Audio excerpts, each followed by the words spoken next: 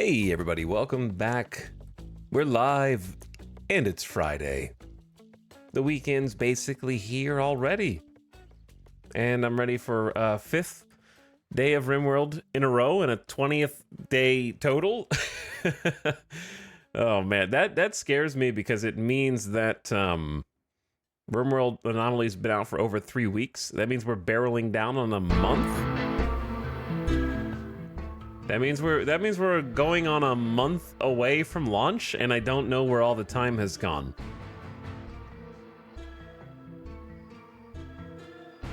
Do you know the name of that song that was just playing? I do. It is in fact the first song on the RimWorld Anomaly soundtrack, Twisted Path, that we listen to quite a bit because it gets stuck in my head. That's a RimWorld song. And it will be forever and ever in all future games of RimWorld.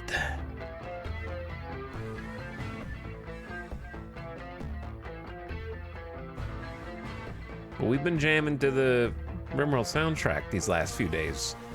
By few, I mean few weeks. But hi, everybody.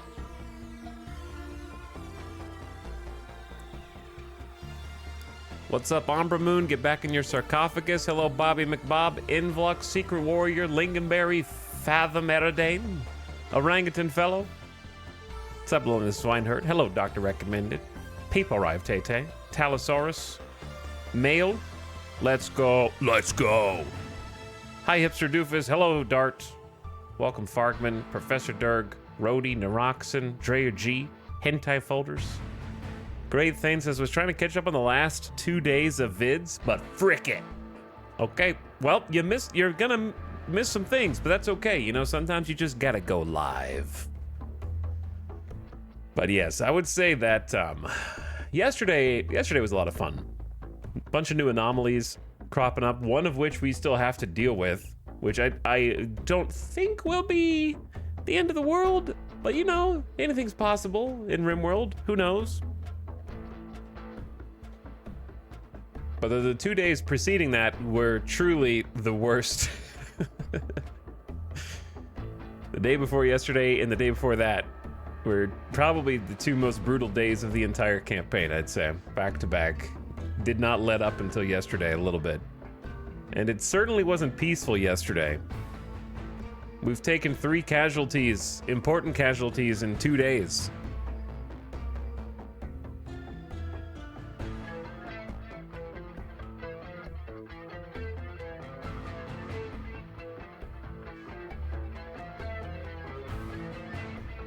Hi, Chatnita. What's up, Wild Mystic?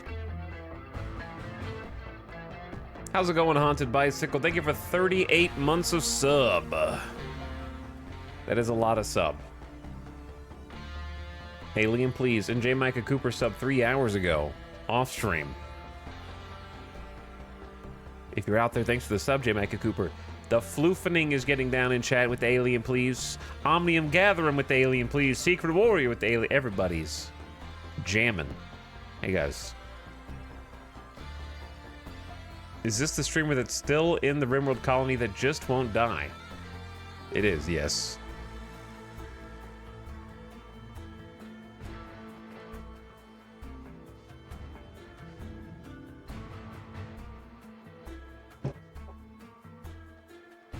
Rolling in here. We're rolling in.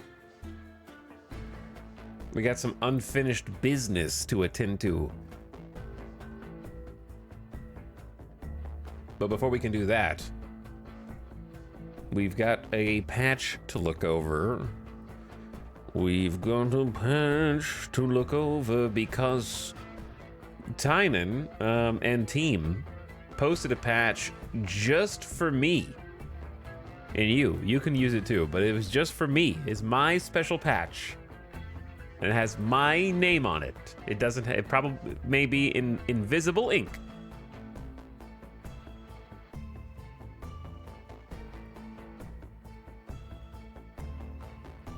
So I am going to produce the patch notes so that you can see them too.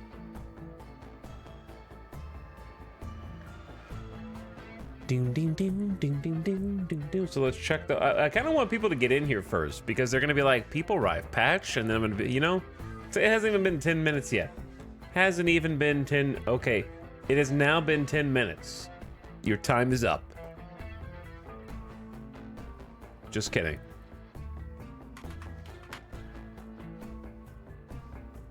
So Helldivers, am I right? Hey, how about that Helldivers, everybody?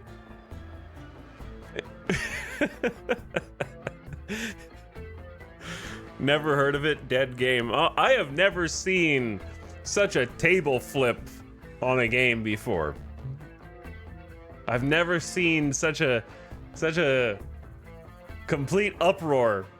If you're unfamiliar, I don't really have much to say about it other than what actually happened, which is that apparently they are going to require all Helldivers 2 players to have a PlayStation Network account in order to play. That's my understanding.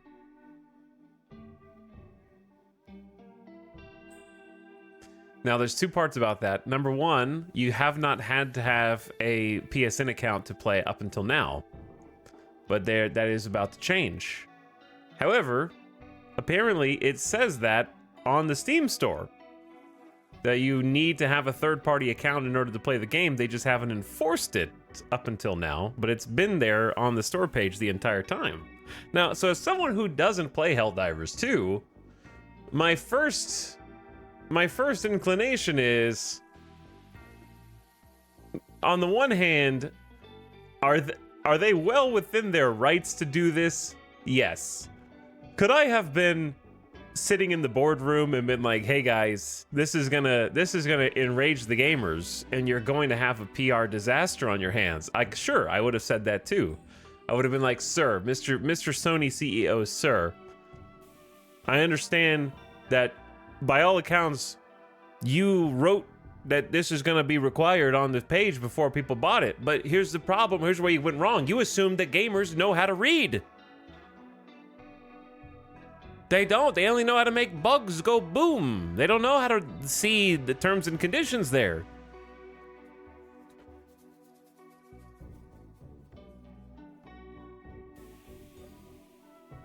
But anyways, two things. Number one, I have heard it said that the biggest reason that it's an issue is that there are countries in which PlayStation Network support doesn't exist, and the assumption is that those people suddenly won't be able to play the game anymore, which, if true, would obviously be horrible. But the big hinging word is if. There's a lot of people just leaping to conclusions and assuming that that's going to be the case, number one. And number two, most people don't give a shit about that. They just don't want to log in. Like, Epic Game Store exists, and I know what the zeitgeist says about that. And most people are just really annoyed about mild inconvenience to themselves and are using the guise of other people think of the children who won't be able to play as their primary angry point.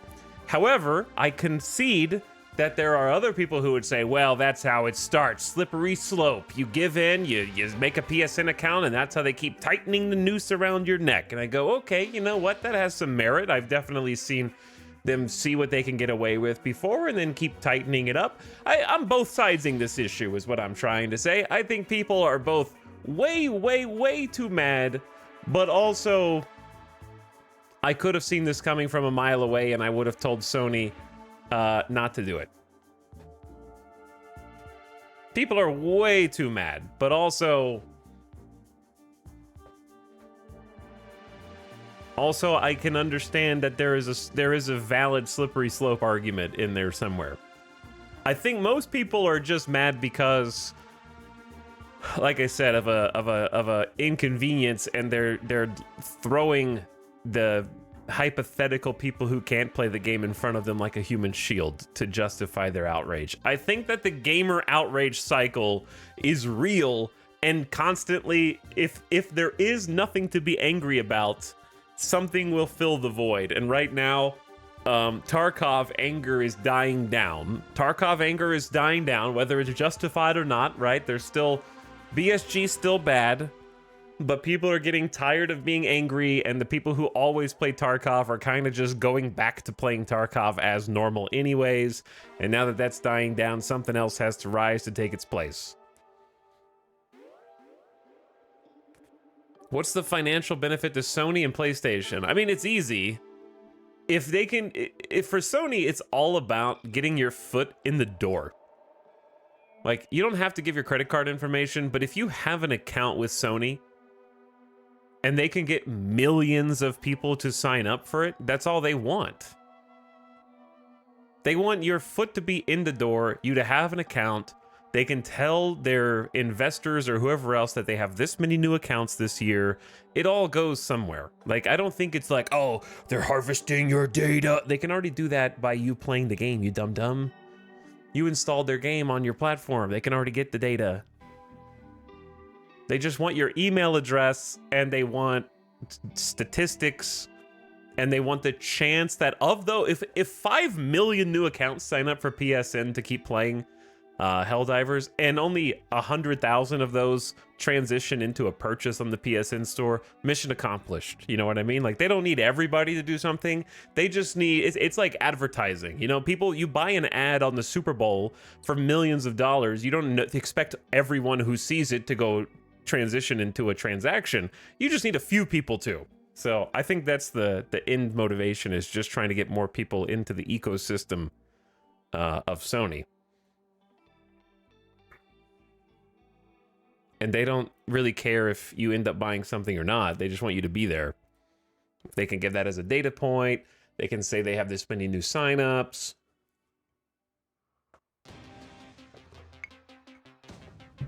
But anyway, I think it's hilarious that the Helldivers 2 like CEO immediately threw Sony under the bus. It was like, nah, Sony did that, not us. Which, like, the Helldivers 2 devs have been kind of annoying me because of this. Like, you're in bed with these people, all right? You can't take their money and then try and, like, defend yourself at every PR opportunity. Like, you're trying to have it both ways. You're suckling at the teat and then being like, that's not my mom!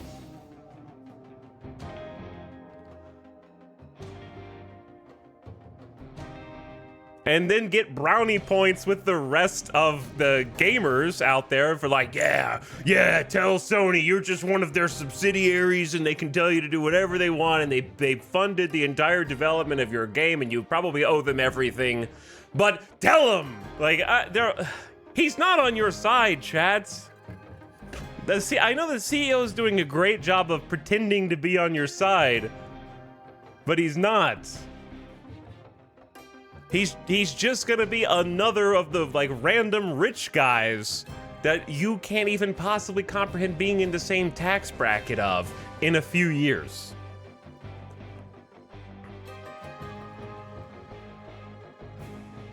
He does not care about whether you have to sign into PSN or not. He's just gonna say that he does in order to make you stop review bombing his game. That's what he cares about. The giant red dick that's just sticking straight down on the Steam page because there's more negative reviews on Helldivers 2 than anything else going on right now. That's what he cares about.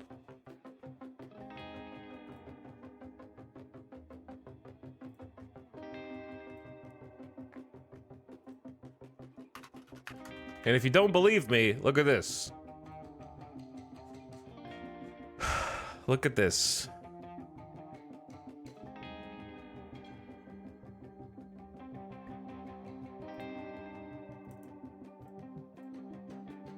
Look at this.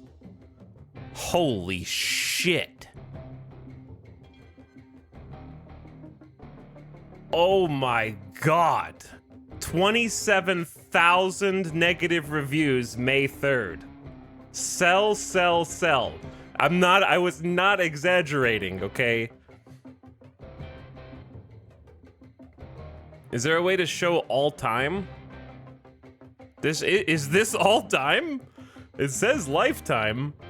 When did it come out? Did it come out April 4th?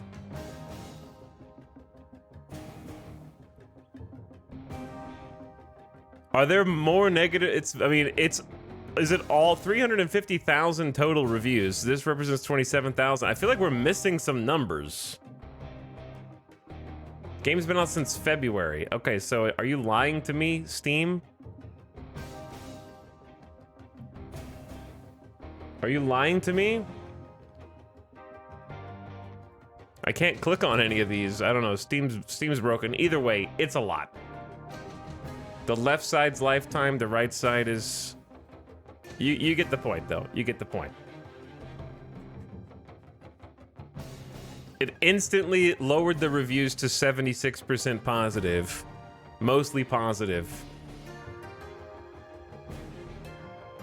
56% in the last 30 days are positive. Instantly.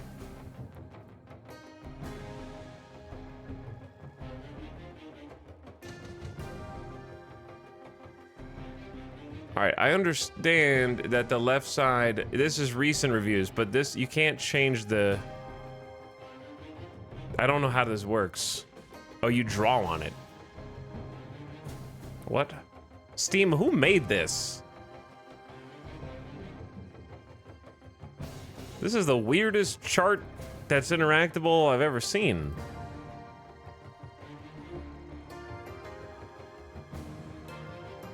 Anyway. Anyway. Hold on. Okay, sorry. I forgot that I turned the thing. You draw on the chart. And then you click on the... You can click on the things.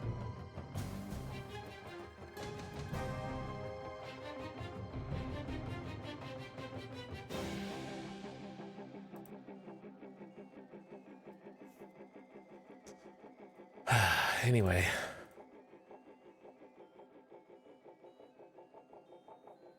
I had to get all that out of my system. Also combined with the bugs that aren't being fixed while there's new war bonds every month, which is also blamed on Sony due to contractual obligations. I haven't seen all that, so I can't comment on that. I just saw the... I just saw the dev being like, nah, that was Sony. I didn't do it. I didn't do it. Stop review bombing, please. Just take him back.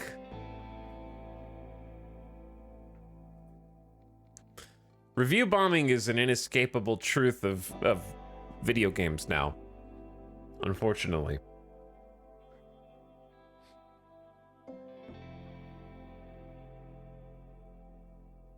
And I think that I both hate it and love it at the same time. I can't decide how I feel. I think that in some case, I think review bombing as a reactionary tactic to try and affect change, I think is stupid, but also makes complete sense because what other recourse do you have? Making a tweet? You've already bought the game, so you can't refund it, or like you can't boycott something that you already own. You can like stop playing it, but the only person who loses there is you, unless you're buying DLC. But you know, if anything, playing an online game hurts their servers more, which you know sounds counterintuitive.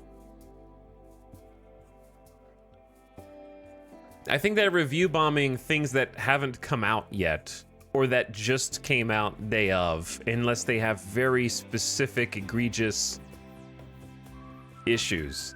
Like, it really depends on what it's for, right? Context matters. If you review bomb something because Neil Druckmann made it, then shut up, you know? Like, stop being an idiot.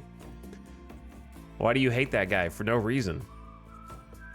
Or you review bomb a movie because it has like an actor or actress that you don't like. It's like, shut up. You're just shouting into the void. But if it's like you're review bombing this thing because you don't support de nouveau DRM, I might still play the game, but I understand why you're upset about it. I don't know. I guess contextually it matters what the reason for the review bomb is. In this case, in this case, I think that it is completely overblown, but also I don't think that there's any other recourse that people have to vocalize how upset they are about something. And that sometimes you have to break a few eggs to make an omelet. And if Helldivers 2 might be as innocent as they can possibly be, but maybe this is the only way to give a message to Sony, you know, somebody's got to take the fall for that. And if you, I don't know, I'm trying to rationalize it.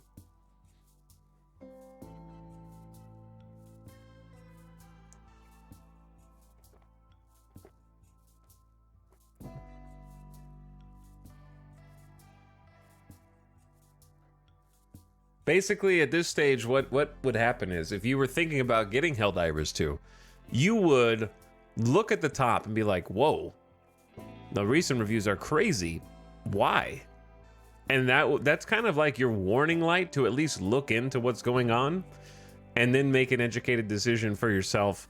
Whereas most people kind of just like blindly get stuff or buy stuff. So I feel like having a recent review summary of being like negative is at least like throwing up a caution sign.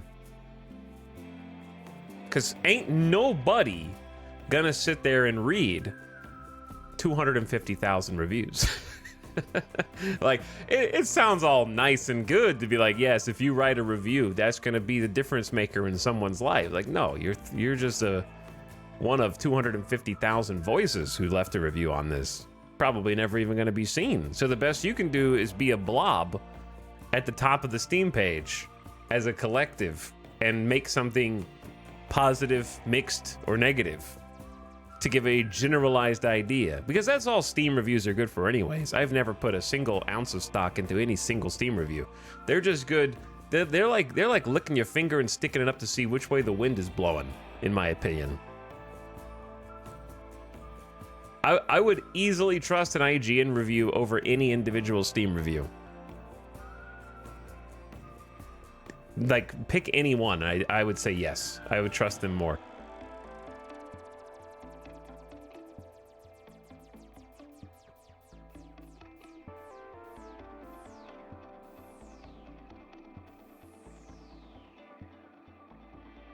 Is Diablo 4 doing okay? Before everyone hated the first patch or such? They're getting ready to do Season 4. And Season 4 looks to address many of the issues that people had with the core gameplay loop, while also adding more things to do in the game and giving some depth to some of the existing activities. So I think people are just hopeful that maybe it's going to start to look the way they anticipated it looking at launch.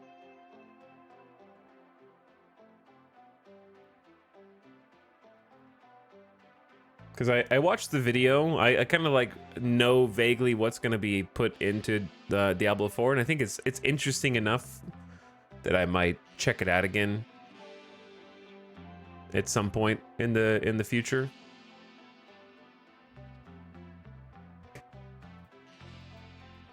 So chat, you're here for patch notes, right? Okay, I can give you patch notes.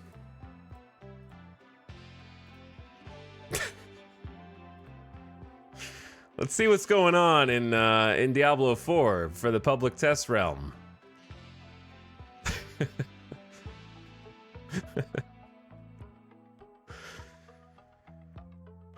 That's what you wanted, right?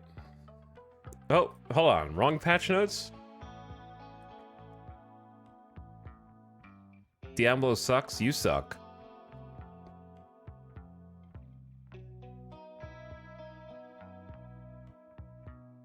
You should be able to change your review, especially with live games. It's not a one-time thing anymore. Yeah, you can change your Steam review, I'm pretty sure, whenever you want.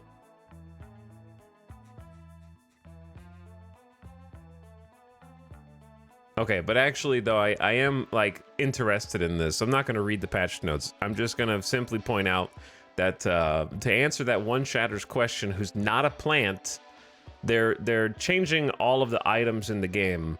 They're doing a full itemization rework instead of a big season event. They're still doing some season events, but it's mostly the itemization stuff. They're effectively adding masterworking, which is, if you've played Last Epoch, if you played Last Epoch, you basically get an item now with a much smaller range of affixes, and then you have the ability to like temper them in order to try and get custom affixes on them. Hashtag add Soviet Winter. It's okay to be a fake fan, okay? I know you missed the entire Diablo arc. It's fine. You just don't have to out yourself in the chat. Only the real OGs remember the entire months-long Diablo arc that we had.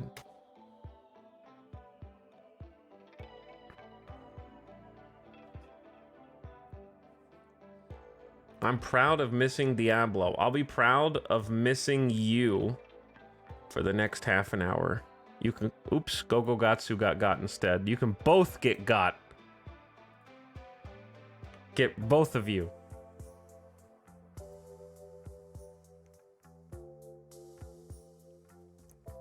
We only want positive chatters in this community, okay? Anyone who review bombs my stream live will be forcibly removed because you need me more than I need you. I'm only talking to the bad chatters, not the good ones. I need the good chatters.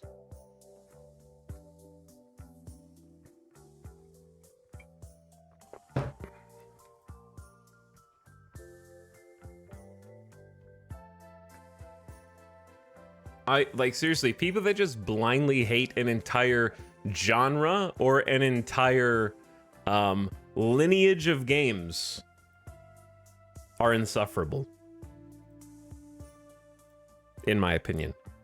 Like, it's okay to be like, Fallout 4 sucked, or what? I haven't played it, I don't know, but I'm just picking around. It's okay to be like, Fallout 76 sucked, but if you say all Fallout sucks, then you suck.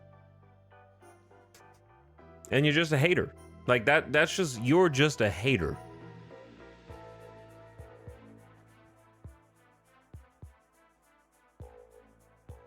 All Sonic sucks? No, that's Kirby. You're thinking of Kirby. But anyway, Diablo 4, they're completely changing the entire, the Helltide is getting like a bunch of bosses and mini bosses and mini events that you can spawn in there. They added this Blood Maiden that you can find. They added, like, at least 3 or 4 new types of enemies and events that happen. They added a whole thing called the Pit. If you played Diablo 3 and you enjoyed going through Greater Rifts, the Pit is a end-game Greater Rift for, like, level 100 characters. We're going back to the Pit. So basically, they're adding Greater Rifts into D4, and then they're changing all of the Codex of Power. So if you find a good ability, you don't have to collect them like Pokemon and take up all of your stockpile space. You get permanently. Like, if you find the best max roll for your item, you get to keep it and reuse it forever. So, like, there's a lot of really good stuff. And also, like, masterworking and tempering items to create your own items. And they also added greater affixes, so you can get, like, a higher level roll randomly. But it seems like there's a lot of good stuff, to be honest. All right, where is, here's Ramwam.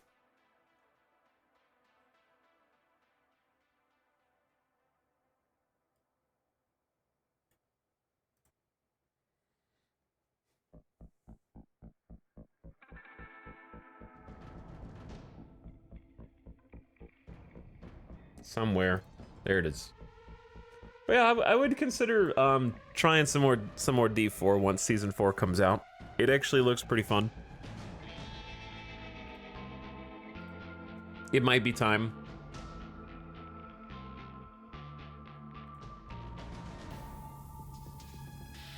So, look at this. New ambient horror setting and tribal anomaly supports. Hi everyone. We're here today with a new feature update to Anomaly. Let me turn the volume down a little bit. Today's update adds a new way to play all the Anomaly content threaded directly into the entire game, instead of being linked strictly to the Monolith quest. This resembles more how other expansions all interact together continuously over the course of a long game. No need for Anomaly to take over an entire playthrough. We've also added some new economic pathways to make it more feasible to progress through Anomaly content as a low-tech tribal. By the way, these guys are super dead, and it's not even close. This guy hasn't even thrown a single Molotov. Nobody's on fire yet, so you're about to do the first Molotov. This person's already dead out here. You guys are done. Take a look. Ambient horror mode. When you start the game, you can select 3 ways to integrate Anomaly into your game. Standard with the Monolith, the original Anomaly experience, that's what we're playing. Anomaly threats are linked directly to the Monolith. Ambient horror, this is the one that I'm excited about. In this new mode, the Monolith does not appear. Instead, Anomaly threats are threaded into the rest of the game. All Anomaly threats can occur, even the most dangerous ones. Anomaly threats are relatively uncommon compared to normal raids by default, but this can be adjusted before and during the game. This is a good mode if you want to enrich your story without Anomaly becoming the focus. Note that since there's no Monolith, the Monolith in the game won't occur. Or you can disable it entirely. Anomaly threats do not occur, and there's no Monolith. Tools like security doors, incinerators, Hellcat rifles, turret packs, and serums are still in the game. Though I imagine it would be harder to make some things because they all take, other than security doors, they take bioferrite, so you'd have to get bioferrite in different ways, which they have thought about. Added a study efficiency setting in the difficulty settings. Higher settings give you more research points each time you study an entity. By default, study efficiency is better at lower difficulties, so even when there are fewer entities to capture, you can still make progress. As always, you can customize this how you like, including changing it during a run. Better support for tribal playthroughs. Okay, before we get to that, the reason why this is the most exciting thing to me is because what it means is the content isn't gated. So when I play every future RimWorld run, I'm basically going to be including ambient horror because there's so many new events that blocking them from your game because you didn't interact with the Monolith would just be a damn shame. Because if I'm playing, you know, if I'm doing a completely different playthrough looking for a different ending, whatever it might be, I don't want to just say, meh, blood rain is never allowed to occur because I didn't activate the Monolith. Or, you know what? I'll never ever have to worry about a Shambler raid. Like, there's so many interesting variety raids and events that can happen with Anomaly that sort of cordoning them off from the rest of the game just limits the content. So having like an ambient horror mode where I can include all of the extra content and have it be pushed into any existing campaign will, I think, be a really fun way to play. And that was actually the one thing that I directly requested to the developers via email. So I'm going to take full responsibility for this, even though I'm sure many other people probably asked for it, and the devs are incredibly smart and talented and thought of it, no doubt, themselves without my help. I'm still taking credit for it because 2 weeks ago, yeah, about 2 weeks ago, in my RimWorld email to the devs, I said, would love it if there was a way to get more of the Anomaly content in a regular run.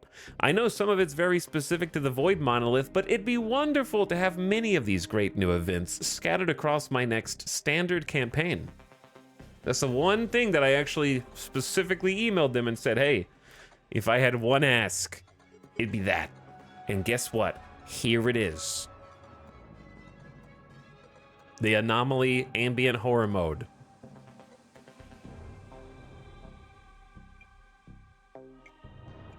tynan.rimworld@email. But yes, I'm very happy about that because I was actually just kind of sad that the Anomaly campaign, you know, I was going to see all the cool new content and then never see it again unless I progress the monolith and kind of go through the rungs, which I think has been really fun as a campaign for Anomaly, and I've really enjoyed our campaign.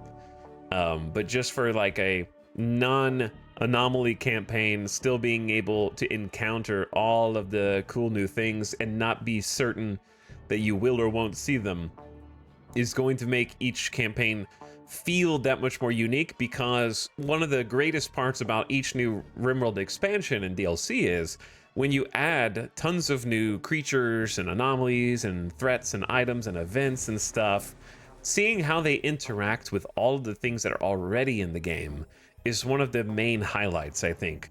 So being able to see a mech cluster come down like you've seen 100 times before, and then be able to summon a ritual that tries to overthrow the mech cluster, or, you know, combine the items and events from Royalty and the quests with the crazy events of Anomaly, and seeing how all of the toys kind of smash together is, I think, the most fun part, and is what makes each campaign feel unique and memorable and dynamic.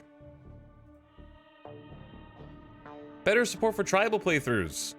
In previous versions, it was hard to progress Anomaly content as tribal. We added new economic pathways to use for players who want to stay low-tech. Bioferrite Extraction Research Project. We have added a new research project that allows doctors to manually extract the bioferrite directly from captured entities without having a bioferrite harvester. This is less efficient, but does not require any electricity. So a tribal way to extract bioferrite is a very good idea. And bioferrite can now be obtained from Harbinger trees by chopping them down. They will give twisted flesh and the bioferrite, adding a new way to obtain it without capturing entities. So I think that's really cool too. Updated the research tree to not require electricity. We've rearranged parts of the Anomaly research tree to allow researching more projects without electricity. I'm curious to see what that looks like. I haven't looked at it yet. Some Anomaly items can be made at crafting spots. The following items can now be made at a crafting spot, as well as the bioferrite shaper, the ceremonial hood, nerve spiker, ritual mask, ghoul plating, and ghoul barbs. Okay, ceremonial hood, nerve spiker, ritual mask sound like things that would be perfect for a tribal run and a tribal campaign. I think the nerve spiker would be a really nice ranged weapon for a tribal playthrough of tribal start, even though you'll outpace it once you get certain firearms. I think that the fact that it was locked meant that it would never actually find its niche because of where it was on the research tree and needing electricity and the bioferrite shaper.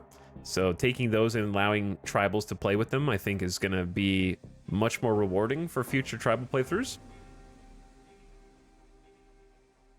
Big thanks to everyone who's given feedback. We're always crawling the subreddit and Discords, but not live streams, especially that one Stinky E streamer.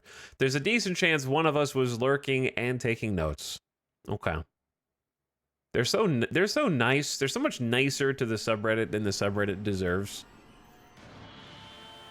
They're so much nicer to all of us than we deserve. Please review Anomaly on Steam. I actually did review Anomaly and gave it a positive review on Steam.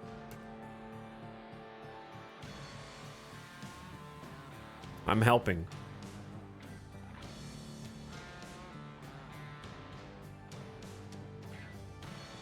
Tynan was literally in chat the first day that Anomaly came out, then someone did a sound redemption and he left. I don't believe you.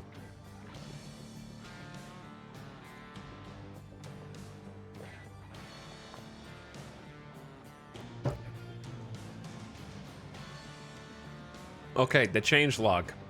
The new anomaly settings. This is the sound redemption. Okay, get it out of your system.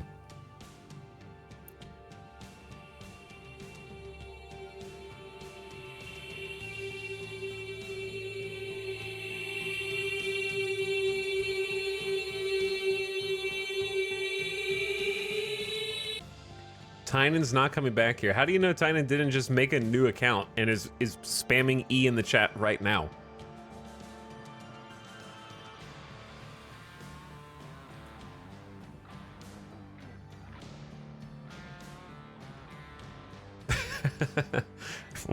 Which one of you is Tynan?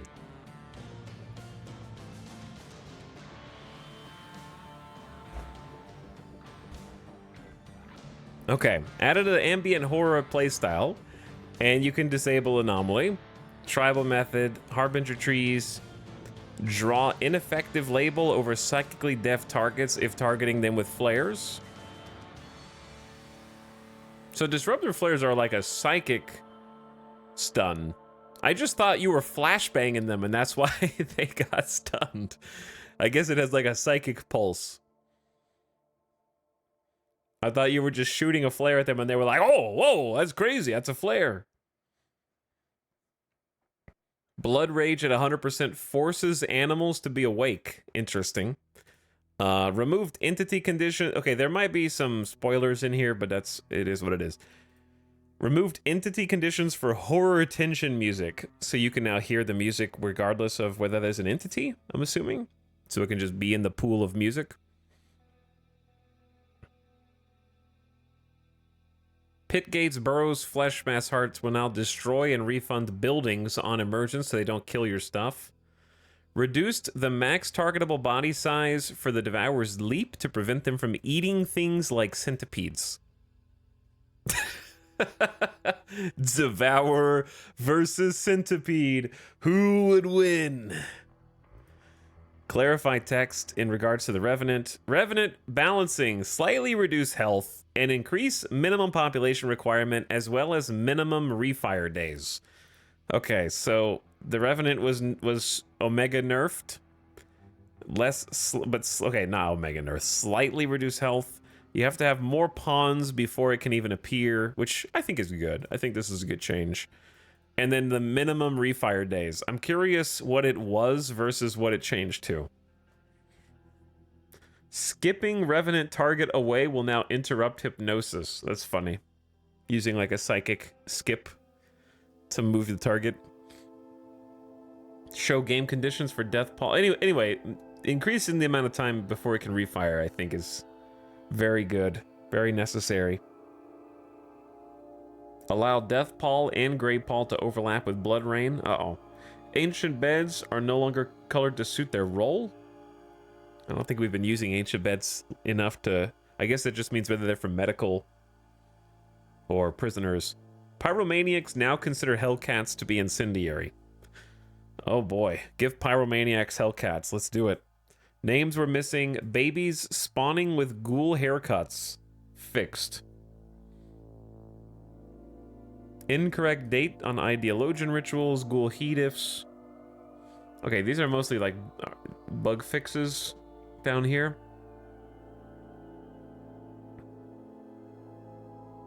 Gore Hulk and Devourer lack manipulation affecting limbs, making them weaker than intended in melee. Uh-oh. Does that mean Gore Hulk and Devourer got buffed? Nauseosphere we haven't encountered. Ritual spectate side not respected. These are things that were fixed. Sanguiphage. Cultist abduction ritual continues despite the caster missing, so it won't continue anymore if the caster's gone. Labyrinth exit wasn't always accessible. Revenant hypnosis copying to duplicates. Did that happen to us? Clarify language around entity will escape soon morning. I think that's like when you leave the door open too long. Creep joiner babies. Downed mechs. Were not carried out of the pit gates. Metal horror defenders. Inaccurate goodwill costs on the comms console dialogue.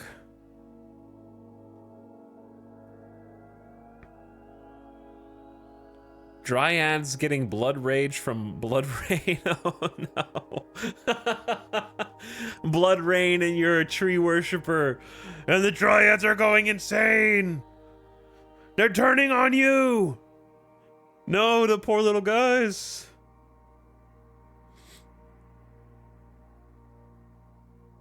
Ghouls count toward ideologian diversity thoughts. Well, maybe it's a good thing we didn't get ghouls. Or ghouls, I should say.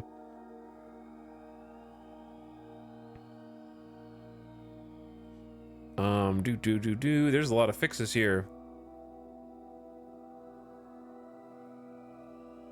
Harbinger trees not correctly consuming corpses who have no nutrition.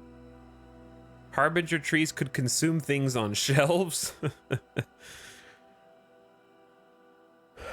Pawns tending others, not being interrupted if the target leaves. Okay, yeah, that's one that probably everyone experienced, which is you would have like remote tending. They would start a tend, the person would walk away, and then the person would keep tending them from infinite distance.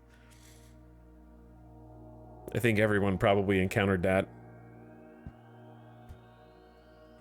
Starvation alert not updating for caravans.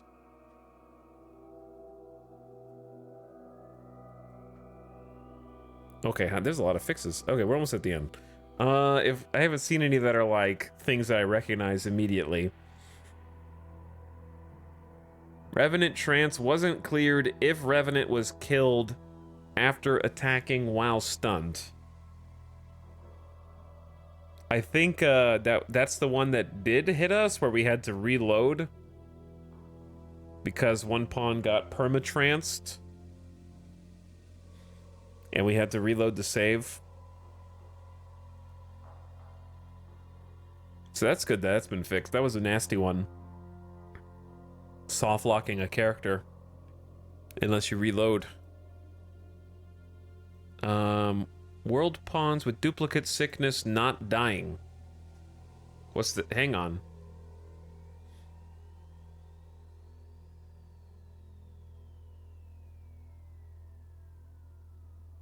Oh, like when they leave the map.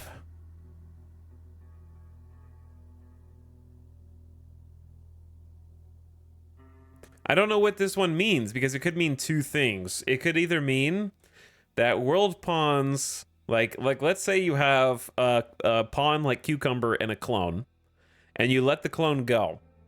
There's a clone on the world map. They're a world pawn now, and they have duplication sickness.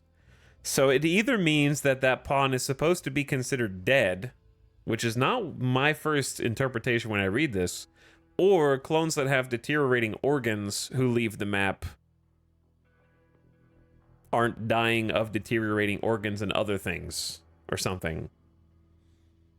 I feel like this is open to multiple interpretations.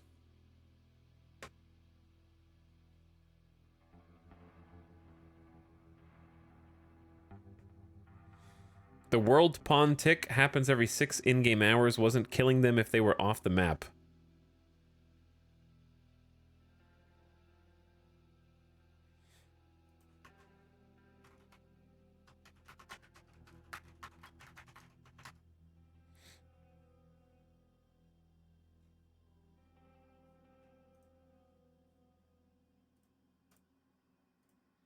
Maybe you get a clone but exile them and then they come back later when they should be dead. They just weren't, it wasn't tracking them. I assume if they leave the map and have no allies to tend and keep them, they'll eventually die.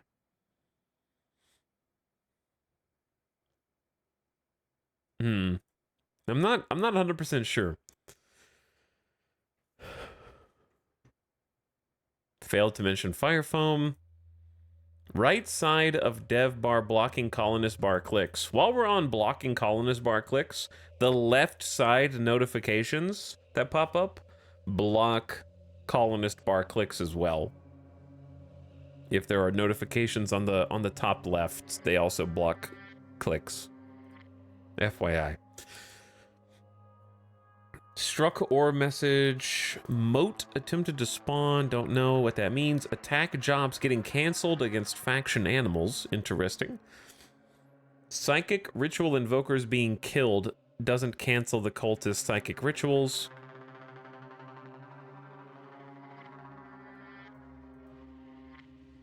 Typo in the golden cube. Fixed. Fixed. You can buy the game now. You can now buy Anomaly. The golden cube typo's fixed. Pawns popping out of bed if force tended. I have noticed that one. I have noticed that one. So that's good. I was curious if I was going crazy or not. Duplicator obelisk activation giving hostiles duplication sickness. Close to what we encountered. I'm still curious if duplicator obelisk activation is supposed to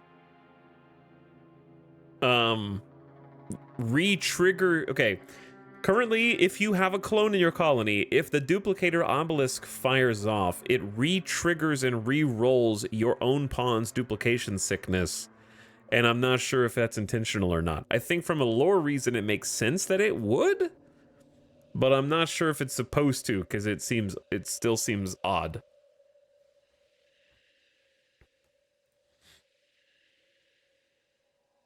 Needs not being updated after resurrection. Situational music not always respecting volume settings. Some music was really loud. Berserk Pulse working on mech bosses.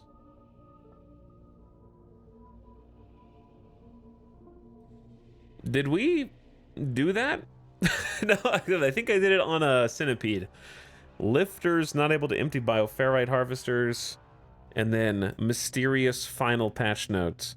I wonder what Tynan meant by this. Anyway, really good patch. I love the new settings.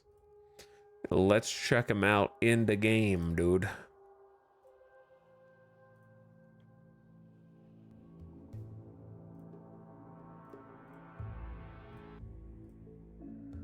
So if you were to start a new RimWorld colony, and you pick a difficulty, you now have anomaly settings, where you can do the standard anomaly experience, the new ambient horror mode, or turn off anomaly threats altogether. And what's interesting is, the standard experience, this is what we've been playing. So if you haven't activated the monolith, then it's an 8% for threats to occur. They're very rare.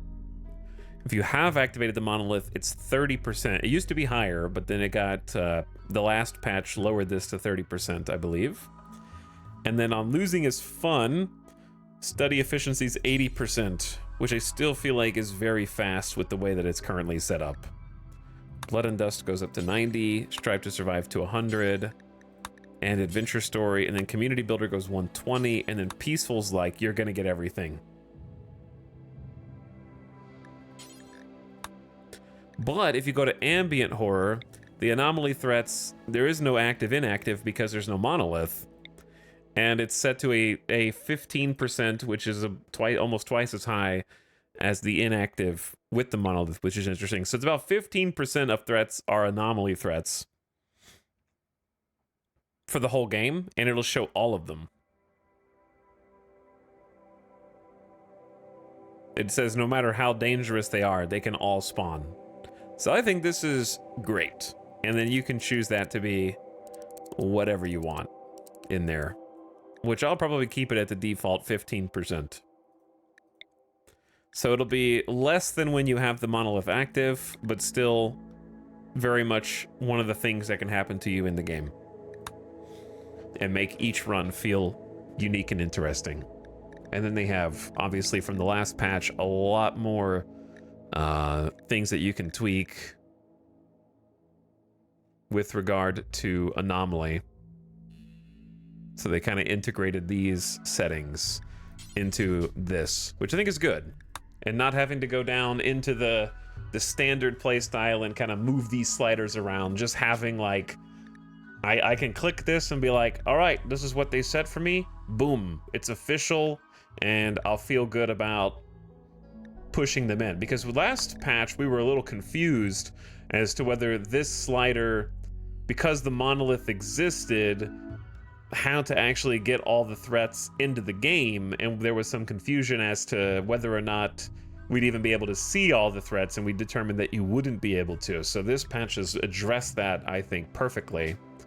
And now I can just click that, which I'm gonna do. I'm gonna play ambient horror for every future run, I think, since this is my, like, strictly monolith run.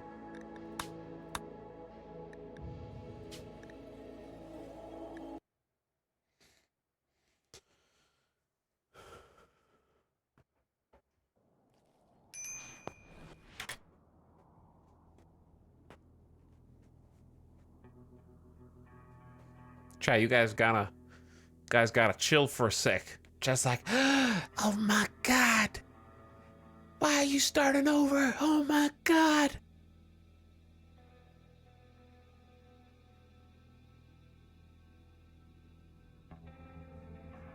Panic.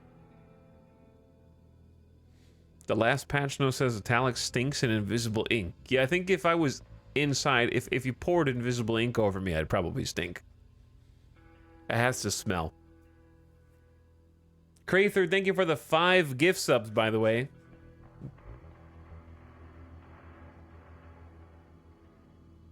Welcome, exactly. Monkey, Bowenoff, Lukava, and Disillusioned. Enjoy your gift subs, courtesy of Crather. And then also Cutie Wasp, thanks for the 12-monther. Welcome back, Cutie Wasp. Howdy. Celery Sticks is spinning. Classic. Over 2 years of spinning. Waiting. War of the Worlds, thanks for the gifts of the Puffy Sheep as well. Hey, howdy. And then Lex's, enjoy your VOD. Thanks for 44 months. Appreciate the Von Watcher sub. Von Watchers they're out there, man. All right, welcome back, everybody. We had some patch notes. We had some rants. We had some Helldivers 2 rants. Welcome to Eternal Darkness. It's spooky outside. Incredibly dark. The only thing we can see are the bodies of the Noctals who tried to take everything from us. We are currently shrouded in a natural darkness. And if you're like, how did this happen? Well, you didn't stay up late last night to finish the VOD. A psychic phenomenon affecting your colonists. The sky itself appears to have collapsed, immersing the world in a natural dark.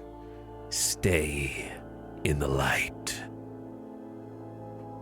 So we are literally having to stay in the light, or else. So, hugely rewarded for having a psi-casting yeoman in the colony who can cast Solar Pinhole. Goated psi-cast roll, if I may say so myself. I love the crossovers between Royalty and Anomaly. There's a lot of interactions. So we've been generating microscopic skip gates linked to a nearby star where solar material leaks through the pinprick in space-time, illuminating and warming the surrounding area until it closes. The light is enough to work by, but not enough to grow plants. We got that from the Royals. They bestowed it upon us, and you can see the trail that we took into the dark. We can also use flares, of course. That's what Pinhole is useful for. It's useful for many things. I think Pinhole's actually really good. And it's highly undervalued by most RimWorld players. Pinhole's great in a lot of circumstances for some warmth in a pinch, as well as light is good just for movement speed, global work speed. Lots of things. And it's very cheap, only 8% psi focus, and it lasts for 5 days of light. That's a lot of days, dude. So at the moment, we are on a very specific darkness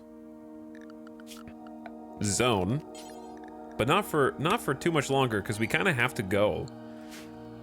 We have to. I'm gonna keep the game paused for a second because there is one more Noctilith. We've already taken out 2 Noctiliths. We have to destroy Noctiliths to end the unnatural darkness, and there's one that remains right next to this corrupted obelisk, but that also is why we happen to have to go, because I remember these obelisks have been just building and building, and this one's at 87%, and this one's at 81%, so we really just don't have that much time. So we're gonna get to work, but yes, I've been staying out of the spooky darkness. We've had some really cool new events. I think this one's particularly fun. The darkness is terrifying, and it's been, I think, achieving the desired mood. We've been saved because floodlights are awesome for our outdoor locations. Highly recommend. We managed to build a floodlight out here. There's still a solar pinhole that I put down just in case. The floodlights are taking up a lot of space. And then let me check our people who have flares, which I believe is late LJ. Is there a way to see how many flares they have without recruiting them? Probably not. I don't want to interrupt their meal. And I think Sahamuse? No. Who was it? It was Julia Thorne, but then I gave it to somebody else. It was late LJ and Epic Cat. Okay, Epic Cat. So we were able to capture 2 Noctals, and we got 1 in here. Let me see. Let me check their info. They need a minimum containment of 60, and we've got 174. All right, that's fantastic. So, chat, take a look at this Noctal, okay? And the Darkness event. A few years back, we did a heavily modded campaign that bears a striking resemblance to this particular event. And in the modded campaign, I downloaded a darkness, like a super darkness mod.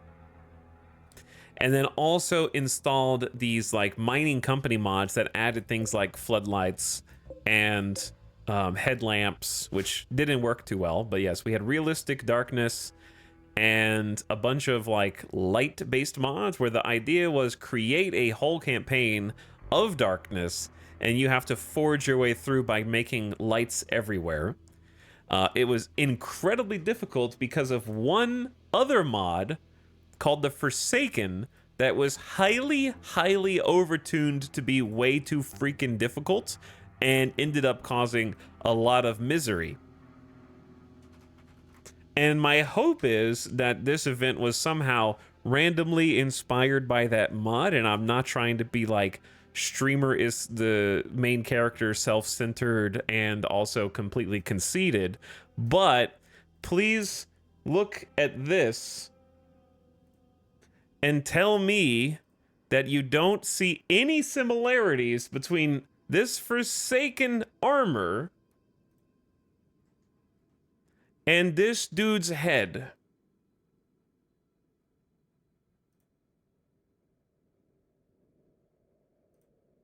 That's my desktop.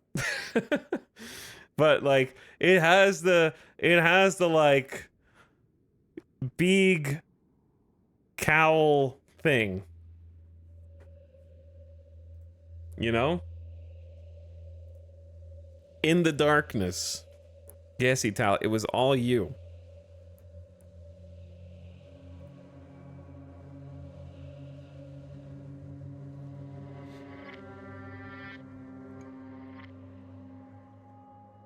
Not enough to make a case, but something's there. What if I told you that those two statements are the opposite of each other?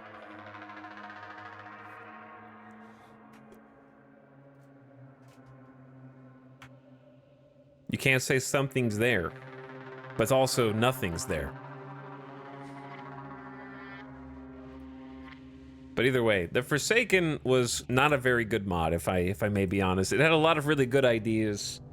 That ultimately these guys were broken OP, and the weapons were broken OP, and the armor was broken OP, and it had almost, yeah, it had almost no balance, and it was punishingly difficult.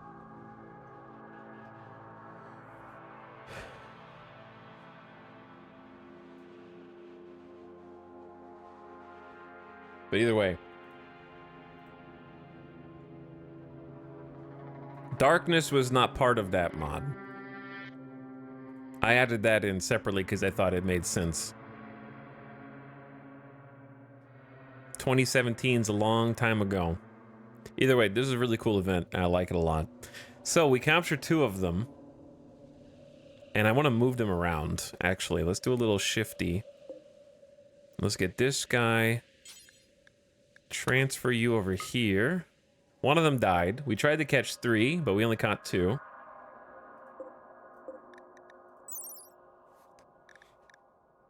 And I'm also not saying that a mod was ripped off. That's not what I'm trying to say. I think if the devs wanted to steal verbatim from mods, they don't need an excuse, okay? You made a free mod in their game, and they're gonna make it better than you. I'm sorry, but it's true. And if they wanna, they should. That being said, I don't think that they did, and I don't think any of the DLCs that I've played have ever felt like... I have played a bunch of mods and a bunch of heavily modded content, and 10 out of 10 times I would say that I had a better experience playing the DLC that actually feels polished and integrated into the game, and not an ad hoc, kind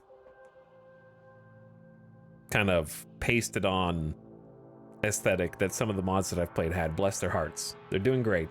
They're doing great. They're doing their best.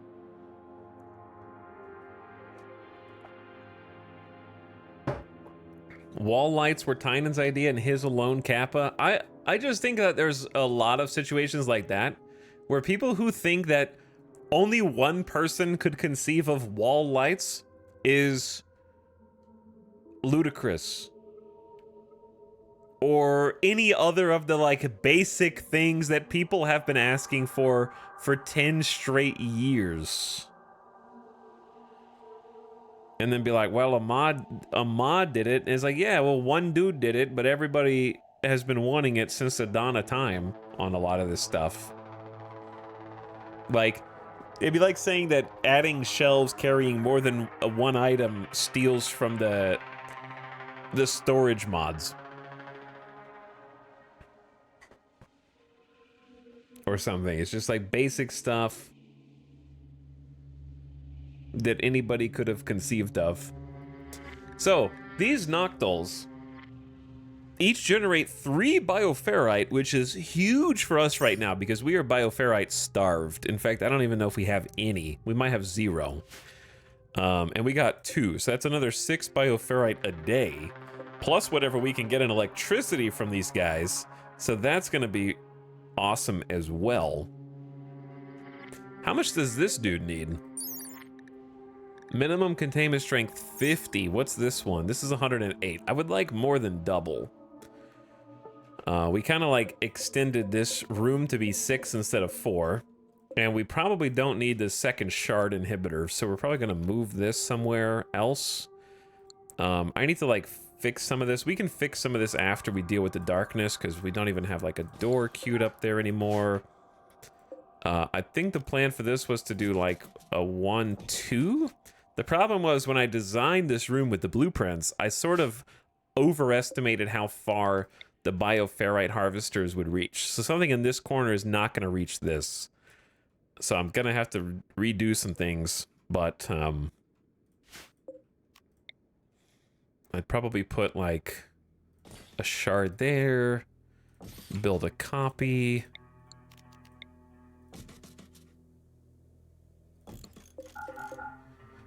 Kind of plan these for later.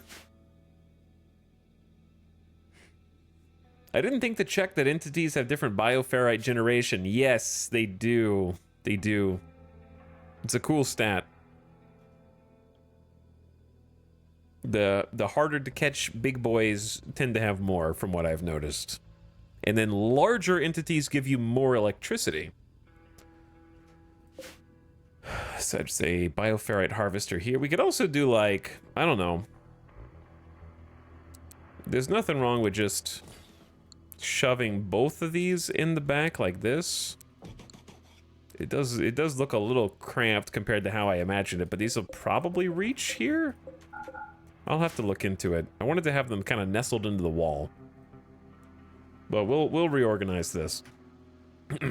Okay, Let me see what everyone's doing. Make sure no one's in the dark. We're planting some rice because I was a bit worried that we'd run out of food because we haven't been able to get into the fungus. Because guess what? Trying to grow fungus as an undergrounder necessitates you not having light. And if you have light, it will kill all the fungus. But going into the darkness during the darkness event is a way that you could throw the game and lose. So darkness is specifically a hard counter to us as undergrounder fungus growers. Fortunately for us, we have lights throughout most of the base, including the hallways, because I have been very dedicated about making sure that we're getting the maximum walk speed through this mega base by paving it and lighting it.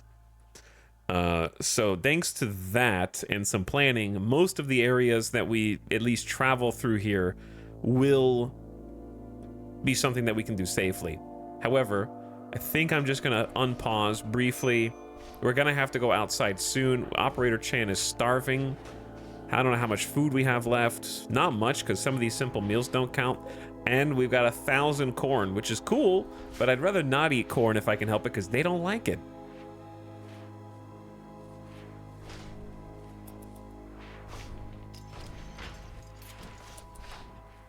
All right, let's transfer you over. I guess this would have been easier if I just transferred you over to begin with. I want to put the Noctils in the same cell together. The only veggie we like is fungus. Normal colonists like corn, but not these guys. They want the give me the fungus or give me death.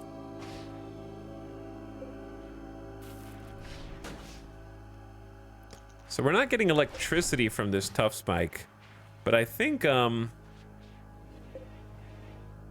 electricity is going up right now. Obviously, keeping the lights on, electricity has become the most valuable thing, as you might imagine. So perhaps it is worth it to just transfer this little guy over here for just a minute. It's twice as much as his minimum. But this room going bad would be very, very bad for us.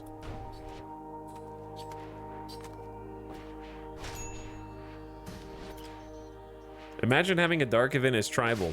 Well, I imagine the main way to save the darkness event is torches. We just happen to have no wood. We just happen to have no wood.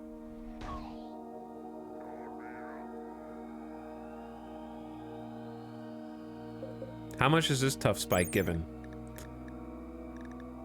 50 minimum containment, 2 bioferrite generation. Okay, it's not quite 3. How much electricity are we getting from here? 730? No, 836. Pretty good. But yeah, if you had like some torches and stuff, you'd be good. You'd be fine. All right, we just need to go out there and deal with this, which I think we can do. This is 91%. All right, I say we just go, to be honest. 91% is a lot of percent. Yeah, it's giving us the warning. Let's do it. Everyone, let's ride.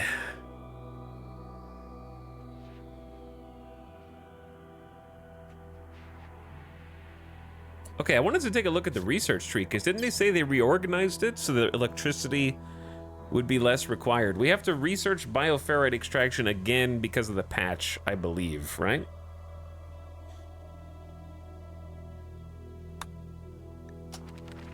Which should be quite fast.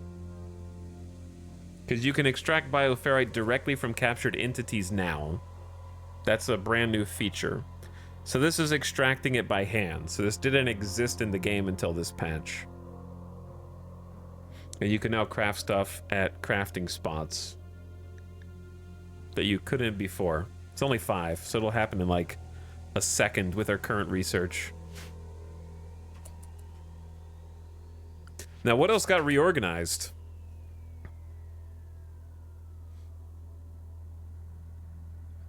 I'd love to tell you that I memorized the exact layout of this tree, but I don't remember what got reorganized to make it easier to not have to deal with electricity stuff.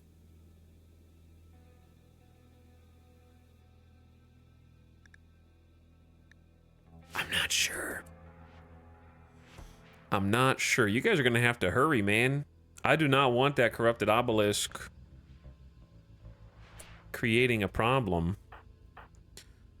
Alright, Ngumma is asleep. We don't really have armor. We're just assuming we don't need it. We're just going out there with our weapons. 92%. Alright, dear God, it's happening fast. Let's go late, LJ. We need someone to open the door. And then I'm gonna shoot a flare. I could probably just hold this door open and then move you back so I don't stun you. We just needed to go like right there. That way we have enough light to get up here.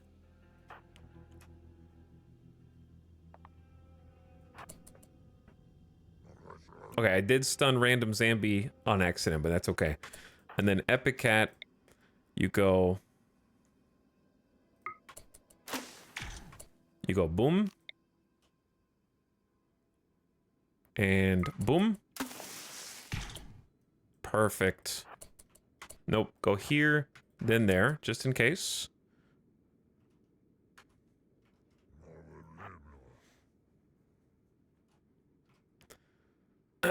And then I would say, just to be safe, let's pop. Let's actually just get really close to this thing. And then we're gonna kind of fan out, because I don't know exactly where they're gonna spawn.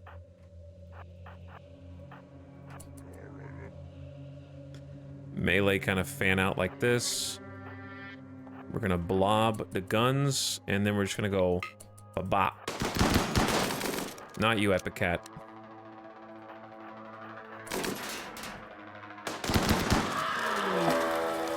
The darkness has begun to stir. Inhuman chittering sounds emerge from somewhere within the inky black. Insect-like noctals will attack from the darkness soon.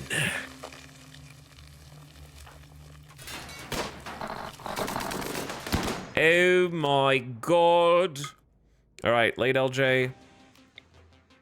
We need some light.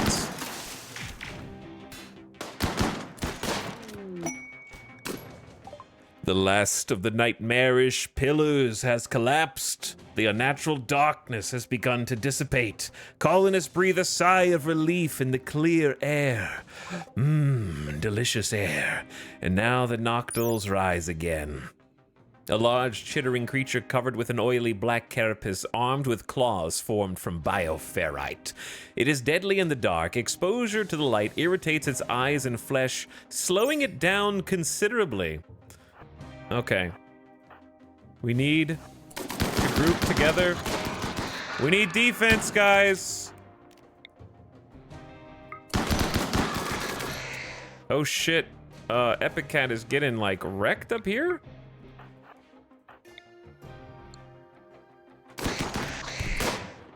Are you okay, bro? You got bit in the arm? There's a lot of these dudes. There's kind of a lot of them, actually.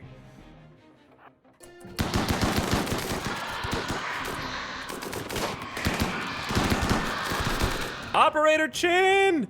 No!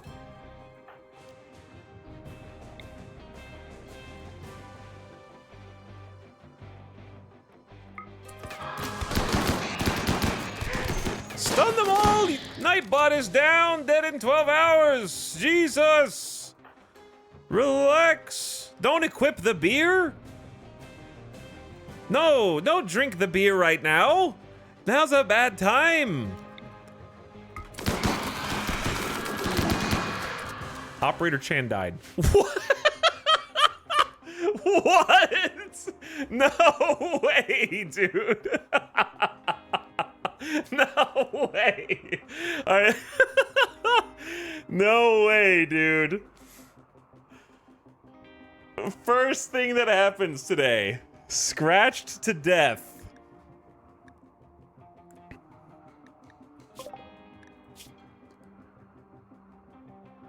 Torso moment. Actually was a torso moment.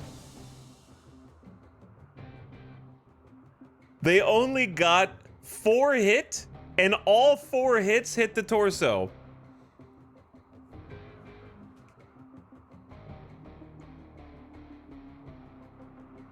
Okay, yeah, and their prosthetic leg got hit 3 times. Dude, it's literally the last Noctul that's left.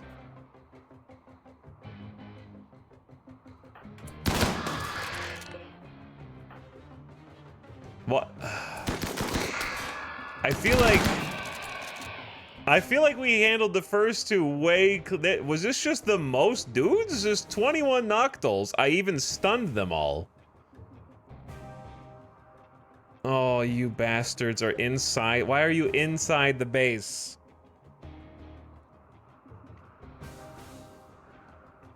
It seemed like we stunned them twice as much as anywhere over here, and they just closed in way, way faster. Yeah, there's only 17 on this one. And then 16 on this one. This is the most. There's 21 corpses and then 3 still alive. That's 24. Yeah, this is the biggest one.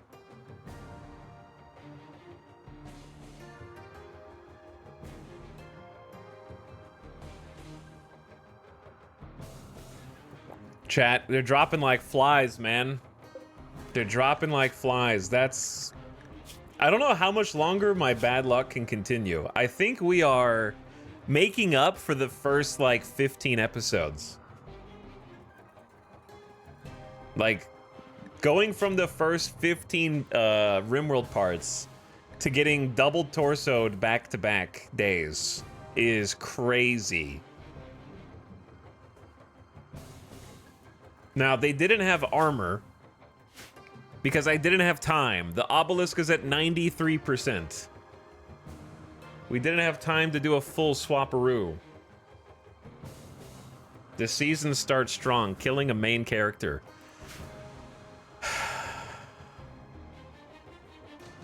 We're already struggling so much to cook and losing 17 double fireball cooking. And a doctor. And a crafter.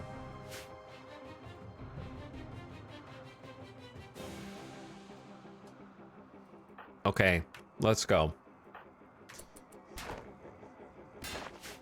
Now we gotta go stop the ones inside.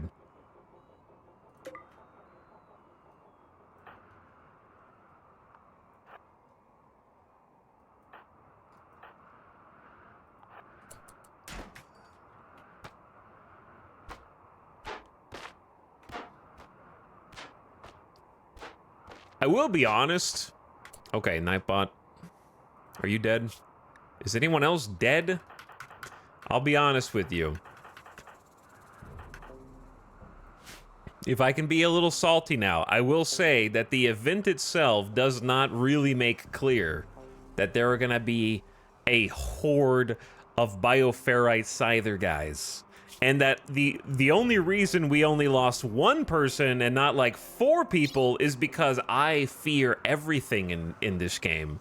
And I took out my entire army to try and deal with them.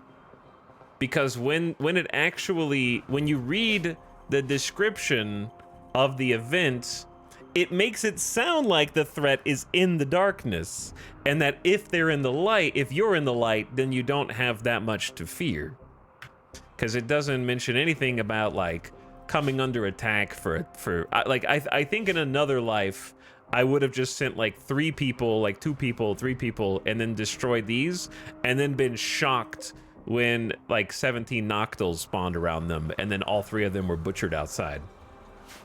But just because I was like, expect the worst, that's the only reason why I even brought everybody out at the same time. And I feel like there probably will be a significant number of people who just assume that... I think there'll be a significant number of people who just assume that the main bulk of the challenge is the darkness and not, like, entities. It's not paranoia when Randy really is out to get you.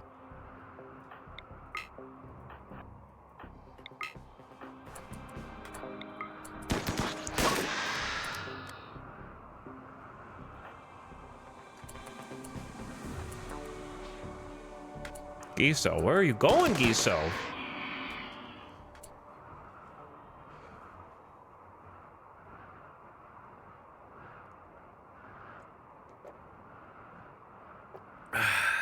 The unnatural darkness is what got my second colony. I'm actually so shocked and also annoyed. Like, we can't keep taking... This is how RimWorld colonies die, chat. Not with a bang, but with a whimper. You just keep losing, like, one key colonist every few in-game days without being able to replace them. And then not only that, but you swing the other direction. So we have 3 children who have to grow up. And so we're having to take care of them until they're able to do something meaningful. So we're basically like losing high skill individuals and replacing them with low skill individuals over and over again. If that, because we're down to what? 3, 6, 7, 8, 9, 10, 11, 12, 13, 14. Only 15 colonists? 15? Bro. Operator Chan. First of all, Loser is cursed. Loser is extremely cursed.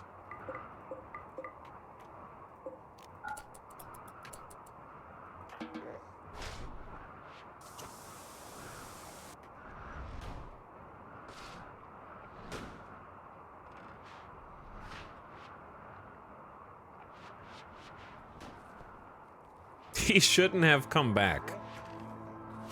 That's a gut punch to start today. It's only worse because then we're gonna have people arrive. What happened?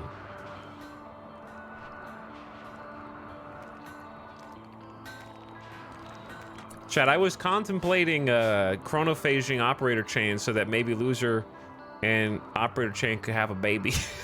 and now she's dead.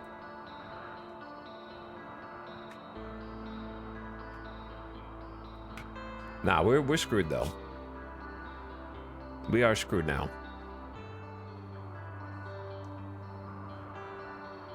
Current cooks are Nasuken, who has a level 6, and Loser and Dragobot, who need to be doing other things. The only reason they're cooking is because there's nobody else. They're both growing crops because there's nobody else. Because the people who are in charge of supplying food for our colony keep getting killed off. One by one.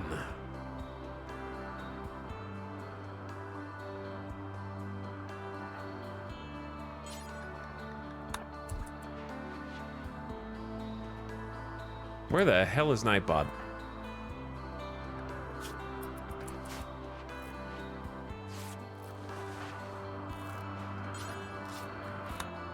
Well, at least now we can say the cliffhanger yesterday was justified. The new season has started with an unexpected twist. I think if we had just gotten the same quantity of, it was just too many.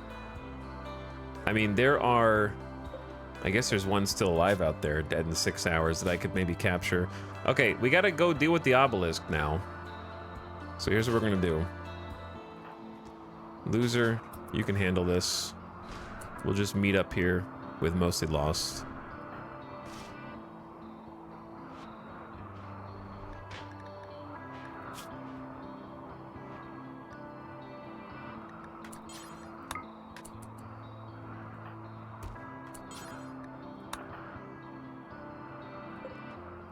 Six hours, probably enough time.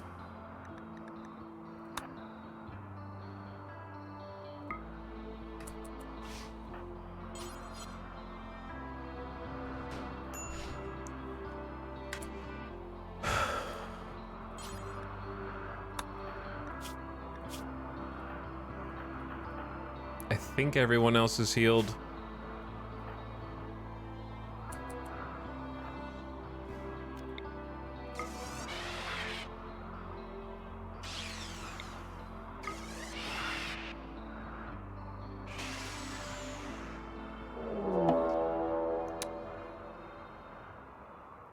Bro.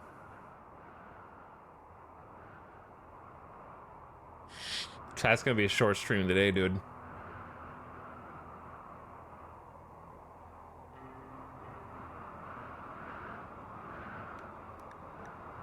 A group of cultists from the servants of Horax have arrived nearby. They intend to use a psychic ritual to abduct a colonist via teleportation. They might perform the ritual multiple times. You need to go stop them.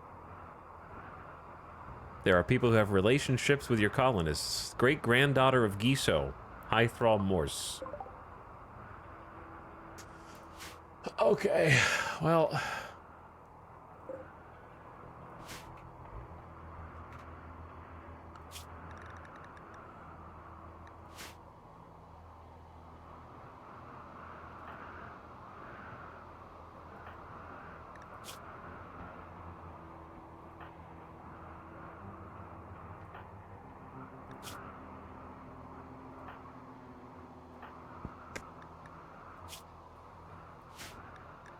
Teetotaler killing me.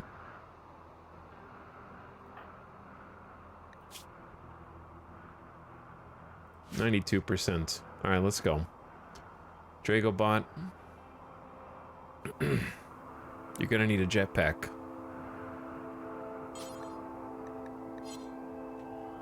You're gonna need some go juice.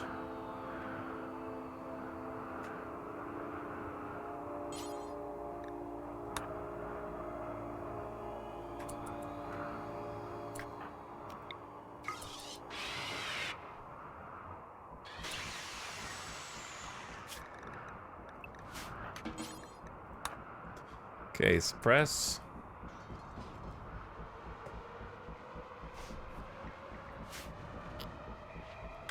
Dance of Shadows, opportunity for Operator Chan. To begin the ritual, select a grave containing Operator Chan's corpse. You have 9 days. Rest in peace. Rest in peace.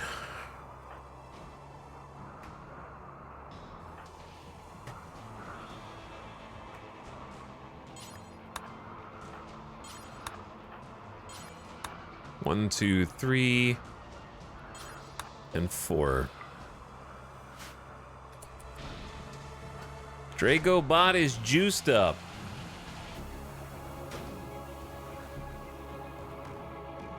Where the hell are you guys going? Is Pansy the leader of the ritual? No, I guess Morse is.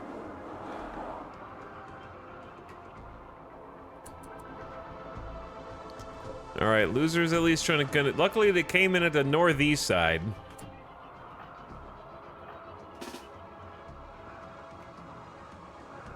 You didn't get what I wanted you to get.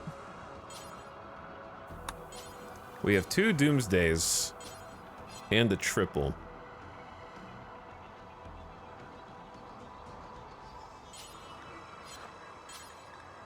But I don't know if we'll need them.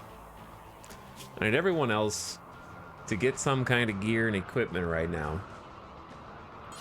But the problem is we don't have time for that because they're already chanting it's only going to be a few hours. We're not even going to be able to get geared before they're ready.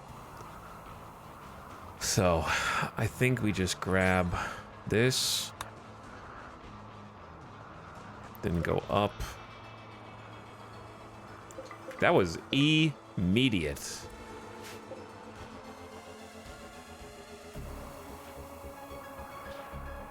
Who's the last person that I put on this?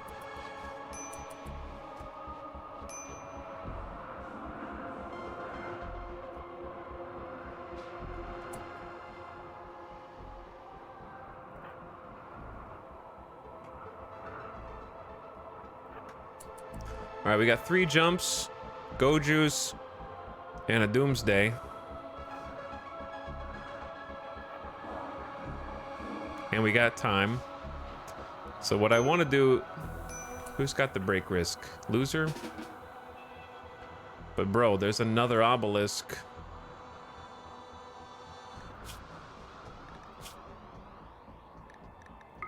Drink a beer. And then suppress that. Okay, what I need them to do is kind of get in position.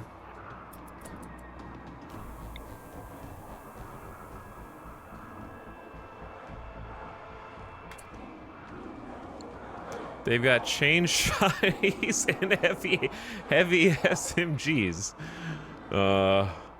Those dudes mean business, man. Like if I try, like the Doomsday is just not good enough for this. All right, so here's what I need to do.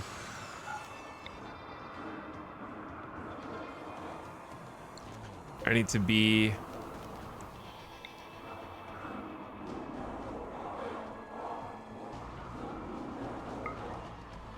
specific. Up, right,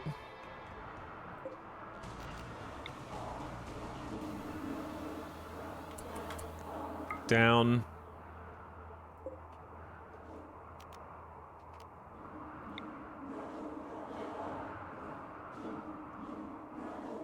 left,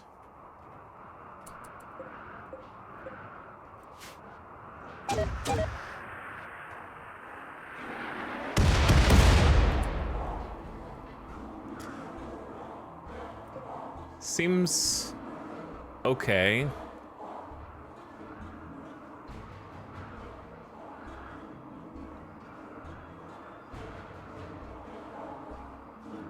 I wish we had bioferrite and I could do a ritual, but we don't have any bioferrite. They're not really clustered in a way that is conducive to a Doomsday rocket launcher is sort of the main issue here. And then they'll start charging at me if I get close enough to do one.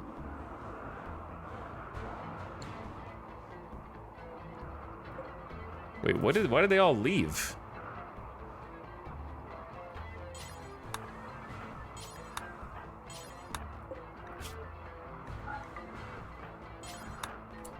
What?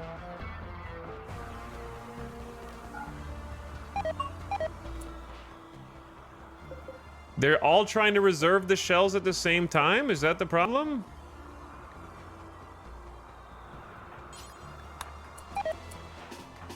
You're killing me, dude. What the hell are these? what are, I'm looking at them right here, dude.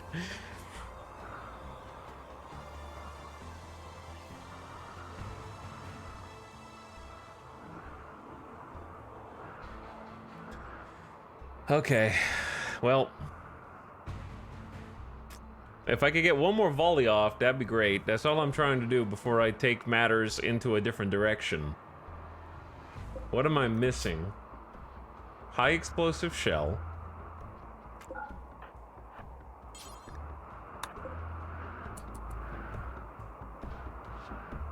Wow, that's okay. There you go. I'm not okay, so I'm not missing anything is what you're telling me. Now the problem with incendiary is incendiary sucks here because there's a hard snow, so the fire is gonna like instantly go out.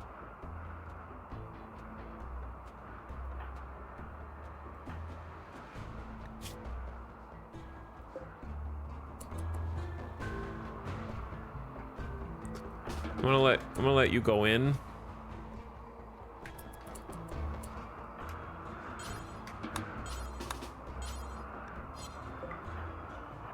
And then I need to get everybody else here. I know we don't have armor on. I didn't realize that you were still in here. That dude's dead in 2 hours. Go ahead and tend.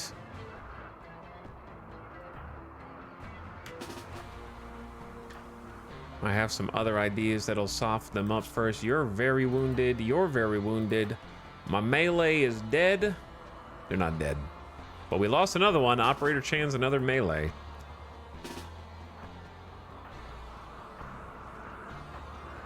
Okay.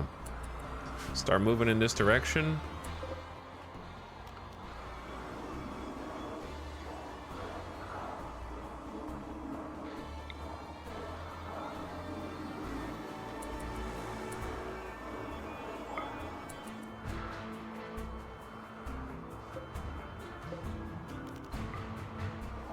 We got like 1 hour. It looks like longer than an hour.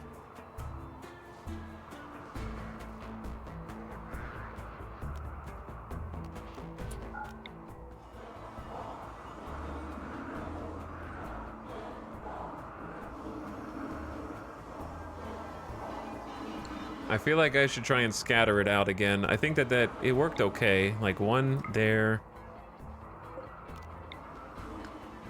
One here. And then one also here. This will be the last volley we get.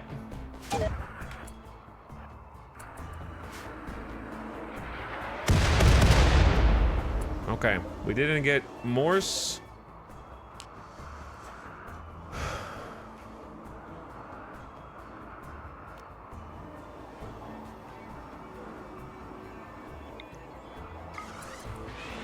Going in.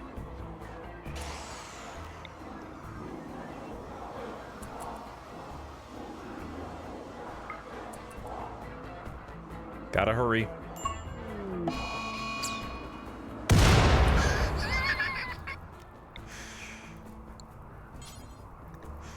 And then cool down, cool down, cool down. Run. Hey, you bastards. Check this shit out, dude. Someone's got to hit that, bro. Hell yeah. Okay.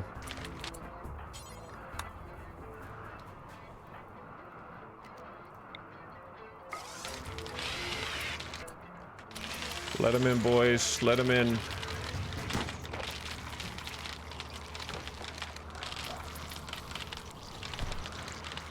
Wake him up. By the way, this AoE is massive. It is every bit as large as the reticle suggests. So that's good to know. It does take 2 shells. Actually, it might be larger. Behold my undead army. Rise, my shamblers. And then we send Dragobot in to go get a weapon from somewhere. What's wrong with Loser? Entity Slayer. What, dude? We can't keep them alive when you guys keep trying to kill them. He can no longer tolerate them and decides to go kill as many as he can. No moral guy. You're supposed to be kind. Kind, exceptionally agreeable. Why do you always turn to murder and violence? Nightbot can't catch you, dude. All right, and Gutma can.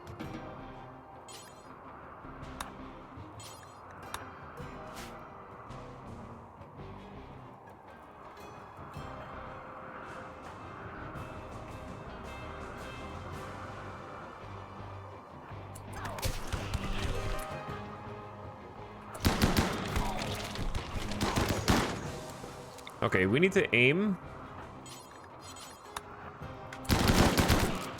for the people with the shotguns.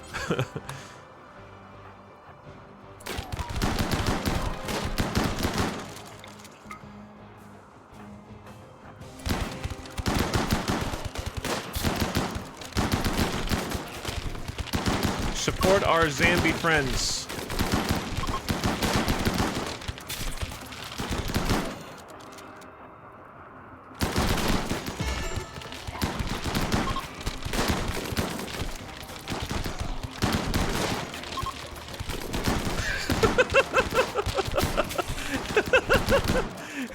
What happens if they die inside of the inside of the dead life dust. They come back for me, I think, right? My army grows! Uh-oh, uh-oh. Threat alert, threat alert. Kick that dude's ass.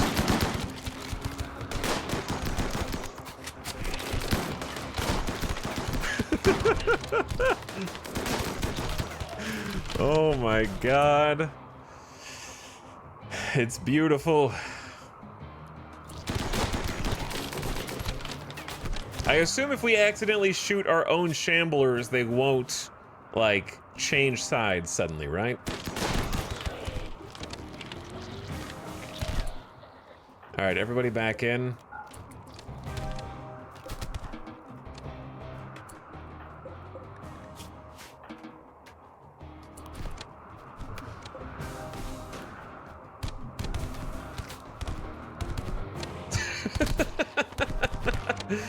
Yeah, it's hard to use death refusal when you death refuse for the wrong side, isn't it?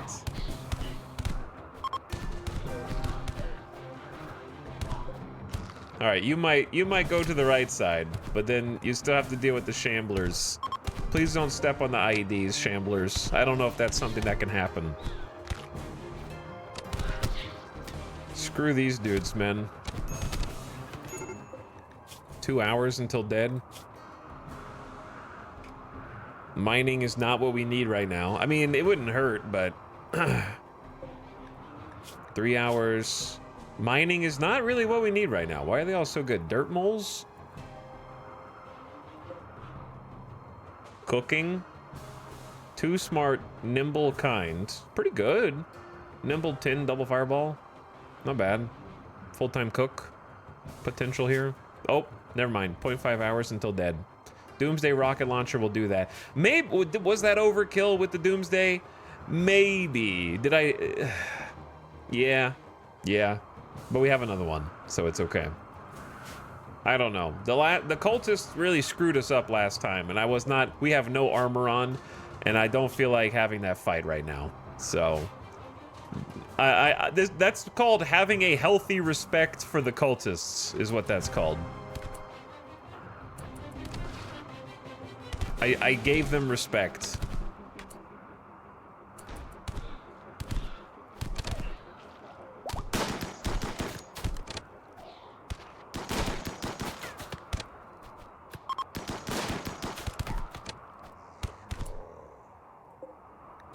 Two seconds, 1 second.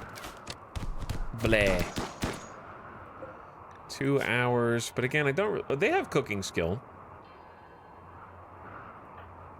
I assume the zombies are on my side because it specifically says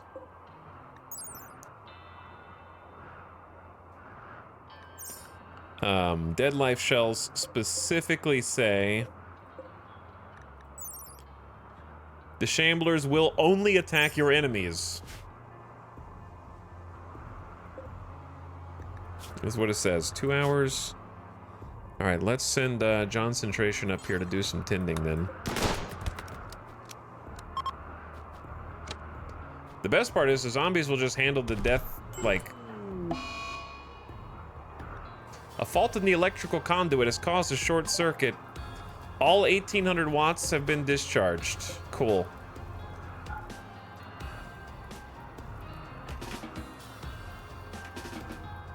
Dragobot's bed is on fire. I feel like that's a demonic sign.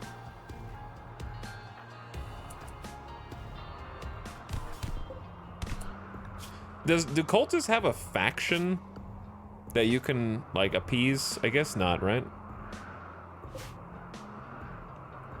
Oh wait, Isaac's alive. Of course. So we still have a chance. What if I just tell everyone to go melee them? Oh, they picked up a weapon.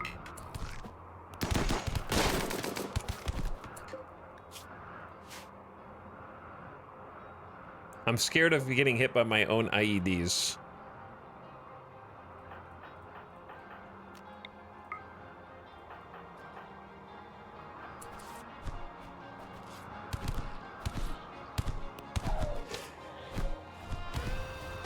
Get that guy.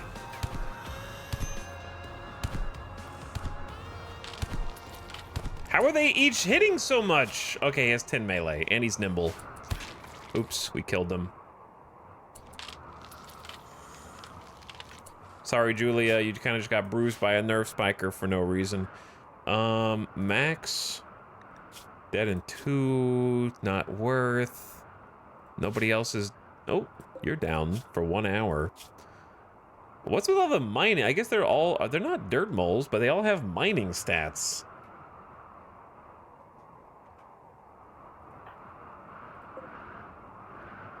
This one's mining and cooking.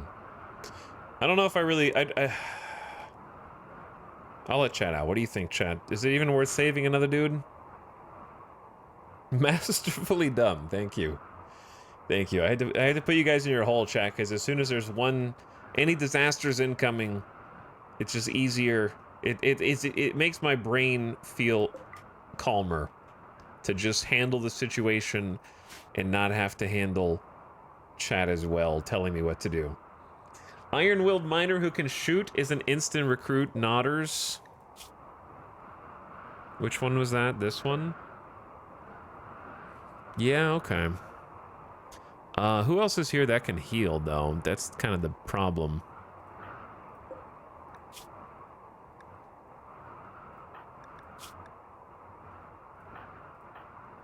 I just lost a doctor, as you may know. And the only person that can do any healing is Johncentration, unfortunately, here.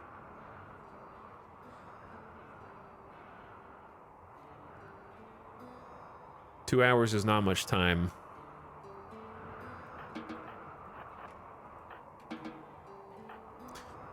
We had to arrest Loser, because I just can't have you doing the things that you're doing, dude. And then maybe bring a Gutma out.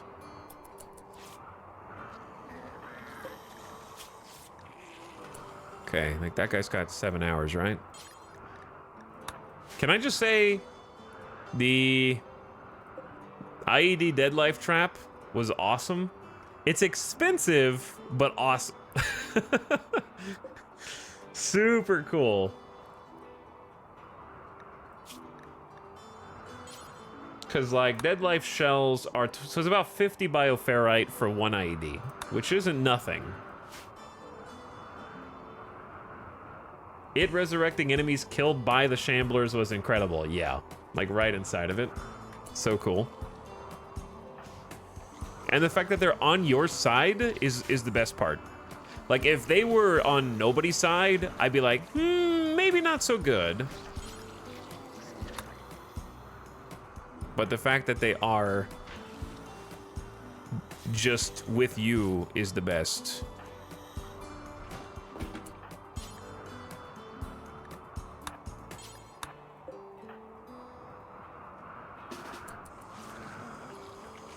How long do they stick around? Probably not long. A few hours. They have 2 hours left. So they get the job done in the moment, but they won't just, like, win forever. But yeah, very, very fun mechanic. I don't know if we'll be able to heal this dude, but maybe... Johncentration is a hero. Well done. Bring him in.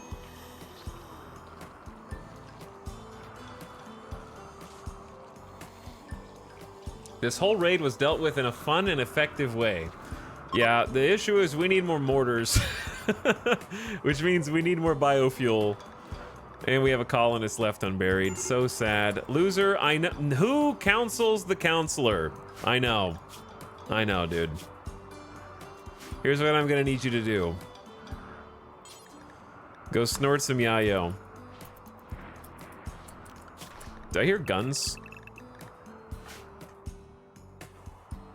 Oh.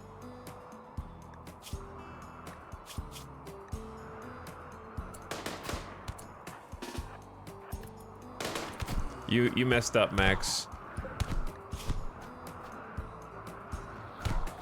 You messed up. Oh yeah. He's super dead.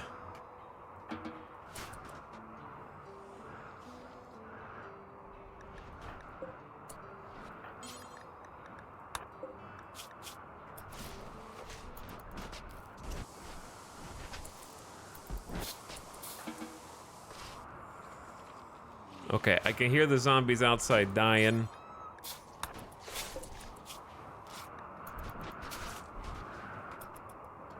They're gone. They did their job. They served their purpose. Okay, loser. Do what needs to be done.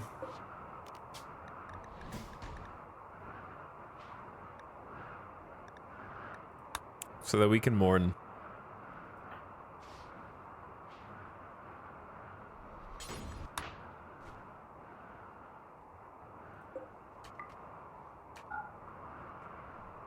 How dare Randy send the cultist raid in there?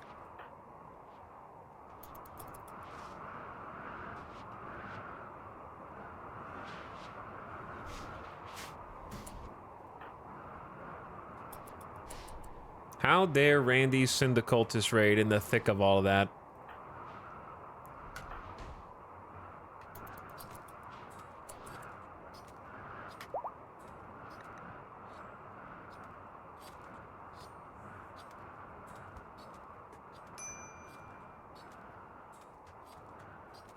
Laughing Bear says, moving to Las Vegas in 2 months. Can't wait for a new adventure. Yo, have fun. Enjoy it. It is definitely an adventure. Thanks for 66 months. I appreciate the Prime sub.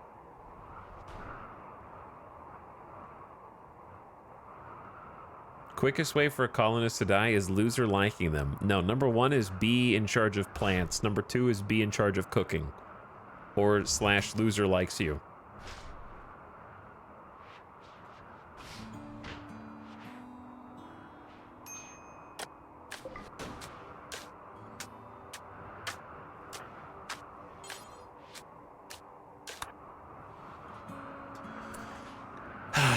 Loser. Loser, loser, loser. Let's go ahead and get you back inside your correct role. The children will come bring support, okay?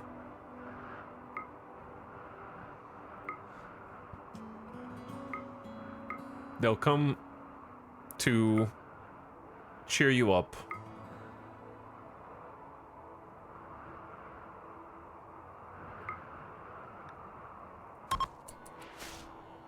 I understand you wanted a way to vent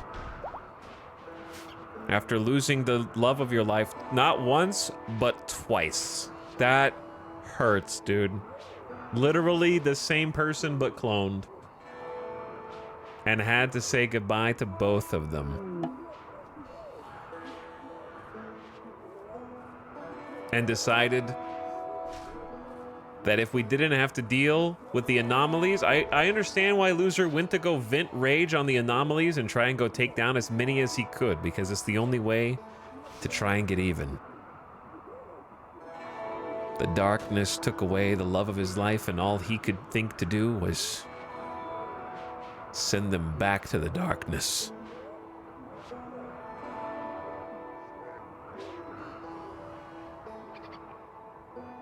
Once again, he's apologizing for his rash actions, but he needs some time to cope and mourn. We'll have our funeral. Maybe now. Honestly, why wait?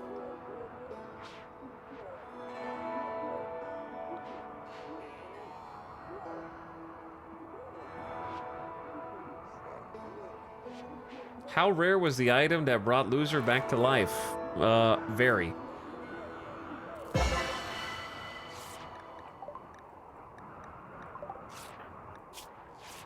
High on Yayo's gonna wear off in a minute. Who counsels the counselor?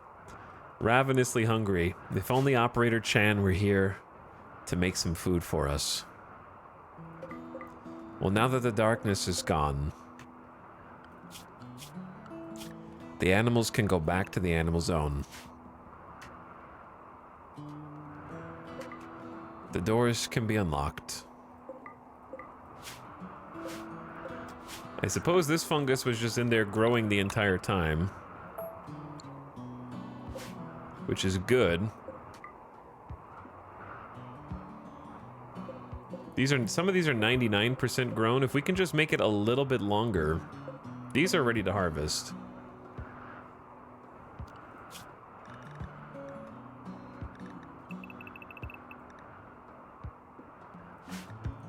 Nightbot has not got the manipulation back. They lost a ring finger from a Noctul. 2 prosthetic legs. We need to kind of give Nightbot some proper bionics.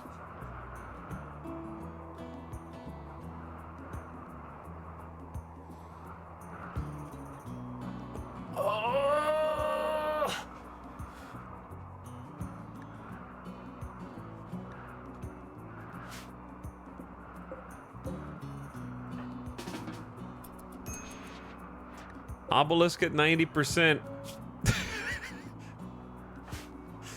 Who's going to take care of the obelisk? There's too many things. John's pissed. Epic Cat's pissed. Loser's pissed. Julia Thorne is wounded, but not pissed. Okay.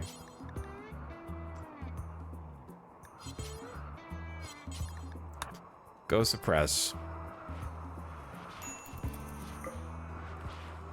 Are there any more doors that I locked?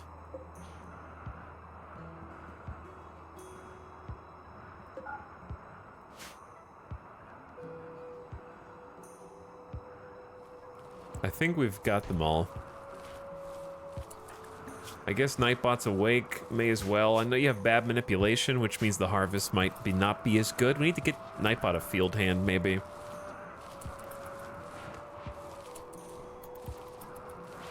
Chat, I'm upsetty. I thought we could lead... I thought we could get through the darkness and into the light without a casualty. The first two went so well. And there's Loser's Uranium Warhammer. The first two went so well. How could I have known that the last one would be the strongest? I think there were like 24 of them or something. The first few only had like 17 plus 1 or 2 captured. I mean, it's basically like a 20% increase in the amount of enemies. And I just didn't have time to put armor. If the obelisk wasn't rushing us to go outside, like the obelisk combined with darkness is a really tough event, because you have to act fast or suffer the obelisk's consequences.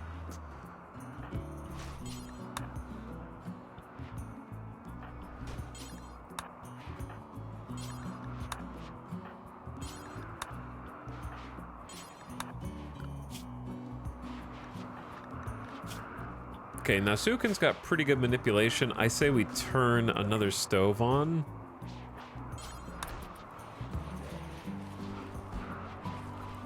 We gotta get some meals quick. I got darkness at the same time as a Revenant earlier. Fun times. That is fun times.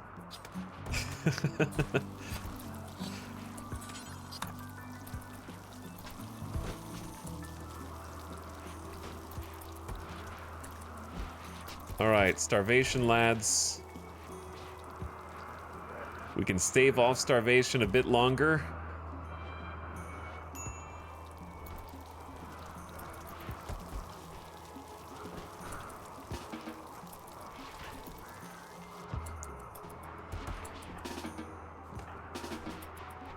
Have a meal.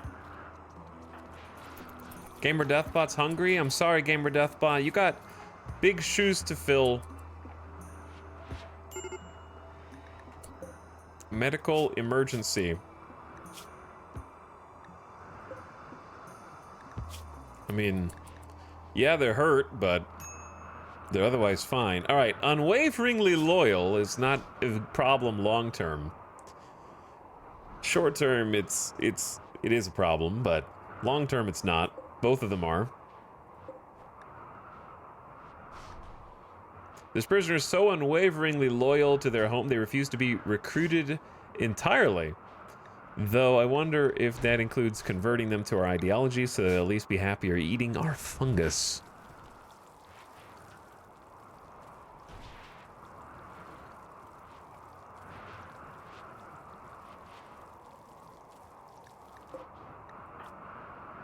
Loser, what gun did you have? You had a Masterwork LMG.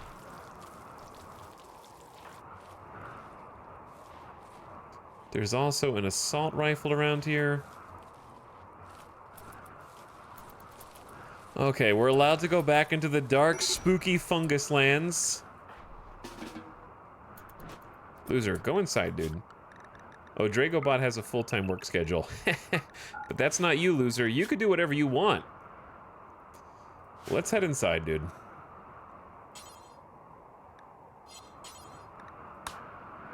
Begin the Dance of Shadows, a gathering to remember those we've lost. What does studying a prisoner do? You can study prisoners who are cultists and other weird people from the anomaly in order to gain the anomalous research progress. Fun fact.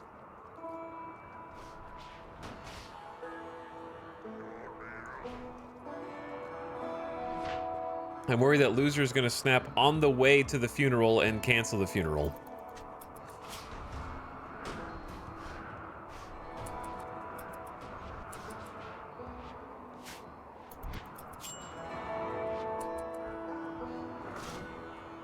They're still riding the high of the last heartwarming funeral. That's so sad. Next to Sambani here. Well, Loser wasn't here for most of the funeral, so I'm not sure how well it's gonna go. But let's see what everybody thinks. Witnessed an ally's death. I saw one of my people die. They were alive one moment and dead the next. There's 2 songs playing right now. I'm just gonna mute that. I think when you pause the game, the music kicks back in. Loser is beside himself. My lover died. I am so alone. And one sarcophagus over. Sambani.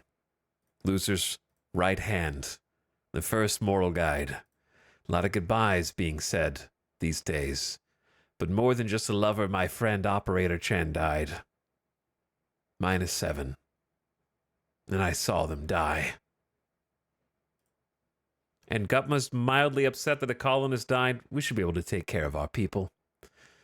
Giso had to contend with their kin Morse dying. That was their grandson? No, who was that? Great something. Great-granddaughter. Their great-granddaughter was leading the chant. They had to put him down. Mostly Lost also is upset at seeing them die. I'm curious if any of them had like a friend. My sister Sambani died -14. Late LJ lost their own flesh and blood a little bit ago.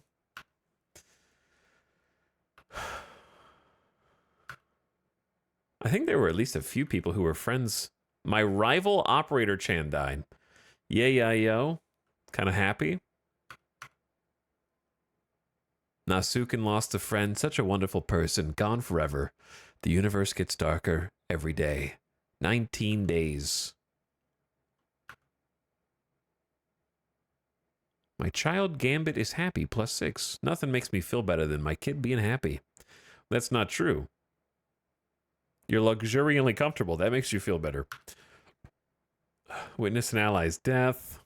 I don't think that many people, other rival Sambani, Delicious Jill's happy they're dead. And then the kids are just learning about death. Jinx says, my aunt Sambani died, -4.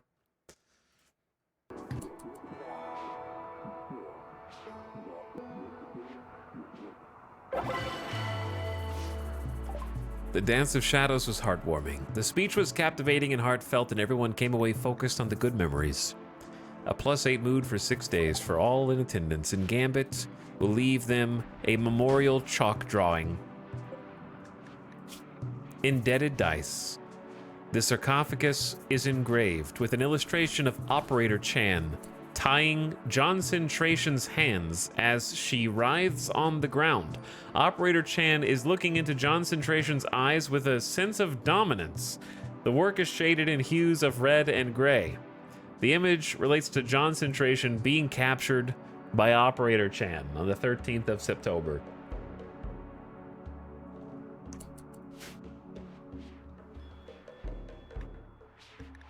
The League of Kanto has sent some visitors.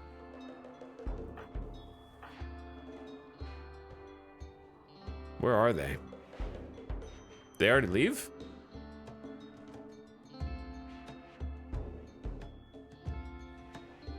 Might have left already.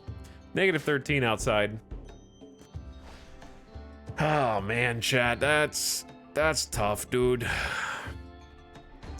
Operator Chan was over 60 years old and was on the front lines with the best of them, showing the youngsters how it's done. Didn't let old age stop him from taking a longsword or a warhammer and taking the fight to the enemy at every turn. And then, despite losing hands and arms and being refitted with power claws and everything that you can think of, was still able to find time to cook delicious home-cooked meals for everyone. The grandma of the colony. Losing the grandma of the colony in 1v1 combat. Well, it wasn't 1v1, was it? But the Noctals. And now, we're gonna study you. We're gonna take every ounce of bioferrite you have. All for us.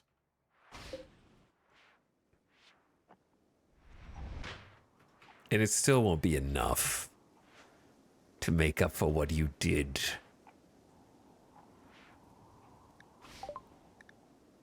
Gambit is just gonna go faster for a while. All right, I need to get you guys some weapons because you can't be caught without them. Let's go, how's your eyesight? Let's go Masterwork Sniper for Loser. Let's go Masterwork Assault Rifle for Dracobot.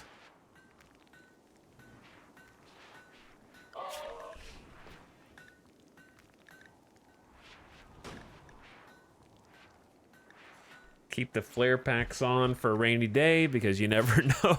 You never know when you need them. And we should be able to start getting some power.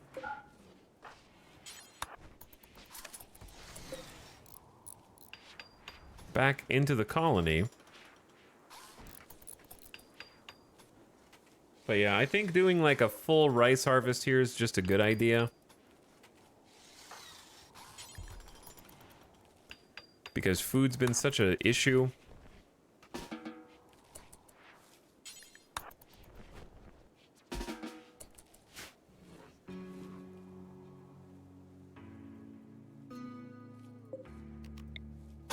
Just got messy over here, huh? I guess I'm just gonna unforbid 158 things and hope they can prioritize because there's just too much stuff going on. Loser, why are you staying out here, bro? I might just keep Loser on the close to home bill for a bit. He needs to kind of chill. Don't make me arrest you again. Don't do it.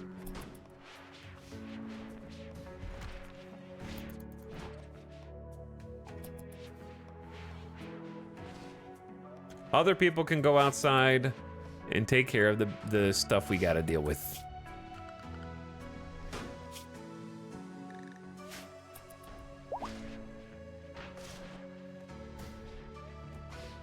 Okay, so you actually can convert them to your ideology even though they're unwaveringly loyal. We should wait. Not the wall lamp. The heater, they're cold in here. It's 23 degrees. They are inhumanized. So their minimum temp doesn't really matter, but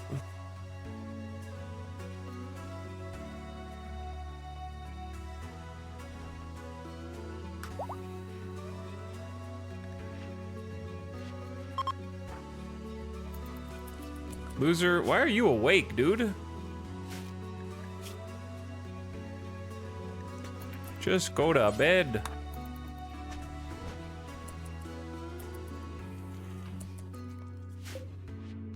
Bun.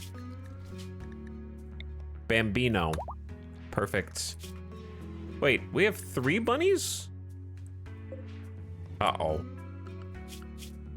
Uh-oh. 0 years old? They're breeding, dude.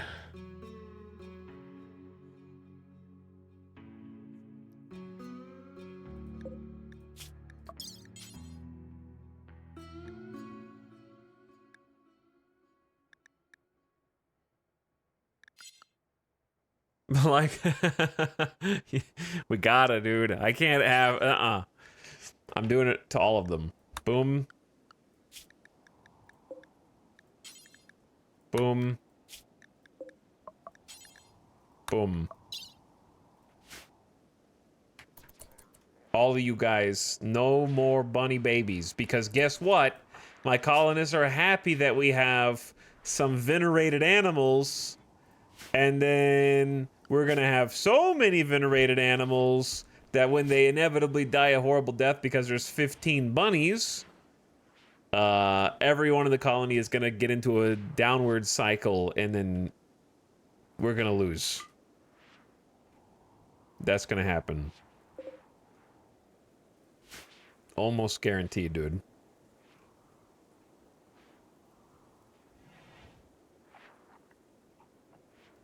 Are there any more, like, things that I powered off? This is just not powered on, I think.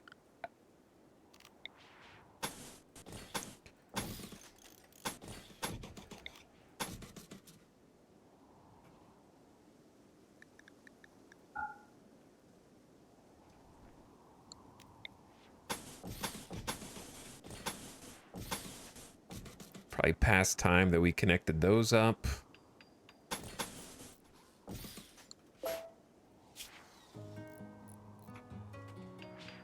Past time that we looped those.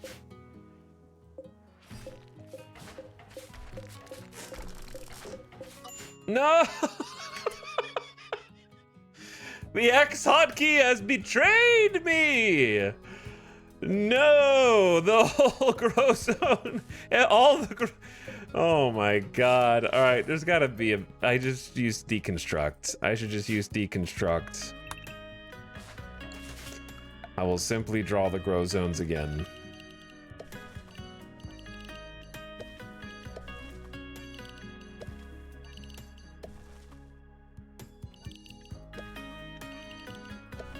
Pop.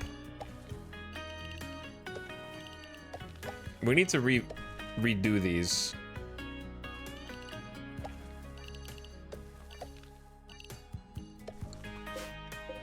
All right, this is cotton.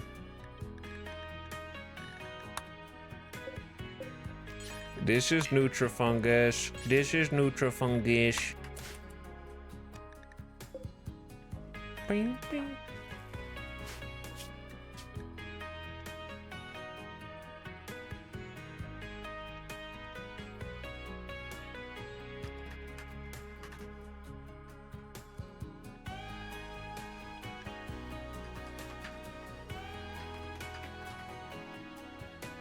Operator, call the funeral home, Chan.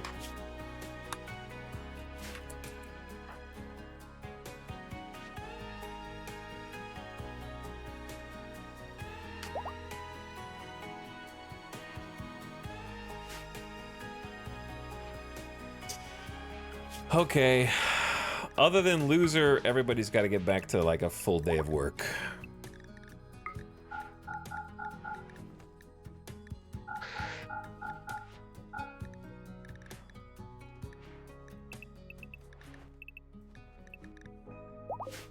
There we go. All right, chat. I'm gonna take a quick GDB. Oh, the TV. The TV's not turned on. All right, be on the lookout for other things besides the crematorium that we may have turned off while we were conserving power.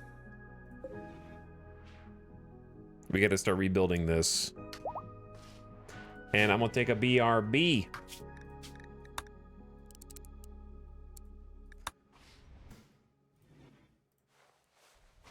Well, this season definitely started out with a bang. a nice rug pull for us to try and cope with. Randy said our colony had too many people in it. Oh, whose bed is this? Is this not... This was Loser's bed. And... Oh, dude, yeah, this was Loser's bed. Nobody's in these beds? Okay, Dracobot. Loser is ascetic.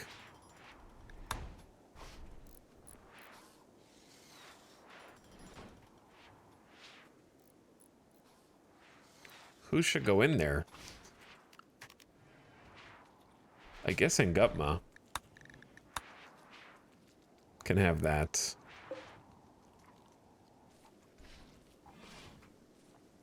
And then Loser probably enjoys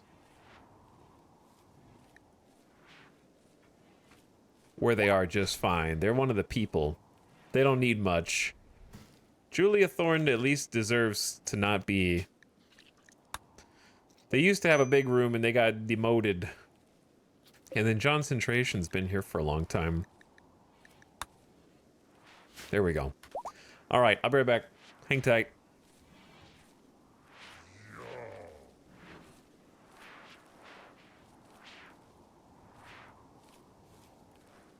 Wait! Halborg gifted 5 subs an hour ago. What happened? Thanks for the 5 gift subs, Halborg. How did I miss this stuff? And then Turgeron says, I just got here. Did streamers see the new RimWorld update? Yes. You missed the entire beginning of stream. Did you see the new update is a better question. Thanks for 13 months. We talked all about it. It's very cool. Crather, thanks for the gift subs earlier as well. I saw you, though. I saw you. Okay, actually, be right back.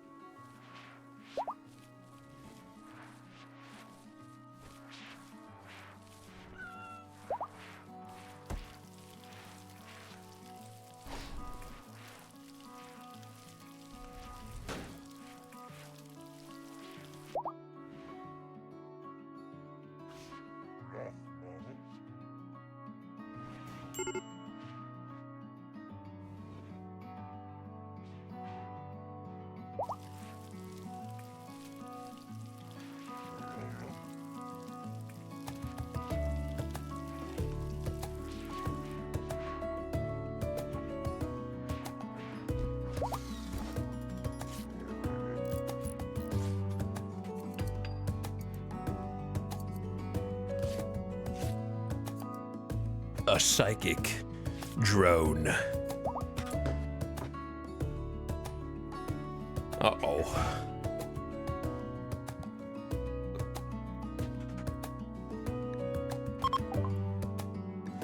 Every female colonist feels a wave of anxiety and anger.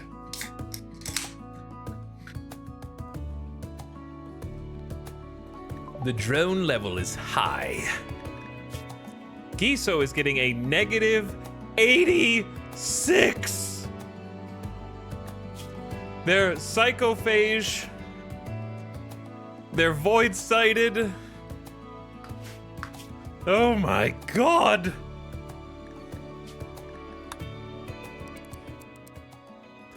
That is actually insurmountable. There's only one way that you can handle this, unfortunately. Psychic sensitivity is 288%.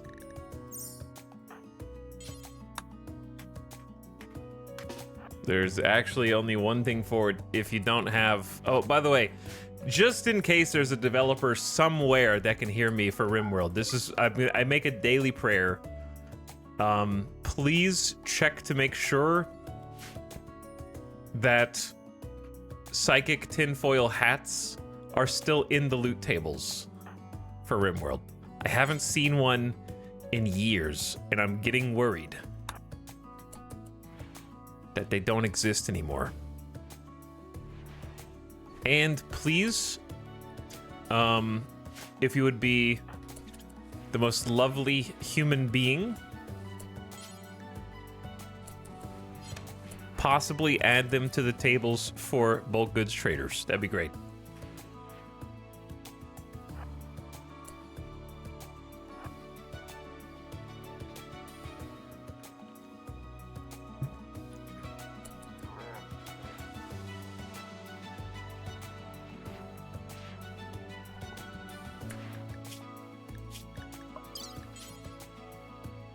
Okay, it's time.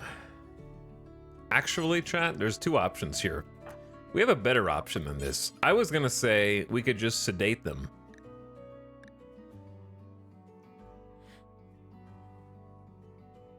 You can give them anesthesia, and that's totally viable to kind of make them potato for a full day. But I think a better way to do this is use the new anomaly mechanics and just toss a mind-numb serum back and say, no, you.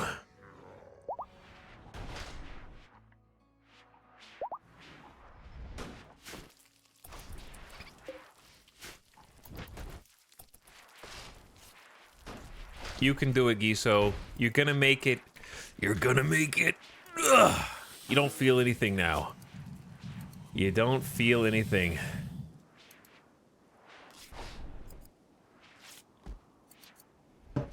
And you get to keep working and doing your job. Bro, I'm so sick and tired of rebuilding this. They go for it every time. And they hit the corners. Is the follow me mod fixed? I wouldn't say fixed, it just still works in 1.5.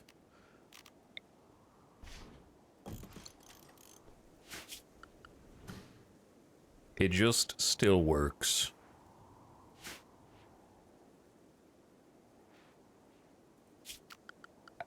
I'll give them a light in here.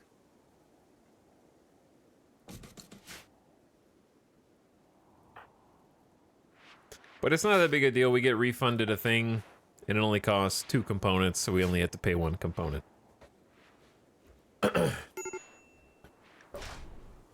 Okay, other people are still going to be having bad moods. But honestly, what's hilarious is yo isn't even having a bad mood from the psychic drone. They're just in a bad mood anyways. Concentration is feeling a negative 15 and is tired. You finished research on provoking the pit gate. Perform a psychic ritual which causes underground flesh beasts to open up a massive hole in the ground. The hole leads down to a flesh beast infested cavern which can be exploited for resources. And that's all we got so far. Starvation. Starvation. Do we have food? Nope. I think I know why. Because we're missing a Narrator Chan, come back to us. Please come back to us.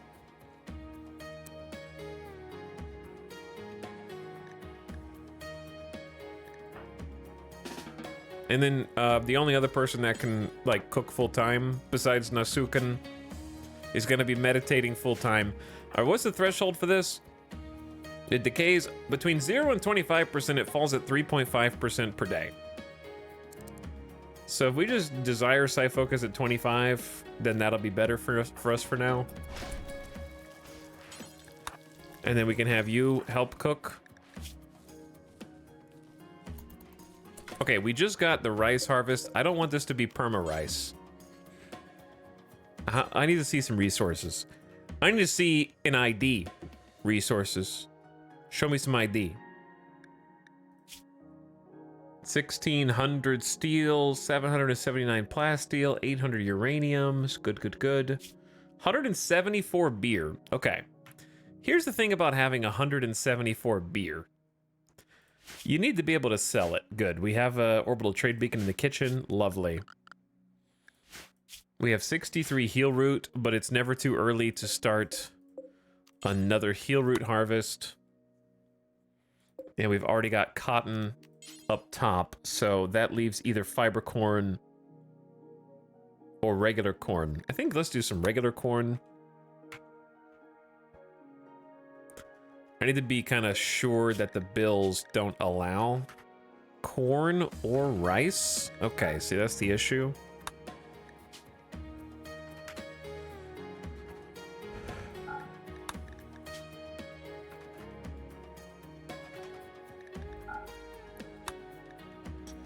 Would it be faster? Baby food, I'm willing to accept anything for there.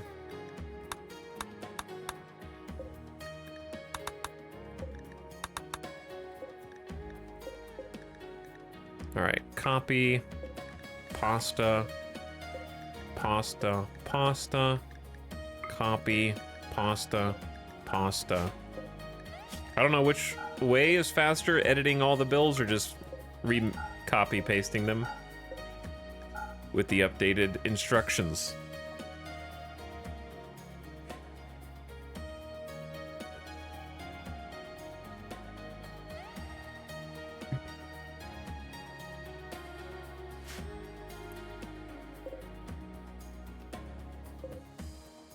Okay, we need to do like Omega butchering.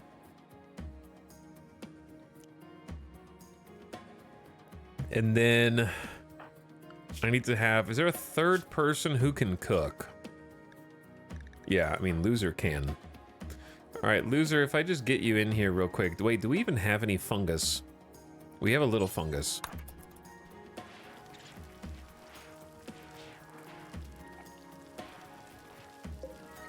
I'm a little worried that we might have to eat the non-fungus because we had a bit of a hiccup with the darkness.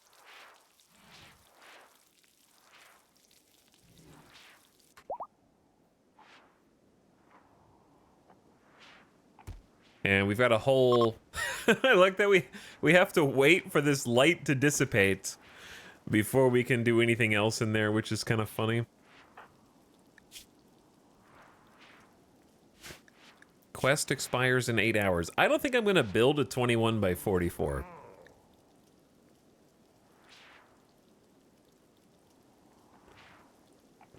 The building ones are just not something that we can easily do.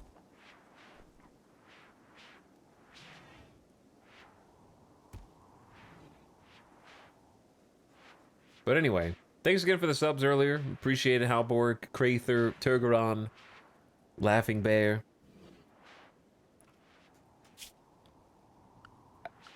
Chat, stop tagging me for things, please. Thank you.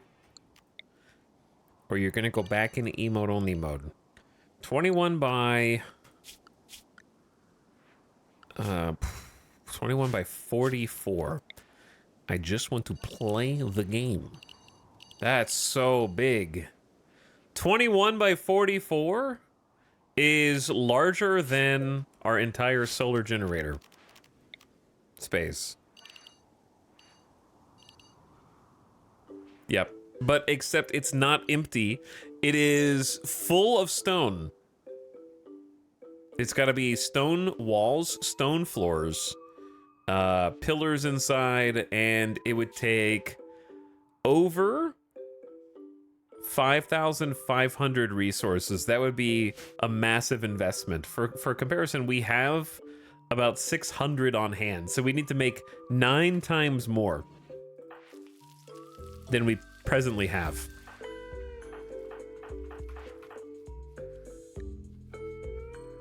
Which is insane, of course. All right, I'm hoping that maybe while they're asleep today, the high psychic drone maybe we get lucky and it dissipates. And then we need to edit the chem fuel bill to allow. We currently have potatoes, but we're gonna use the corn to try to make more chem fuel. Corn and potatoes for chem fuel, and then the rice will just be sort of an emergency food that we only use if we absolutely need it. Which right now is sort of the way it looks. Kind of looks like we need it. This is like 80, 92. This is 68, 69. And then we can't replant here. Got this one replanted. This one's part of it's like 72.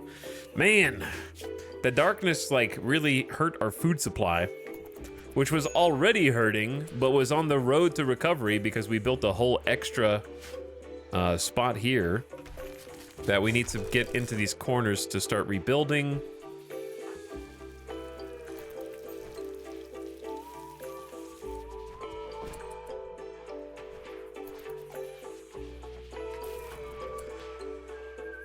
You know what else we need to do? We really need granite. And I should probably allow them to go ahead and build this. And we're gonna need lights out here, even if they get broken.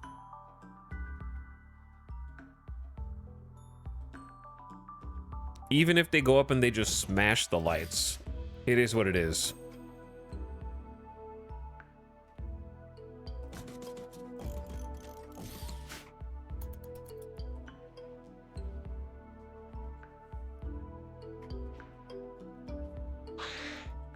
Spooky noise. We got 24 bioferrite in the 6th room. We got 18 here, 12 in this one, 18 in that one, 23 in that one. All right, we're starting to recoup some bioferrite, which we need for many things. We need for many things.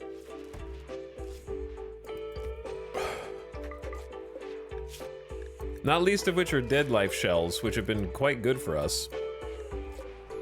And various serums.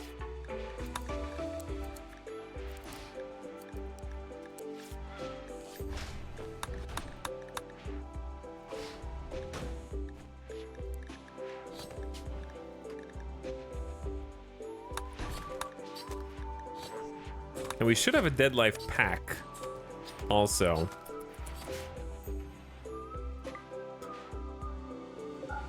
All right, we've almost got our batteries refilled too.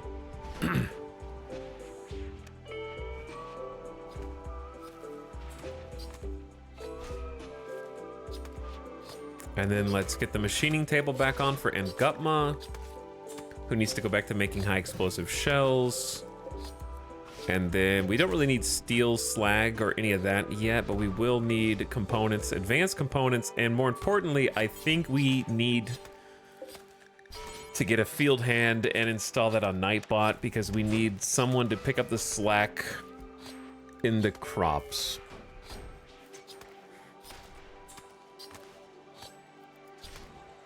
There it is. Field hand, 8 components, 60 steel. It ain't cheap, that's for sure.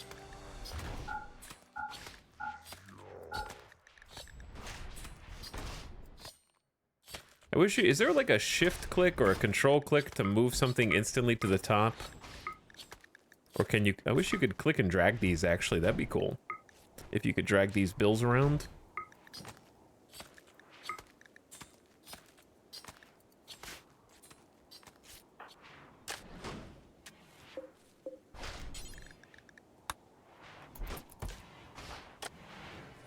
Okay. So... hopefully the drone goes away soon. We've actually been handling it quite well. And Gutma's gonna go make a field hand. Giso is increasing our twisted meat supply, which Epicat is refining into chem fuel so that we can keep all the generators online. It looks like we actually have a huge surplus of power. Oh, yeah, all the wind turbines are at max. That's why we have a huge surplus of power. But yeah, if you see any heaters or stuff that's turned off other than these lights, I need to turn those back on. But it's hard to track them down.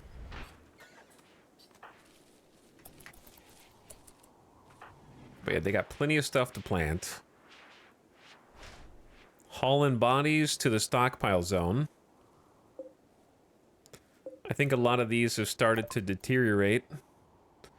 Research finished. This is a basic research that got kind of like re-added in today's update because they added the ability to extract bioferrite without having electricity, and you can grab it from entities. So it's the game's a lot more friendly to tribal colonies now because you can actually capture an entity, and without having a bioferrite harvester, you can set them to be extracted. So that's brand new. Doctors will extract bioferrite from the captured entity when possible. This method is simple but inefficient.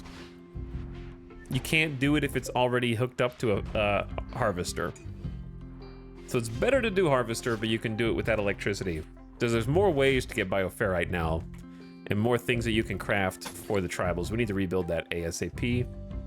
All right, psychic one. Where is the closest batch? We're kind of running out of granite, to be honest. Ooh, they built this path really fast, huh? Yo, that looks good.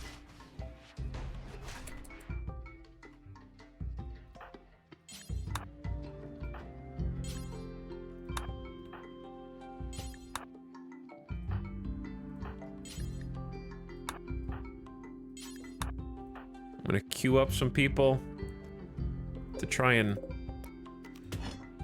run out here for me. It's a long run, dude. But we desperately need the chunks.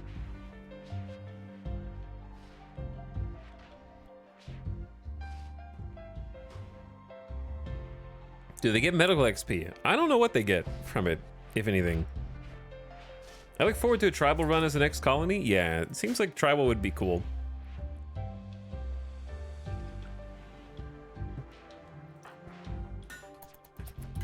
Meow!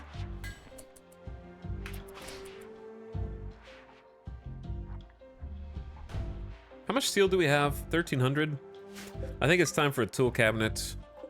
2 tool cabinets if we wanted to get greedy. We'll rebuild this deep drill and be on our way.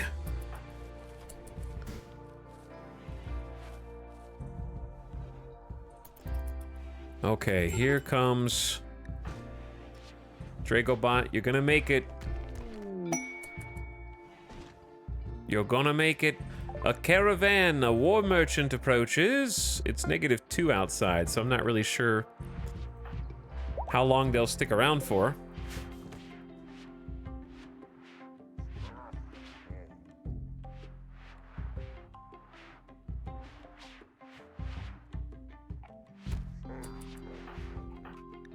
Nightbot, where you at?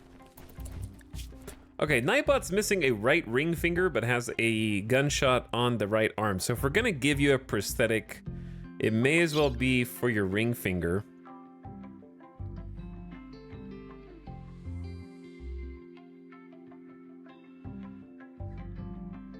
we can't really fix the gunshot scar. You're missing an ear, and you have a burn scar and a stab scar on your eye.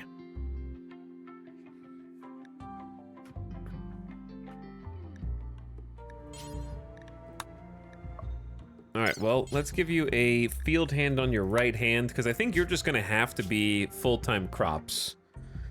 Because we have other people to do construction, but we don't have, now that Sambani is gone, we don't have anybody to do the crops. Hospital's been upgraded recently to have all vitals monitors in here.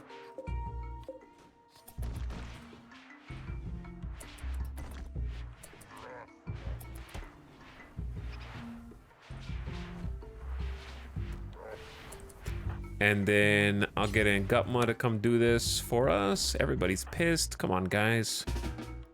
Go inside, dude.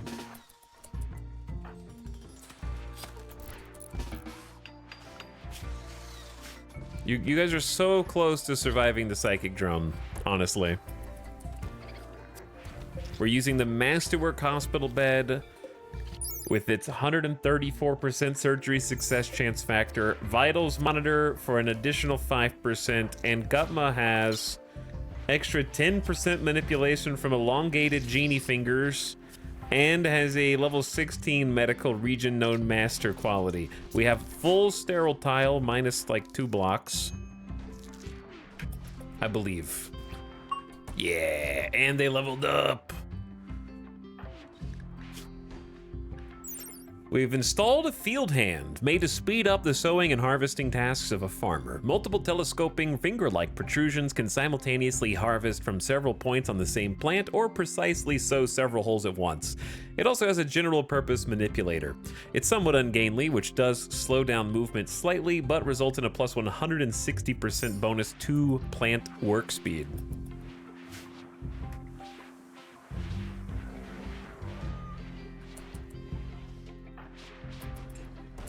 Starvation.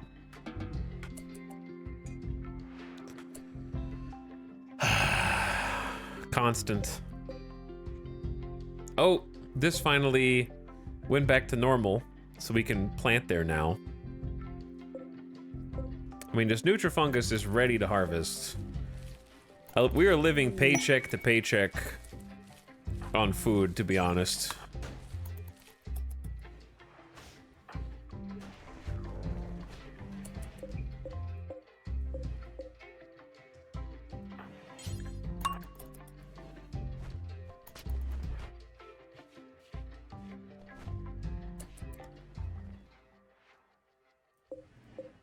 Okay. A beautiful aurora is lighting up the sky. The undulating colors will boost the mood of anyone outside to see them and make the nighttime brighter. Operator Chan went to a new colony to run around and be free. Yeah. Yeah. Loser, why are you awake, dude? With the prisoners or something?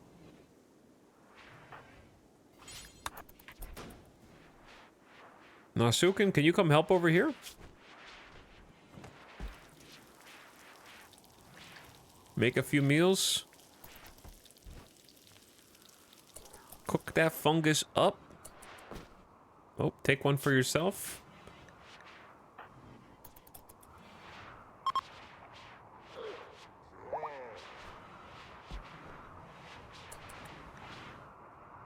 Chat, they're starving, dude. They're hangry. Should I make them eat baby food or just make them wait? Because some of these is gonna be ready today.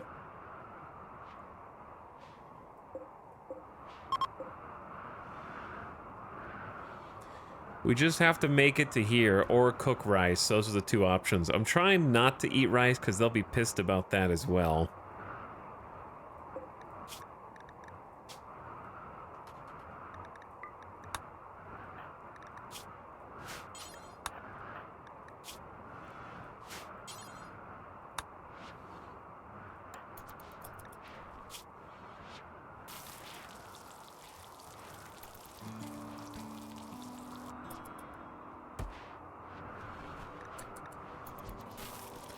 It's better than starving. Oh, they hangry, all right.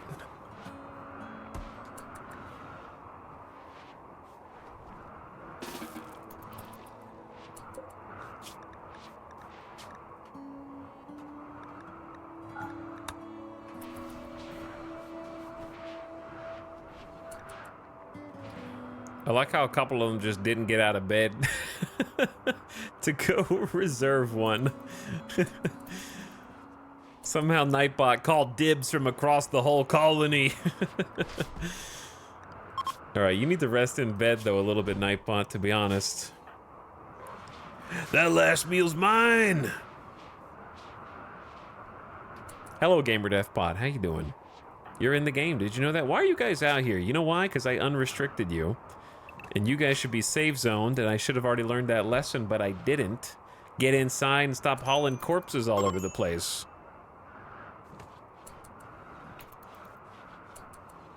Also, we got a lot of site stealers that we need to chop up. We got a lot of... We got to get all these bodies inside. This is just free food, dude.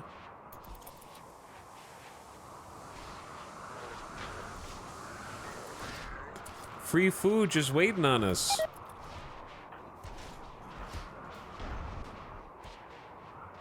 Okay, we got the drill back. Nice. Julia Thorne has converted Pyrovane to his own ideologian. Pyrovane was convinced and changed. Cool, cool.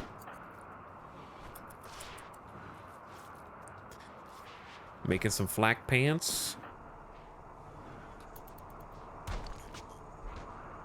Bro, you're missing 5 granite blocks. What if I told you you're holding the blocks?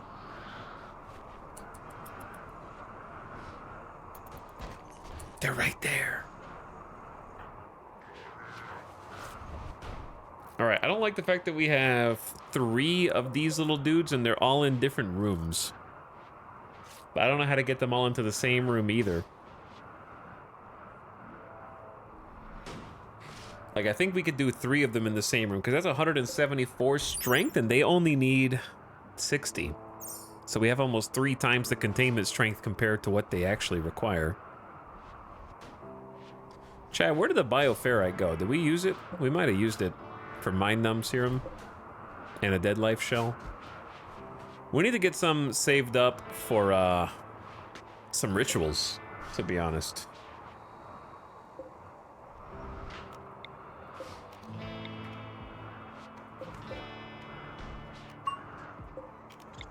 I know they can come get it on their own. Julia Thorne is also in class, teaching GamerDeathBot and Jinx at the same time.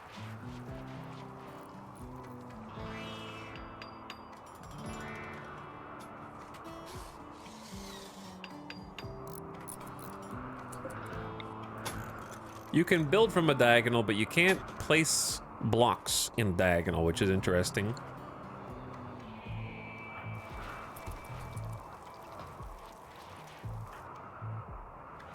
Okay, well, Nightbot is up and at him. Anesthesia is wearing off. We got some masterwork flak pants. And here's what I need you guys to do. We got a lot of fungus in this room.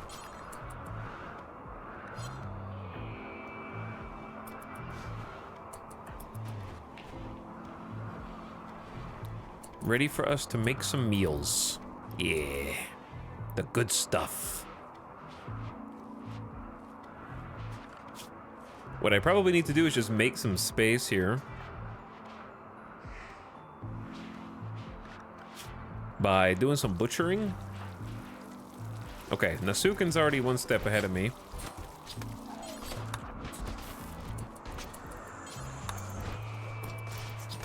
How much do these dudes give? We have 75, 75, and 60. That's like 210.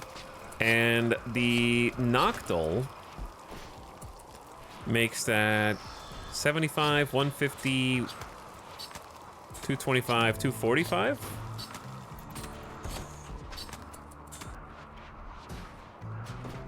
And that's like 27 for the little dudes.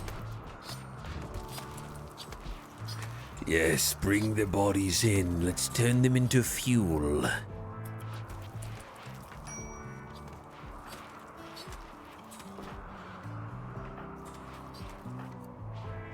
Nature is slowly healing. Very slowly. Nightbot testing out the brand new field hand. Got to build that plant skill up. It's going to take a little while. But they're also hard workers, so global work speed up 20% is great. And then Loser is giving them a little assistance as well, but doesn't have any cool bionics to go with it, unfortunately.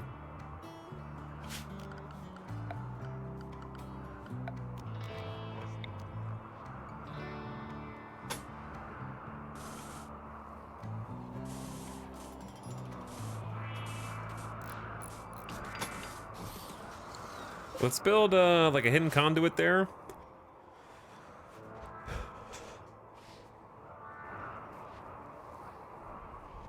We're making like a path to try and get to our own geothermal. And also to the Void Monolith, which we are actually ready to awaken whenever I decide, which is not something I'm gonna decide to do now. Oh, it better be anyone other than you know who. It better be anyone other than you know who in that red envelope right there. We made Masterwork flak pants. A Noctol has escaped their restraints. Build stronger containment rooms to stop entities escaping. That, dude, first of all, you are incredibly strong. Because we just captured you. Like, you're the newest, latest capture. And you're the one that's in a solo room with 221 containment strength.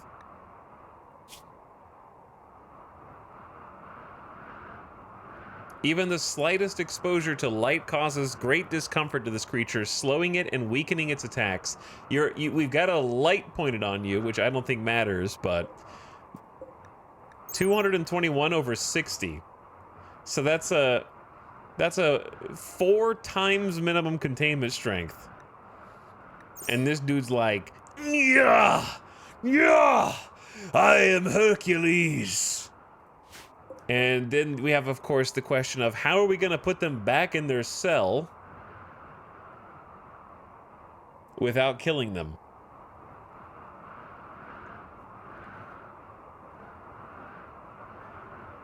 How are we gonna get them back in there without murdering this dude?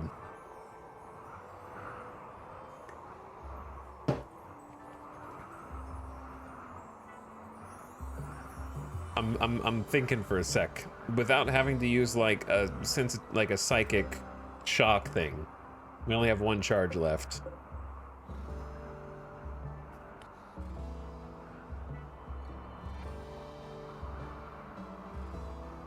It'd be cool if there was some kind of, you know how like the little crossbows in this DLC stun?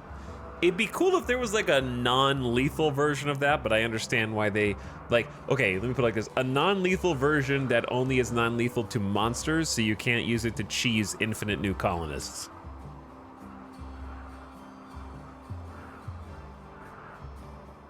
Because I think an escape almost always means death in this case.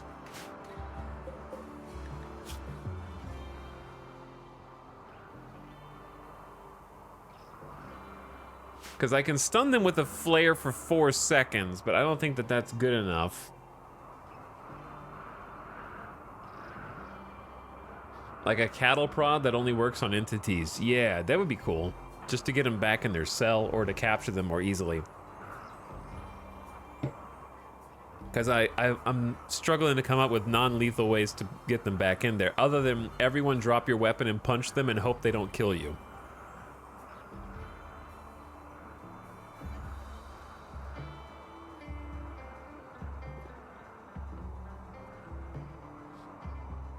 I'm considering changing this from a hospital to like a barracks that has people who are constantly in full armor who sleep here so they can wake up and try and respond.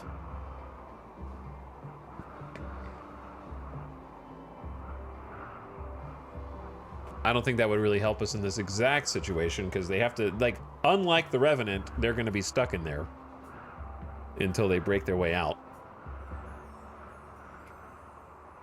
So, I say we get all the melee up.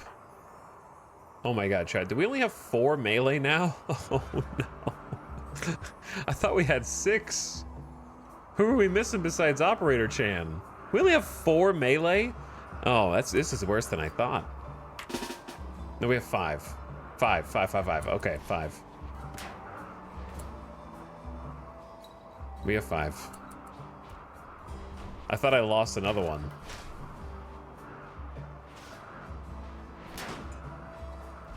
So yeah, this is what a normal entity escaping looks like. Unlike a Revenant, they actually have to work for it a bit.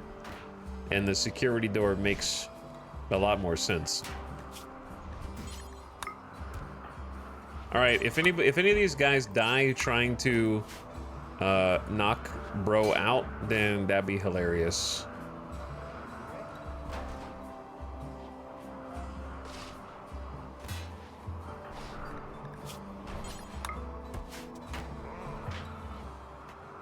This is going to be a benefit of double wide doors, though. All right, melee squad.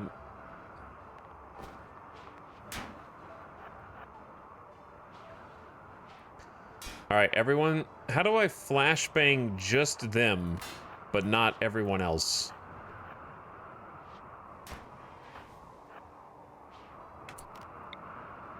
It's going to flashbang everybody.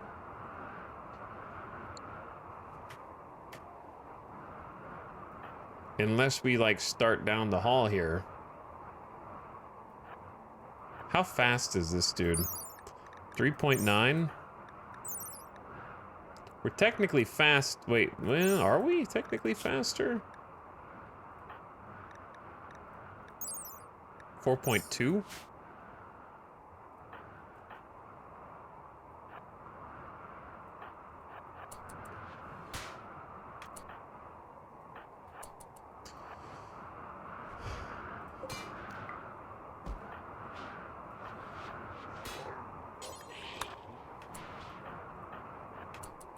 All right, chat, you ready?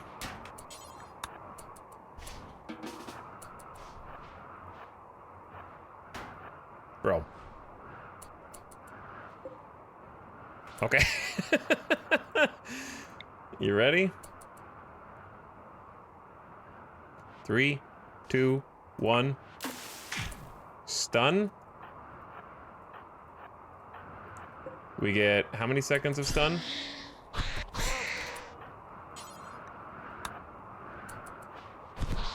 Yeah, micromanage hell, but we got him.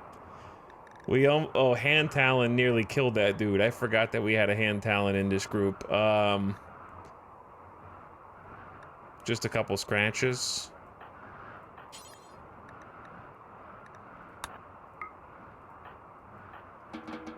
Okay, I don't know who was using what, to be honest, but out of those who are deserving, I think Saham is the one that currently does the most damage with a plasteel longsword.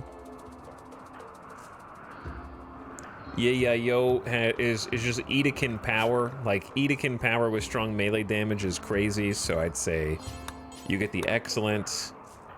Epicat is nimble with a respectable 12. Excellent uranium. Nasuken gets Masterwork Uranium, and then Nightbot will get this.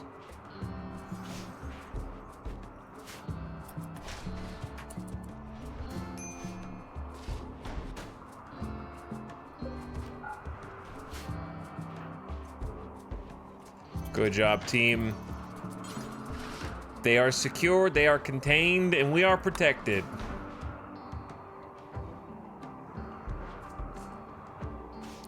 I think the #1 lesson I've learned from Anomaly is you always need at least 2 people perma-wearing Disruptor Flare Packs. They're super useful. Not just for Revenant and Sight Stealer incidences. Nightbot's gotten a bunch of levels. Yeah, Nightbot has been working out. The Brawler is level 15 melee with an extra +4 and +4 chance to hit. So they're fighting at an effective level 19 melee with bonus chance to hit. It's gonna be so sad when they die, you know?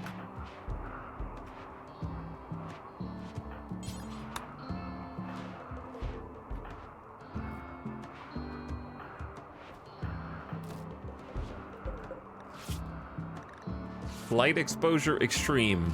I wonder if light exposure agitates them to... they could. I don't think it does.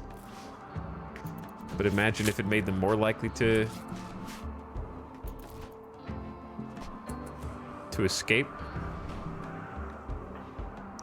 Congrats on level 15 medical, by the way. All right, so right now we only have, what, 2 full-time cooks? Nasuken and Loser. People are gonna be hungry again because somehow we just eat all the food immediately. Okay. Here's the thing. When you wake up, Zambi, hold a fungus. Jill, when you wake up, hold a fungus. Julia, when you wake up, hold a fungus. And yo, when you wake up, hold a fungus. Always hungry, dude. We have Bioferrite. Yeah! I mean, capturing 3 Noctils is huge. That's an extra 9 Bioferrite a day. Plus, we're getting 400 watts of power from the Electro Harvester.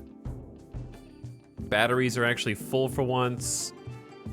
I'm gonna toggle automatic refuel off on 2 chem fuels and see how we're doing. Try and like stretch our chem fuel a little bit more. See if we can make it without them. We're currently riding the Bioferrite generator, which is a pretty massive 4,000 watt power, but it takes 60 Bioferrite every 10 days, but it's kind of insane, actually. It does have a psychic area around it that hurts the minds of those who wander too close, but it seems really, really good.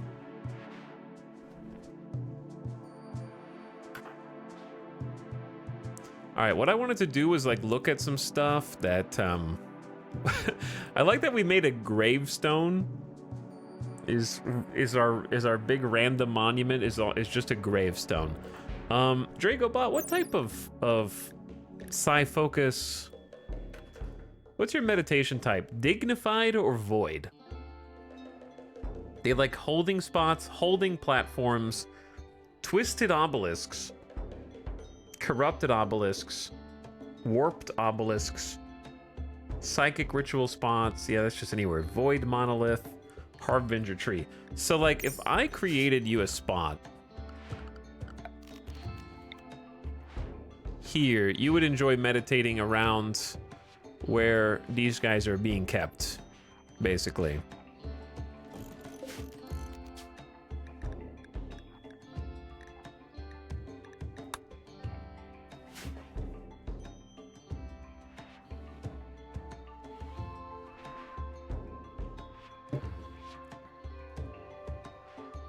I need to get this floor paved. We need to get a lot of things done, to be honest.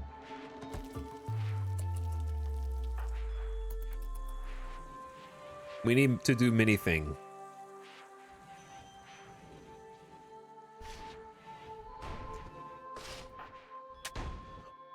I like how you went all the way out there to build that.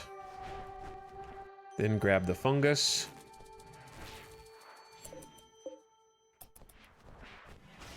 Okay, speaking of things we can craft, what else can we make on the Bioferrite Shaper? I would love an incinerator, but it takes 6 components, 75 steel, 30 Bioferrite. We've got some good serums, and we're working on more. We need to start on high explosive shells. Somebody's got to do that. You know who else helped us craft? Operator Chan. when they weren't cooking.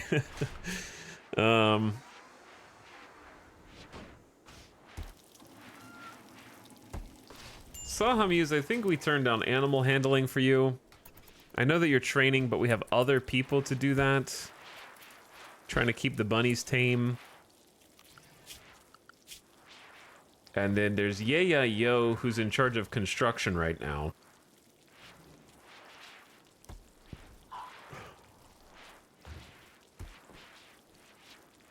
So I would say maybe bump them up to 2 on crafting.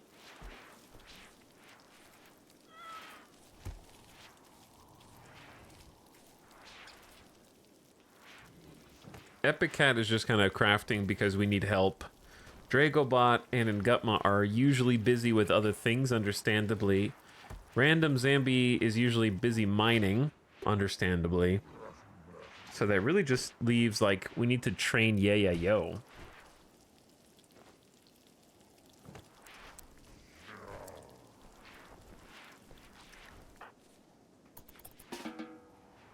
Who is on the construction grind. And it feels like there's always something else to build.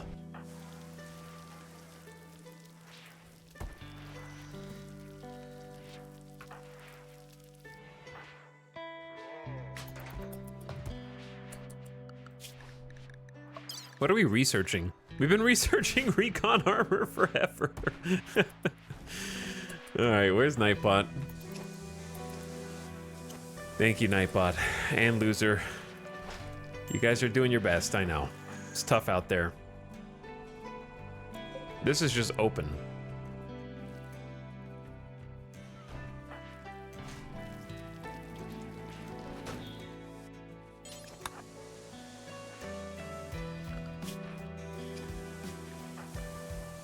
Do we just have enough builders that we don't maybe need a couple of them to be focused on building so much? Because we have random Zambi when they're not mining. We only really have late LJ and Ngutma. We've lost some good people, chat. We lost some good people.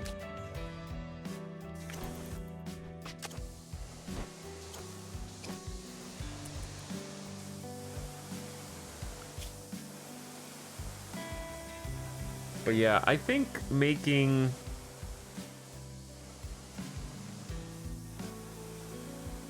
Zambi's got a 4. Yo has a 14, Zambi has a 14. They're basically even.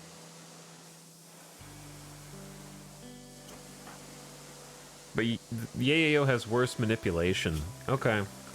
Let's make Yo the crafter first.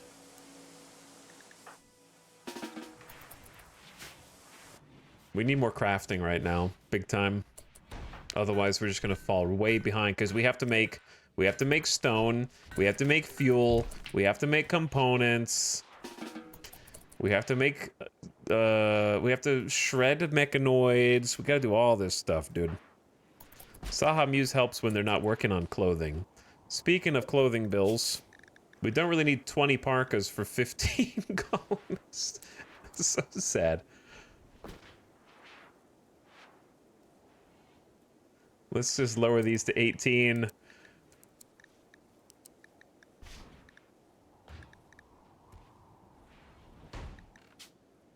Why is Dragobot working on this duster? Someone else can do that. And then I'll probably just turn this back on.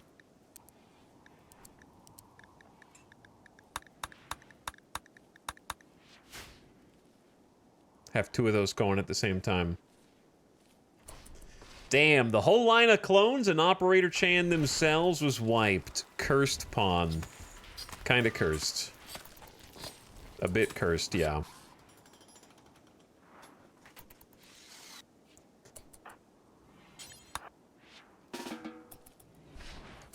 Alright, we're trying to re-strengthen our grow zones. Mostly Losses decided to just move faster for the next 8 days. Get it, dude?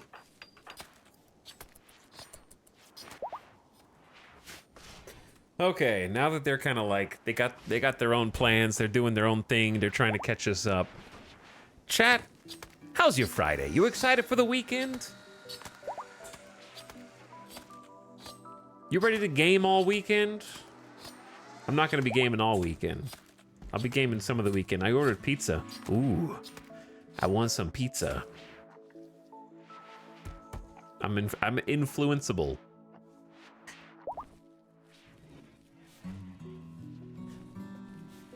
How many of you guys have a new PlayStation Network account today? I'm just kidding. I'm going to watch Shogun. Sounds like a great idea, actually. I'm gonna finish Shogun, the final episode, this weekend. I already have a PlayStation Network account, so I guess I should probably go ahead and install my PlayStation Network game. Owned by PlayStation.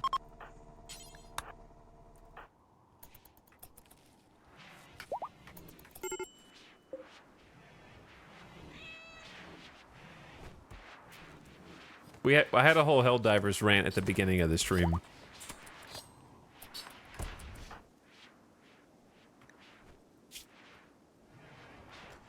My lover and friend Operator Chen died. 14 in 24 days. Whew. Was imprisoned for another 7. No psychic rituals. Okay, listen, we can fix at least that one. We don't have a lot of bioferrite right now, but we have some.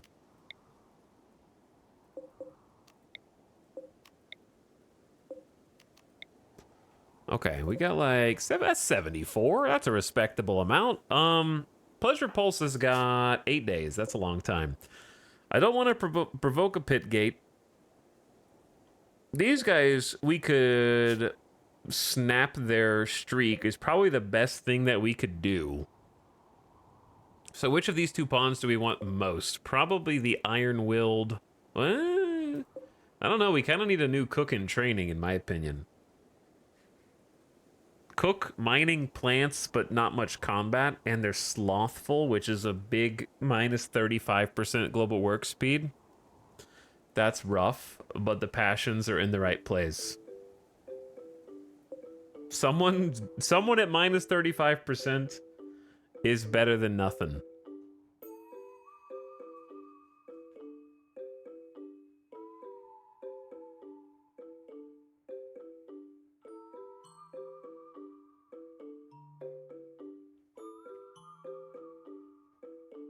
I don't know how much I feel like instigating and stirring the pot right now. Mining would be good. Shooting is good. I think we need to get some workforce in here, even if there's Slothful's rough. 33-year-old dirt mole. Dirt moles. They have fast wound healing, times 200% injury healing factors good. They're also slow runners, minus 0.2. They have intense UV sensitivity. They move slower in sunlight, and they get a bad mood from being outside. That's you're in the right colony. Strong melee damage is really good, times 50%, but they're obviously not really skilled at it.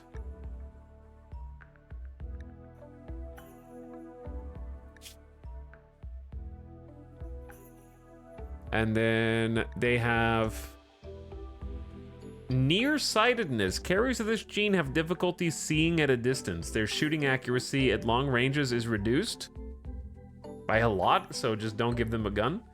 Dark vision is work speed is unaffected by darkness, so they're really good at mining, and they have great binding. I feel like dirt moles, pardon the pun, got done dirty compared to like Neanderthals and Edekin. I don't think anybody really likes dirt moles. It's so sad.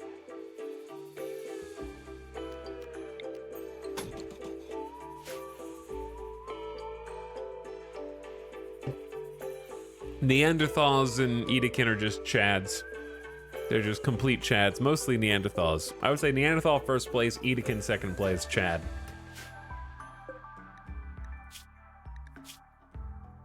All right, so Pyrovane. Pyrovane. Good name.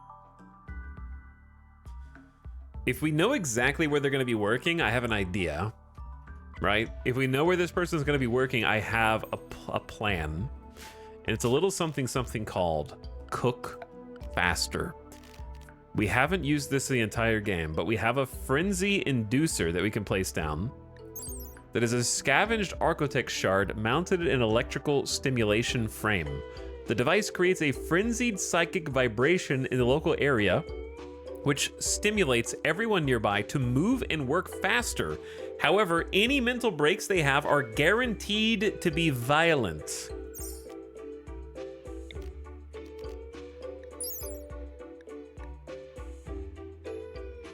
Which is a spicy one. But like, if we place it somewhere in here, we can cover all of the stoves and the butcher table and then not infringe on anything else. Right? But it costs 100 bioferrites, so that's not something I can really do now, realistically.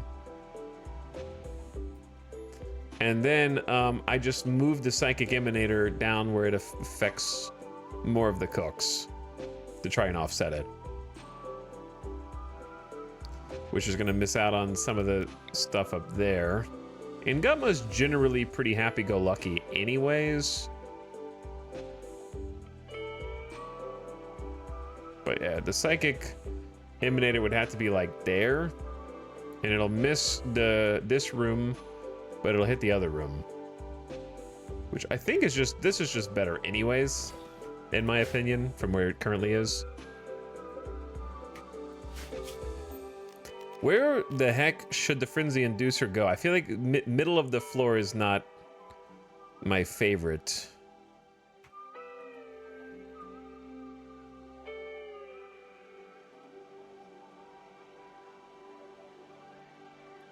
I mean, we could just move the Neutromine shelf over one and do that. Okay, and then we just go a little something called Brain Wipe. Erase a person's memories. Traumatic events will be forgotten. Prisoners will forget their allegiance and become easier to recruit, even if they are unwavering. Inhumanized individuals will forget their connection to the void. Unfortunately, the disruptive effect of the ritual will induce a coma that could last a long time, especially if it's of poor quality. Well, guess what? We have a Giso. Chat, we are gonna save them, okay? These people have been inhumanized. Their mind has been dominated by the psychic patterns of the void. They are completely disconnected from human concerns of family, friendship, and love. Their experience of reality is distant and muted, guided by the psychic rhythm of a dark hyper-intelligence. As a result, they feel 50% less pain. They can't really do social interactions. Their minimum comfortable temperature is insane, but they also have -12 animal, social, artistic, and they don't need beauty or outdoors. We can give them a need for beauty. They also have death refusal, 1 use left. They didn't even get to use it before we captured them, so that's cool. I was gonna do the other one. They don't have the death refusal, but they do have the mining cooking plants. So, if Giso has our Eltex, are you gonna get drunk before the ceremony, Giso? You look great. You look great. Giso has an insane, with the Eltex, psychic sensitivity value of 340%.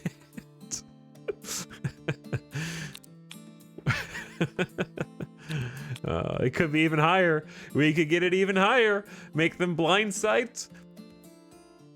Take out both their eyes. Give them a full Eltex garb.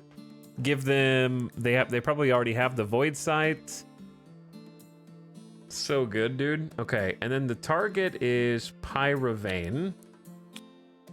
And we need 6 chanters. And the more chanters we have, it says that they won't be in a coma for as long. Loser, you're off the hook. You're not feeling so good. And Gutma can wake up. Mostly Lost is feeling good. Late LJ. And we need to start getting the children involved in the rituals. You know, take them to church from an early age so they can see how things are done.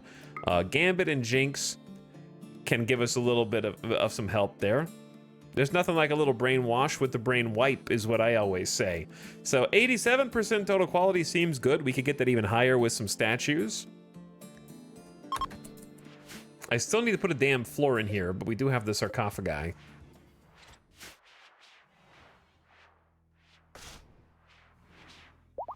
Look, I say every time you brain wipe, make sure that you throw the brain wipies in the trash. Don't try and flush them, all right? Giso is gonna go fetch the bioferrite.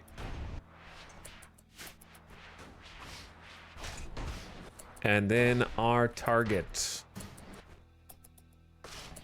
Pyrovane, please come with us.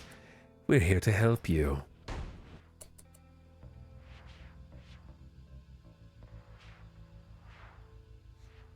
Okay, I agree with you on the unknown random factor with anomaly rituals. It somewhat takes the fun out of doing them when you've got an outcome with discrete certainty.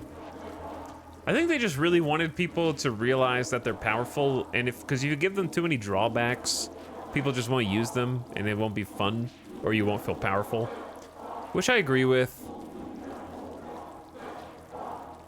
But I think you don't have to get a chance to fail. I think just a chance for it to either crit succeed or crit do worse than expected would also be nice, so that you can have those high moments of, whoa, that was even better than I wanted it to be, or, oh, that one was worse, but it still did what I wanted it to do. A little RNG Gamba. Because, it's not just because I love Gamba, which I do, but the fact that all ideology rituals have random factor to it is weird, that only the psychic rituals in Anomaly have absolute certainty. Measurably, predictably, before you even, like, improve them or make them worse, you can see exactly what they'll do, pretty much.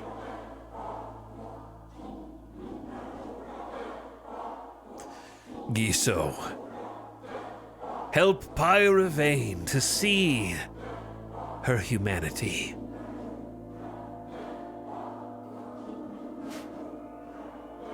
I think maybe since they have material costs, they didn't want to give them the same randomness as the ideology ones. I mean, clearly they didn't want to. I'm just saying I think it would be more fun if they did, because I would argue that it feels worse to fail something that you can only do once per year in the game and get a -1 to 5 mood buff for 8 days than it does to fail something you can try again in 5 days by just re-upping your bioferrite.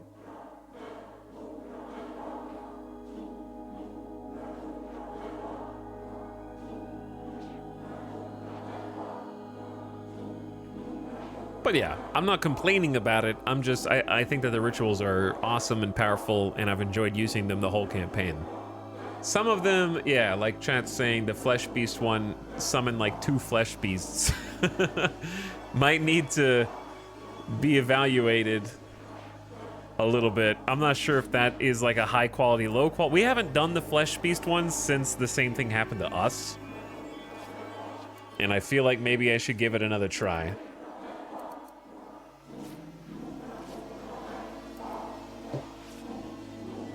I think we should give it another shot now that we have, like, extreme psychic sensitivity, good quality. We have the ritualist buff that we didn't have before.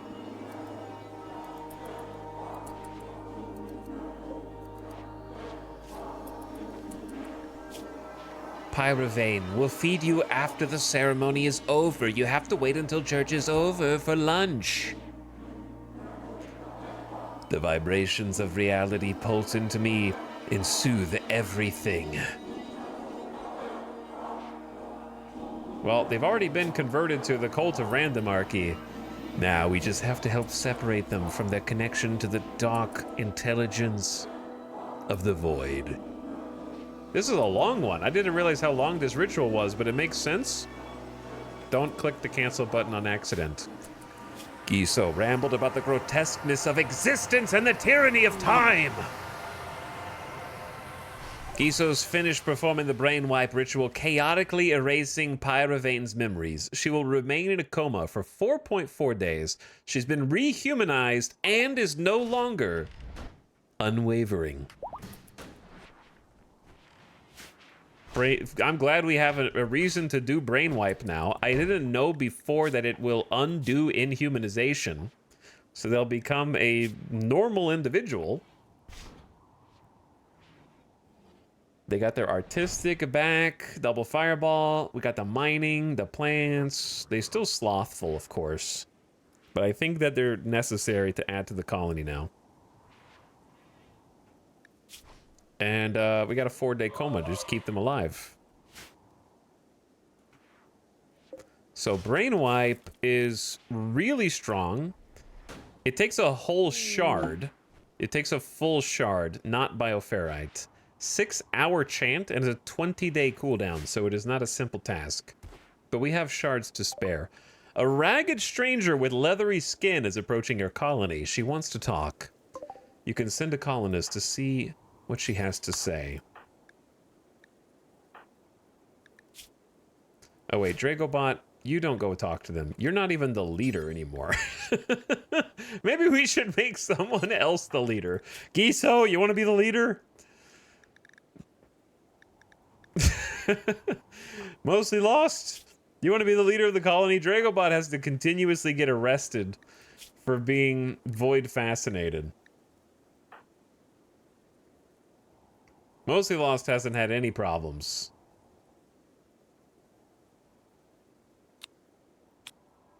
Dragobot's had to be arrested like a bunch of times. You know what? I'm making Mostly Lost the leader now. They've been around. They're OGs. They leveled up the Void. They've done all the Void studying. They're the ones that have unlocked all of our abilities to perform the rituals. They're the backbone of this colony, intellectually and scientifically and ritualistically. They got us here, and they've been here since the beginning. And they have incredible combat skills. All right, we'll do the role change in the church when they wake up. But Dragobot, you can still go talk to this person. Well, no, you're kind of sleepy. Mostly Lost, you just go talk to them and we'll make you do it afterward.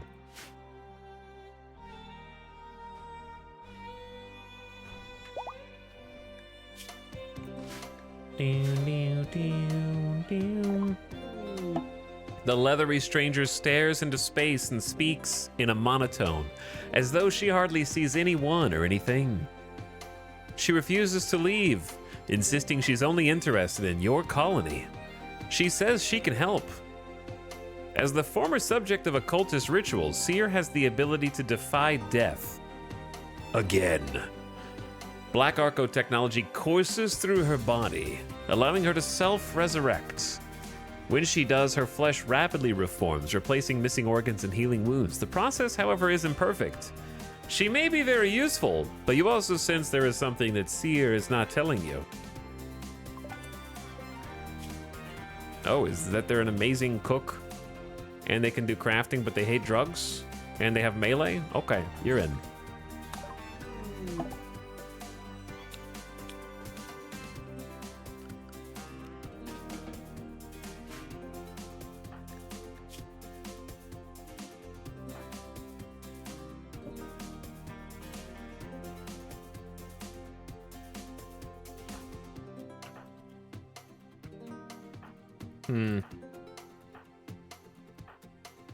Just make Nightbot the leader of the colony. I'm just kidding.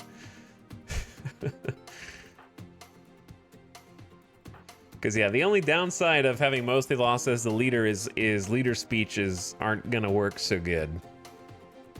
But all of our top people have awful social. And that was Dracobot. At least has a 6. Epic Cat used to be the moral guide. I was thinking about just making Loser the leader again, and then Epic Cat resuming as the moral guide, but that's a psychopath moral guide. They used to be the moral guide.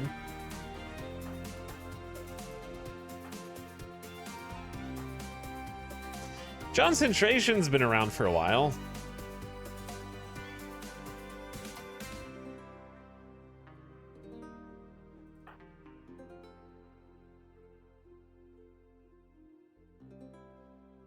Julia Thorne hasn't been around that long.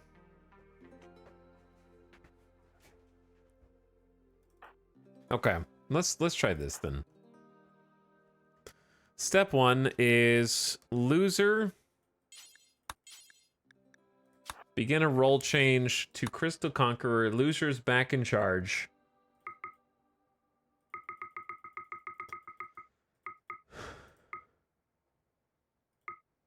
All right, we're gonna send Gamer Deathbot, Nasuken, Random, yo, people that weren't involved in the 6-hour a-thon that we just did. Saha Muse, Concentration.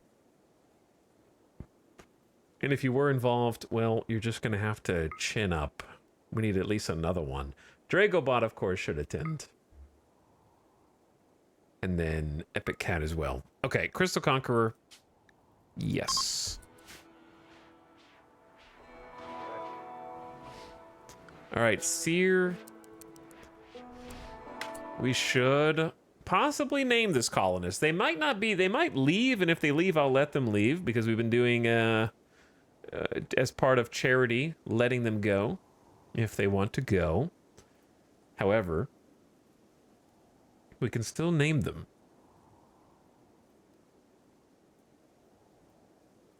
So if you want to be in the colony, the way that you can do that is to write Loser in the chat.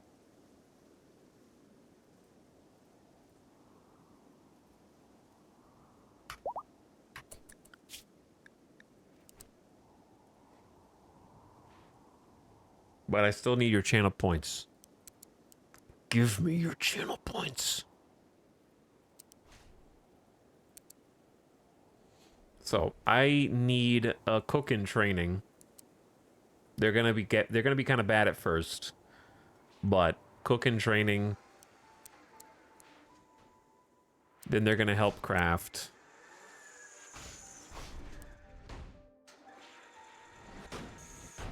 But yeah, construct. Probably not Smith or Taylor. And then clean.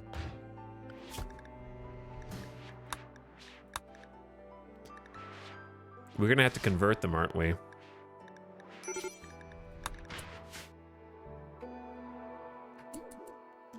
Gather round, for Loser is at 61 years old, having defied death.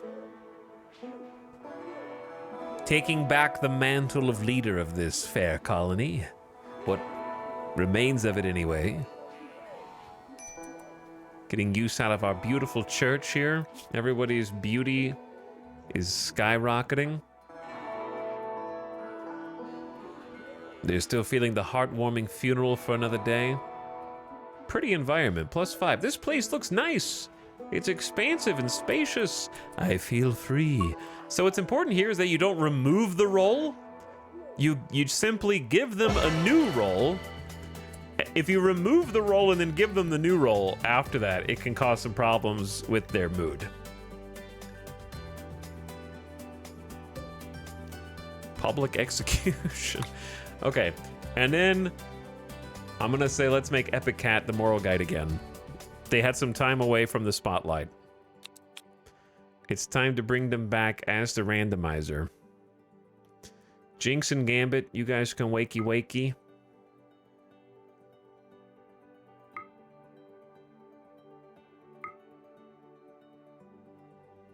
Gamer Deathbot's already here.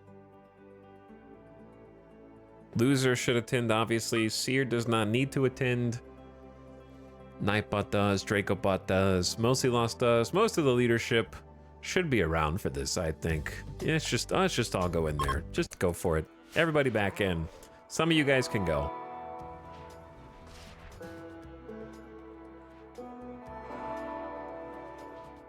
What up, chat and streamer? Hello, Brian Whitaker. You are chat. You are one. Loser, back to your rightful place.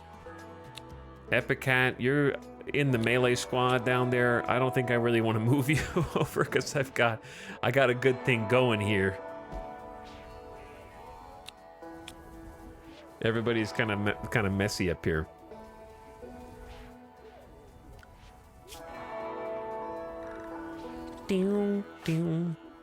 Uh-oh. People are getting hungry because we're spending like half a day reassigning roles. We got so many pews we need to fill. We got so many seats.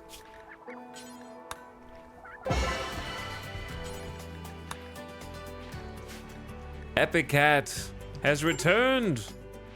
The randomizer is back. And we're going to immediately go over here and try and convert Seer. Wow, it's not possible. 5%? It just says you failed. Yeah, but 5%? That's crazy, dude. That's the worst one.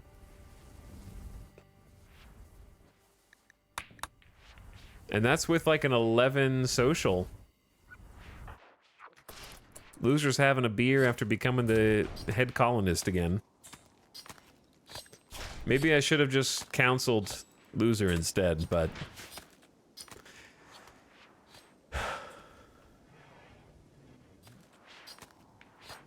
Seer is pissed. No recent conquest, minus 15, and you're a teetotaler. How am I gonna keep you happy, dude? Let's give our new guests one of the rooms. Julia Thorne, will you make space for Seer? They're gonna snap in seconds at this rate. Happy youngsters times 3, though. It's nice to see the young folk are doing well. It is nice.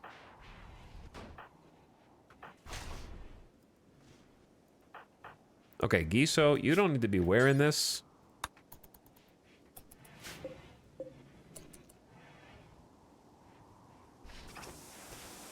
All right, we gotta fix one of our generators, and Gutma is making components. Nightbot is on the Nutrifungus harvest. Saha Muse is making some dread leather dusters for us to sell. Oh, we got some chem fuel, all right. We kind of depend on this stuff, not just for power.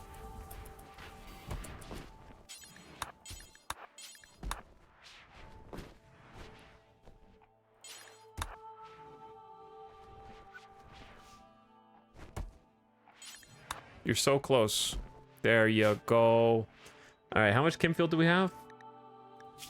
375. Pretty respectable. Pretty respectable. Let's turn the, I forgot about the comms console. I knew I was forgetting something from Darkness. We haven't been researching anything either. Oops. All right, we'll get on that now.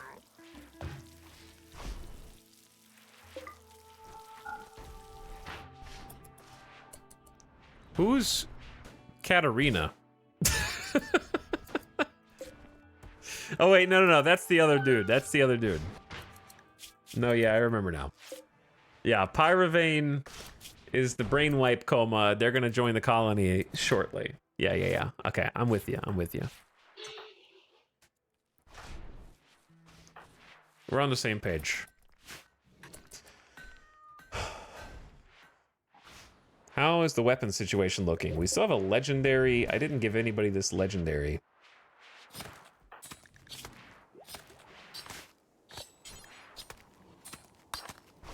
Late LJ is probably a good candidate for that. The survival rifle is kind of... We have a couple backup warhammers.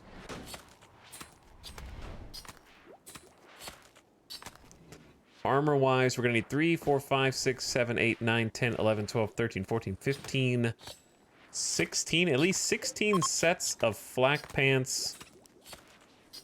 Why is no one making high explosive shells? That's what I'm worried about. Missing chem fuel. What? Does it have to be in a certain range?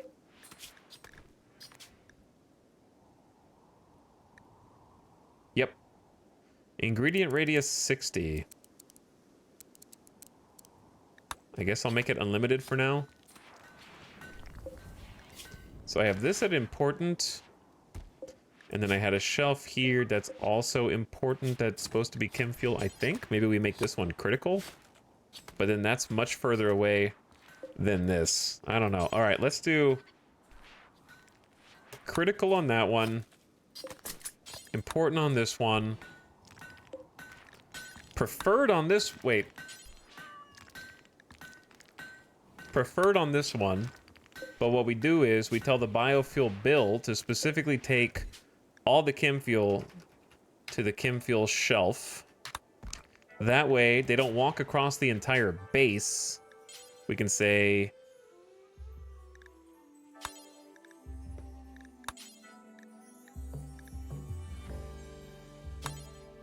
take to chem fuel shelf. And we can instruct them.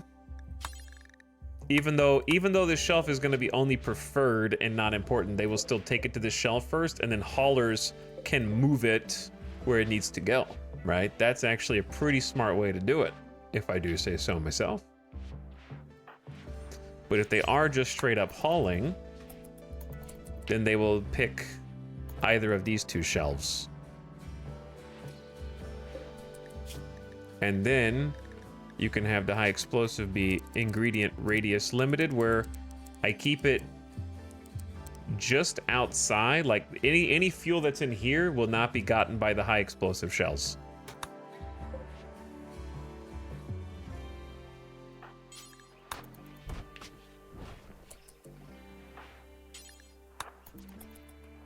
And that way we have like chem fuel on site in here for the haulers, right? All right, this one's critical, so I need to turn this down to...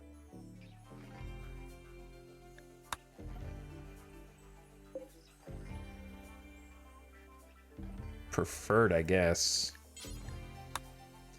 I don't know, I wish there was one more step. I turned the wrong one to critical.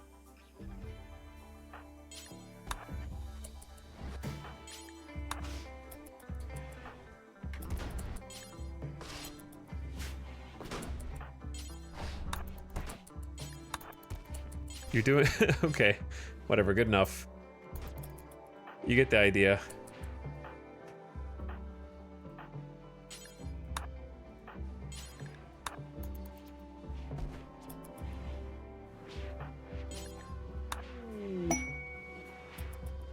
You're only taking 3, dude?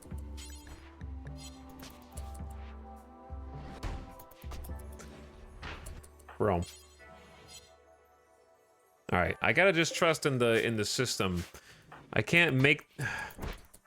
I gotta trust in the system. I like that the break room has a nice little carpet area for the TV. Yeah, if we don't have cloth. Once we have cloth again, I'll probably actually make the carpet. It just works. It just works. Starvation. Cooking is hard, Chad.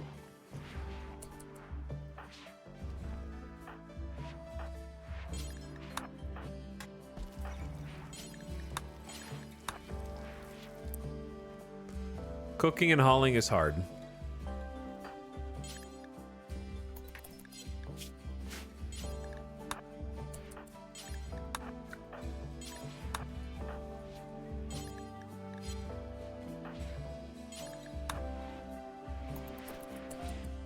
Okay, so who's our chief cooks now? That should be Dragobot, Nasuken, and Seer.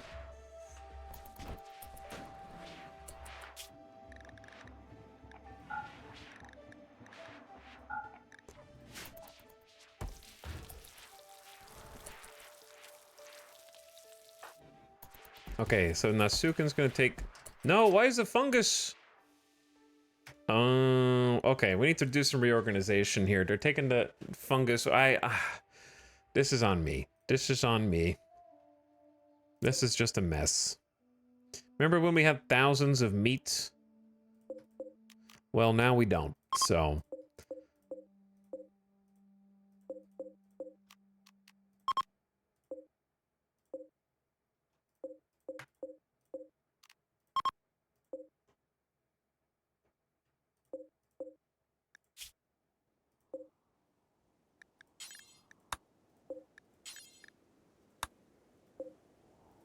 Okay, that should at least fix the problem, because they're hauling the fungus down here.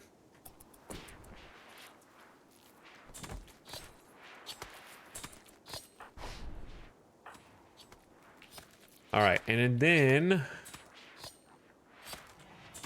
Seer... Nasuken's playing chess. Dracobot is meditating. You guys are lazy as hell.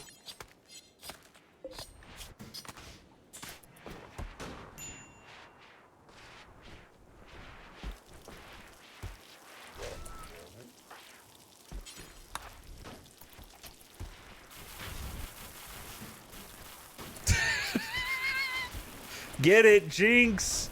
Yes! Look at this master hauler. Fix it. All right, these are now overflow shelves. These are all meat shelves. These are all vegetable shelves. And then if we want to get even fancier, this can be a corn shelf.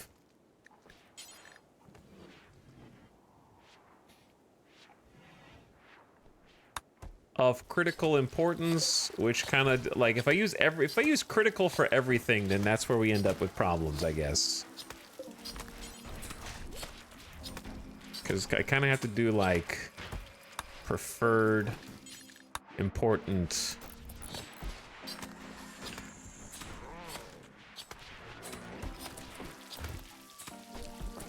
And then they'll fix it from there. Why you got a beer, Jinx? Oh, you're just hauling it. You're okay. You're okay.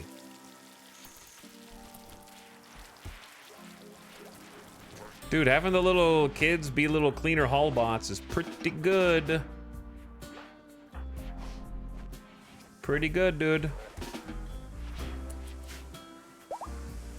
Meow!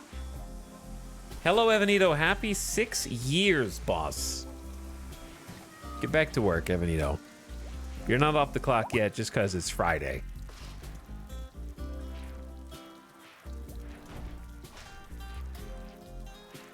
The deadline is tomorrow.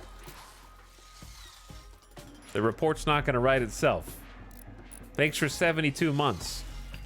Santa Clans also thanks for 66. Hey, what up? I appreciate it.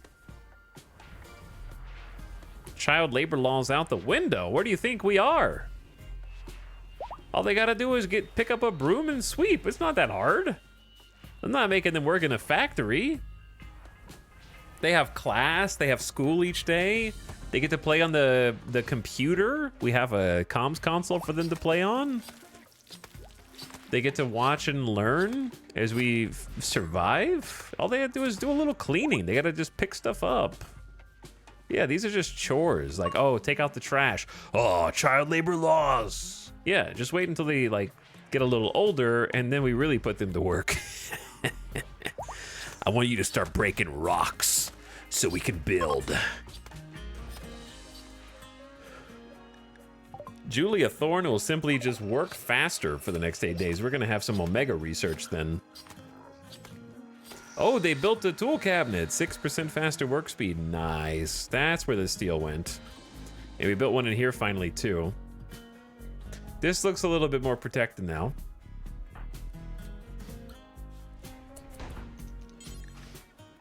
All right, you guys are over here. Just haul the fungus while you're over here, please. We're having trouble just hauling stuff within our base, I've noticed. Seer is also like kind of a loose cannon.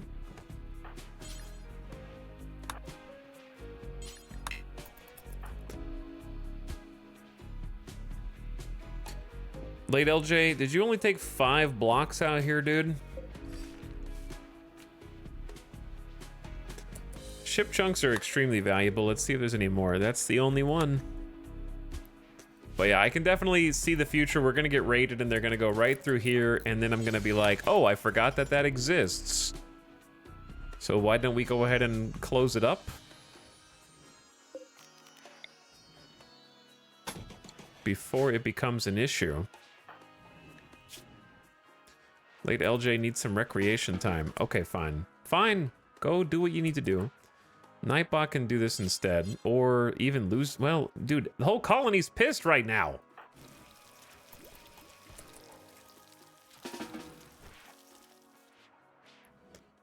Yeah, yo can do this. They're angry. Loser just became the leader of the colony and is already plotting to,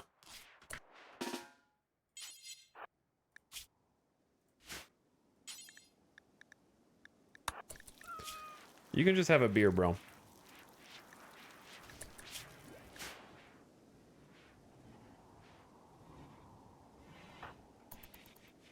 Hurry up. I can sense that Randy's about to do something.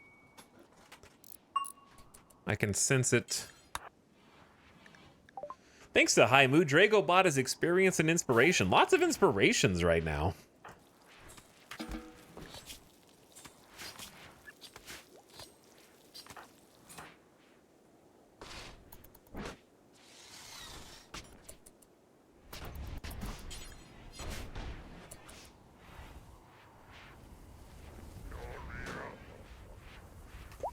Okay, but the most important thing is securing the power. Classic. And at least making it harder for them to break in here. There you go. So much. Isn't that so much better, dude?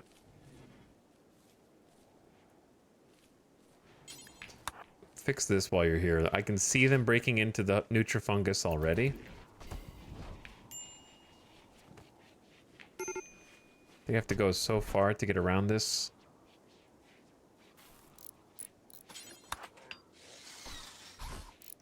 Okay, a little manual wall rebuilding. We must protect the fungus at all costs. Due to being recreation starved, late LJ is now going to pig out on food for a little bit.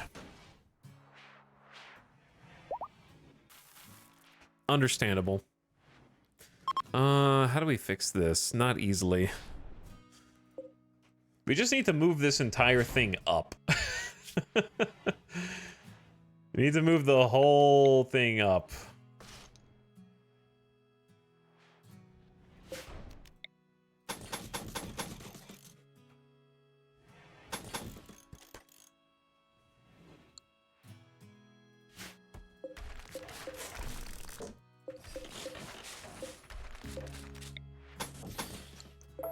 Alright, don't destroy that until we built the outside portion.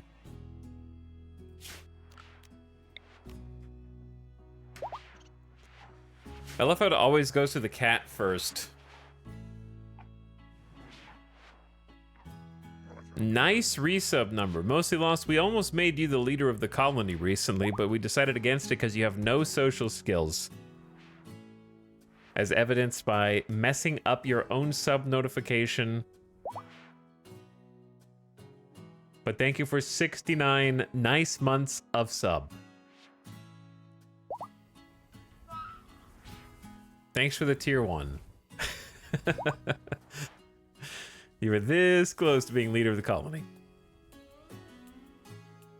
This close.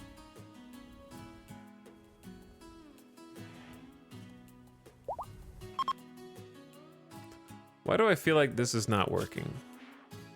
Oh, these are linked and I'm... Okay, yeah, no, that's why.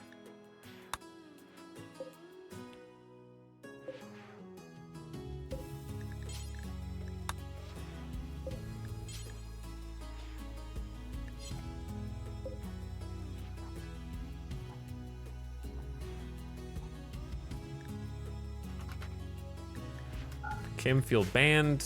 What if I just ban chem fuel from those? And then make this shelf normal.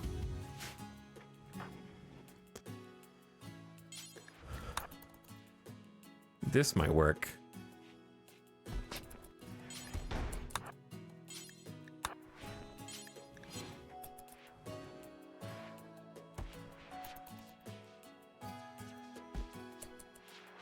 Okay, because here's what I'm afraid of. Being attacked. And if I get in Gutma to go in here, check this out. It's a little dangerous to have your chem fuel in this room, but look, it's nothing a fire foam popper can't handle. But you have some steel, you have some chem fuel, and then you have the fastest high explosive shells coming out known to man, dude. It's pretty good. Repopulate those bad boys real fast.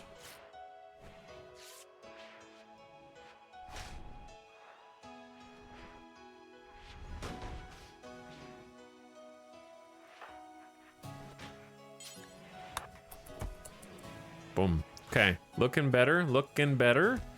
Power looks great. I might turn off another chem fuel gen and only turn them back on if we need them.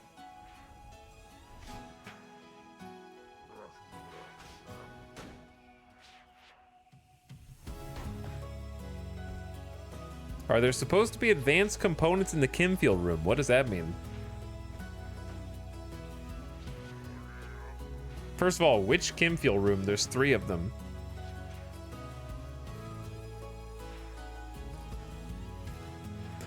More chem fuel for the fuel gods. Thank you, Naroxen. We need it. The biofuel refinery room. Advanced components.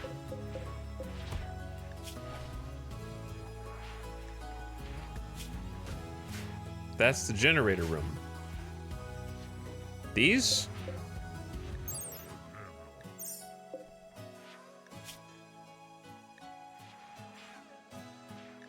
Apparently. Hiding in the corn.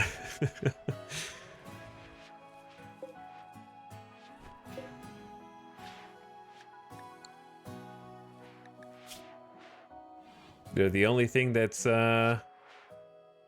checked right now.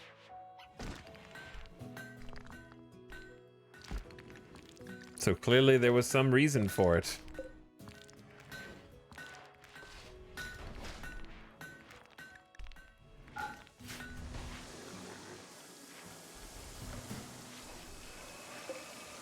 They'd ordinarily go over here. But they'll run out so fast. Alright, and Gutma, you're doing good. Loser, you're doing bad. My lover operator Chan died. But here's the thing. If you just hold out a little longer and just don't make us arrest you. That's all I ask. Just don't make us arrest you. Go do whatever you want, dude. All day, every day.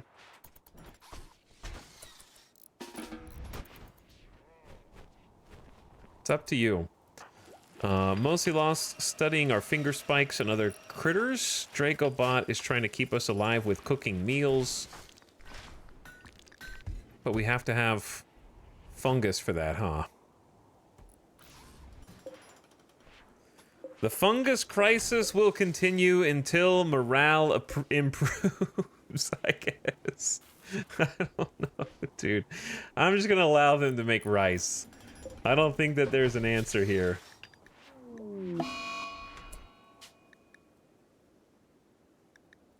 We only have 570 rice.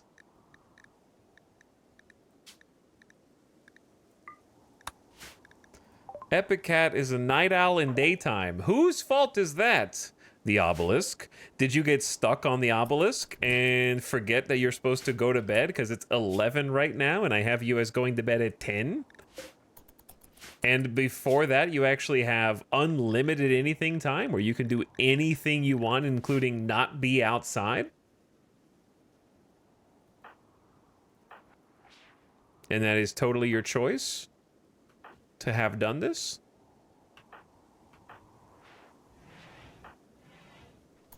It's on you, dude.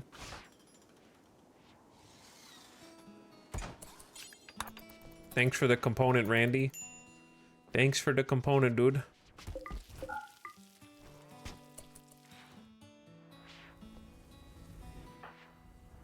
Gamer Deathbot at the tender age of 9 is in charge of carrying around chem fuel throughout the base. It's larger than Gamer Deathbot is. They're just lugging this thing around, sloshing all over the place. Puffing the fumes. I don't. All right, we need more shells. We need more high explosive shells. In Gutma, we have no time for TV.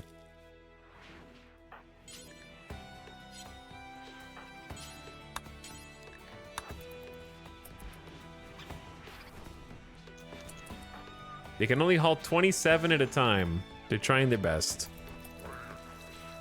Maybe that's actually all they needed to complete the stack.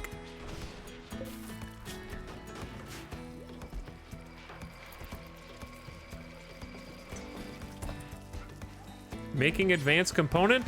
Saha Muse is working on high explosive shells? You love to see it.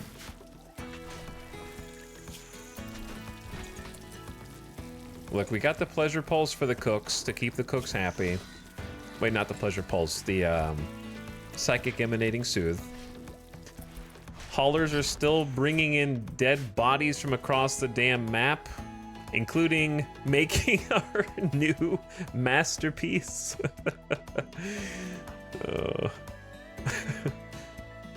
All right, let's start hauling noctals.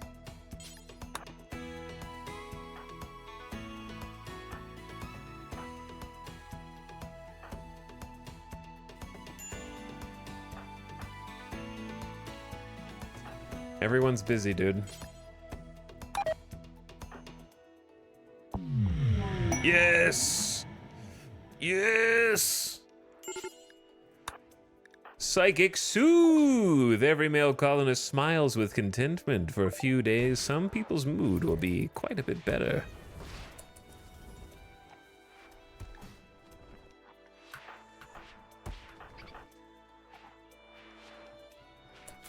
Chat, you know what time it is? Our mining colonists have been doing good, but we have another 840 steel here. It's time to finally dig this out.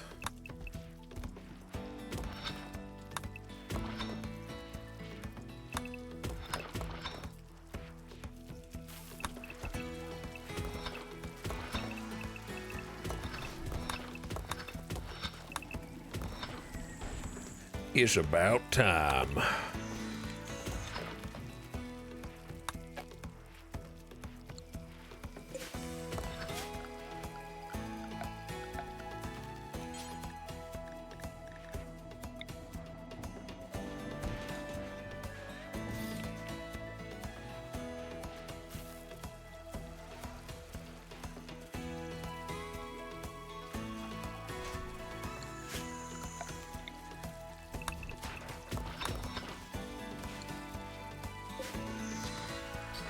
I don't know why there's a door there. Actually, I'm not sure why there is a door there. Oh, I think I know why there's a door there. Uh-oh. Was that me trying to plan something? Silly me. Gambit has discovered a strip of fleshy tissue. It resembles human skin stained gray by tiny metallic particles. It must have sloughed off someone during flesh liquefaction. Someone here may not be what they seem. There are several ways to detect imposters. Imprison someone and send a warden to interrogate them about their true identity. This can take many days. Collect more gray flesh and analyze it to determine the biosignature of the threat. Then use the surgical inspection operation to search for the biosignature, which could take a long time to collect samples, and the surgery is invasive. Execute or banish whoever you suspect. Warning, some parasites can control the mind and even be transmitted to others.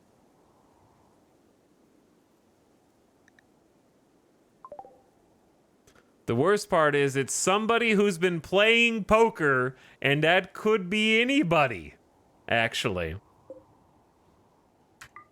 That could actually be anybody. We're not going to be able to do a purely logical conclusion here. Gambit did actually find it.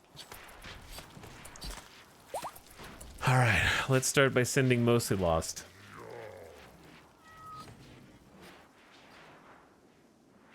To go see what's going on.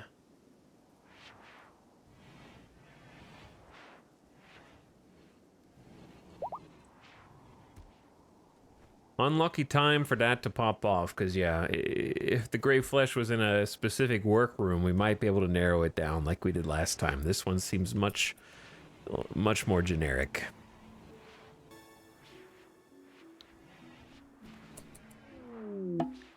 Mostly Lost has finished analyzing the Gray Flesh sample. It carries the biosignature Riftrona I2. Mostly Lost made progress in learning to identify this biosignature in living subjects, but needs more samples to complete the work. Until then, surgical inspections will not detect it. Collect and analyze more Gray Flesh samples.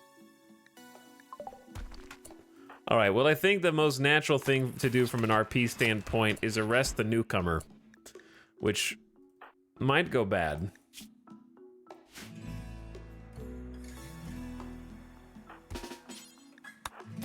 Until we can learn more.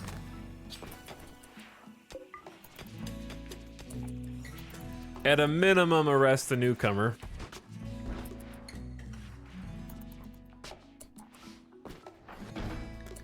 And start interrogating. Wardens will interrogate the prisoner and watch their reactions to determine if they are who they say they are. The chance of detecting an imposter increases with the warden's social interaction ability.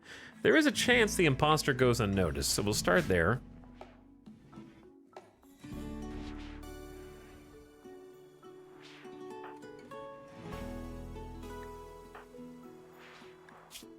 Epic Cat, are you gonna be... Wait, yeah, yo, what are you doing, dude?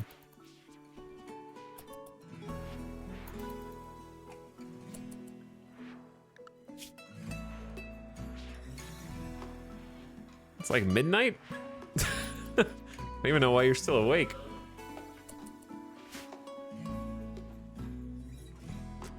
The problem is...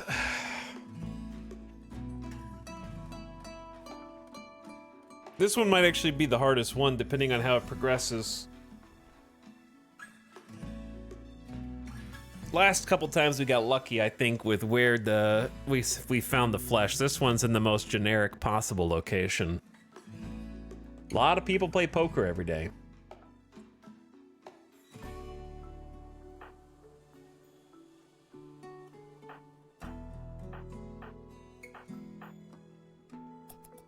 There's not much I can do outside of just arrest someone at random. I think if someone has a snap, then we just arrest them and then interrogate them. But right now, I can't just... The odds of us getting it right by just doing a random arrest are slim.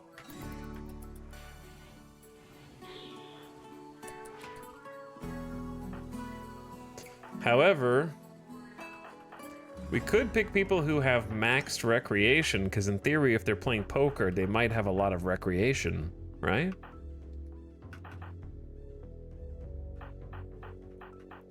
And the people with the highest rec are in Gutma. Late LJ's is like super high. Giso's is super high. Dragobots is super high.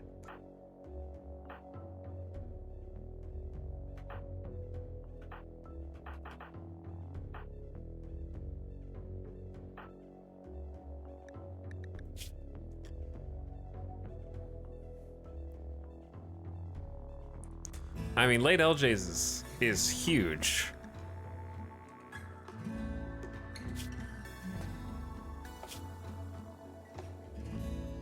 But it's also catharsis. I've been enjoying myself so much, I love it. Plus 10.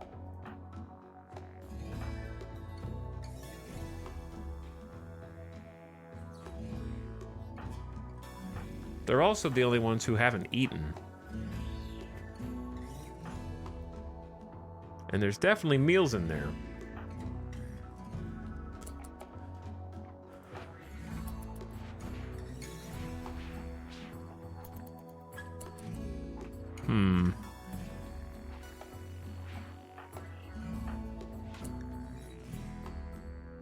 Cut them open. I don't know if I want to take my best builder. All right, late LJ.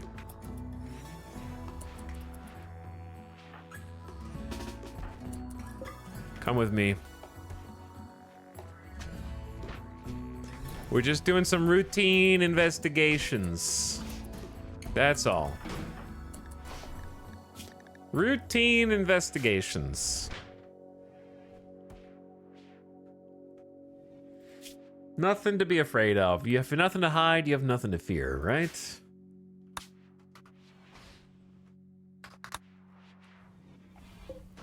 We should make some more sculptures.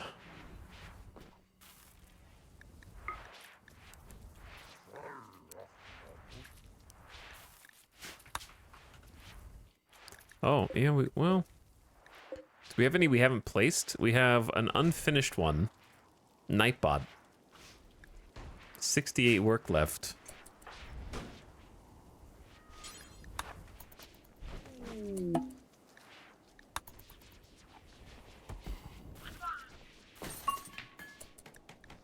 Gambit reached level 1 shooting. We're learning about combat in class.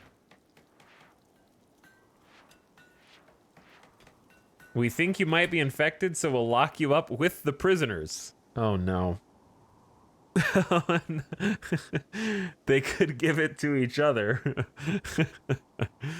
We need to put them in isolation. Oh no.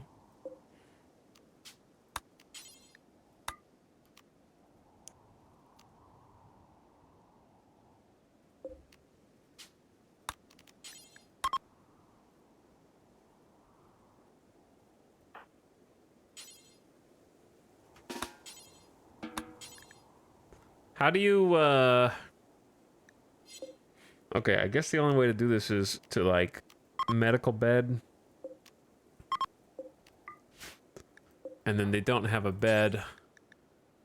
And then you prioritize coming to get them.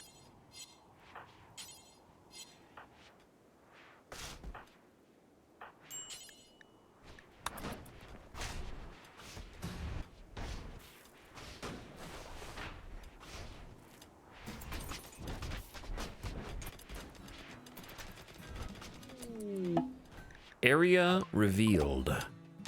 We found the jade. The jade!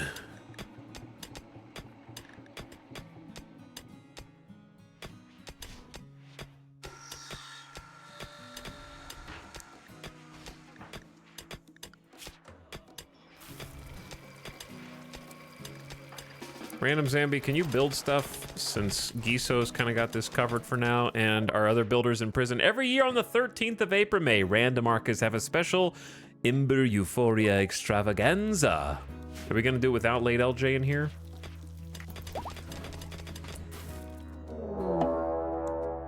That was freaking fast. Holy shit. It was Seer. A metal horror is emerging already. It was the new guy. Slicing through flesh and skin, this nightmarish bladed creature is cutting its way out of its host. The metal horror is emerging from Seer, implanter insectoid. Seer's metal horror emerged because it was discovered by Julia Thorne during investigation. This is actually the first time, I think, for us out of 3 metal horrors that it's been like a new guy who came here. The last 2 times it was just a regular colonist. I love that you can try and logically deduce where the metal horror is. It's kind of fun. And it's also difficult to be prepared for them because you may or may not detect them. Any tips for killing metal horrors once they're found? Sure. Watch and see if my colonists die. Surround them. Conquer them. These horrifying metallic parasites live inside the victim, taking control of higher reasoning via a network of hair-thin metallic filaments that they spread throughout their body and brain. They control the victim's mind and compel them to infect others with more metal horrors. What I'm gonna do is get everybody in here. And then the metal horror is stunned. And then is gonna try and break in the door. We have a few short seconds to get Yo up. And then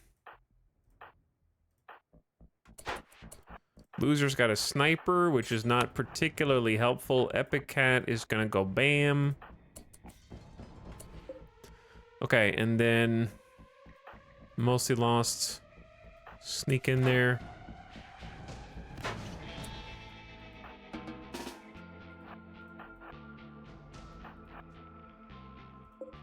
So this is what I would do, right? Open the door. And just kill his ass. And just don't get killed. It's easy. Just don't die.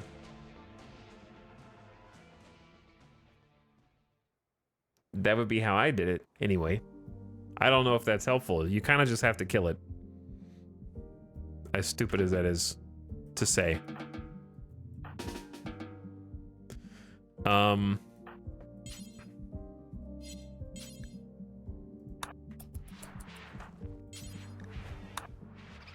Wait, where are you going, dude? No, just take them to this bed. Carry Seer. Put them there. Do the medicine. Shut the door. Yeah, the later you find it, the stronger it becomes, right? I haven't actually seen like a late... I haven't seen a late life cycle metal horror yet.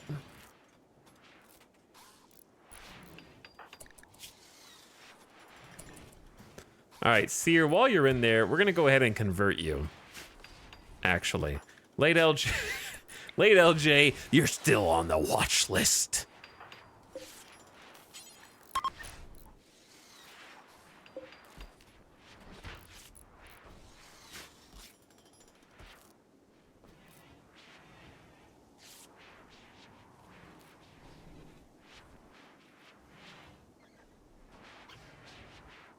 Someone will be along to let you out shortly. We hope, anyway. And then this is... You can go back into bed with your husband.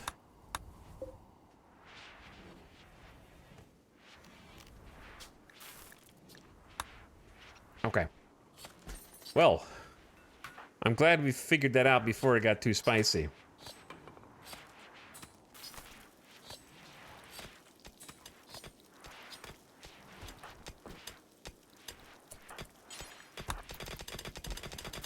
Giso is a machine.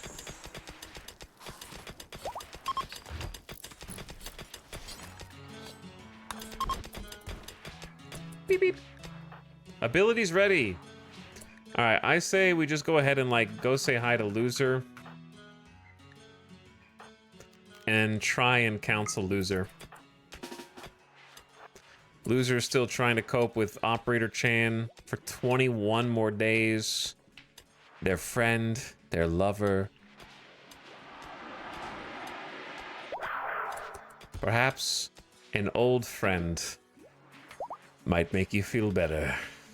Epicat used to be the moral guide of this colony and is again. Loser was the moral guide from one moral guide to another. Counseled by Epicat, plus 16. I got some counseling about something that's been bothering me. It's good stuff.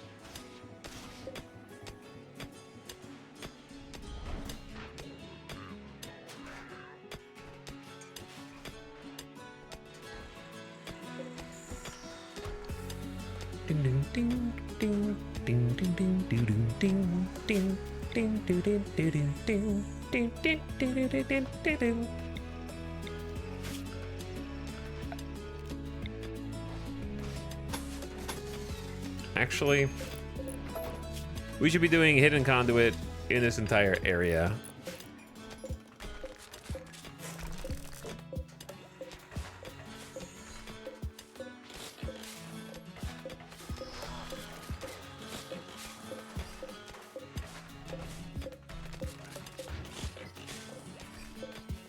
Okay. Hidden conduit for sure.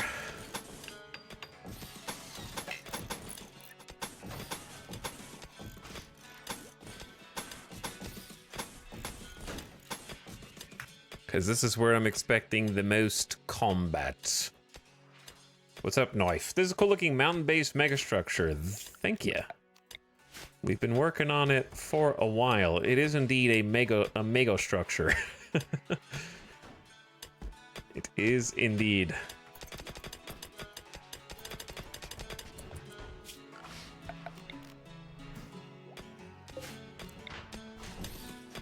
But yeah, I've been wanting to carve this out for a long time, dude.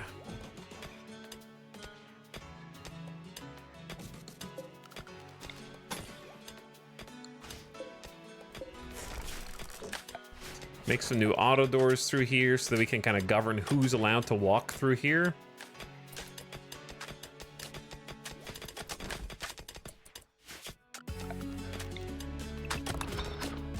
Which means we're definitely just gonna get attacked immediately, no doubt.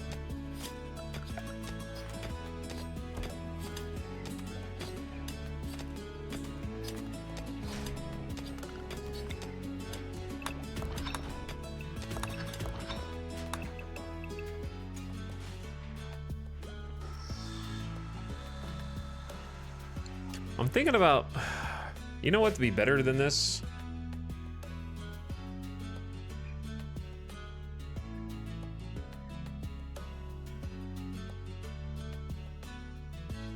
I was thinking security door. I might need to reevaluate a little bit of these plans, actually.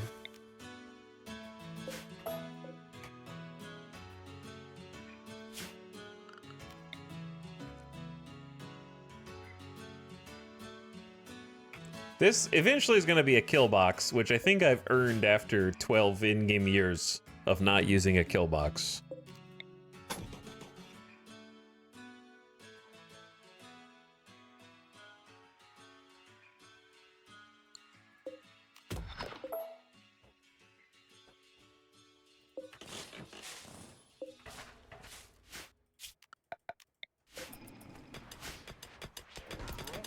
I feel like we're almost definitely going to get raided from this side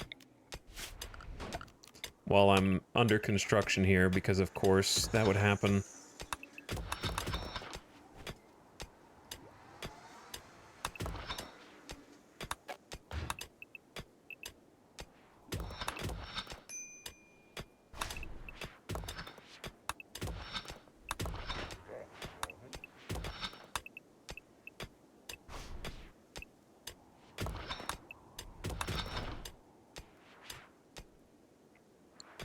All right, there's a lot of plans for this front side, but it's a mega base kill box. Yeah, it is. It is a mega base kill box. It's different, okay?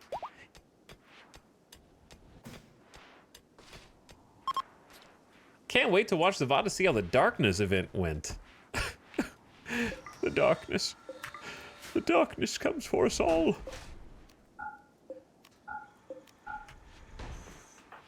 The pain. The suffering.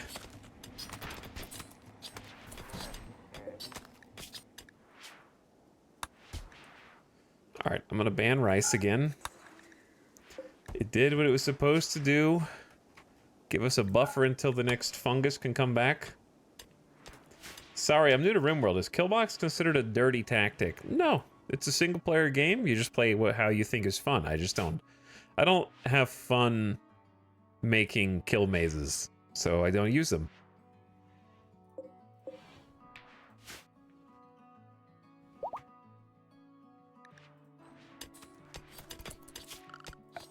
Pretty much as simple as that.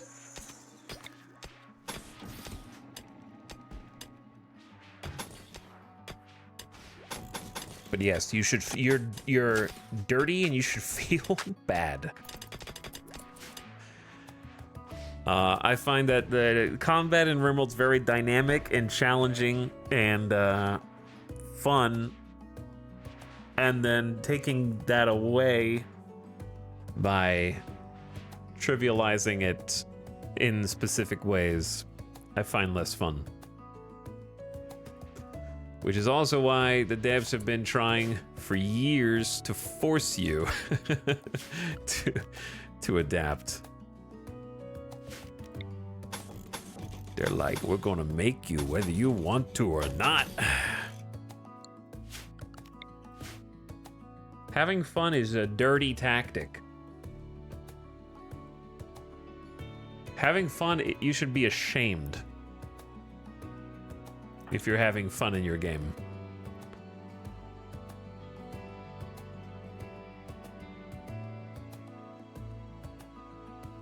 Where is my ledge? There it is.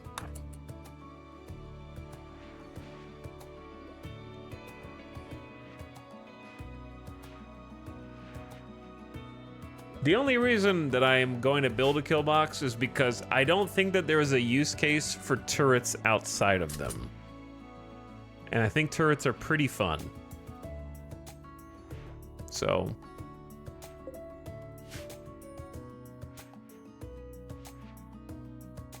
But I don't think it's worth using turrets unless they're also part of a kill box. I don't know the use case for them. Considering how expensive they are. Just for them to die. Seer is having a insane rambling, terrifying hallucinations, and perceives everyone as an abomination and a perceived threat. But yes, I would say that for me, I'm less concerned with winning and seeing the victory screen and more concerned with having a fun and different campaign each time. If I build huge and I don't try and mitigate wealth, which I don't, my wealth go up. We can actually sell Arconexus whenever we want, but we're not gonna, because that's not the end that I want. Like, I could quote-unquote win if I wanted to. But I like, my particular way of challenging myself is my own playstyle, which is without wealth mitigation or management, trying to get as rich and wealthy as possible, and building exorbitantly large bases that make me happy to look at. Not that this one's done.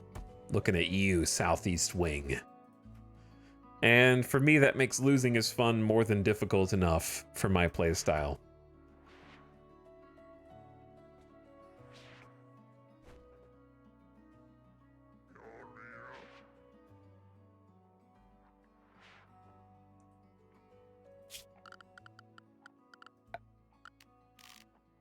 But yeah, mini turrets being 3 components just to distract a Neanderthal for 5 seconds is a losing proposition, in my opinion.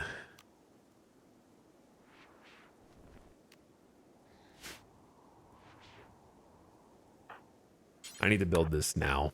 Like, this has to be built now. We have a big security flaw until it is built.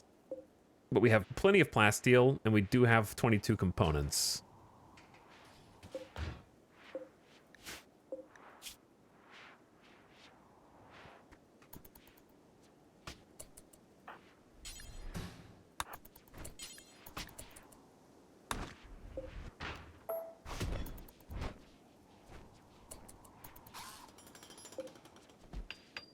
Thank you, late LJ.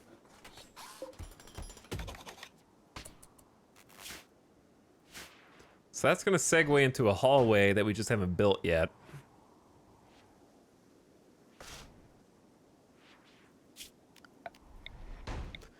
And then,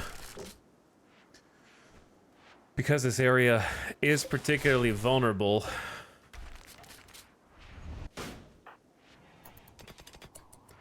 I'm going to kind of just micromanage this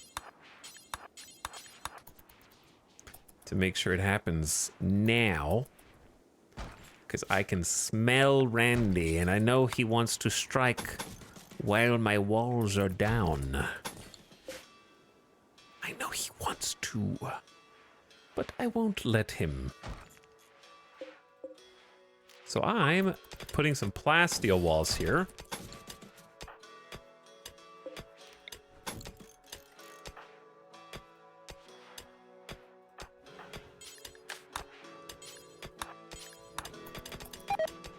Randy is a stinky guy. He is a stinky guy. You're right about that.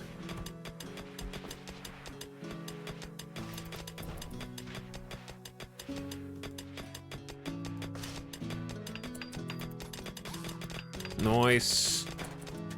Beautiful plasteel. Beautiful 840 HP plasteel. I think for too long I have not used plasteel walls. You know, like they've been there the whole time. And I just really haven't used them very much. Who's your favorite colonist so far? I mean, it's probably Nightbot. Just because they've been here since they were a baby. And now they're one of the most valuable colonists. Loser's great. They're all good. They all have value.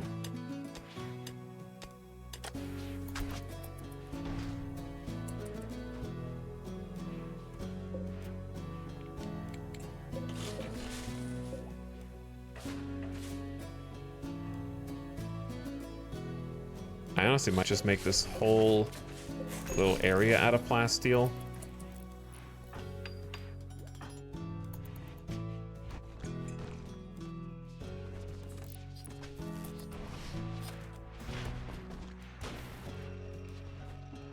Late LJ, what are you doing? Making an auto door? What auto door did I queue up? This one? All right, hold on that for a bit.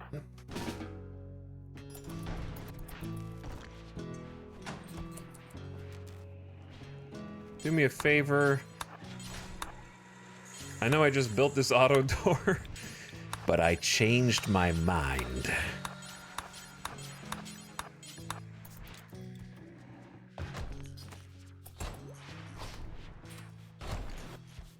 I feel like someone is missing, but I can't figure out who. What did they just deconstruct?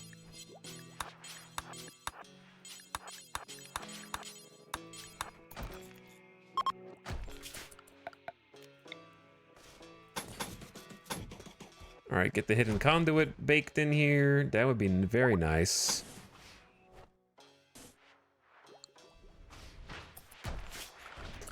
And then more plasteel walls. Also, we need a security door. Boom.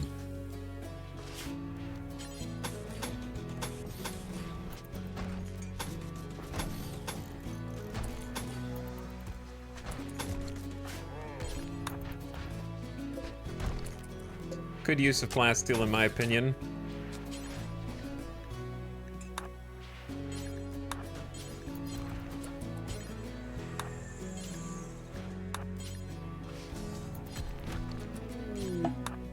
Obelisk, what are you doing?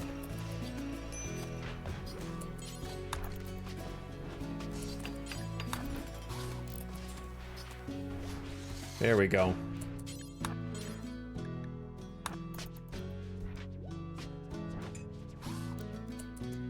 Okay. I know I'm having to babysit you real quick, but I promise that it's worth it. Because I don't trust you to do it on your own. And that's the truth.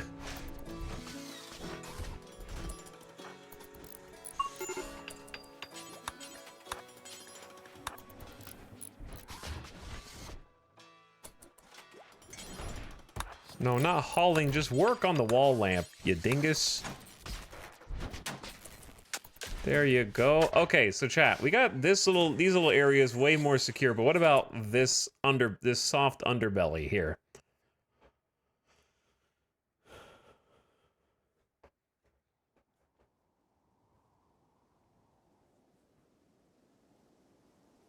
I wanted to have a shortcut from the armory to the front.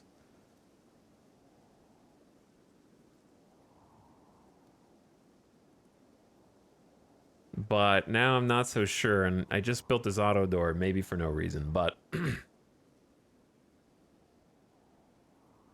don't know if it's worth having like a security door in here or just keep it walled, or what the best play is.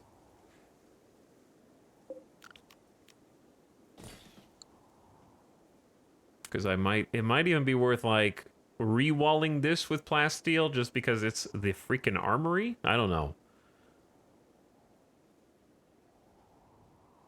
But then if we want to go to the front, we have to go from up and left or down and left, and it might be better to have like populate it from here to here and then over instead of going like back and around.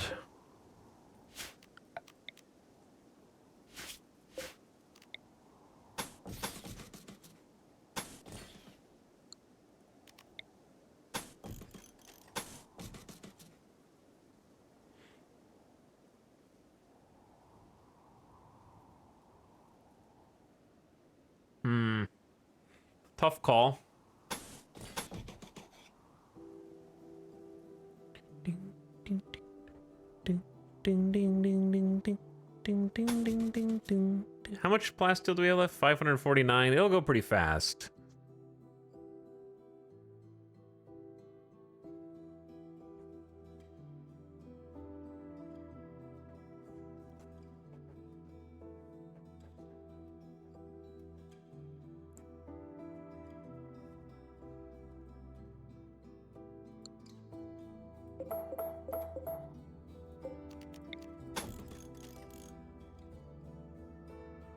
I'm thinking about whether it's worth it to have like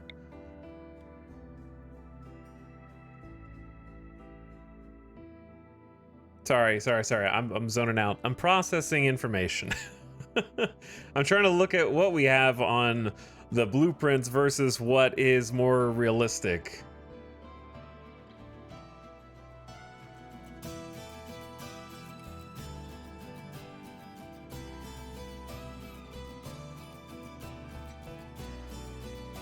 Thonk. Yeah, I'm doing some thonk.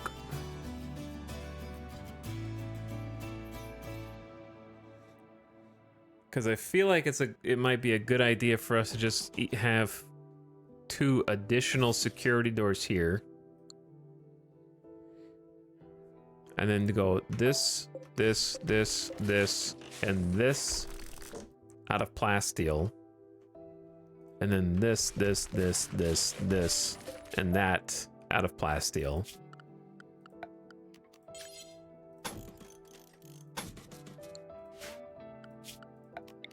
And we have a nice little box there.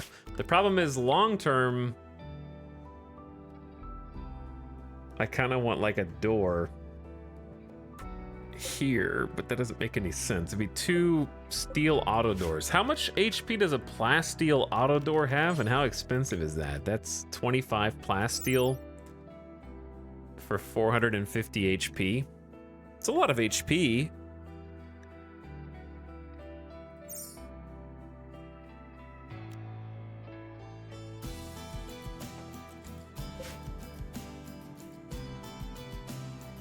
And it's cheaper than the security doors,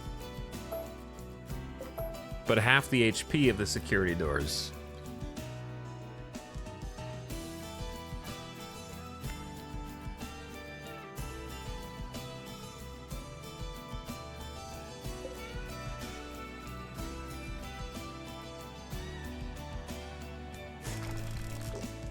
So maybe it's cheaper if we just did like a few plasteel security doors instead. Or plasteel,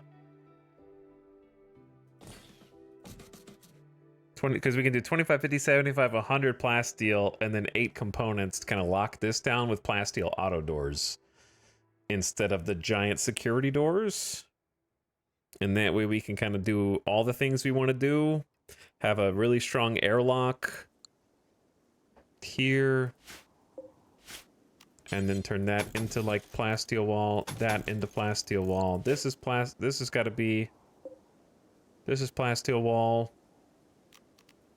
That's plasteel wall. This is plasteel wall. And then that's a plasteel door. Maybe that? It's hard, I know it's hard to see that right now, but Let's give that a try first. Late LJ, I know you want to rest. But we don't have time for rest.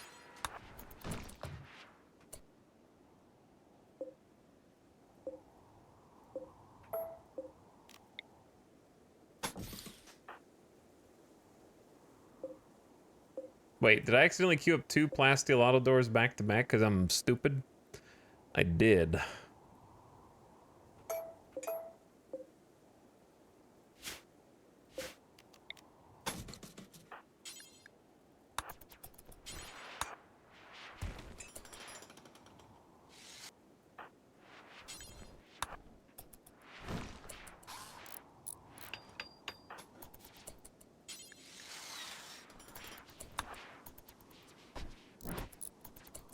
Late LJ, you're already out here, dude.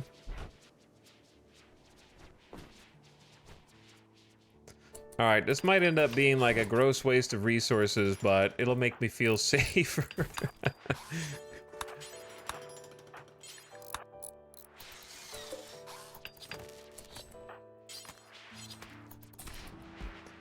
My plasteel reserves!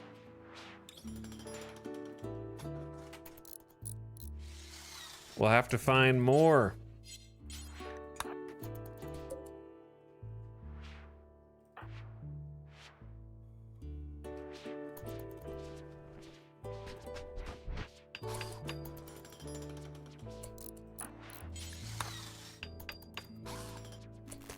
Okay. That's at least enough, but then we have to do this. God, I forgot about this. Hold on. Random zombie, come back before we get raided.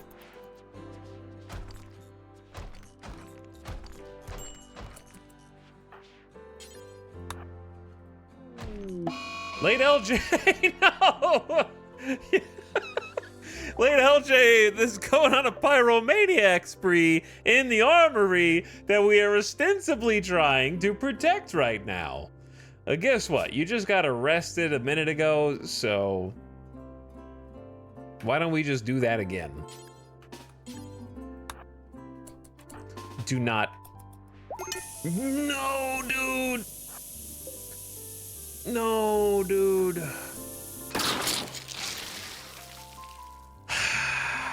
It did its job. It did do its job.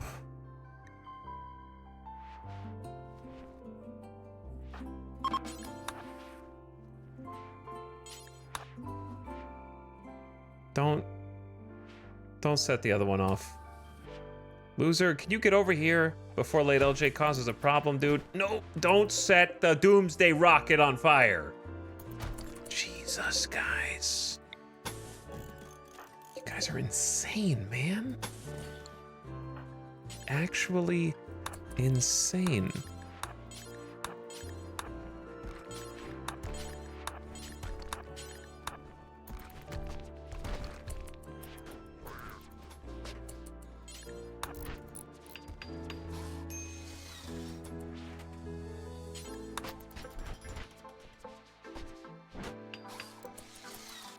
Thank you.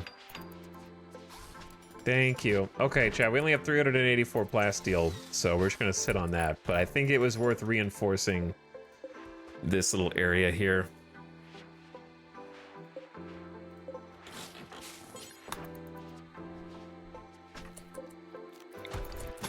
It's not like we can't get more. Only. Only.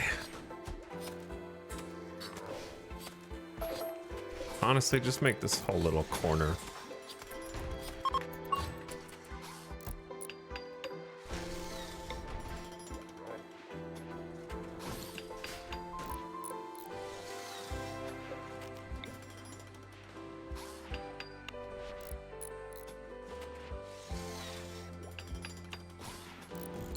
All right, I don't know what happened. While interacting with the obelisk, Mostly Lost felt a sudden sharp pain in his chest as his lung began to twist and swell.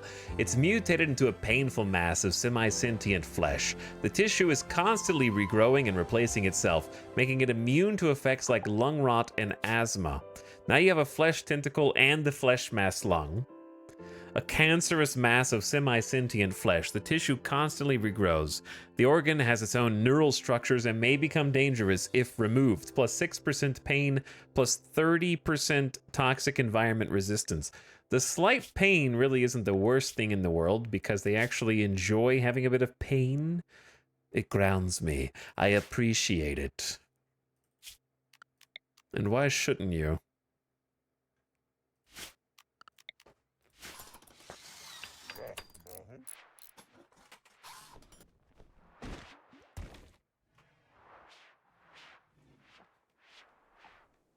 Okay, but anyway, we should think about shutting down or using the cloned corrupted obelisk on purpose so that we can, you know.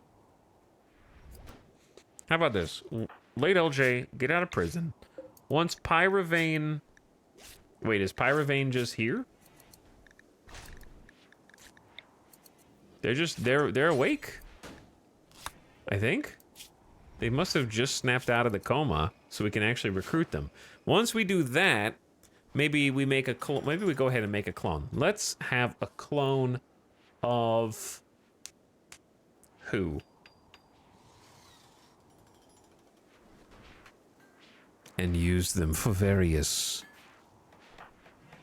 rituals. How about a clone of Nightbot?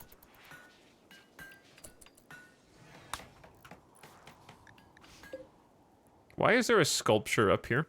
Do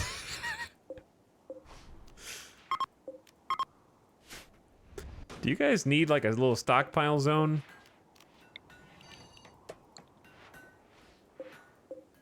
No reason. We got some steel down there that we found a while back, I guess. A marble small sculpture.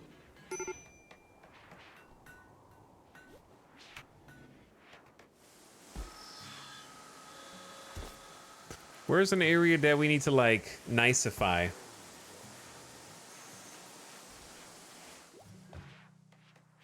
We don't really have any sculptures in here, but we have a lot of other stuff.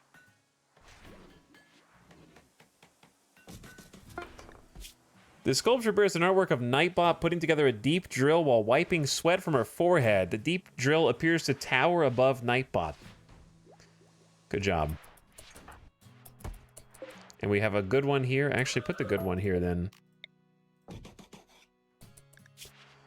Solidarity for Mostly Lost. The sculpture resembles Mostly Lost Imada conducting experiments, seeking to understand the secrets of Sissy, with barely concealed disgust in his eyes. The steady work of bioferrite harvesters can be seen in the background.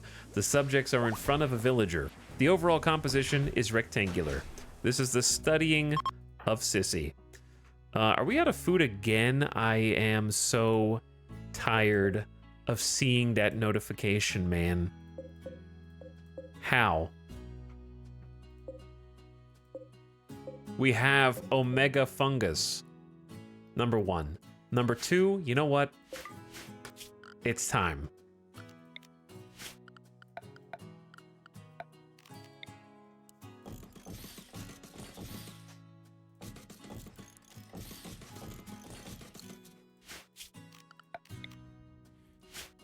We got the heater already. I'm gonna put some hydroponics. That's 12. They're each one component. We're gonna only have 6 components left, and it's gonna be 1,200 steel, which we may not have, because I might have disabled the power conduit there. Hold on.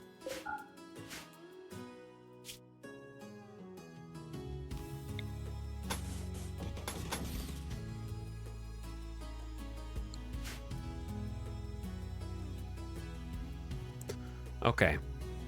Another issue.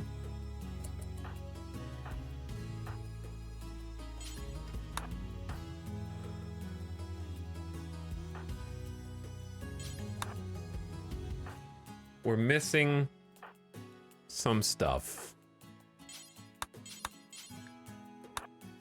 You guys are watching too much TV, dude.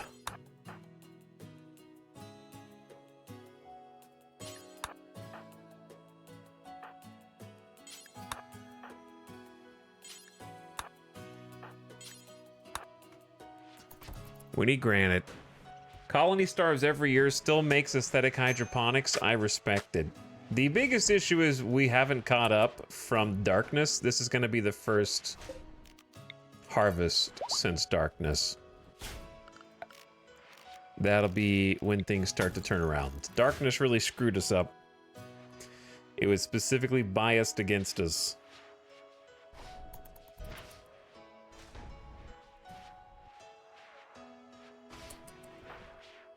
To be honest.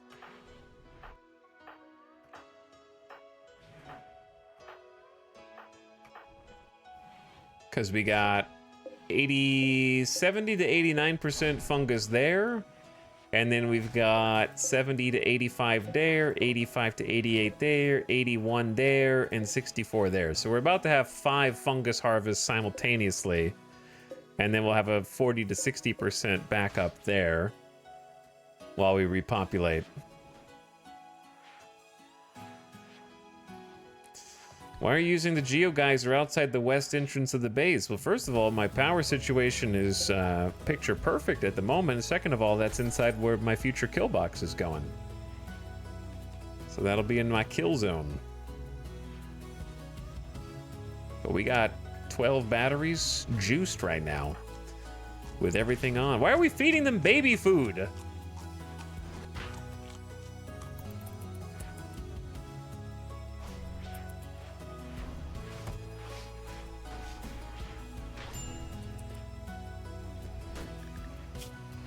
Loser expressed interest in Pyrovane's hardiness. And Pyrovane, after becoming human again with our help, rescued from the cult, is our newest colonist. And Dirt Mole.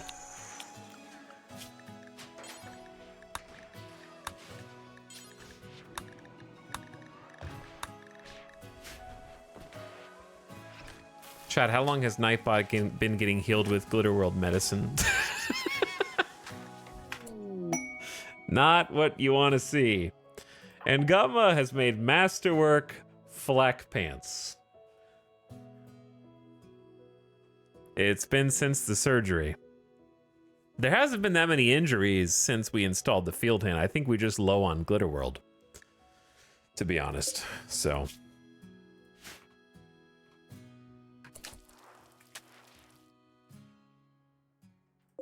all right, this thing's back on.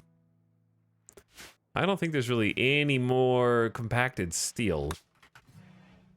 There's plasteel. We actually do have a ton of plasteel still. Oh my god, we have 2.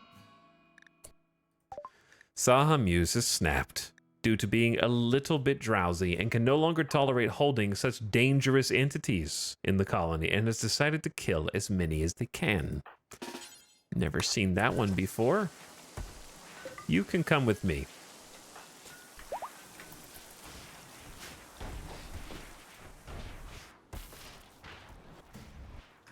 All right, Nightbot. I got a job for you.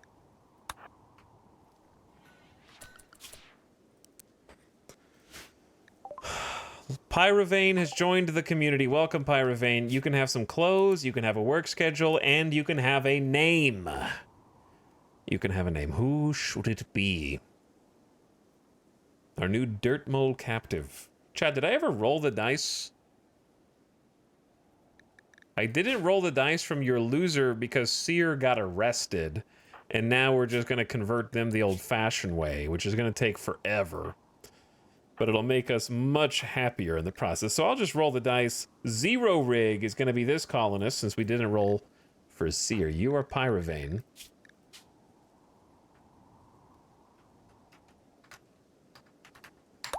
Zero Rig. Your work schedule is going to include not being a doctor, resting in bed, not doing childcare, flipping switches, but mostly art, mining,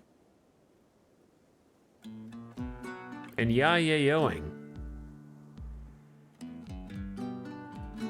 Because if you do mostly mining, then you can help Giso. Or you could just be in charge of crops. All right. Art, then crops, then mining, then hauling, then cleaning. Yeah, that's good.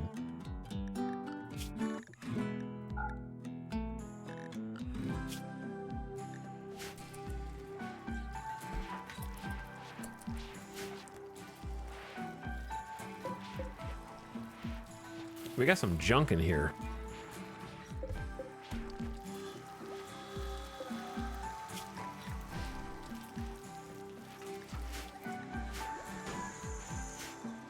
We got some cleaning to do, chat.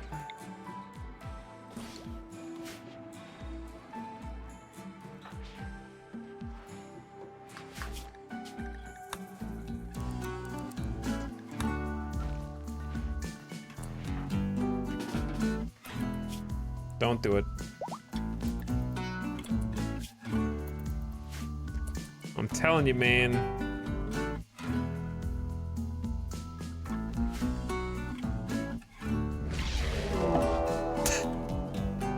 Uh-oh. While Nightbot interacted with the obelisk, it pulsed with energy and generated a flash of light. Nightbot found herself face to face with a murderous duplicate. Their legs, arms, and hand have regrown. Oh no, they're faster than you by a lot.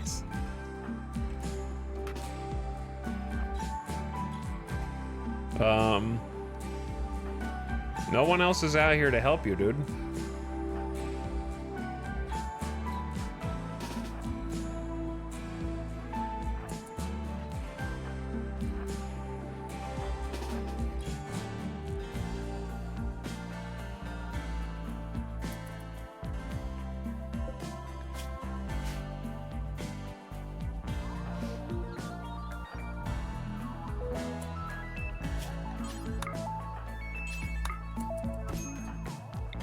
Don't forget, Nightbot has like 15 freaking melee.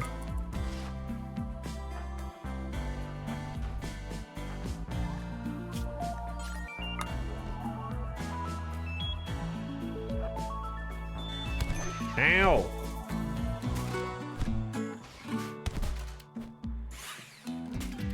What? Nightbot broke Nightbot's right fourth toe with her knuckle. How did you even die? You got a fourth toe kill?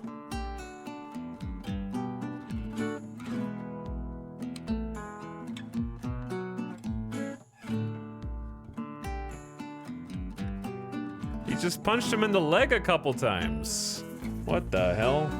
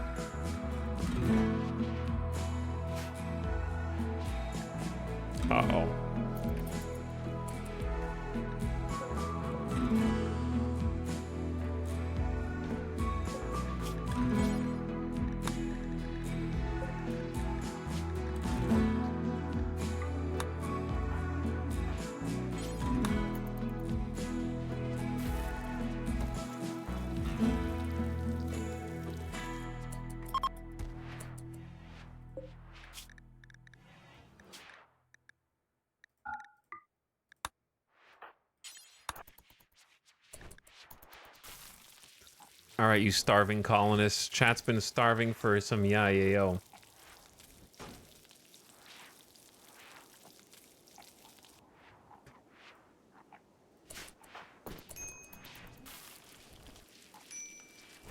And now you've been fed.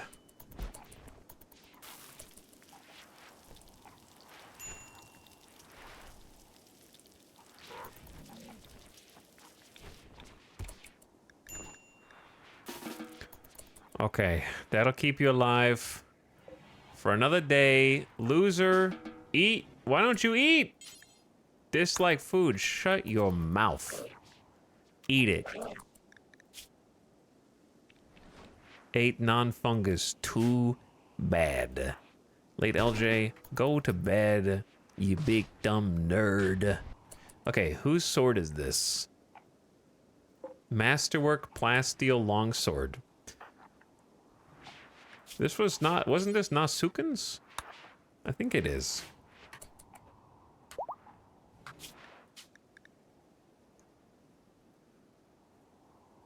Okay. Corn is for animals. Fungus is for people.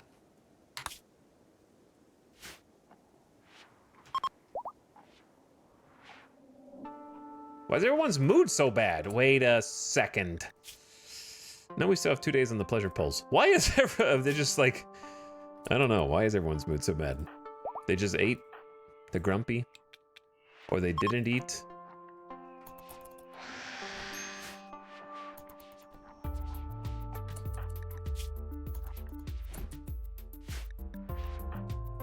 You guys will be fine, you bunch of whiny babies.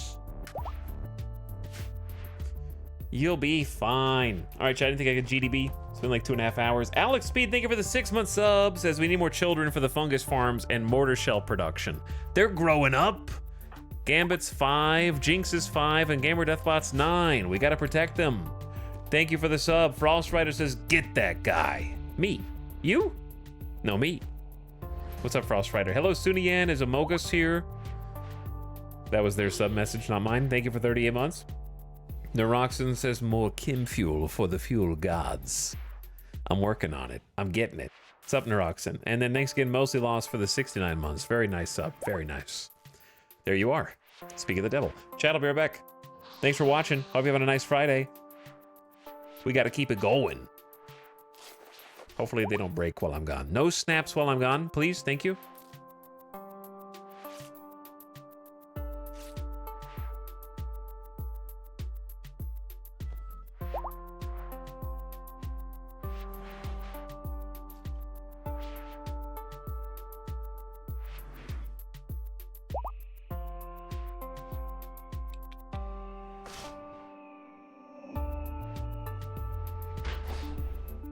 How dare you? I stood up, I pick up my dog, and what do I see? EJSA. That's one acronym that I could think of to describe you. The other one would be BRB Raider. BRBR. What's up, Raiders? What is up? I am not here. You know who else isn't here? John Centration has become overwhelmed with horrible visions thanks to having a flesh tentacle. I mean, it's pretty useful though. Having a flesh tentacle instead of an arm is pretty useful. What's up, EJ? Thanks for 11 months, dude. I appreciate the freaking raid. I was hanging out in EJ's channel earlier today watching some Fallout factory building in Fallout 4. Dude is an arms manufacturer with a mod that sounds pretty cool where you can take over the entire map effectively and then build on the entire map if you can afford it / take it by force, I'm assuming. Was making 45 ACP to sell to the good people for Omega bottle caps. But I hope that the assembly line's been treating you well, dude. Thanks for the sub. Thanks for the raid. Thanks for 11 months. What's up, Kurosaki? Mount Shaw, welcome back. Urnok, glad to have you. Sorry you got wrecked by Nightbot. Hello, Quintessa. Sound like a really cool mod. How many mods do you have in Fallout 4, actually? Like, how many are installed in your particular playthrough? Let's get a shout out for our friend EJ. Highly recommend checking him out, giving him a follow. I know he's been, you've been feeling, you said you were feeling a little under the weather. Have you been sick recently, did you say? I hope you're feeling better.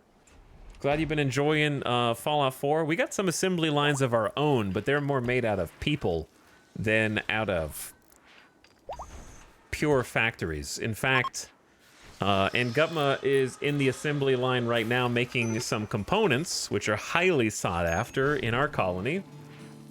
At our fabrication bench, we've got a nice little supply, hopefully of steel coming in soon. I don't see it. Yep. Zero rigs out here with the deep drill, mining some steel, which we are now hauling back to make explosive shells. We're building some auto doors. We got a lot of construction going on here at the moment. And excuse the mess inside my armory. Here are all the arms we've manufactured so far. Someone just tried to set fire to our armory inside the base, and one of my fire foam poppers responded aggressively. Brimo got me sick. Shame on you, Brimo. If you can hear me, shame on you. But either way, I hope you guys are feeling better, and I hope you're on the other side of it now. Thanks for coming over. Chat, if you haven't already, please follow EJ. Check him out for his next stream. He'll probably... He's live all the time. He's a machine.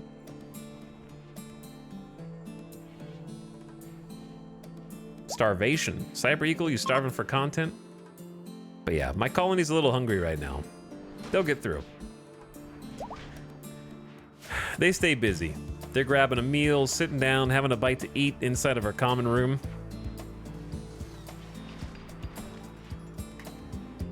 Thanks, man. Much love. Lurking it up now. Hey, enjoy your lurk and the rest of the night.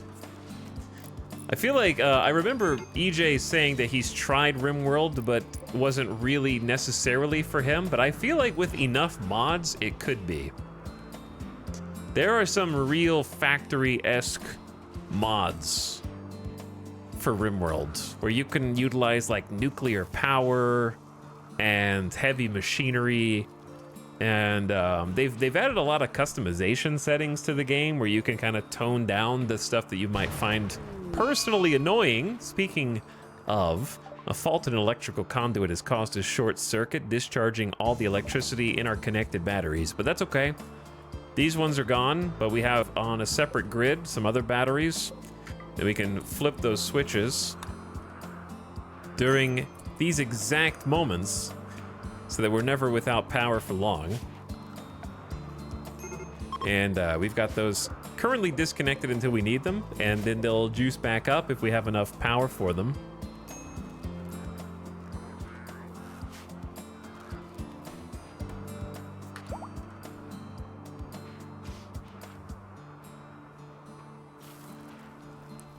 I'll be back Monday at 5 p.m. 5 p.m. is kind of late for EJ. He's my normal go-to morning broadcaster I watch during lunch. I wake up, I eat, and Bambino the snow hare is dead. I'm sorry. Drug overdose? What? No! High on go juice?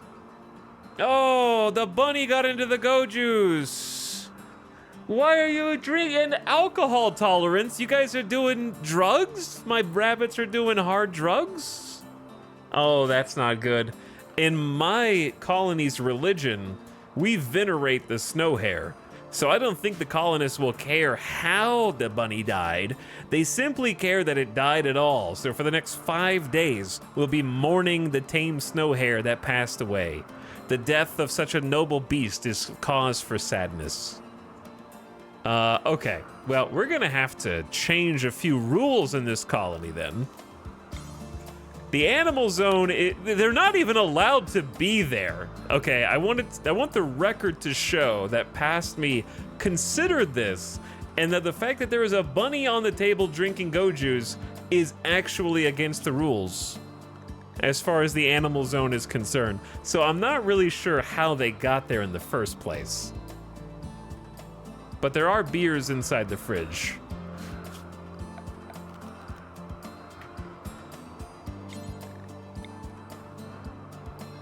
I will simply create a larger zone away from that. I'm not really sure how they got there.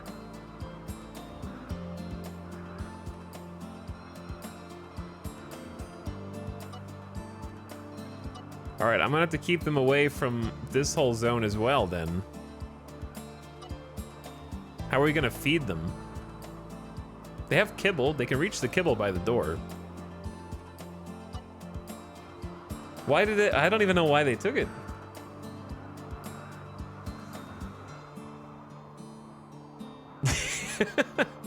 Either way, that is so funny.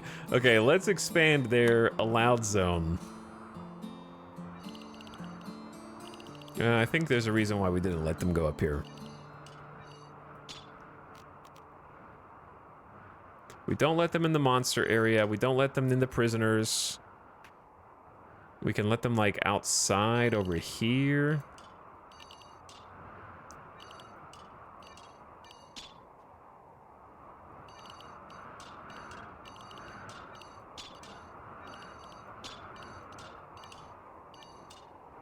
Okay. But yeah, how strange.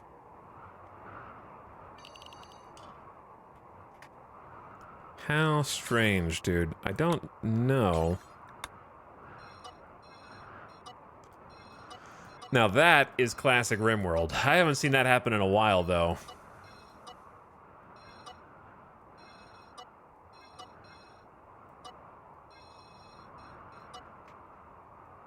Bunny and the go juice.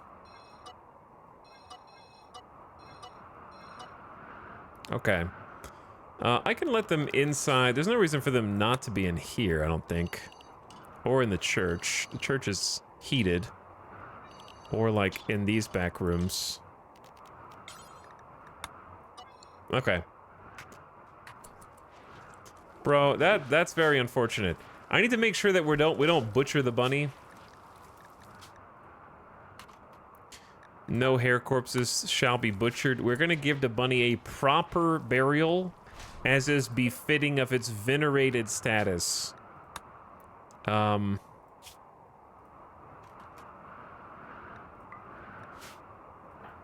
leader loser, where did the bunny go?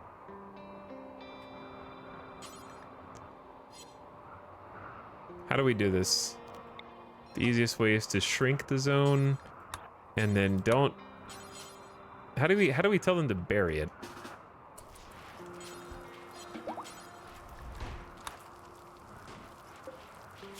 Oh, this is critical.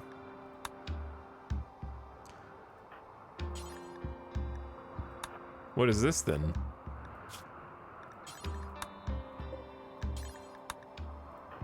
Okay, now I can bury Bambino. Bambino the bunny overdosed on go juice. And if you just came up from EJ's stream and you're like, what is this game? There you go. I think that explains it pretty adequately. If that doesn't tell you all you need to know about RimWorld, how did a bunny use a syringe? I have no idea.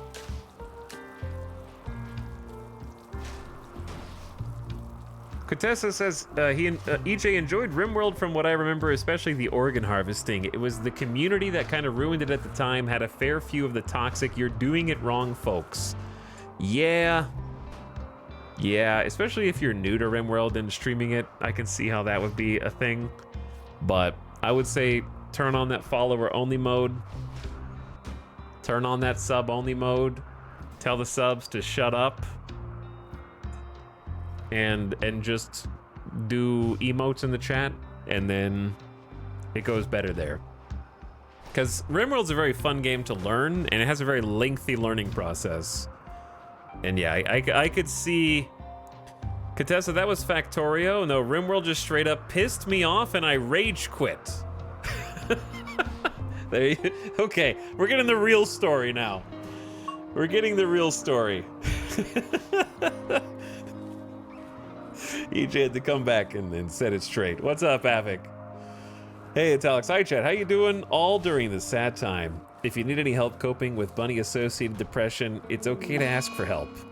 Or food binge. And go have a few meals. Not that we really have that many. We need to stop cooking the corn, though. Preferably. Because, like, it should be time. They should have enough fungus.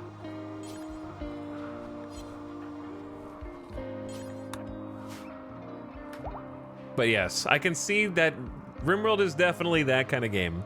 Tynan is a sick individual. Well, I'm curious, though, EJ. Obviously, no pressure to play it again, but I'm curious, when was the last time that you played it? Like, when was the rage quit? Vaguely what year?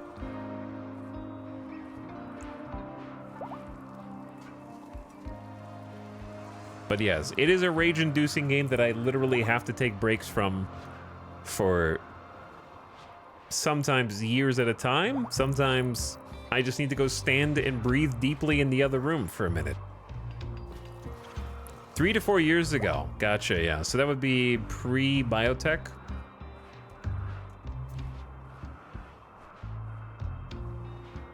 Because biotech was like a year and 7-ish months ago, I guess. I would really enjoy watching you play RimWorld again after these 3 to 4 years have gone by. I don't think that there's anything that's happened that would be like, oh, you'll suddenly enjoy it now, if you didn't before. It would just be fun. I like watching the new player RimWorld experience. I get that sick masochism that you chatters get watching me go, ah, the Revenant's escaping again. Like, I want to be able to sit there with the popcorn and not be the guy who's trying to, like, put out all the fires constantly. But that being said, I do think that the main thing that's changed since 4 years ago was when you make a new colony, there's a lot more customization options. I don't think that these were really there, where you can set an actual straight up custom game. And if there were specific aspects that pissed you off, you can turn them off entirely. That you were just like, this is not even fun. A lot of players like to turn off insects. A lot of players like to turn off, you can just turn off mechanoids if you want to, as a whole faction. You could just, not on this screen, but you can disable the faction. A lot of people will go in and there's like one thing that really breaks RimWorld for them, and this is the place. You can change colonist insta-kills from an attack. A lot of players hate insta-kills, and they think it's busted, and you can straight up turn that off. The incoming damage is adjusted so it will down the colonist instead of kill them. Me personally, I'm the kind of guy where the frustration is kind of part of the journey, so I like everything on default, but I will always advocate for more settings and customization options and people making the play experience the way that they want it to be. Some people don't like the fact that there's kids in the game with biotech, which I totally get. You can totally disable children. You can also turn off child raiders or child shamblers. You can just disable that aspect entirely if that's something that is upsetting. But yeah, I think I don't think that those customization options were in the game a few years ago. So it's way more tailor-made experience now. And that's without even, of course, getting into mods, but...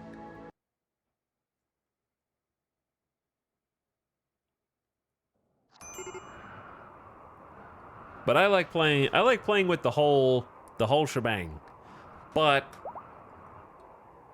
I think that everyone should play in a way that the thing is ultimately like you shouldn't hate yourself after you're done playing RimWorld.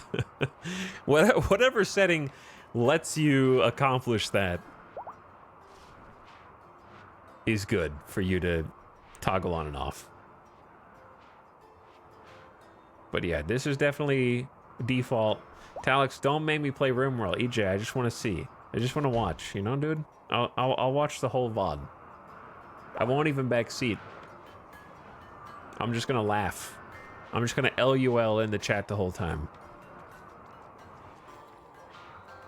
I love how it went from like no pressure to like, okay, I want to see this. Go ahead. Can't wait. No, I'm just kidding, man.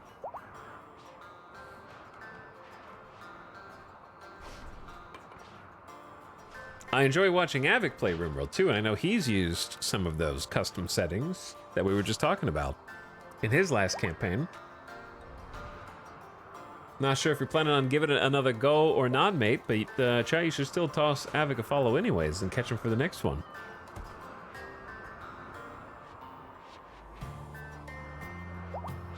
The reason why I think EJ in particular has the potential to like RimWorld is because me and EJ have a lot of overlap with specific types of games. And one aspect of that is automation of things. I know EJ loves automating things. And a high-functioning RimWorld colony, which this is not quite there yet, is this wonderful ant farm of just going around all of your ants as they do all of your carefully assigned jobs. And in an ideal world, I don't have to tell them to do anything, right? If everything's going smoothly, I don't have to tell them to do anything. And then I get to just go watch them do all their little tasks and jobs and keep up with their automated bills. The ant farm aspect of it. But sometimes you gotta get hands-on and stop them from accidentally getting killed, which is kind of difficult to do.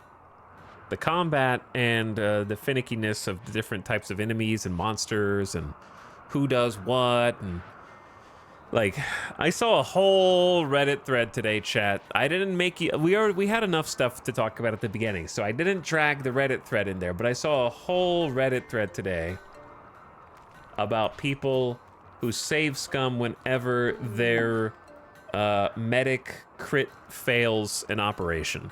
And they say it's not fair, it's not realistic. I have a hospital bed and a level 12 to 16 doctor using regular medicine, and they crit fail and the guy almost dies. Time to reload, right? And that's, if that's you and that makes you happier, then do it. Bro, stop calling me out. That's why I rage quit.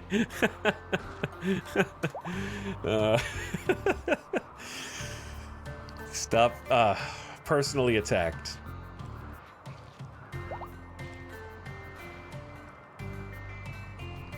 But yeah, there is definitely a mindset required going into RimWorld, which is embracing the chaos and trying to roll with the punches is hard.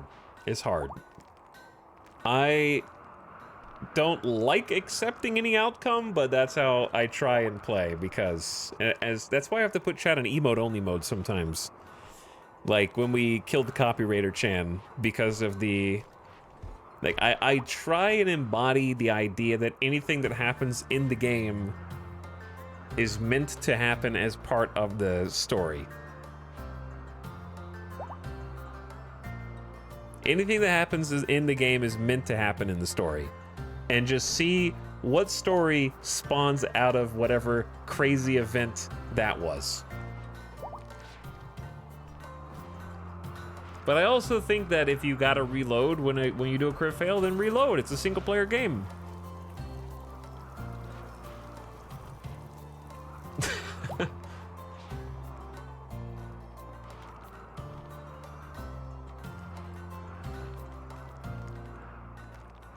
Avic says, doing some moving around in my office, relocating the tower, getting some new room feel from relocating furniture, and then probably going to start thinking about a new colony. It's tough when you finish a colony as well, if you got a little bit attached, like if it dies or something. Like, if this colony dies, I'm going to need a little breathe. I can't just turn it on the next day and be like, all right, here we go. It's time for a new colony.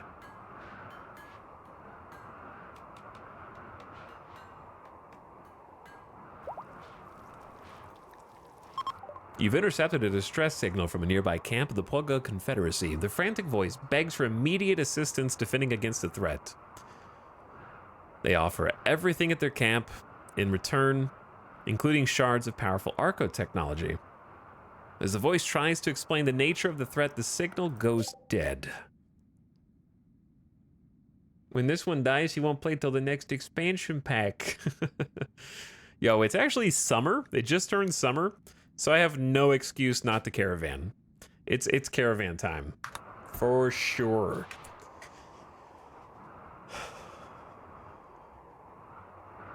Gotta just check on the food situation first.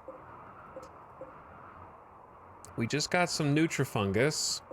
These ones are 90, 97, 88, 95. Yeah, low food is true.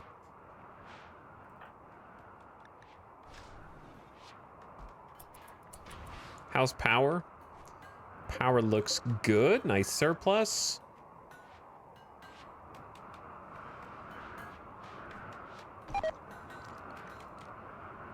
Stuff's... I don't really care about the stuff that's deteriorating out here, to be honest.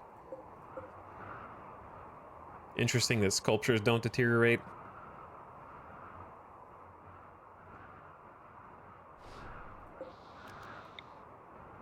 I'm not sure... Oh, this is not good.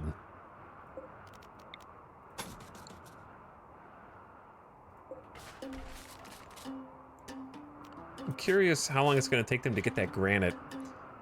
Speaking of granite, I feel like we're just running out real fast.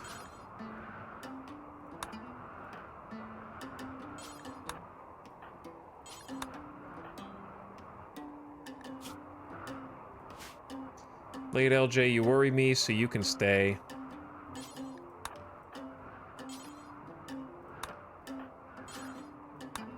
Gonna wake some people up.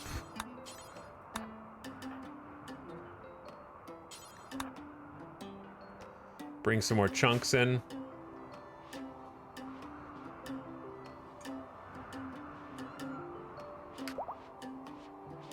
Okay, now I'm gonna take my BRB. But thanks, Raiders, for coming over who are sticking around, or if you got places to be, thanks for spending a little bit of time here with us on this Friday. I'm gonna leave the game unpaused on this, like, camera mode. That'll kind of give you a little tour of what's going on while I go. And I will come back, EJ. It's okay, I'm gonna come back. You'll be okay. Thanks for watching, everybody. I'll be right back.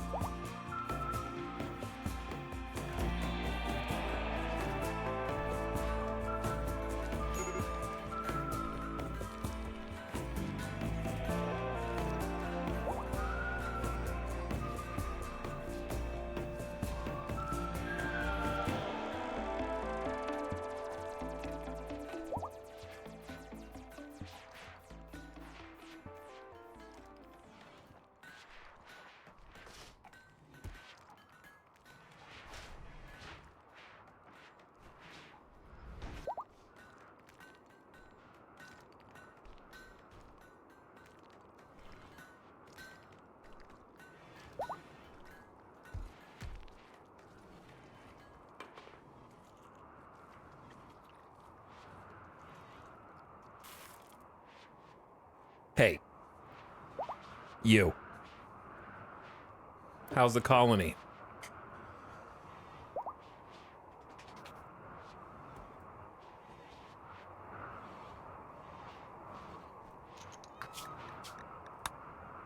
Did you take care of it?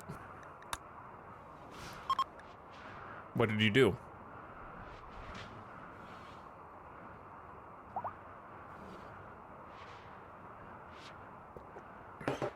We observed. You cleaned it. No one's idle.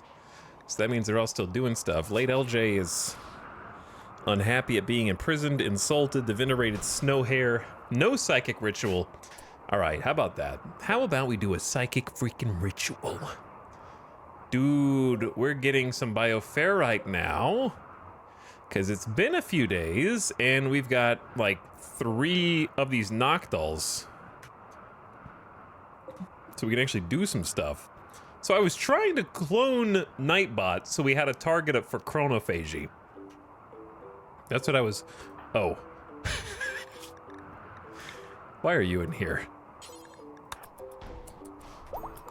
Why are you in there? What did you do? My bad. The gray pall. It feels like the world is sick and dying. So here's the problem. Did you know that it's hard to caravan when you don't have food? Did you know that?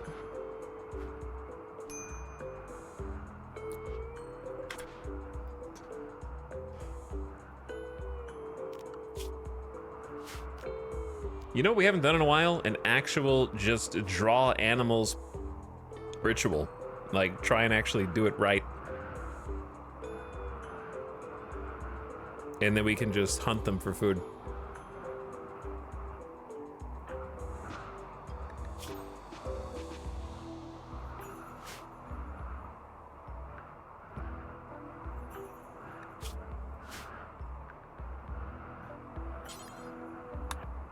Okay, we still have a Masterwork LMG in here. I feel like the sniper is both great and terrible at the same time. Mostly lost. I'm gonna give you the Masterwork LMG. You would actually be really good with the sniper as well.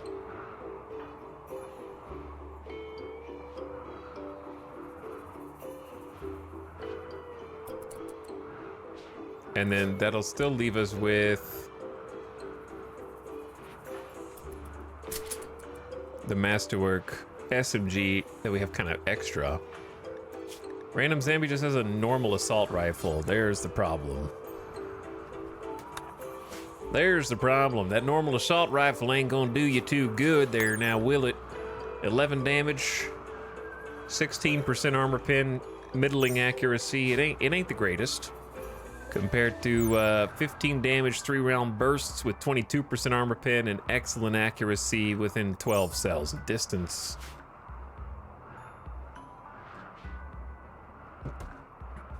Yeah, we lost all of our caravan animals as well. A new quest is available. Wasters have set up a camp and are harassing the fallen empire.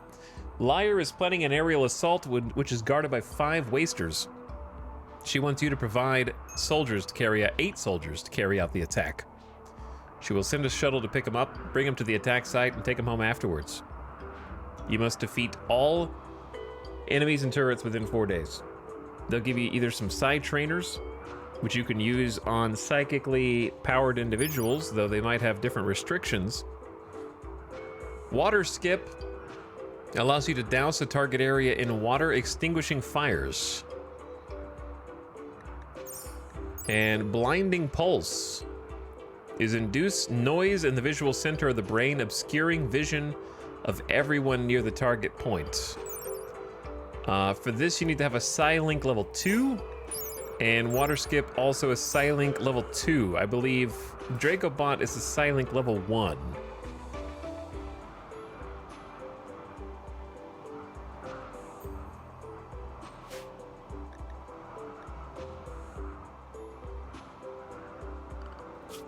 This is definitely worth doing if for nothing else then... We don't even need gas masks, to be honest. 5 wasters versus 8 of us. We win easy. Honor's okay. I think I want to start rebuilding the goodwill. We're negative 29 somehow. I don't know how that happened.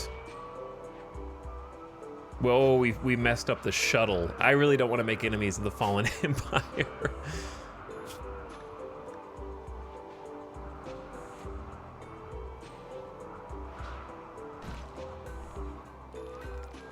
Okay, I say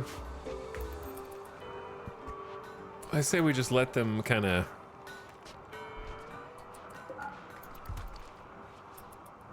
do their thing for a bit.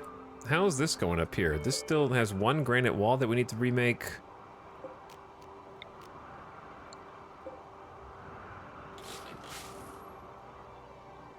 Oh, they got this done. Very nice.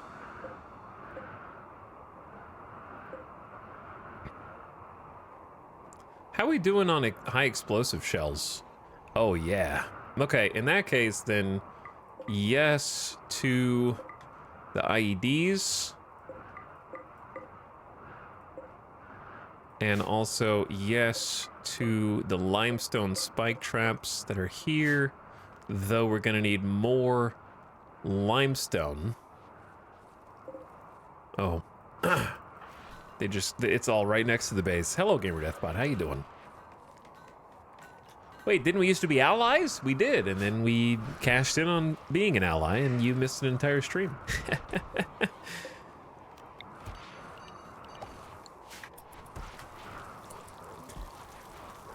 But we did used to be allies. Long ago now.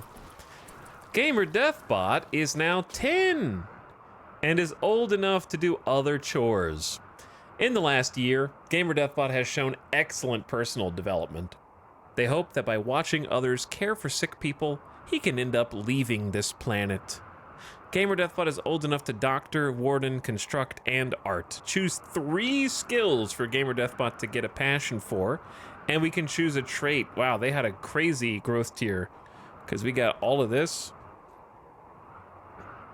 We can be kind, slow learner, depressive, tough, body modder, or greedy. Tough would be excellent, but we don't have a melee skill necessarily. So if we don't get melee, then I don't like tough as much. Slow learner would be bad. Depressive would be bad. Permanent minus 12.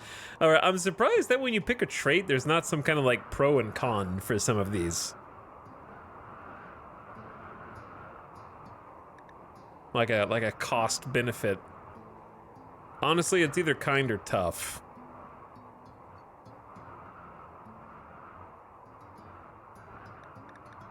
We could just pick tough and hope for the best, because it is just a really good one. Choose 3 skills.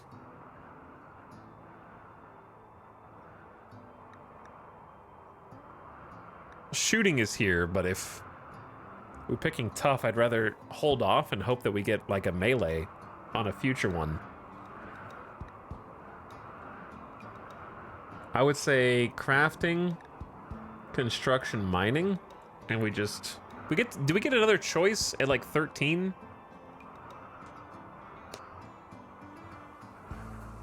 Is there gonna be another one, another growth moment? I can't remember. I think there is, right?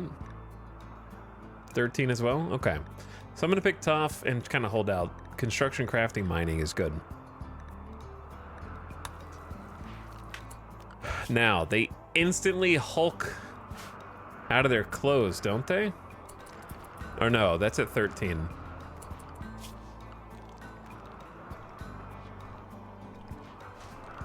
But they can start learning the craft.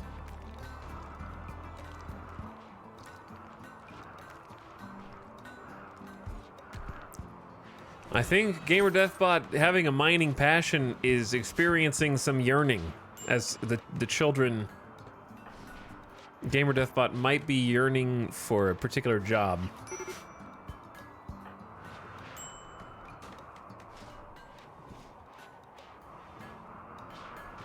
Dude, Seer is so difficult to break from Archaeoraidism.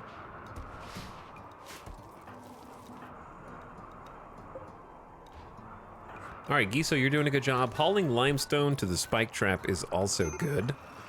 And Gutma is consuming a meal. Loser's working on certainty. Epic Cat can take that to the next level. Only a 4.8% though.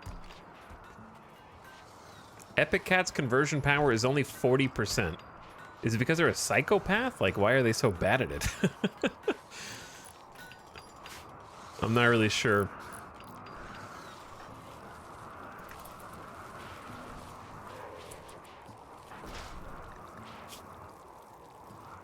But yeah, we got food for you guys, okay? We have the correct food for you guys. That's the important part. Is this what I think it is? Is it finally time? You have understood the power of recon armor. Craft recon armor, a light-powered armor suit used by scout troops who need protection on the move. These require advanced components that will also unlock locust armor for us, which I am particularly interested in. And that is maybe the difference maker for us, but it's going to take a while to produce these because they cost 3 advanced components, 120 plasteel, 10 uranium, 3 components, and it's mostly the advanced components. That's the hard part, but yeah. Yeah. Oh, yeah. You better believe I'm making them. You better believe I'm gonna make one.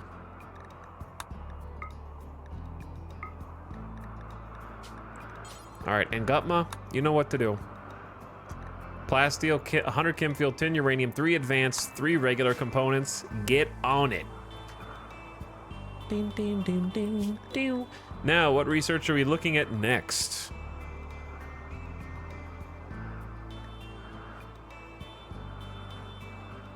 I mean, we could just go get some charge rifles.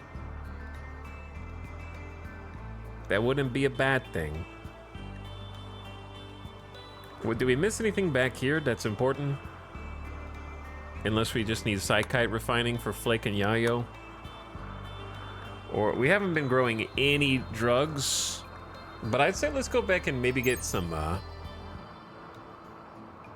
Wake Up would be good if we could actually start manufacturing it. Because it's just neutroamine, right? We have neutroamine. All right, let's get Wake Up production.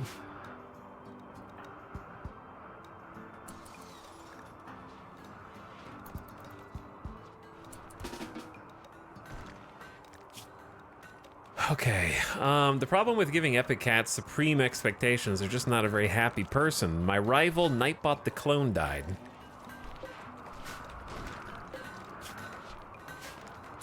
All right, I'd like to just take this quest.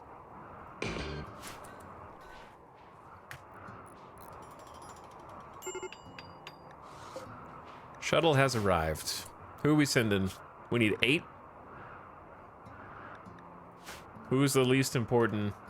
Not least important, but like, we're not gonna, the colony's not gonna collapse, kind of thing. Like, mostly lost, yes. Giso, maybe, but they're upsetty right now. Mostly lost, Giso. Loser. Sahamuse needs a weapon.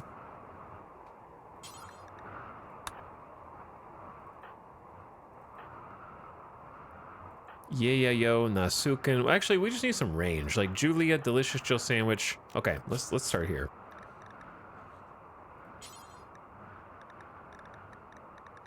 Icy soldier, soldier, soldier, soldier. Knight, knight. That's 6. Soldier is 7.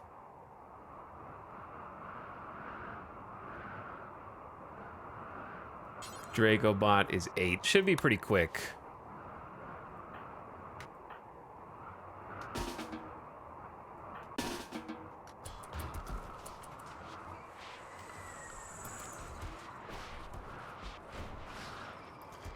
And they'll get kitted out.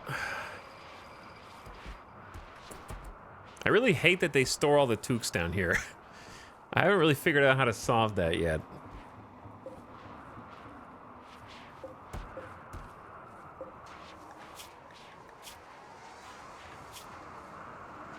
I could put some toque storage in the room with them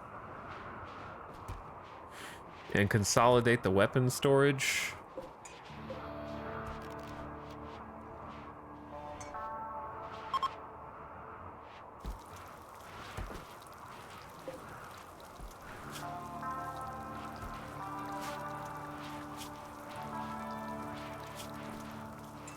Monoplasma sword and Zeus hammers.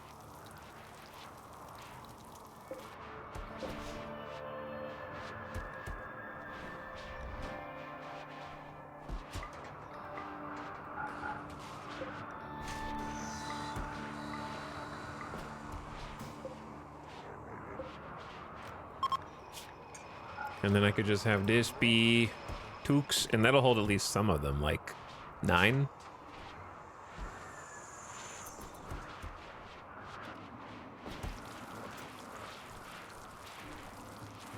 All right, are you guys kitted out? I think they're good to go.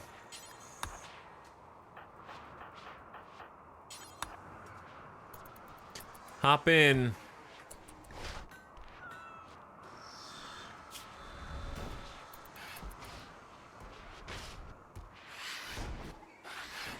But yeah, Epic Cat right now kind of seems like a liability in the Supreme Expectations role.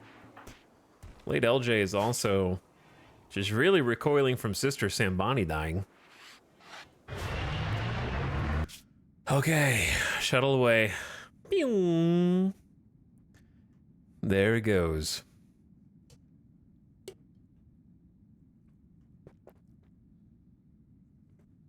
Have you ever used the armor that allows you to spew fire and is fire resistant? I don't think so. Not that I can remember. God, I love these shuttles. Boop. Boop. Boop. Boop. Boop. Boop. Boop. Boop. All right, we're here to do a job. We're here to do a job, gentlemen. Extermination. Okay, we should have this in the bag. I don't even see a turret. These poor wasters don't even know what's coming for them. We are an elite kill squad.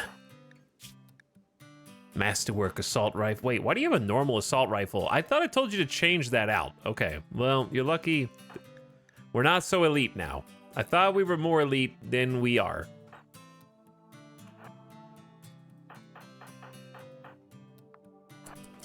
We should just be able to overwhelm them with sheer range and firepower. There's one down. Oh man, they're getting donged. They're getting ding-donged.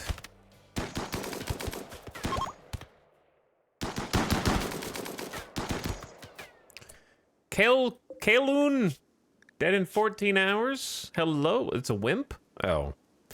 Oh. Careful shooter wimp. Interesting. Double fireball shooting careful shooter.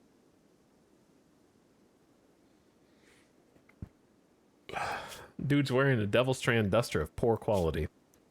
Kind of a super genius. Genie crafter.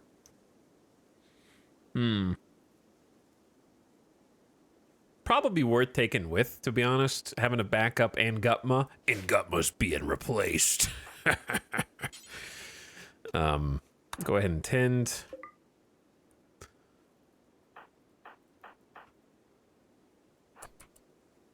While we check inside.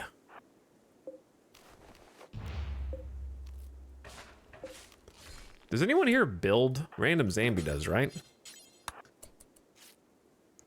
Deconstruct those for components. And there's nothing in here except some slate beds, which I do not want. And the floor is made of sandstone.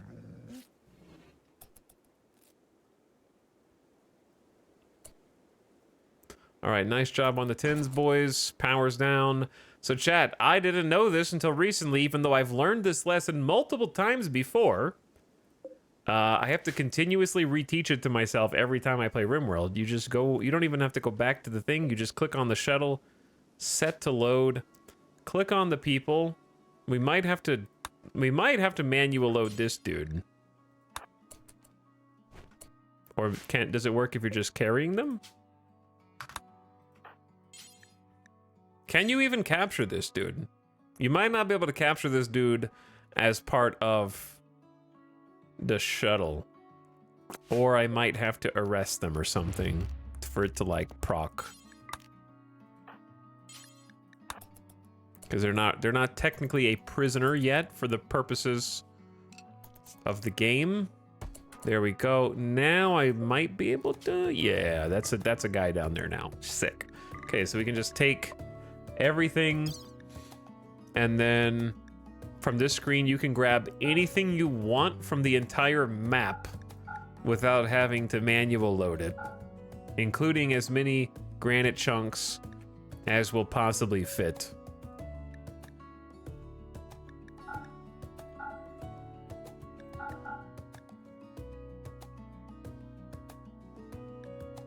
In this case, it's only 3. Wait, no. It's 29. So, we just go load selected, and we're off. It's easy, chat. Oh my god, the chunk strat is a new one for me, yep. And now we got more chunks. A prisoner and a bunch of other stuff without having to worry about snaps. No worry about mental snaps here. They always land right here though, which is slightly inconvenient, but it's okay. And now the clown car.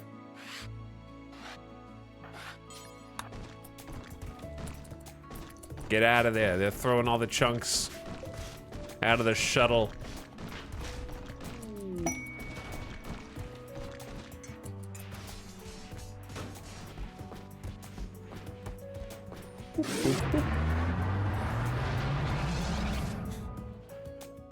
Infinite chunk glitch.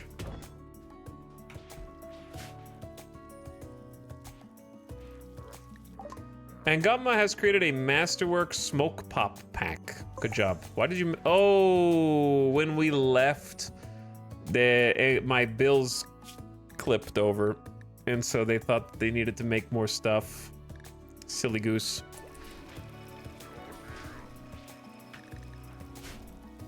Do you have landing beacons? Nope. I don't really have anywhere that's actually good for them to land, so I just let them go wherever they want. If I had less of a mountain base and more of a open field or something, because they can't really land in my mountain.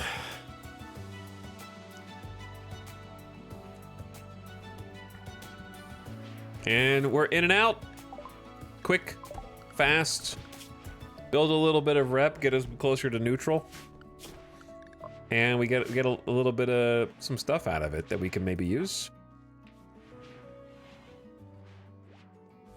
But yeah, landing beacons are really cool, Shadow Fox. I've just never really used them. Like, this base would not be very good for them, but other bases for sure. One thing that I'm doing this campaign that I never did before that I should have been doing for a long time is plasteel walls. They're especially useful to me now because they have roughly the same HP as the security door. Because what's been happening to me is if I have granite or something weaker next to security doors, they'll ignore my security doors and just barrel through the lower HP wall.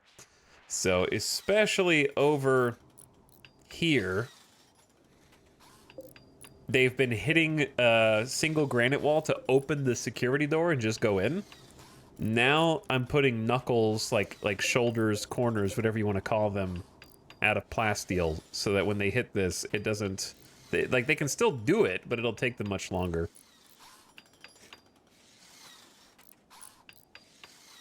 Well, I'm glad we got back when we did. pack of man-hunting megasloths have entered the area. Driven insane by the disease known as scaria, they will roam the region hunting for human flesh. There's 31 of them.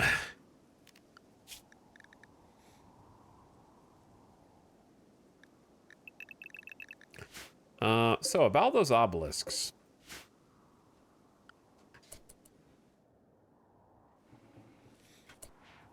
And also about the meals outside that I'm not gonna go get right now.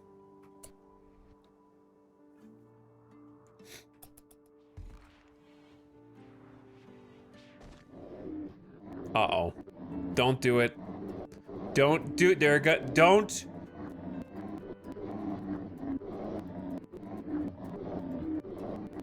Like, it's gonna happen, right? Like, it's gonna happen, right? I don't want them. Too bad. It doesn't matter what you want. You get what you get. Randy systematically dismantling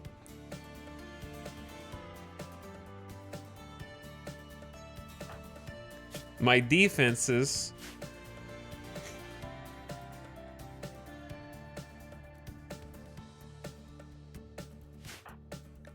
Why is everyone in the colony so pissed, man? Wait. No, I know why.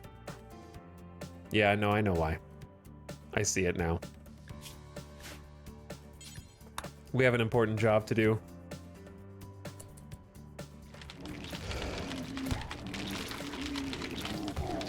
Well, these dudes are really dead.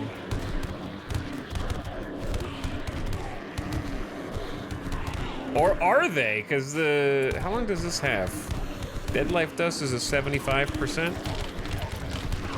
Behold! My shambler army rises to defend against the mega sloths.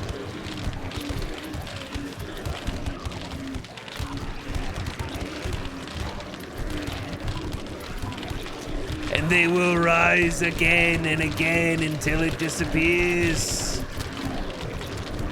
Continue to fight.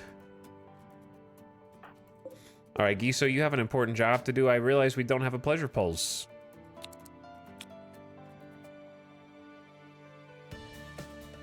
Which is not good. Gambit and Jinx, help us out with here because you guys are really... You need to learn the words. You need to learn the words of the chants. Random Zambi. Always in a good mood, fairly chipper. And Gutma. And Dragobot. 16.9 days.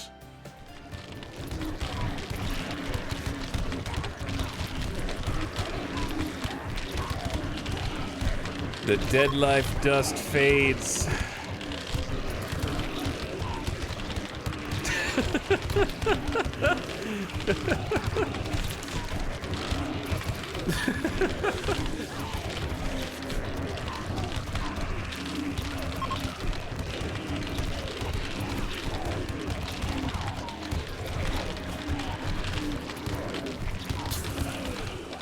This is so funny.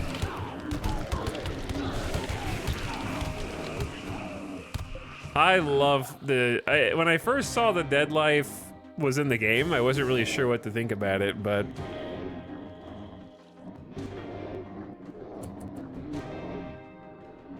now I think it's pretty amazing. A lot of these dudes are bleeding. I really like that it doesn't aggro the manhunters, so they're also not attacking the door.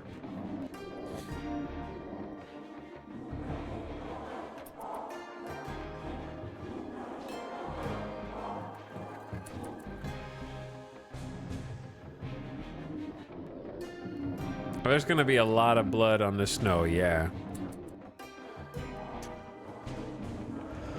Giso, we need you to utter the words that have been carrying this colony. We don't have enough drugs to go around. The only drug we need is the void. Let it reach into our mind and speak, giving us happy, loving, cushy, comfy thoughts.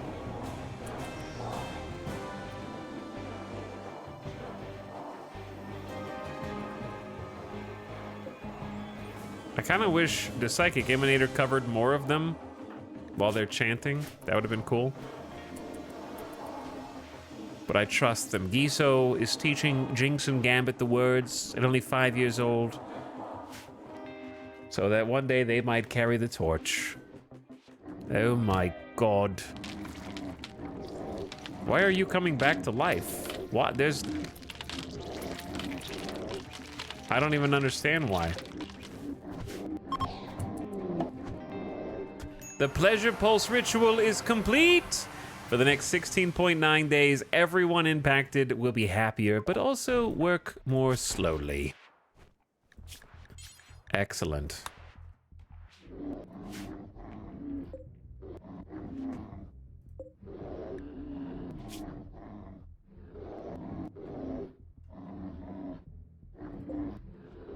I don't know if I really want to go out there and mess around with 30 Mega Sloths. That's a lot of Mega Sloths to just like fight out in the open. Mega Sloths can mess you up.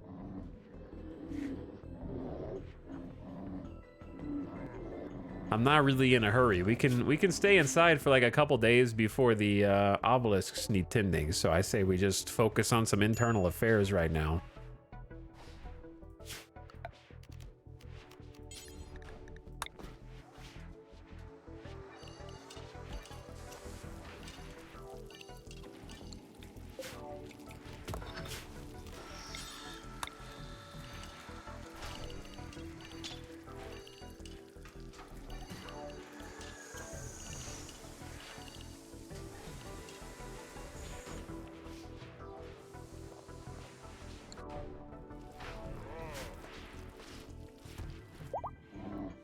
Okay, how we doing? Everyone's got a plus like 12, except for the Edekin, because they're psychically dull, but it's still plus 6. It's 6 is not as good for the like work debuff speed that they get, so, you know, there is a trade-off there, but 49 bioferrite plus whatever we got stored in the containers. It's another 30. Ooh, a plus 30 is 60. Plus 8 is like 70. Plus 30. Oh man, we have like another 100. So we have like 150 bioferrite.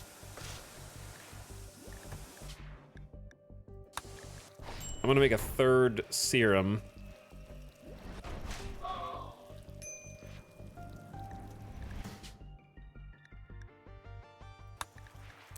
And another metal blood. Another jug. Maybe, ooh, maybe it's incinerator time. Oh yeah. We also have a new prisoner, do we not? Kaloon, we can start converting. I mean, we're barely keeping up with our components right now. It's like the downside. Uh-oh. Okay, it's a trade ship. Whew, I got scared. Loser! Well, yeah, go talk to the traders. They might drop the stuff where we can't reach it, but we need to trade, if possible. Haven't seen a trade ship in a while.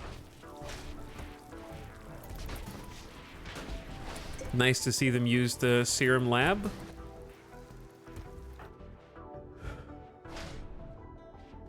All right, late LJ might be feeling some bioferrite generator hauntings back here, because this thing's got a spooky aura.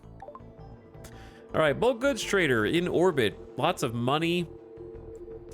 They've got animals, which I would love to get more animals again. But alas, we're barely keeping ourselves alive right now. Why do you guys have squirrel and monkey meat?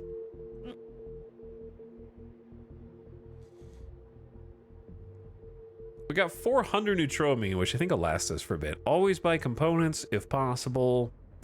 I wouldn't mind buying an advanced component just to save us some time.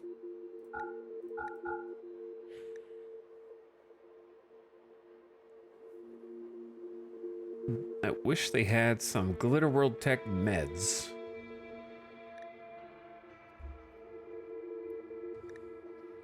I like having some yayo for emergencies.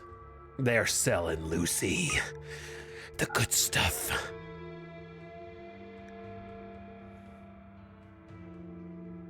We don't need to buy plasteel. We do, however, need to buy wood if they're selling it. They are.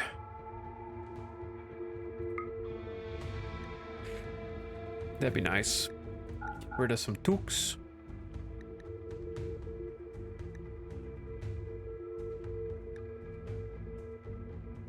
Bioferrite ritual masks. Fancy. Alright, I've been keeping the extra flax stuff, but I think we're gonna have enough resources to be able to remake the ones. Flak pants aren't like the best anyways, so getting rid of the ones that are low durability might be okay.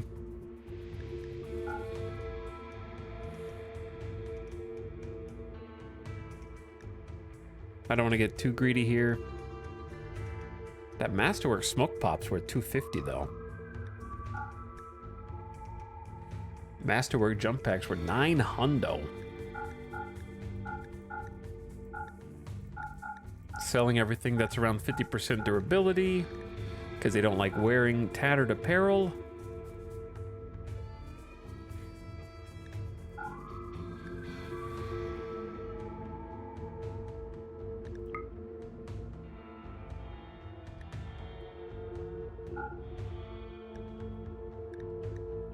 Okay, the good news is we've been making some dread leather stuff for specifically sale, so that's where most of our money's gonna come from.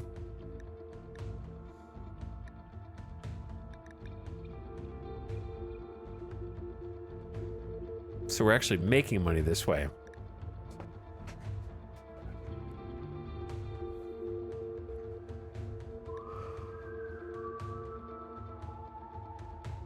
Okay. Anything else we should buy from them since we have some extra cash anyway? What about books? Construction XP up to level 12. Social and art up to level 8. Recreation multiplier. Neural supercharge research. The only other thing I would want is animals, but they don't really have any that I want to go out of my way for, so maybe just getting some silver is fine.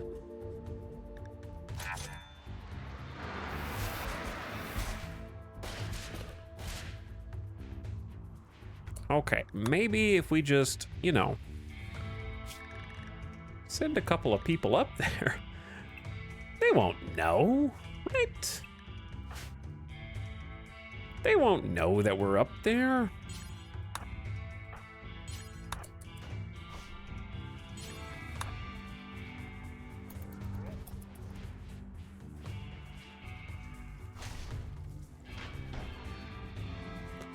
They're too far away for that.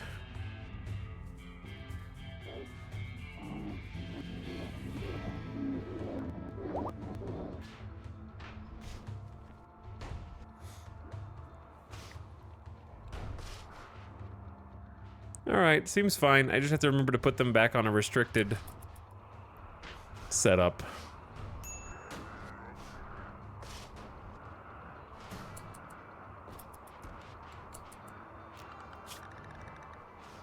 Like, I don't love the wood just being stuck out there, but it'll take it a while before it deteriorates. Hello? You've detected a cluster of cargo pods. Randy, thank you. More dread leather. You really shouldn't have. You really shouldn't have.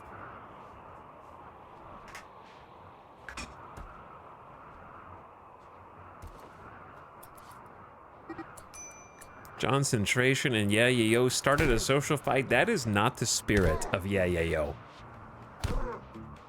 That is not in the spirit at all.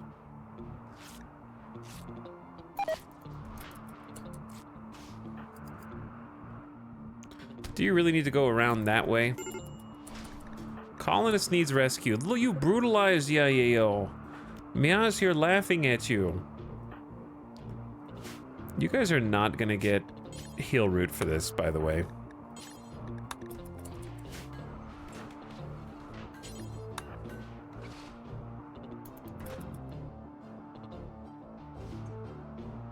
Noom.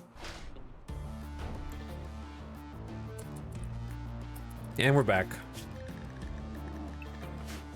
Safely with the drugs.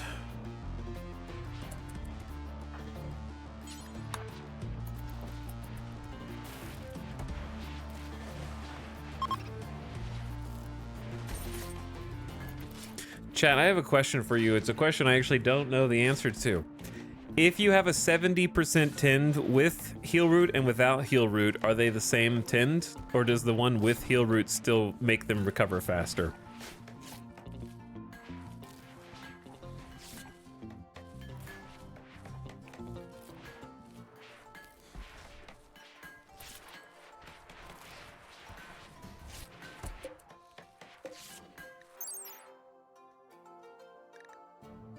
Because there's something called medical potency that says how effective this is when used to tend wounds and diseases or do surgery.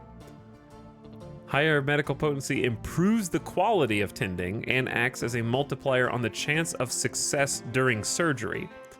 Medical potency is one factor in medical outcomes among many others. So I think that the recovery rate is the same, but it does have a multiplier on surgery success chance.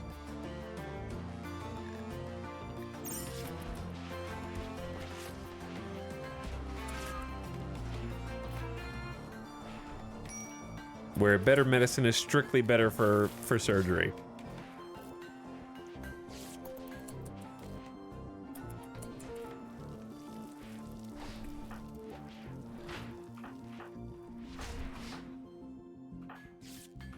Okay, while they're taking care of stuff inside,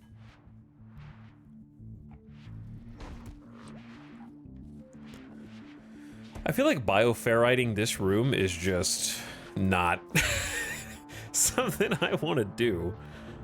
You know what I'm saying? Like, I just don't want to bioferrite this room. I forgot that we got morbid tile now.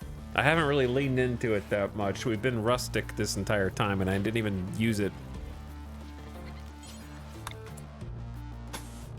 What was the plan here anyways?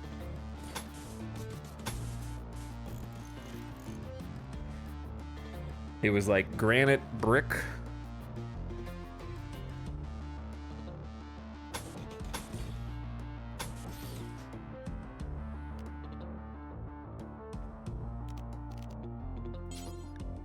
And then just some granite flagstone.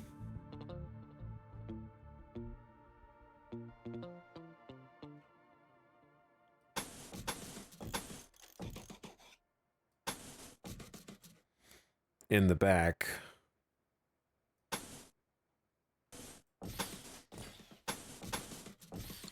And then just to be fancy, either some steel plate or some bioferrite tile just to get something in there.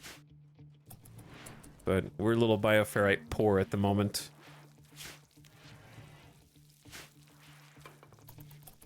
But it's about time that we like got these rooms fixed up.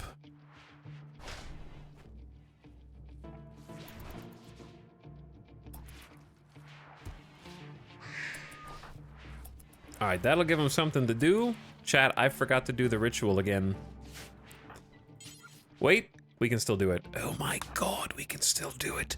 A ritualistic burning of a hated symbol. Participants will gather around a sacrificial structure, light it on fire, and celebrate as it burns to ash. Do it.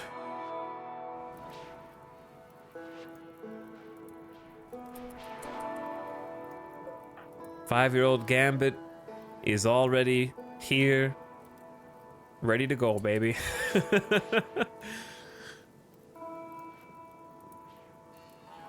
The symbol this time. Actually, I'd say not the Noctals, the cultists.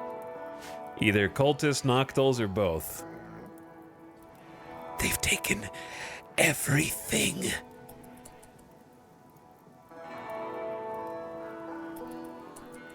Let's meditate on those we've lost. Operator Chan, Umbra Moon, cucumber most recently.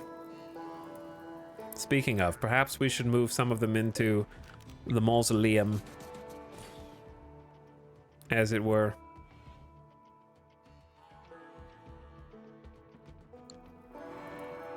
Make some more sarcophagi. Jill, stop saying scary things, okay? The Ember Euphoria Extravaganza was good. Everyone appreciated the chance to relax and have fun together. You got 10 goodwill with Cabium, and everyone participating gets +5 mood for 6 days. I forgot about the Cabium thing, because Cabium still freaking hates us. -51, we might get raided by them. But the +5 is nice. For a fun festival for 6 days. Very good. Also, we have 69 simple meals, chat. How about that? See, now we're getting the fungus harvest here.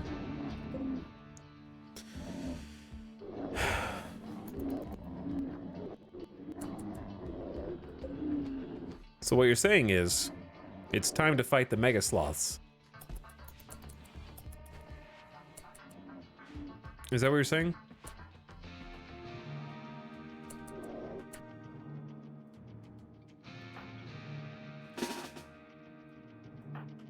Do we need armor for this? Hell no. Zero Rig, you need a gun. For someone with only 2 skill, I feel like you can't go wrong with a Masterwork Bolt. I think that they're weak enough now that we can handle it. Where are you guys going is the question. Where are they going?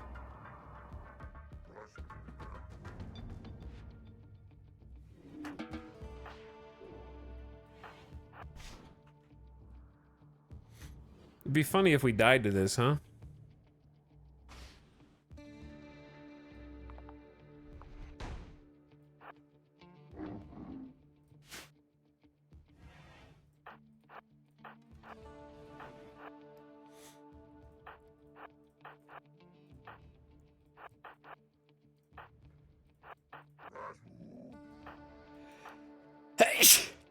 I'm allergic to sending out my whole colony against man-hunting mega sloths.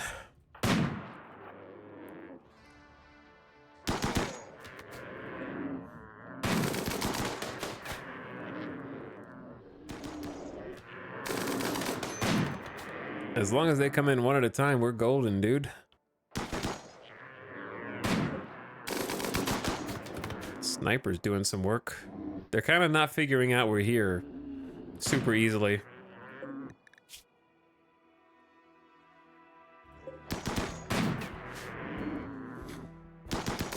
Chad, this is what we call target practice. We're doing a little training.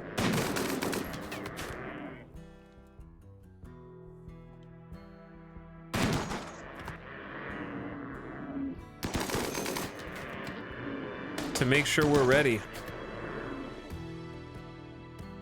I don't recognize this song. Is this P music?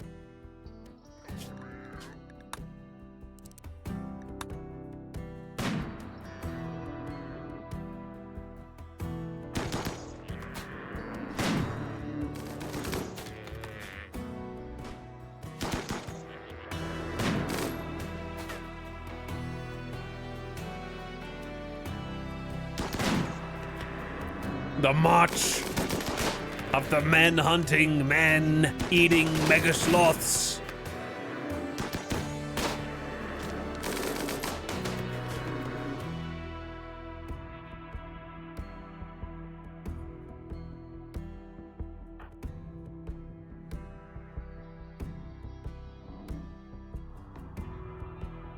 Where are these dudes going? They're just peacing out? Are we under attack or something? No, right? Okay.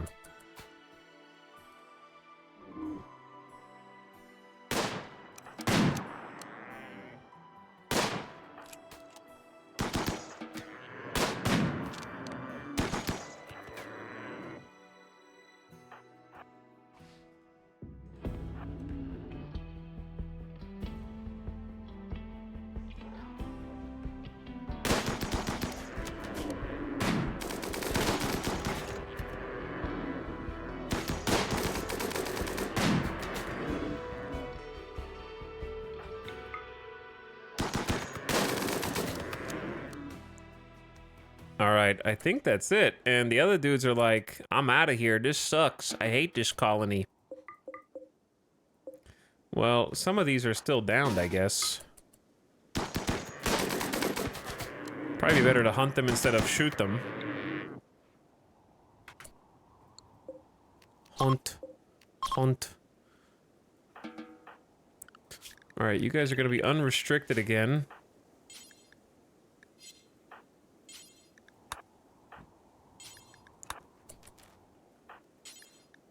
Hold that mega sloth.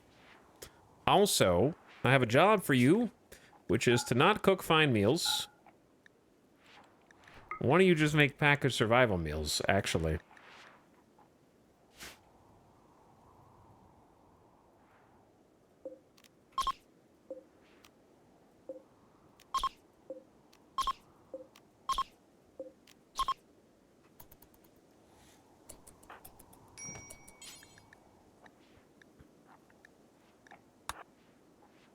Warning, mega sloths have a chance to attack. Guess who our new undead army is going to be comprised of?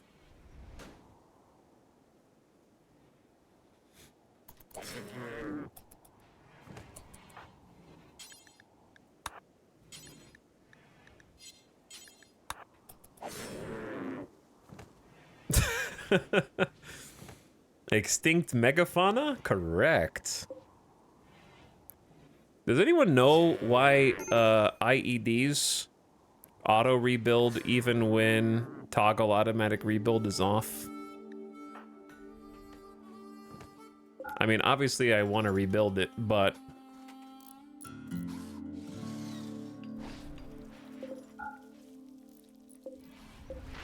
we probably have enough bioferrite to justify it.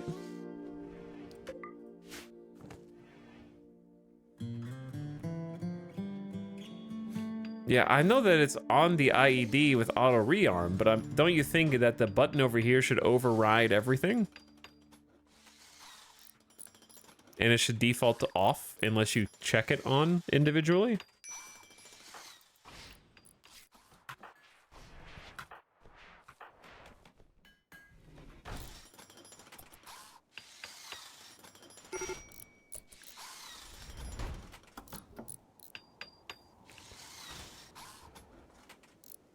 All right, mostly lost. Do your thing, man. Do your thing. I realize there's some EP people here. You can take a midday nap if you want. Grumpy. Grumpy, grumpy. What you making in got ma? An incinerator. Ooh. Mmm, fancy.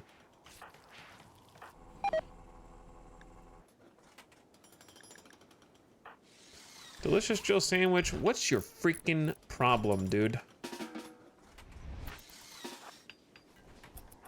Go inside. Go do something fun.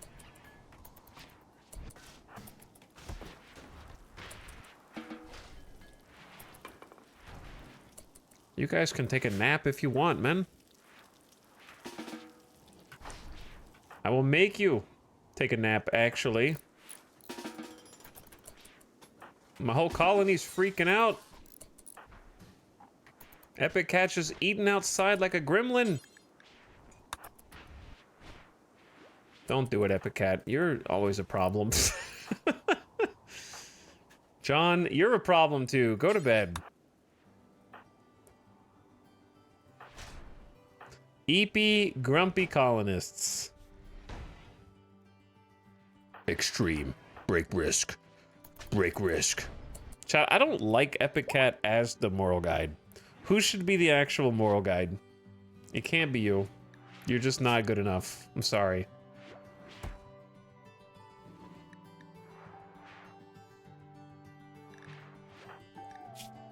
What about Julia Thorne, the epic cat pessimist? Actually, I don't know if that's a good idea.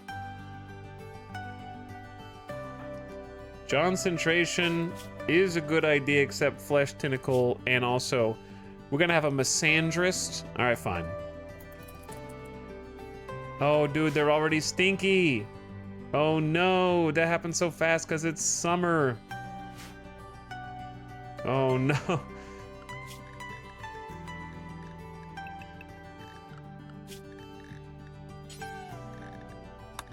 It is Icy Talks time.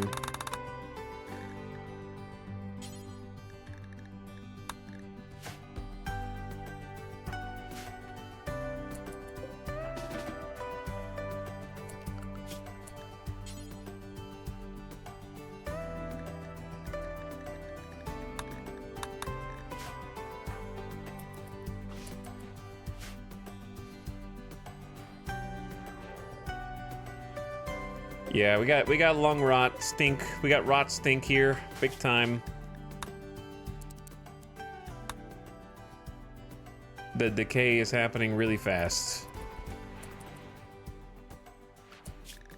I'm gonna give them some free time for the rest of the day. If they want a nap, they can. Mostly lost is in a daze because the venerated bunny overdosed on go juice. Classic. Late LJ has snapped and is no longer going to tolerate holding such dangerous entities. It has been this many days since I was last imprisoned.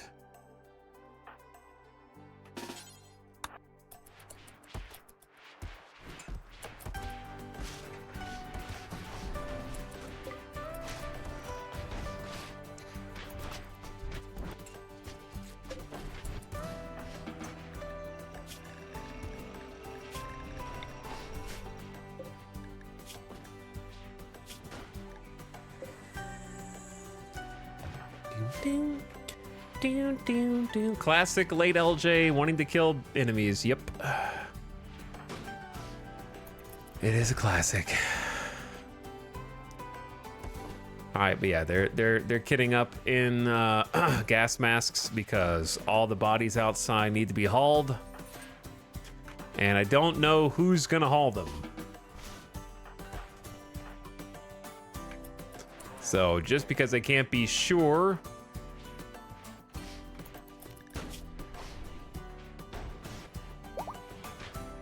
I'm letting them all just gas mask up. For the first time in a while, we're actually like kind of low on power here.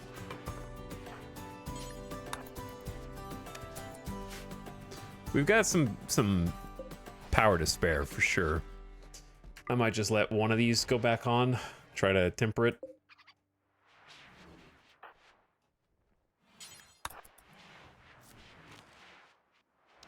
It usually goes back up, yeah, once nighttime hits. But it might be good to just refill one for a bit.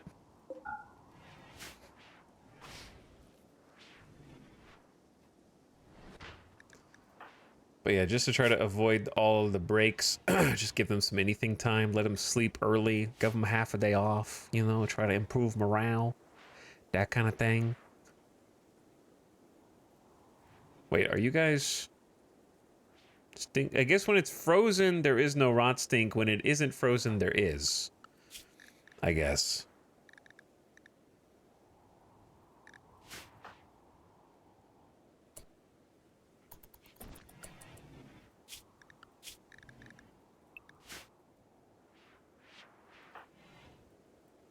What was that? Bits. There we go. Hello, Assure Storm. Can we see the entity screen? Chat, you now have to pay 1,000 bits, like Assure Storm, who has set the new standard, in order to see the entity screen. Okay, those... That's the going price. The free market just set the price of looking at the entity codex. We have seen most things, statistically speaking, but we still have 4 advanced and 2 ultimate. We haven't seen anything that is round.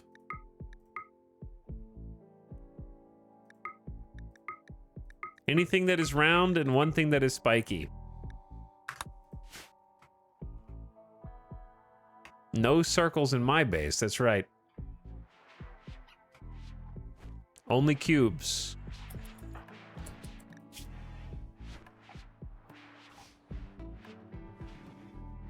My lever operator Chan died. You guys need to eat some food, dude.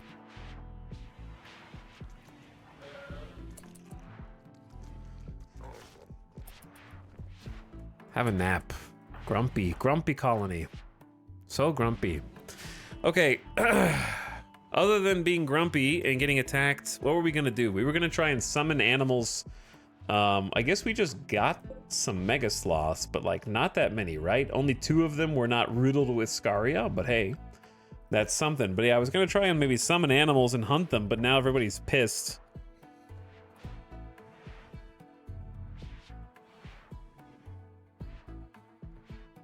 I could still try and summon animals. The tricky part about summoning animals is they don't really linger. Like, it brings the animals in, and then the animals kind of like cross the map. So if you don't catch them while they're crossing, then that's an issue. But yeah, draw animals would actually be a very, very good thing for us. So maybe we just let them sleep, draw animals in the morning, go back out and hunt.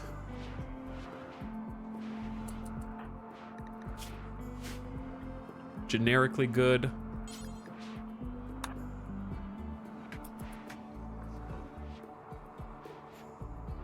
We need food because what I want to do is caravan. We have a distress signal. I want a caravan, but I need to be able to bring some food with me. That's preferably not just simple meals.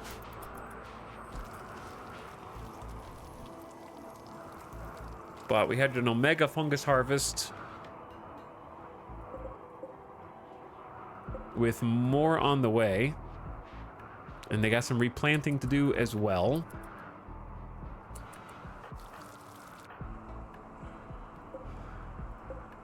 Giso is getting all the steel in here. I might reinstall this up.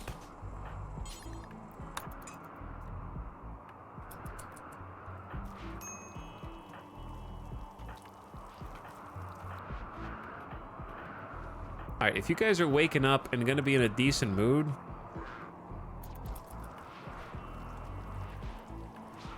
we can do it sooner rather than later. Oh man, this takes forever, huh? It is a deep drill, not a shallow drill, so I understand why it's not easy to move, but we need to get all the steel that's around this as well.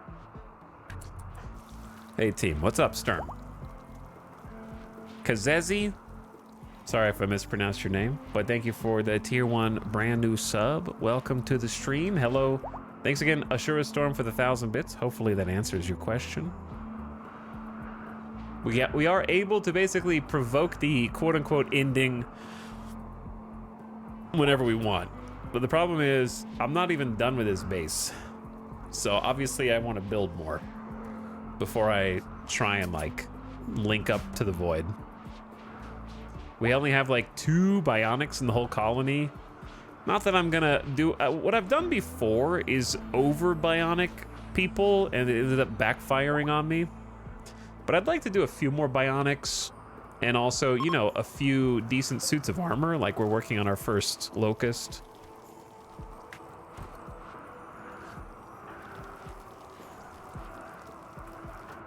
And maybe a few more high-tech things, because we're barely scratching the surface of the high-tech, but we're already ostensibly ready to provoke the end game whenever we want. So I feel like we're a little, well, you know what, part of that is just, it's year 12. And colony history-wise, we've kind of flatlined on wealth, barely hit stable there, and 46 colonists have died. So, you know, we've seen some bad things that may have slowed us down a little bit.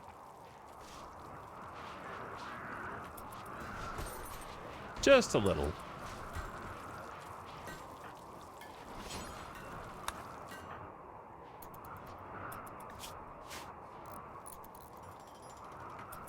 Giso, I told you could do anything you want. And what do? You mine all day, drain your recreation.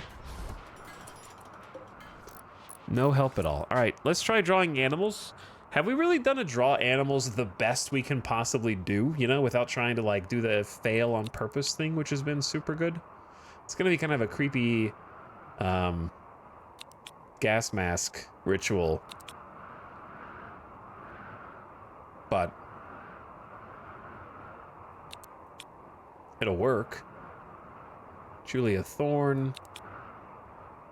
There you go. 85%. We can still make this even better. And the way that we can make it even better is at the art bench, you can actually make void sculptures, but they cost 50 bioferrite a piece, which for us right now is expensive, but you can connect up to 6 of those. It's an unsettling sculpture of bioferrite. The psychic properties enhance the quality of any psychic ritual nearby. Up to 6 can connect. So it's easy to forget that those are in the art bench if we had extra bioferrite, which we don't. Giso, where are you, dude? Giso, that is not...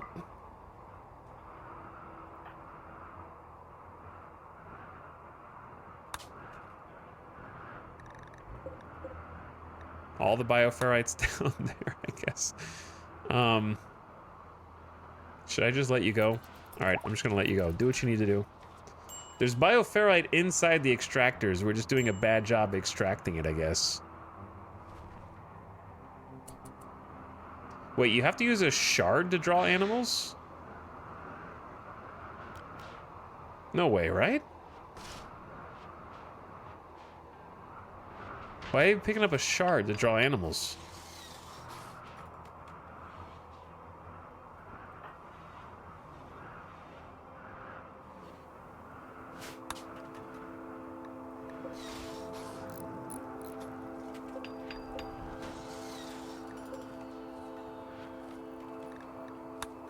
Let me cook.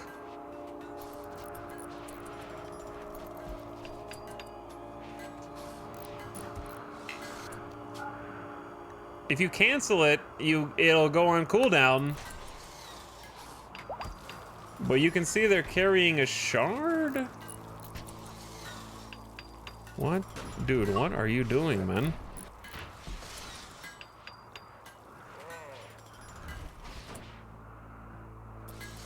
I don't know. Okay. We went all the way out there to grab a shard.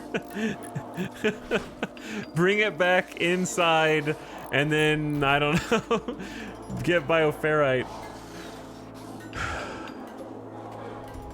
Just a little detour, yeah, I guess. That's super weird. All right, the thing I want to do today is put floor in this room. The chamber is driving me crazy. And Gutma's working on our incinerator. Loser has finally converted Seer over to our ideology.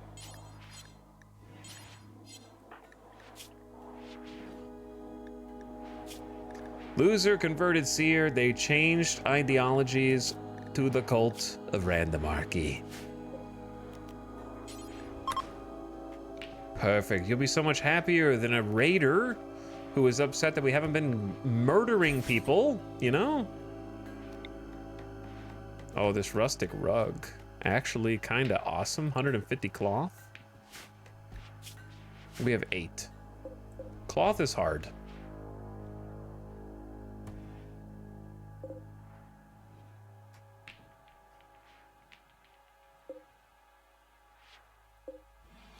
All right, I'm gonna change this corn over to a second cloth. Actually, this corn. I'll change this corn to a second cloth for a bit. All right, we're doing this ritual basically the best we can. Looks like a big update to Anomaly today. Yeah, there was update. We talked about the patch notes. I love the new feature. I personally requested the new game mode, and I am very happy to see that it is a real thing that exists in the game with official support.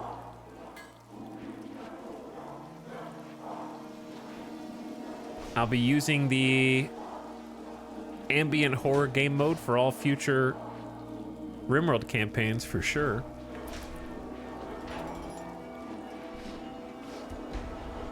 Because I want to see all the content in the future runs.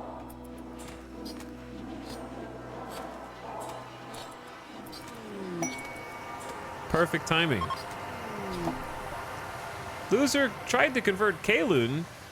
they were convinced and changed ideologies. This is the captive we took on the last, like, quest that we went on. Now we have to recruit them the old-fashioned way right now, but they're a pretty good pawn. It's a genie with maximum intellectual, good crafting potential, mining, shooting. They're a careful shooting wimp. This is a perfect candidate for a sniper rifle, I think. Aim time is long, but their accuracy will be up, and the wimp means that if they have a sniper, they're further away from combat. So that seems good. Giso has completed the Draw Animals ritual. Expect a herd shortly. And then everyone's going to be happy because they thought it had been too long since we did our last ritual. And then those participating will also get another +3 for a while. How long does that last? 4 days. It was amazing to experience something greater than myself and truly connect.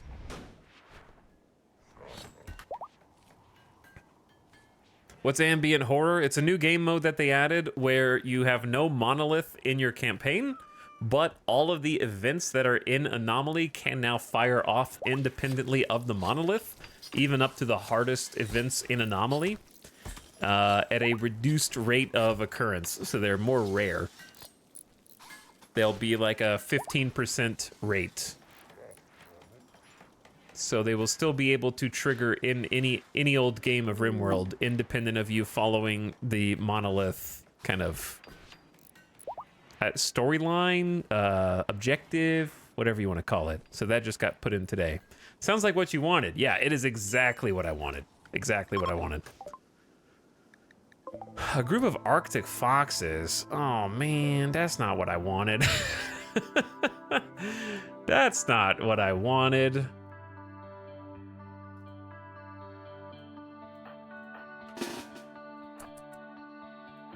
That's not gonna be much meat. It is what it is, though.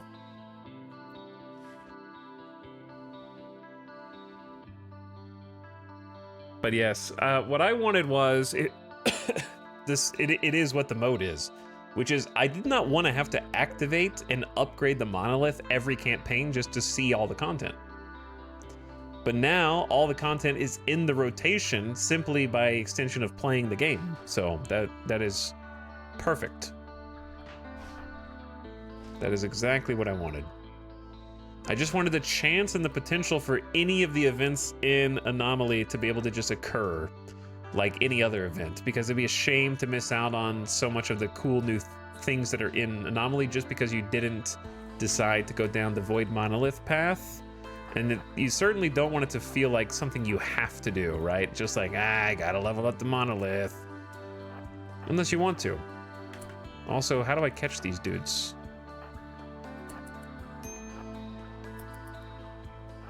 We're kind of like chasing behind them right now.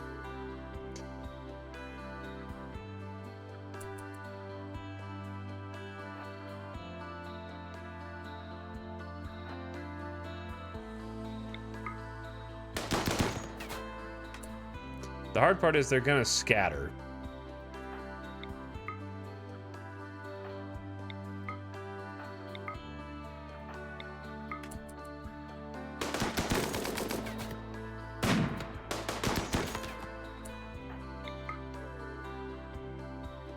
So I'm kind of trying to like divvy up the targets here. All right, I wish you guys could find your own targets, to be honest.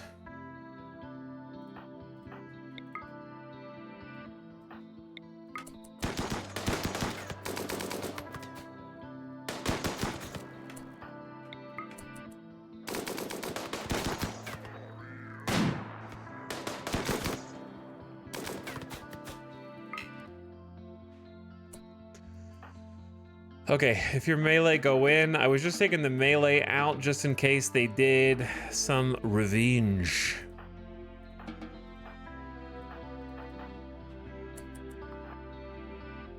I didn't want to be caught.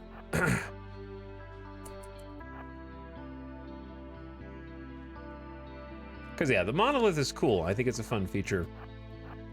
You just don't want it to feel like, you don't want it to turn into busy work, right? It should continue. It will stay fun if it's something that you do because you want to do it and you want to try and follow the monolith ending.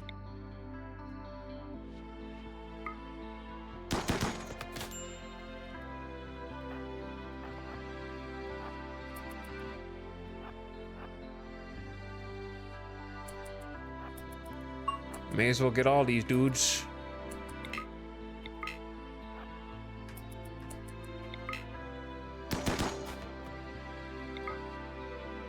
The obelisk is blocking my line of sight. Clever girl.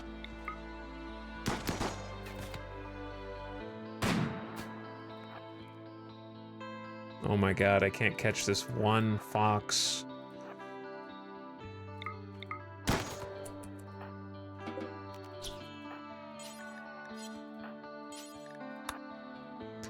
All right, unforbid everybody.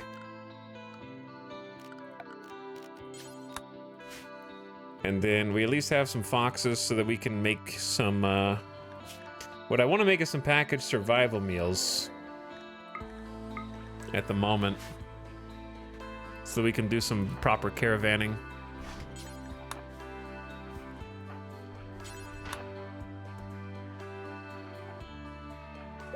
Okay.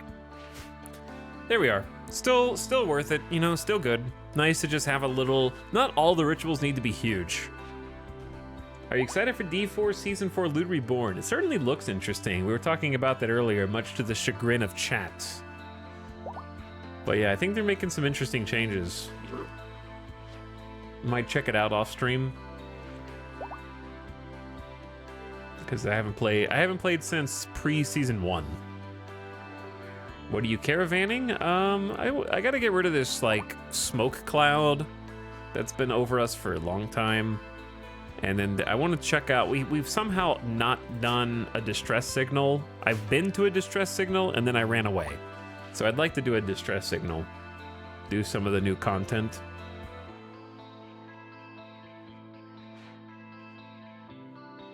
What's up, Machine Vision? Thanks for 42 months. The answer. The answer.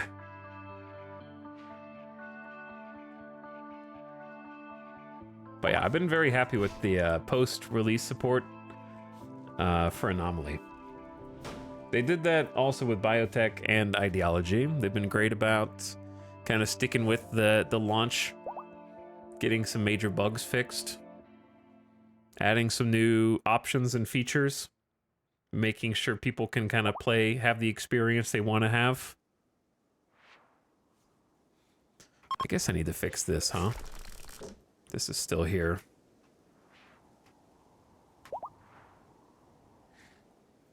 Yeah, like adding fluid ideology post-launch for ideology was a big one, for sure. That was like a highly in-demand feature that most people probably don't even remember didn't used to be in the game at launch. I was a non-fluid ideology gamer for a long time. I'm gonna tell you, the main reason that I converted... Why is it rotting?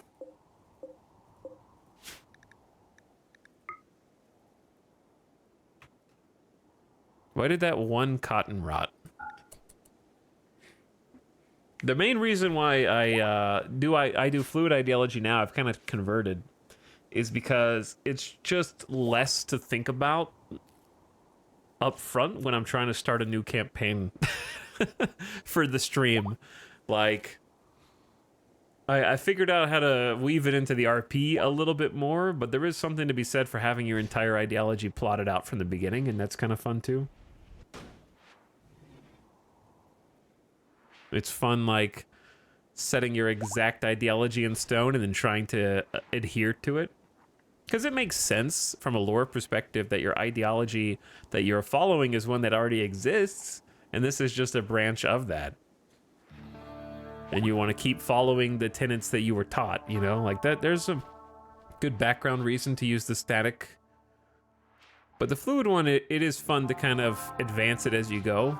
Start out kind of simple, so their demands are a little bit more simple. Work your way up.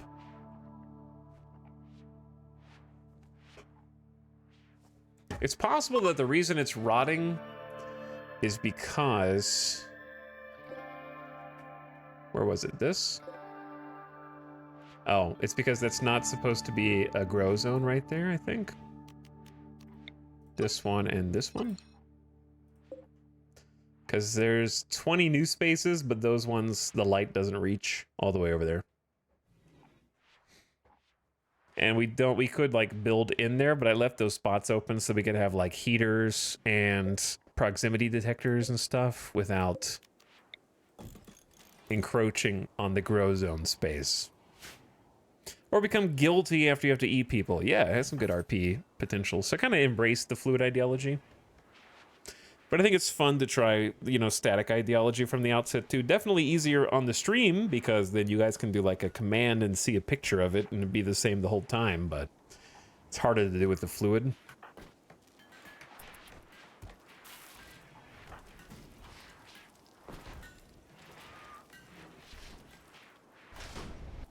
Man, this incinerator's no joke. I feel like you've been working on it for days in Gutma.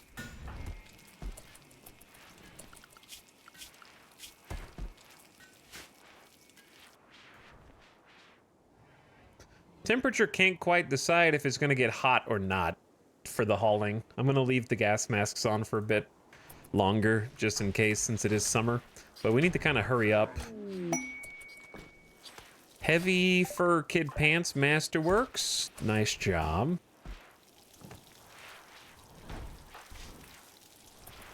All right, I need to make sure that they're not eating these because that would be embarrassing.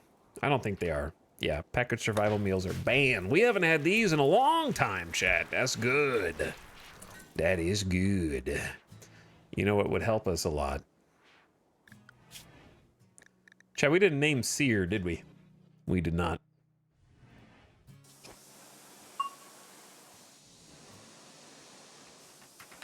All right, if you want to become Seer, who may or may not leave the colony because they were a wanderer who joined us. The keyword for Nightbot to roll is going to be spinning.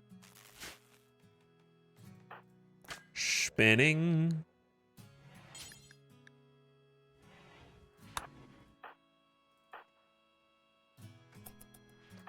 Hauling Arctic Fox, good job. Oh my god, it's a legendary incinerator. Holy shit. This weapon is engraved with an image of a network of gray lights floating over a village. A large group of teachers watch from below. The work seems to represent community. This portrayal relates to the time polar lights shone over Julia Thorne's settlement on the 7th of April, May. Huge, dude. We're taking that on our caravan for sure. I don't even know what the difference is in quality. I haven't even looked at an incinerator until now. This is the first time that I've even seen one. A heavy weapon that can spray a stream of flame into an area. It can shoot in an arc over allies without harming them. Oh, wow, it can?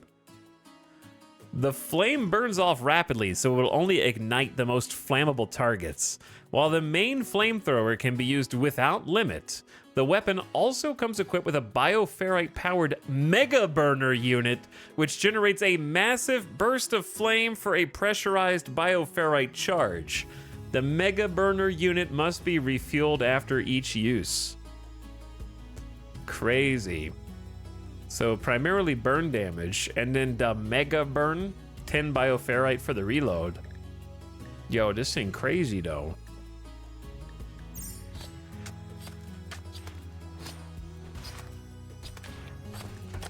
All right, I don't know what's the range on this.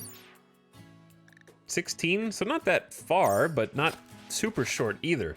I definitely would want to put that in the hands of someone who's at least got default movement speed or close. Like something like late LJ has 100%. And Gutma is incapable of violence. Epic Cat is melee, melee, melee. Alright, once you wake up, go get the longsword. Concentration's healing, but is not that fast. Slow. Delicious Chill Sandwich is 17. I don't know if shooting skill is beneficial. Random Zambi may be a good choice because you still have that default assault rifle. Yeah. You're a good choice for this.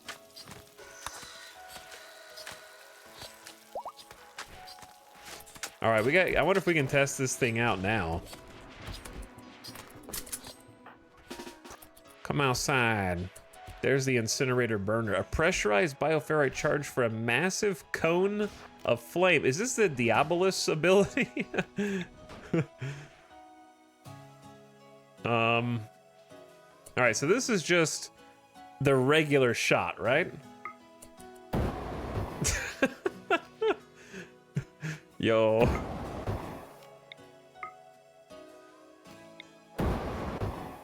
This thing's got some range, huh? Well, I'm basically like a Tesseron. So this is the safe zone, right? This is the ally safe zone. In here. It's pretty generous. And the range is pretty generous too.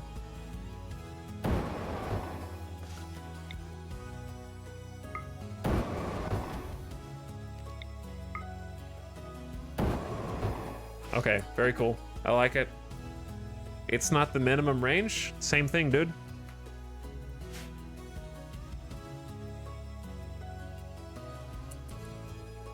Save zone, non-target zone.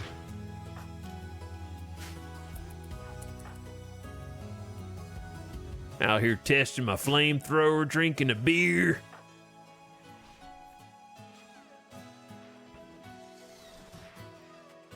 All right, chat. Who's been spinning the hardest? Pickle? Pickle P wet.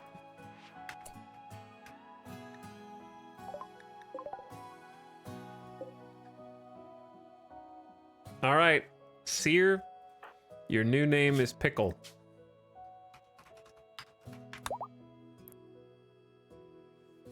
Welcome, Pickle. Into the colony. Unknown backstory, unknown history.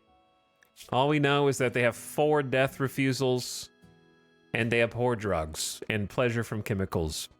They came to us a stranger, unknown backstory. Potentially great melee, potentially great construction, potentially great cooking. They're 40 years old. They barely have any skills. It's time to learn, Pickle. So we got you at head chef. Your cooking skills are 3, so food poisoning could be in our future. It's possible. But since you're full-time cook, we can probably get Dragobot doing some other things, I think. Helping with crops is still good, but we could also just have Dragobot do some crafting and just trust Nightbot and Loser to do most of it.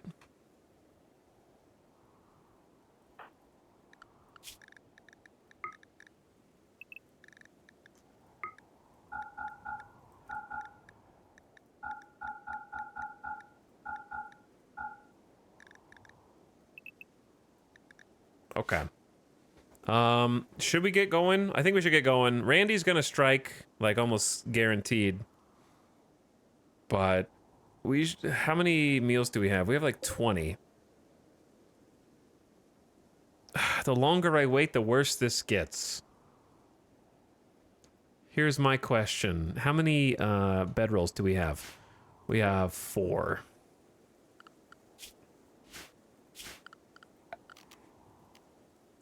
What do we have as far as materials? 1,300 dread leather. Chat, how do you think it feels to sleep in a dread leather bedroll? All right, let's make some bedrolls. Like a second skin. Yep. Yep. I can see that. Lumpy, itchy, probably.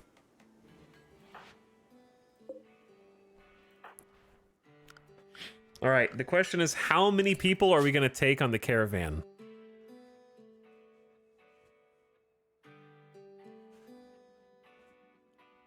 I wish we had some pack animals. It is summer. I think we go for the longer one first before it becomes fall and winter. And finally take out the smoke spewer. The mech cluster really shouldn't be that crazy. How long do we have for the distress signal? 9 days.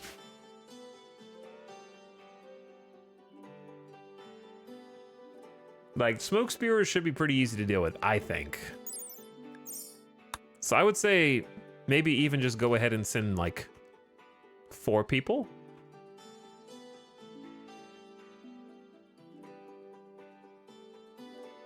Send someone with EMPs.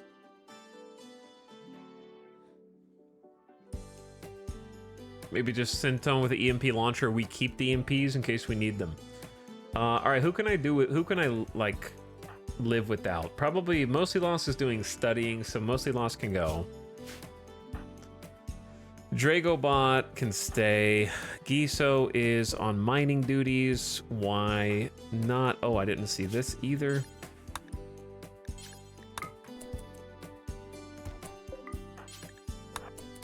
Okay, and then Nightbot needs to stay.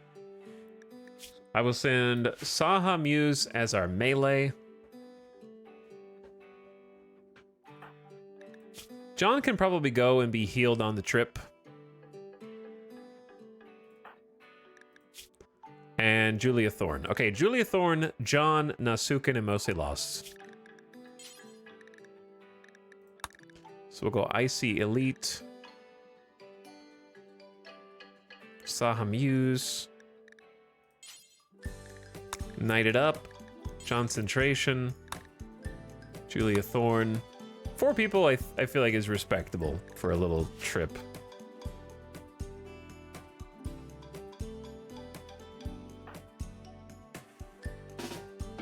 Wait, who was the final person?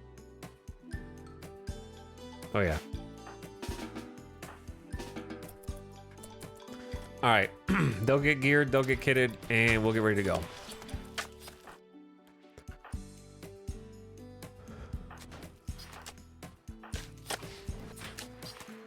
Oh, they're building this. Yeah, I don't like the way this looks on the outside.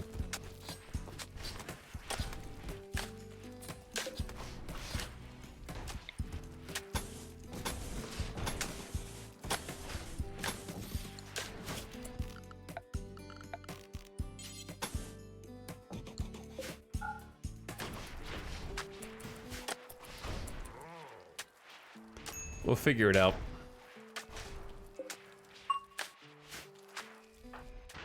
He hates it, dude. Oh, Giso, you're coming back in. Do you not have a toque? Hold on, you guys are just on the wrong...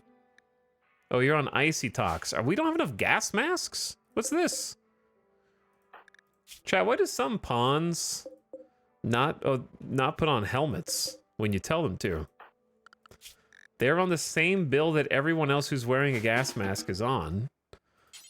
But Giso won't wear a gas mask unless you force them to. It's very weird.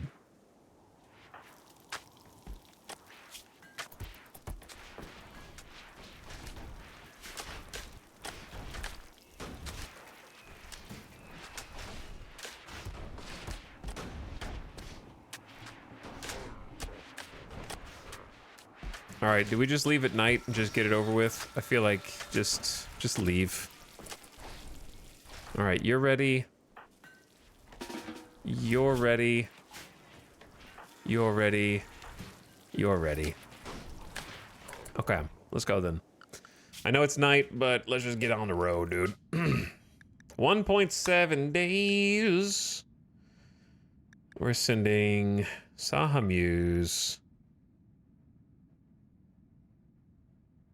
Mostly Lost. Concentration.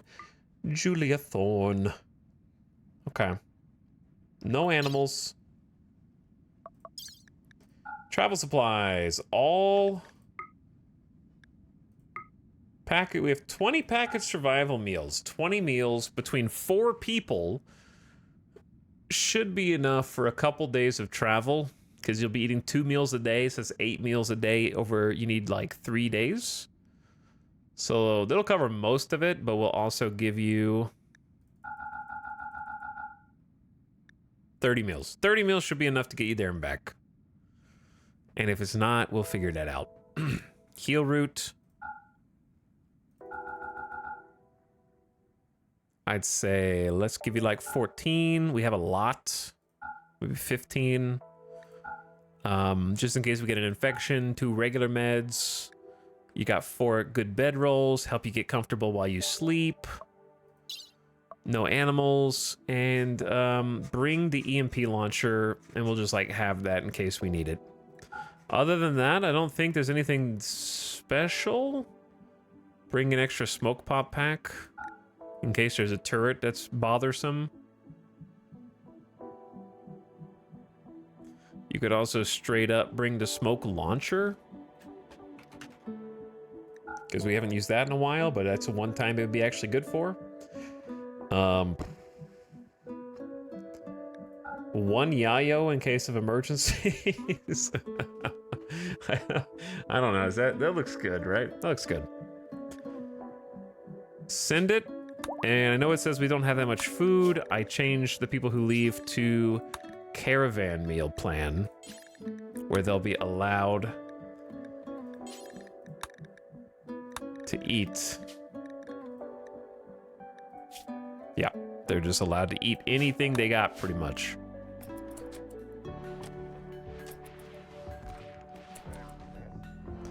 All right, chat, we're gearing up for the first caravan in a long freaking time, dude.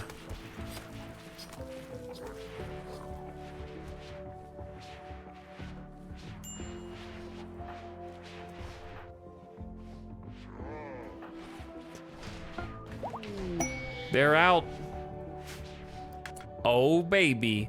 And Gutma has created the Masterwork Locust Armor. The good stuff.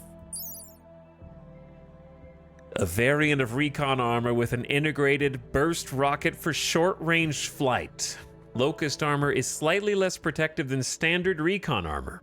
Each jump consumes a burst of fuel, so the armor must be reloaded after several uses. Unlike most Ultratech military units, Locusts train primarily with melee. They usually avoid static shootouts, preferring to jump straight into enemy fortifications and fight hand-to-hand. They do poorly in static defense or confined quarters, but excel in mixed cover or ship-cracking operations. And a Masterwork quality has 126% sharp armor, 50% blunt, respectable 60% armor, and it's still an extremely respectable 86 degrees of cold insulation. So hopefully we'll be good enough on our freezing tile. Very respectable insulation. Not sure if it's enough for our conditions, but we'll find out. It covers the torso, neck, shoulders, arms, legs. So what's crazy about this thing, it's a full body suit. So a flak vest only covers torso, doesn't cover arms. These cover the arms.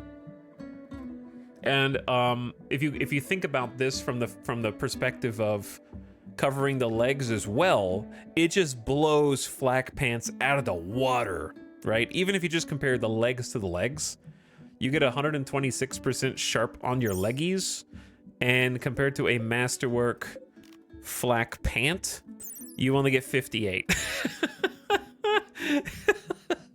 Flak pants. Why are you so bad? No one likes you. No one likes you, flak pants. I don't know if I can say with certainty that flak pants should be buffed. I do think that the spot that they're in, you'd be better off probably making Devil Strand Duster leggings. Devil Strand Dust leggings and or Thrumbo, which obviously is much rarer. But Devil Strand pants are pretty damn good, I think. Let's see what normal Devil Strand pants look like. Normal Devil Strand's 28% sharp armor, so I don't know. Maybe they're not that much better. But you won't need components, so that's good. But yeah, flak pants are just, whew. Like, Recon's not even the strongest armor you can get. It's actually the weaker of the full body suits, but it trades off mobility for armor, which is my personal preference. I love the jetpack. And there's another aspect to loving the jetpack, which is well, I don't know if I want to put it on, because it's now Nightbot's going to have to put all their clothes back on. But check this out. You can wear it and still have cloth button-down shirt and blue fur pants, right? So you can still wear like Devil Strand Duster pant or Devil Strand pants underneath and have extra armor for your legs, which is insane.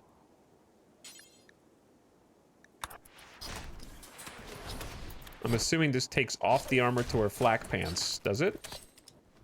Yes. Okay, so you can't wear flak pants underneath it.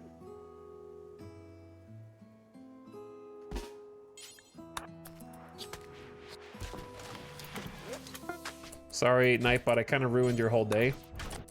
But yeah, the other issue with this is, do you see what else we get? Now that we have a jump pack on our back and not in our utility slot, that means you get the benefit of an excellent shield belt and a jump jet at the same time. You get both. It's crazy, dude. Locust armor is royalty, by the way. Royalty has a lot of really great, I mean, like my entire kit right now, Warhammer plus Locust is royalty. Royalty has a lot of good gear in it, for sure, that I think is a lot of fun. Double jump pack. Yeah, you could double jump pack as well. Or smoke pop. You could smoke pop yourself if that felt better. Or put any other utility in there.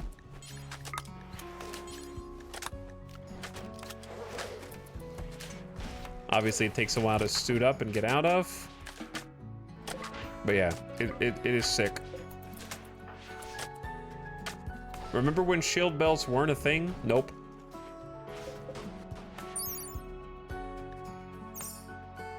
Oh, the caravan left. Good job, caravan. All right, they might be snoozing right now. They're probably sleeping. But they're on the road. They're on the way.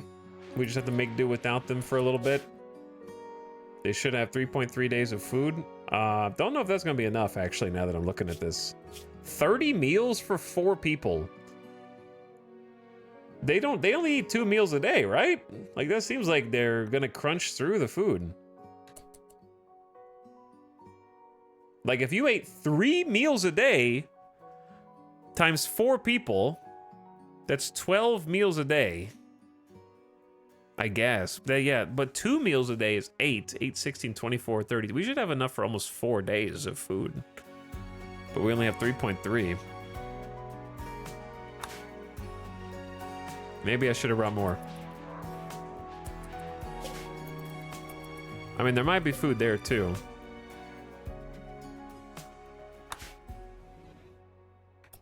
Do, do, do, do, do, do. Hopefully they'll be okay. Uh-oh. Uh-oh. The bills. Think of the bills. My people left, and these bills became unsuspended because they're like, oh my god. They took the helmets. They took the freaking helmets, and I'm gonna make another smoke pop, and you can't stop me. Rip component. Whatever. Just finish your job. Oh, it's that time again. It is that time again. Imperial pollution dump. Astro Liar. Stellark of the Fallen Empire has a special request. She's produced an abundance of toxic waste that she does not wish to store. If you accept, Liar will deliver 532 toxic waste packs by transport pod. If not kept frozen, they will dissolve over time, polluting nearby terrain. You can have a Persona Zeus hammer, though. It's pretty good, right? All right, Chad, I'm going to show you what that looks like.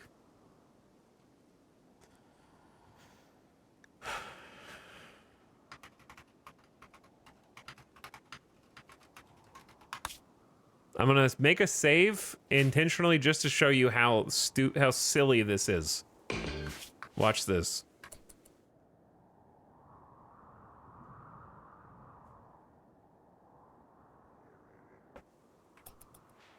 Wait, where is it? It's trying to spawn them in, probably. Looking. Looking. Hello?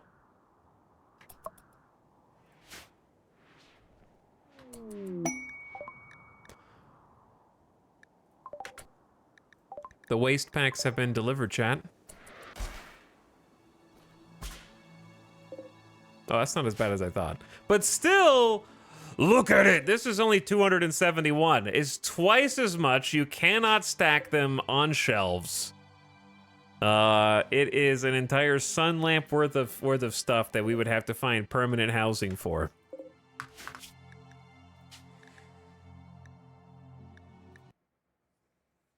I just wanted to show you how crazy it is. I'm not gonna take that quest. Where would it go? Where would it go? Why not just leave it outside? People leave.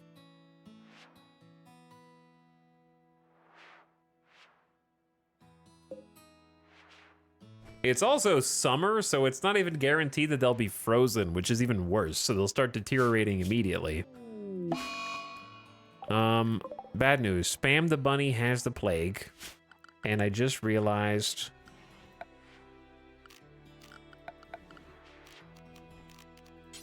we need an animal flap, and yes, I'm gonna make it out of dread leather.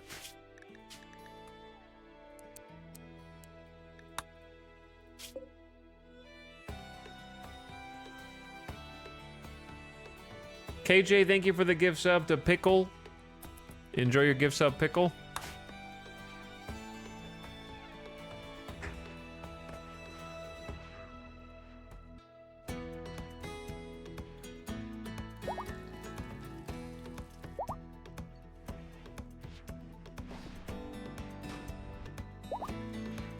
Are we still restricted? No. Only a couple of you are. Why is Pickle restricted on close to home? I don't remember.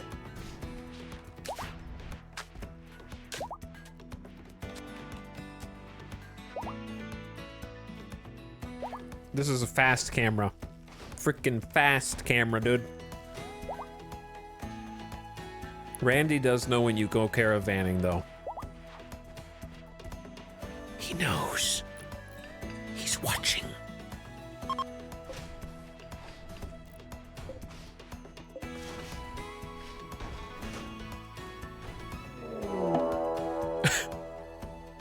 Speaking of the devil, Julia Thorne's caravan has been ambushed by Scaria-infected, man-hunting squirrels! The squirrels! We're in danger. Everybody, get ready. Colonies have lost to worse than this. Oh god, they actually have cover, which is kind of hilarious. I can't see them around this corner. My range has been completely invalidated. All right, we're safe. For now. We like barely left. We're like one tile outside the house. Literally one tile. I'm not taking any of this. That was a close one. They 1 foot out, not even one step outside the base without mortal danger.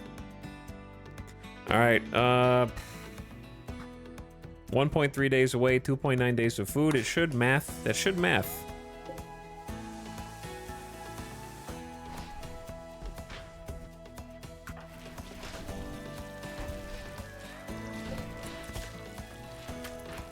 All right, thanks for the package, survival meals, bros.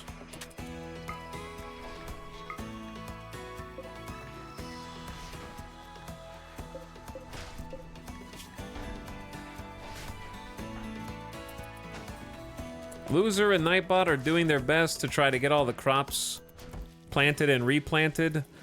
Nightbot was recently given a field hand to go in his training, level 14. Got a lot of room for that to go up, but only a single fireball passion. Still good though. Pickle's level 4 in construction. Why are you building stuff is the question.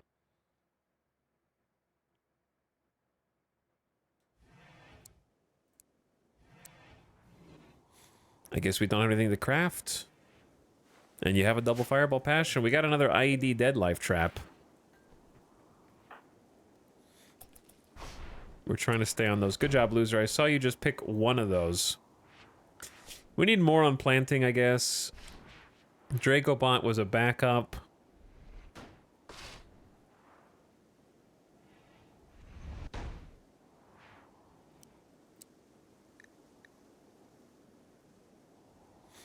Zero Rig can cook, but we have Pickle, who should be like on top of it.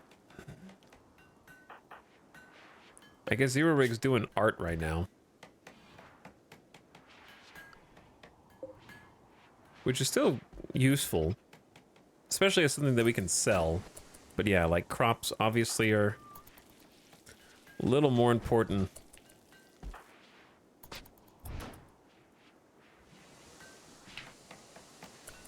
So let's just go ahead and change that around real quick for you.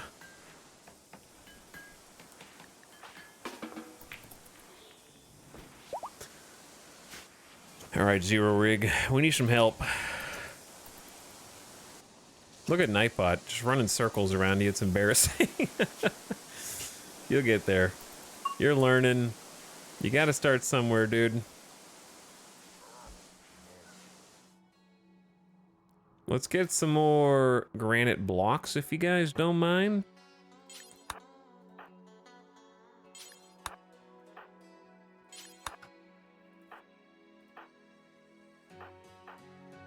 Cooking. Don't want to interrupt people who are cooking.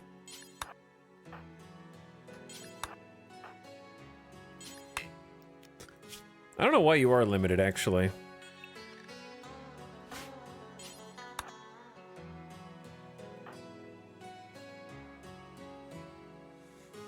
Alright, that'll be a few at least.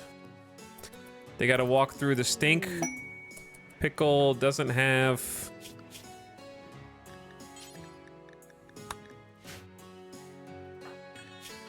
anything to filter the air. A trade ship is passing by. They're a combat supplier. Hey. I will go say hello to them.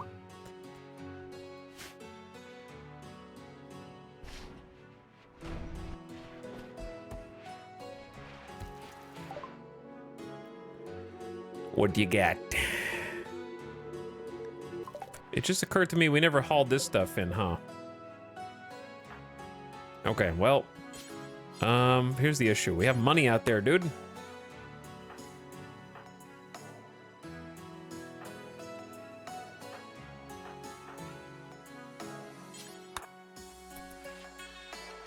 That's my cash.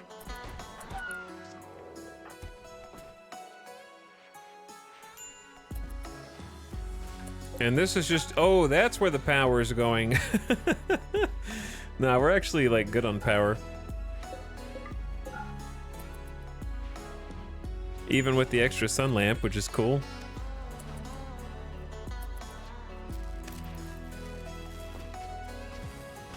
We have so much stuff to haul, it's crazy, dude. Put it in the safe. Alright, we got a little more cash now. ABC, always buy components. Neural computation tech print. Learning assistant. Neural calculator. Beards. They've got reinforced barrels. I don't really know how we're doing on barrels right now. We could sell some extra beers.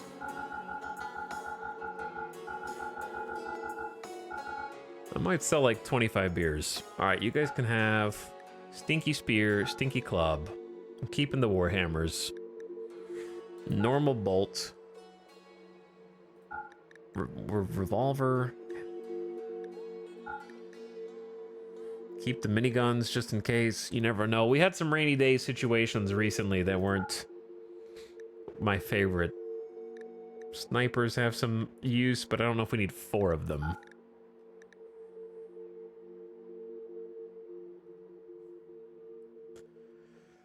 Oh, what do you do with legendary flak vest 38%, Chad? Do you just manual force them to someone to wear it during battle, or do you just take it on the chin and just sell it for a whopping $50?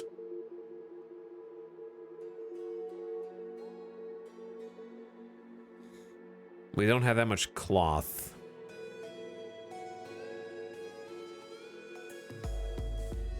Keep the shield belts for now.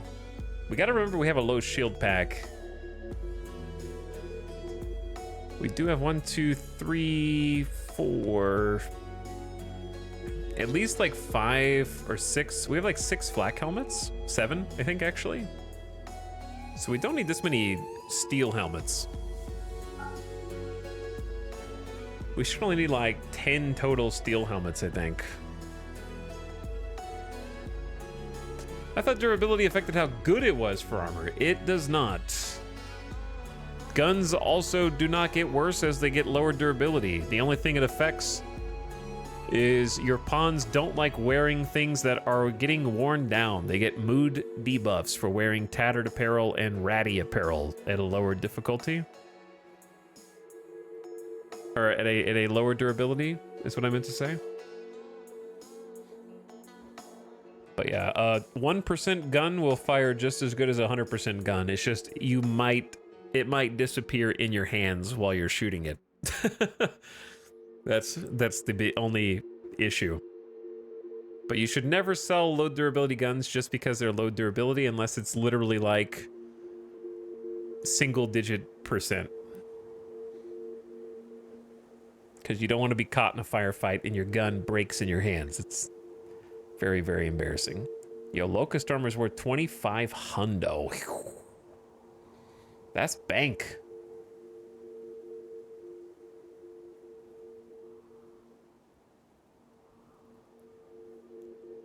I don't know what I want to get rid of because some flak pants are better than none flak pants.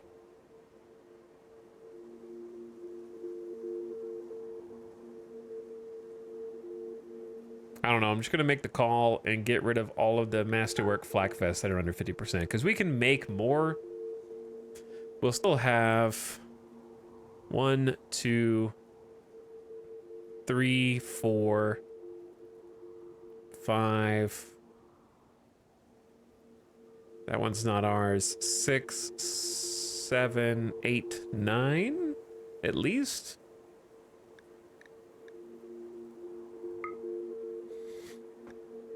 Recon armor for the masses. I'd love to, yeah. Okay, do they have anything I want to buy? Recon helmet. No, no.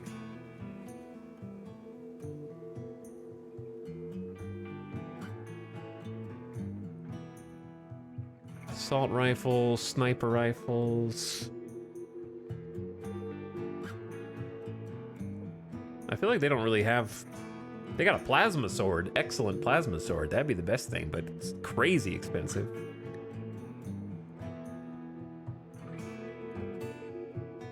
Better to get that as a quest reward if possible. I guess reinforced barrels would be it. Okay. Yeah, I'm scared to get rid of too many. We have 13 flak vests. That's exactly how many we need. And 12 flak pants. So yeah, I say we just keep that. We have 10 simple helmets and 7 flak helmets. So I could get rid of a few more simple helmets. 7 and 10. So I could sell 4.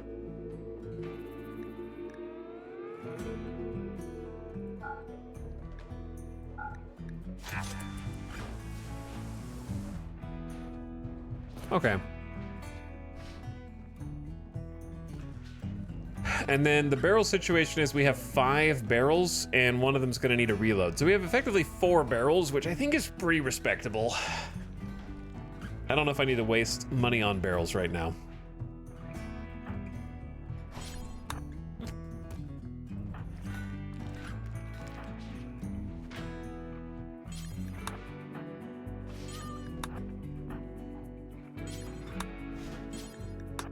All right, have them come grab some stuff before they go to bed. Pickle, come get this dread leather. It's just free materials for us. Help clean up the map.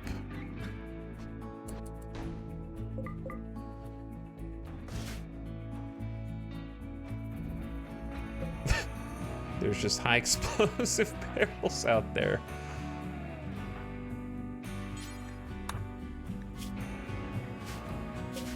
All right, these guys should be there tomorrow. I feel like they're going slower than the estimate suggested.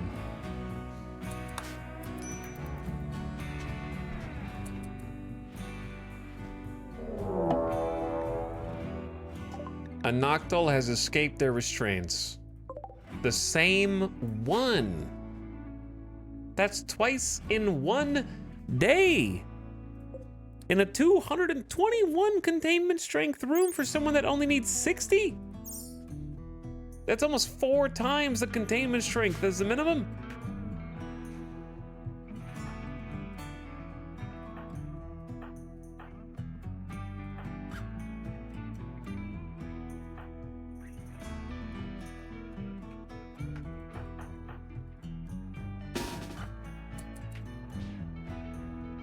Noctul will be like, I'm the new Revenant.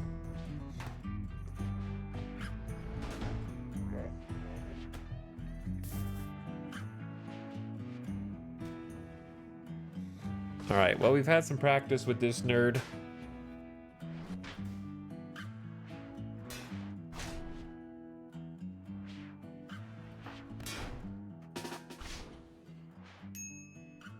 So what I'm gonna do is have everyone drop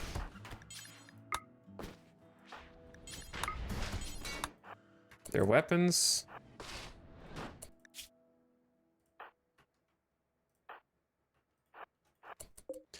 And what we're gonna do is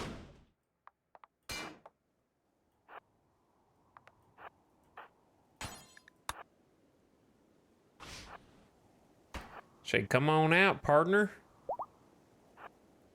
Hey, come on out. Guess what? I got a little present for you.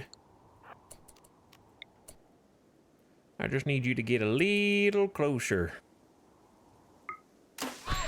Oh, sorry, Nasuken. You weren't supposed to be there to get hit yet, to be honest. And then punch his ass.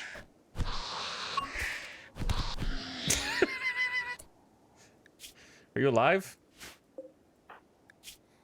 All right, a couple of you got stabbed a little bit. Nightbot, take him back to containment. Boop, boop, boop. Epicat, grab your excellent uranium. Yeah, yo, grab your that. Nasuken, grab your that. And then Nightbot, grab this. Disruptor flash. Times 90% consciousness, times 80% movement. They're also... Their melee cooldown is plus 200% in the light as well, so they're not as good as they are in the dark, that's for sure. Oh, you need to shut that door, though.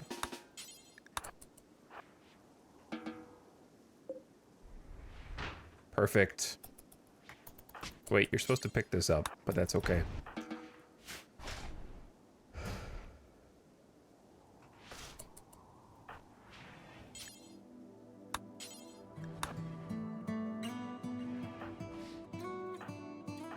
Epicat, are you not bleeding, dude? I assumed you would be smart enough to at least go to the hospital.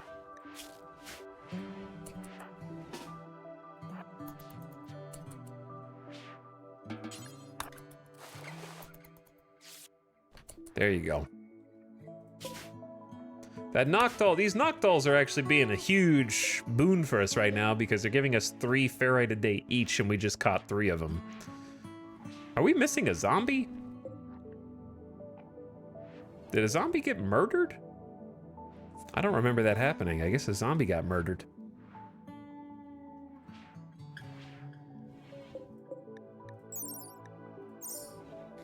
I'm gonna transfer this tough spike somewhere else, probably.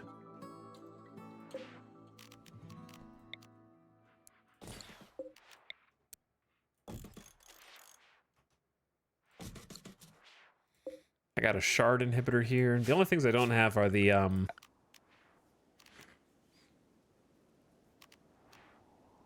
electric inhibitors, because they take up so much room. They take up a lot of room for only a plus 10 containment offset, and you have to feed them 70 watts of power and 2 components, and it's like, damn, they already escape when you have 4 times the amount of security they need. I don't know if I'm prepared to spend all that and have the extra space requirement just for like an extra 10 offset.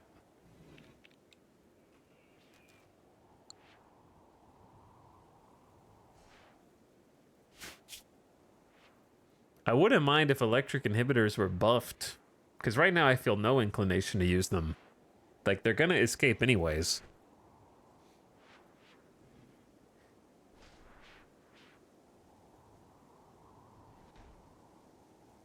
Like, if I buffed electric inhibitors, what I would do is double the length of the AoE. So, like, you could put one electric inhibitor here and it would hit both. That would be one option. The second option would be simply increase the amount of containment it gives. Because right now you have to build two of these to equal one shard inhibitor that has a massive circle, doesn't cost any electricity, and just costs a single shard. So, whereas you have to pay 140 watts of power for 2 to accomplish the same effect, have more space in your cell, and pay 4 components.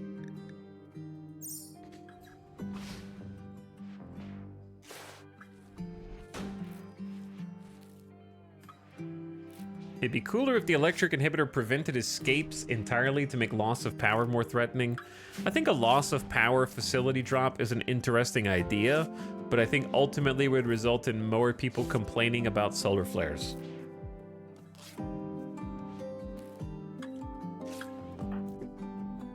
Conceptually, I think it's a cool idea, though.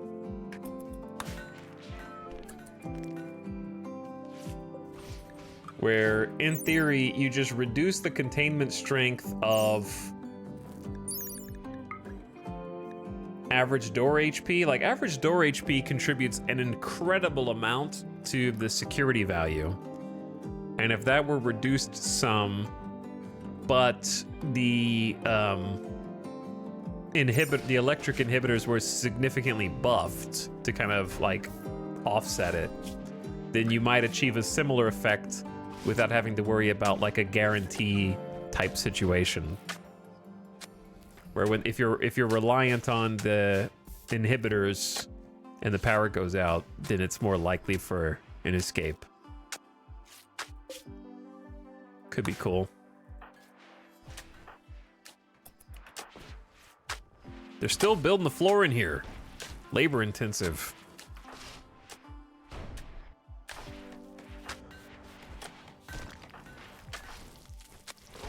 We're making fine meals again. We don't have that much meat though, so it's gonna go pretty quick.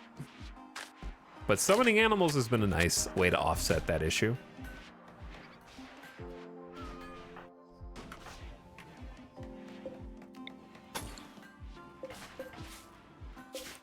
All right, the gang's almost there. A new quest. A group of poor travelers, including some children, are approaching looking for help. The travelers are begging for 700 silver. They want the silver so they can buy back a friend who was recently kidnapped. They will move on after a day. This is a charity quest. If you don't fulfill it, believers in the cult of randomarchy will be unhappy. All right, where are they? Loser, go do what you gotta do, man. We got the money. Dig into the secret vault.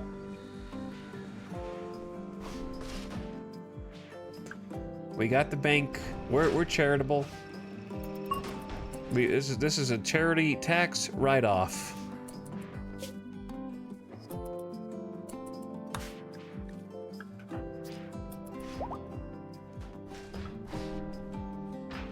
Oh, is that a Masterwork steel longsword? Not for long. May as well leave it out there now. Oops.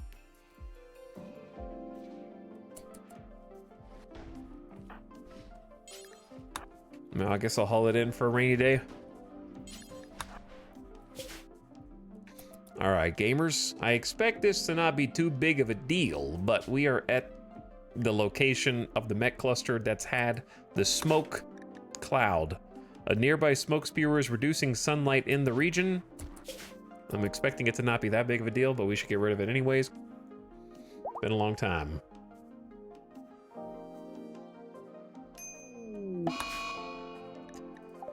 Julia Thorne's caravan has arrived at the smoke spewer. There's a cluster of hostile mechs and combat support structures in the area. Okay. This should be pretty routine if we just go wide. Very, very wide. I don't want to wake the centipede blasters in the middle.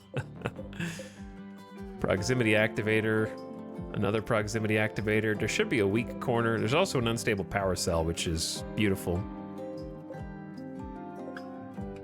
The power cell by itself would be enough to create a chain reaction. But we're just gonna take... This won't be awake because it is dormant, even if we get close. As long as we don't get close to the proximity activator, everything here should be asleep.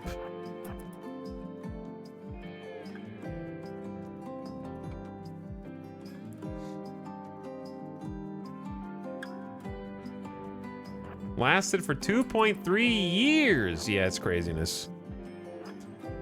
It is crazy.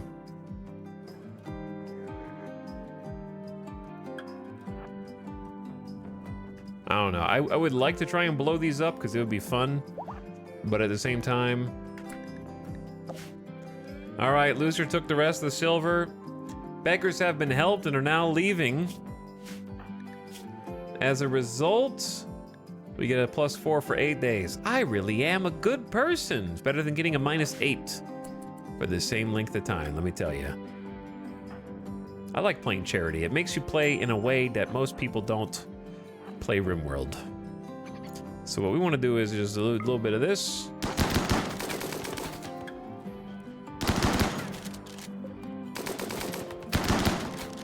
And then a little bit of that. I guess I should have just shot down here first. And then a little bit of this. They're gonna hit the wall on accident a lot.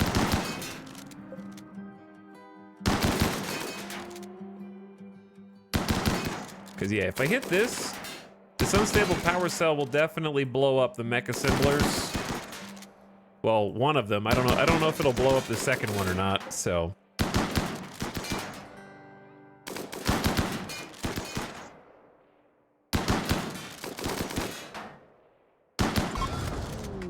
Worst case scenario is it doesn't blow it up and wakes up a centipede that we have to fight, which is not really what I want to do. So instead, I'm just gonna leave.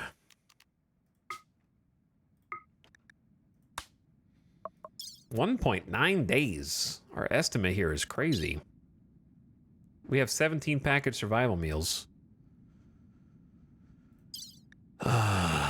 Wait, you can just yoink the unstable power cell from here, which is kind of funny. It's 15 kilograms, but it's definitely worth.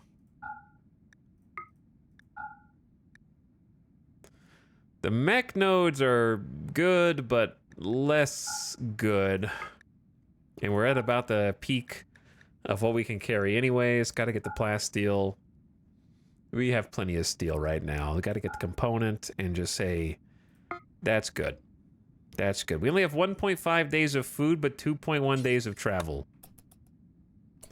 So either we're going to have to go meet them halfway and bring them food, or they're going to have to do a little bit of starving.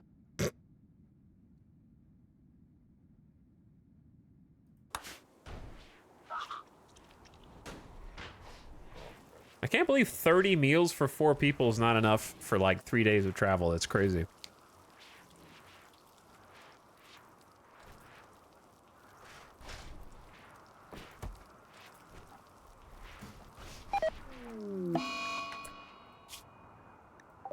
You've got to be kidding me. The travelers have been harmed? Bro. Unbelievable. Tynan! Come on, it's so hard to be good! It's so hard to be good, man. No, we helped him though. You can't take that away from me. I gave him the silver. I get the +4 for 8 days, okay? The fox got a little hungry, all right? That's not on me, dude. This is a kid, man. 3-year-old is currently being gnawed on by an Arctic fox that they're losing their limbs, man. Torn off leg and a neck. Oh my God, their head's gone at 3 years old. Why are you taking 3-year-olds out on this kind of journey? You have destroyed the smoke spewer that was affecting Loser's Retreat. Hell yeah. This Arctic fox cannot be suffered to live. I still help them, man. I still help them. You can't take that away from me. I get the bonus.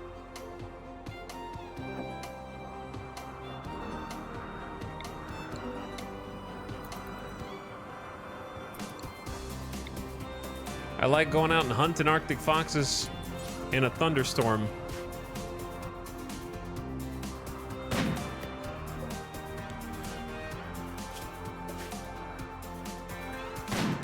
You're gonna have to shoot better than that, loser. Oh my God, 3 misses in a row with 16 shooting skill. 4 misses in a row.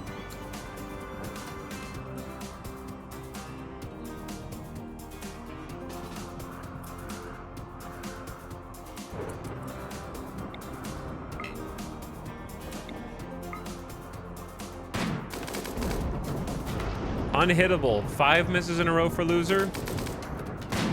6 misses in a row for loser.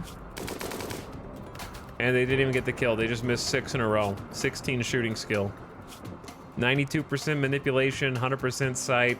It's good enough. It's good enough to get some kills. I understand that it is a smaller animal. The size is hard to hit, but still. Come on, dude.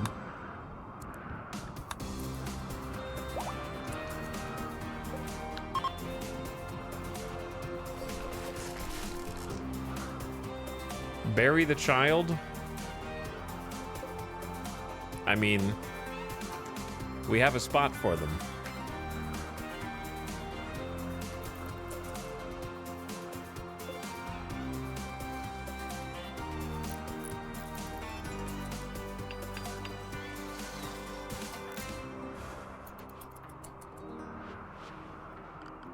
Next time we do a reform, I think RP-wise we have earned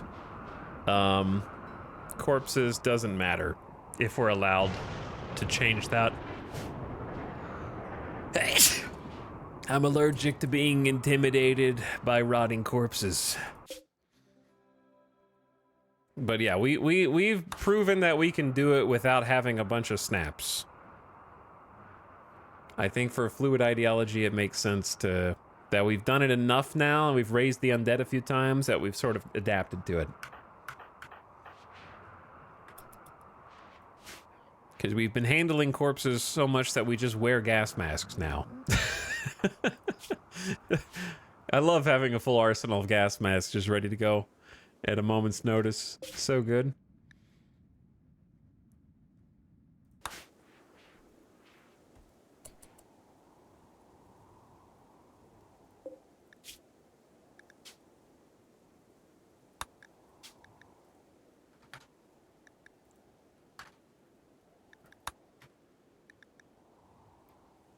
Okay. Yeah, we need to use the corn spoils in a while. It's gonna be a while, but yeah. What else can we use Kim Fuel for except jump packs and Kim Fuel power gens?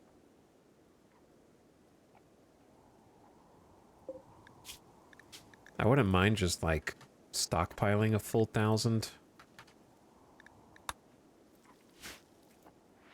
I guess a bunch of high explosive shells. Do 40 high explosive shells. Drop pods? Yeah, we never made drop pods. I should make them. We just don't have anywhere for them to go. Ironically, I guess like out here is not very much space. We'd probably have to cordon this off and figure out how to like path there from this hallway. I can't think of a better spot to get drop pods set up.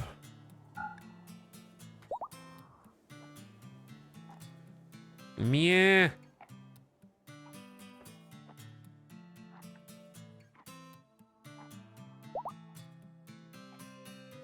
Ding, ding, ding, ding, ding, ding, ding, ding, ding, ding, ding, ding. All right, are these guys gonna live? 1.1 days of food, 1.7 days of travel. Do I need to go get them? What do you think, chat? They might be okay, because they won't be immediately starving, right? They have 12 meals. They're probably fine. We got plenty of fungus here for now. Speaking of food, I've been told that there is some food if I want food. And I do want food, so I'm gonna get food. And then I'm gonna bring it back here, and then I'm gonna eat the food while we play more Friday Night RimWorld. And then we're basically gonna pop back in here, restock our supplies, and then I wanna go check out the distress signal, which is really close. So that should be fun. But yeah, I'm gonna crank this and let you guys observe the colony as it wakes from its slumber. Hope you guys are having a nice evening. I'll be back in just a minute. Thanks for hanging out with me this Friday night. I'll be RB.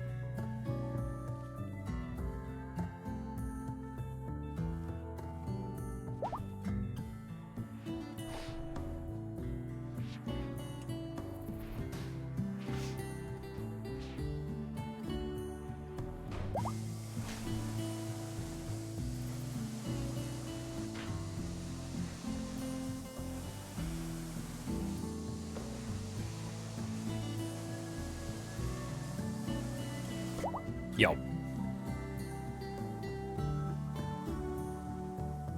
What is up?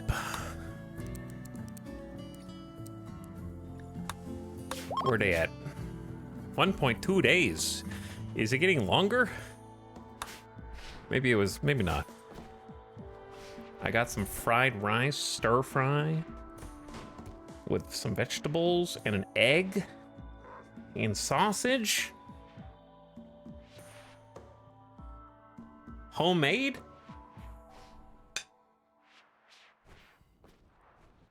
Homemade egg?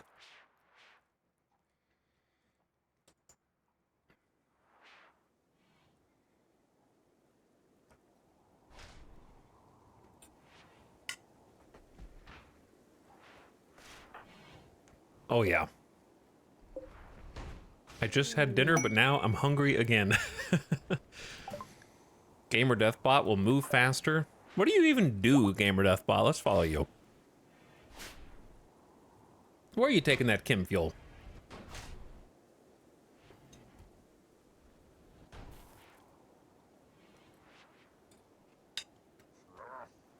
Hot. Food hot.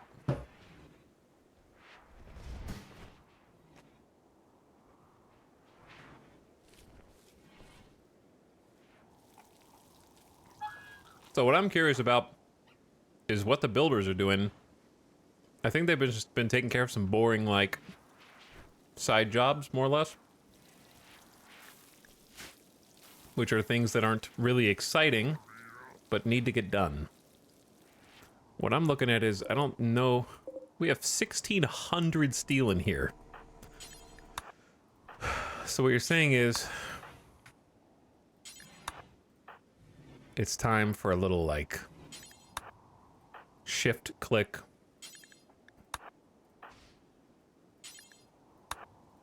Bring it in. Everybody bring it in. Pickle, you need a gun. Did you not have a gun? I thought I gave you, like, a basic gun.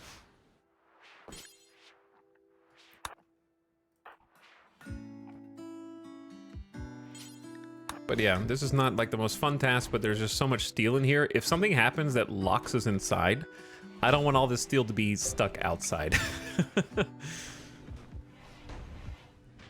That's our little deep drill spot.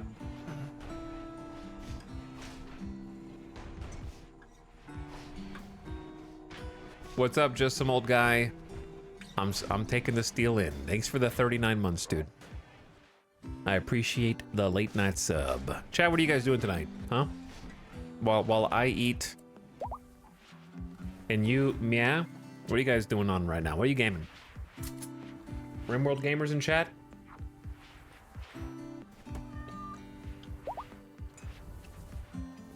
Sleep. Liar. World of Warcraft. RimWorld. A walk. Factorio. More RimWorld. More RimWorld. More RimWorld. Sea Ice gameplay. Noita. Battle Brothers. Snacking on fried rice. Yeah. Watching the stream. That doesn't count.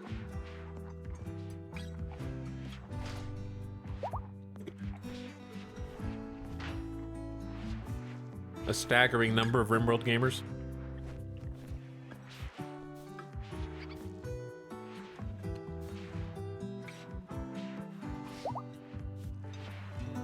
One Manor Lords gamer. That really kind of like dropped off really fast, huh?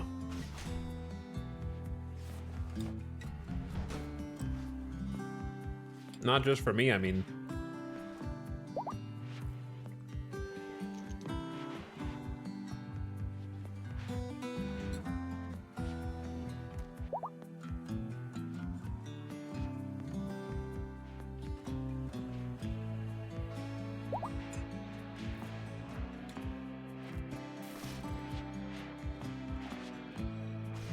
People realized it wasn't a strategy game. I would say, so far after playing it, it feels more like a painting game, i.e. City Skylines. It feels more like a game where you'd kind of build a nice looking place. And that's what some people want. But that's pretty much like most of what you do, I guess.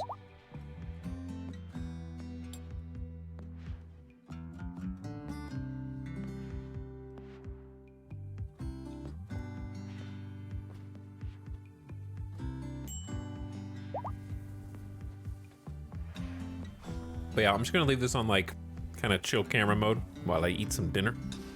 Just kind of chat with you guys in between bites.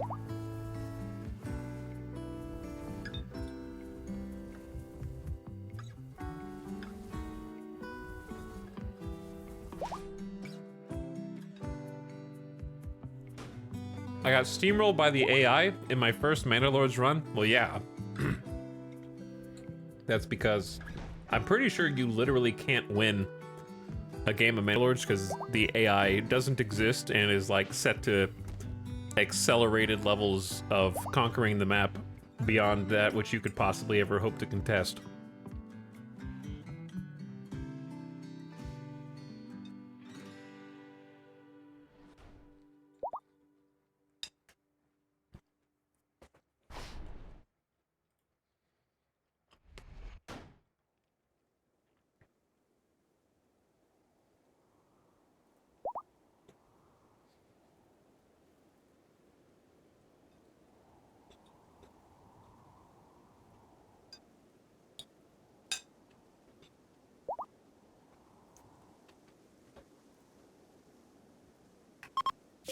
Where'd they at?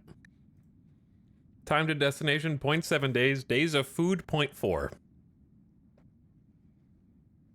They'll be fine. They'll be fine. There's definitely some projects I want to work on.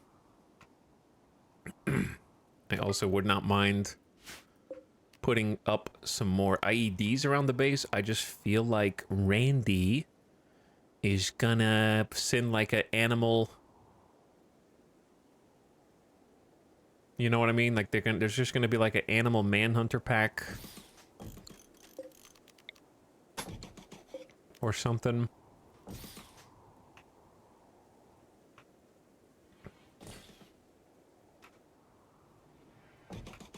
And then that just deletes them. Trying to keep it where they won't hit my walls.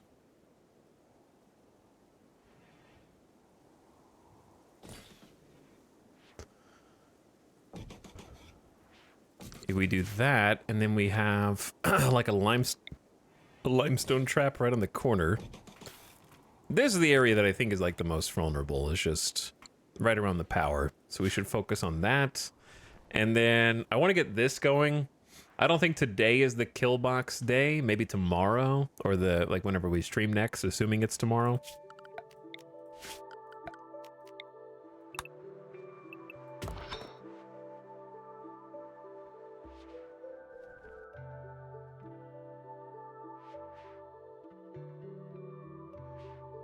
Because ultimately I want to like dig all this out. I don't know if I should do it now. It does give us a little bit more space to move around. We've been getting kind of stuck down here and bottlenecked whenever we want to leave. So freeing that up would be good. And then I haven't decided what I want to do with this. Maybe we just go ahead and mine it all out and clear it out the way that we intend to for the future.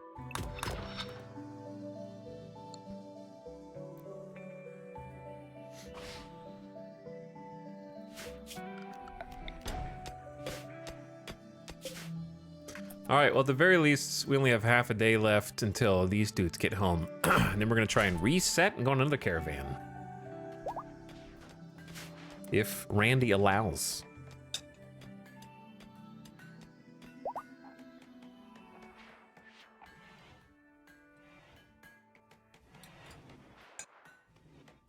Chat, what's the next game besides Elden Ring DLC you're excited for this year?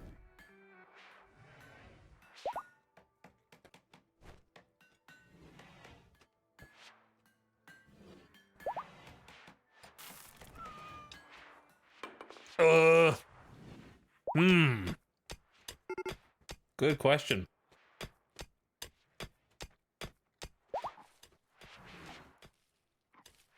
Stalker 2?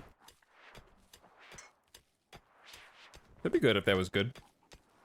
Hades 2? I'm not really excited for early access. I gotta wait a while. I'm gonna do the same thing I did with Hades 1, wait till full release.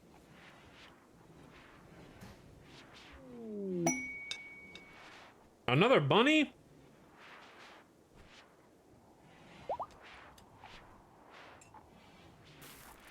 Path of Exile 2 is this year? Homeworld 3? Frostpunk? Oh yeah, Frostpunk 2's not too far away.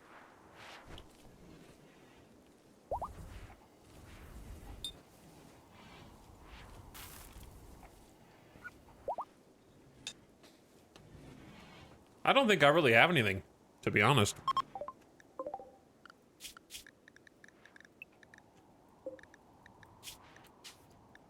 Boogeyman?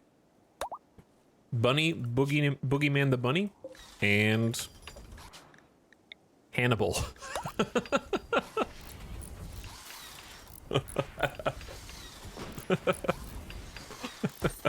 These are like really good bunny names.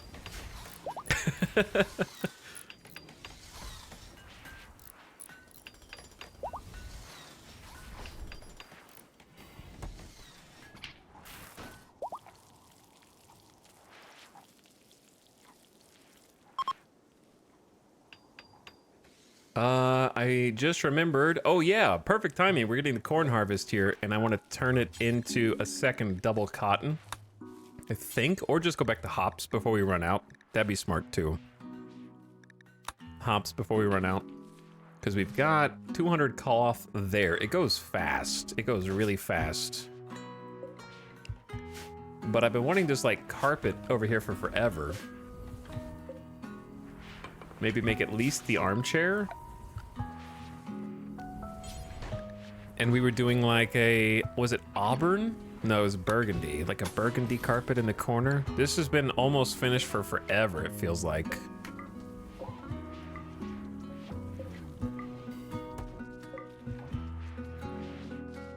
We only have 242 wood. Making these chairs is taking a lot. It's taking a lot. Wood is real hard to come by on this map.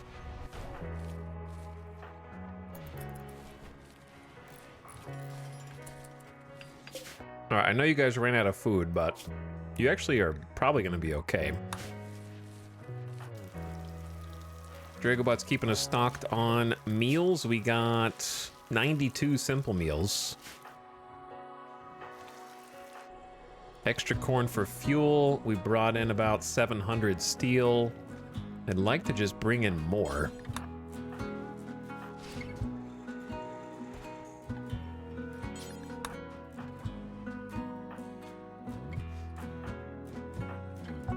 Trying to find people who aren't busy.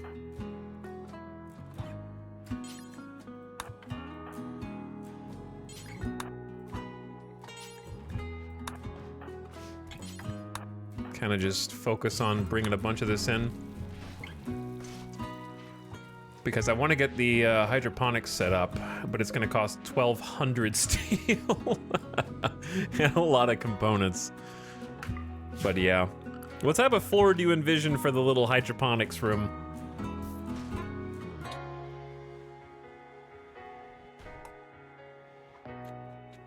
Are we gonna be boring and do marble? Maybe.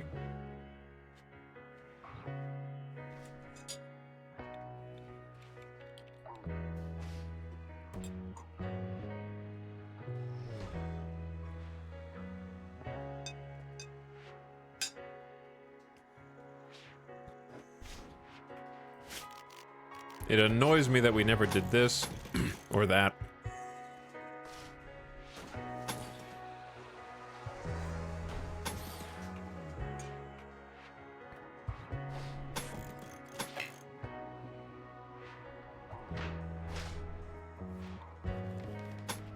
Definitely missed a few spots.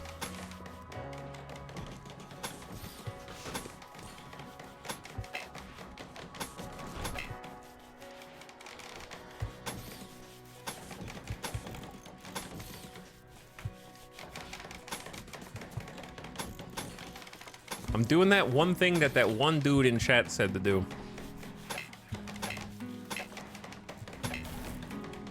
A long time ago.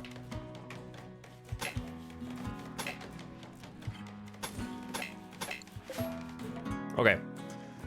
This drives me crazy as well that we never fixed this up.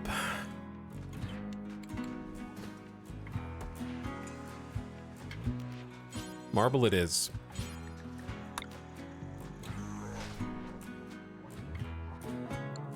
maybe we just do like some flagstone in here.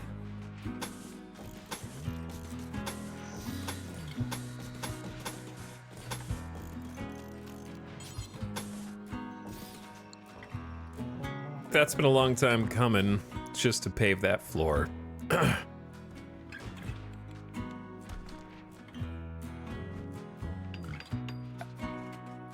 And then fire foam poppy is all but required in this room. Completely required.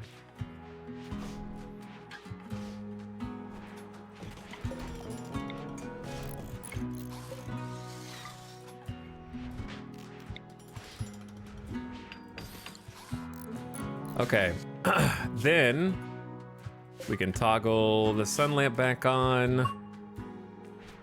Well, once we get a little bit more. Floor-wise,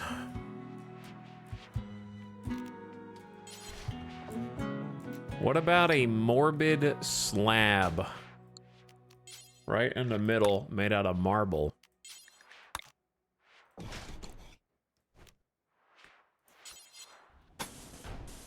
Wait, I guess that goes on top of something else, right? Goes on top of the other floor.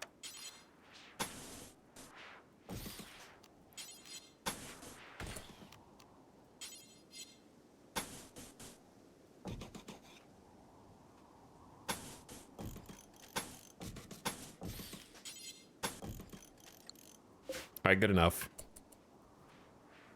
Good enough. All right, are you guys almost home yet? Oh my God, we had a successful caravan without interruption. Can we do 2 in a row? Probably not, but maybe. 19-day cooldown on duplication. And we got a mutation over here. Chat, does anyone else, like, okay, the Twisted Obelisk, do you use this? Am I the only one who just is like, can I turn this one off?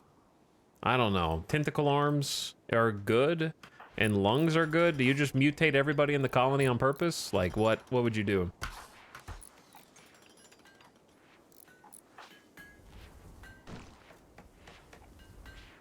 I like it. Did I just not notice that Yayo has a bionic stomach? A person with this has a much lower chance of getting food poisoning and is immune to some stomach disease. An integrated lattice dust healing system automatically repairs damage to the artificial organ. It's better in almost every way.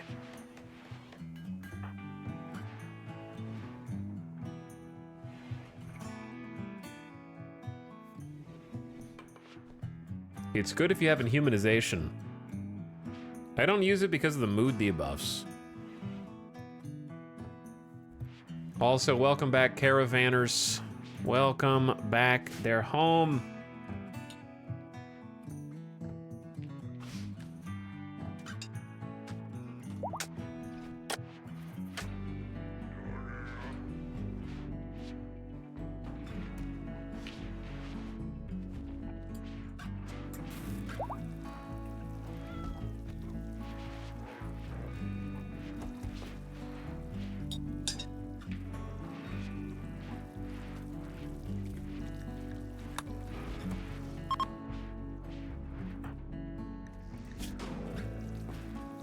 All right.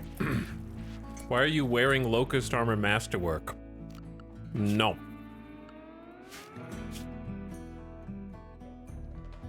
I guess that's allowed. Okay.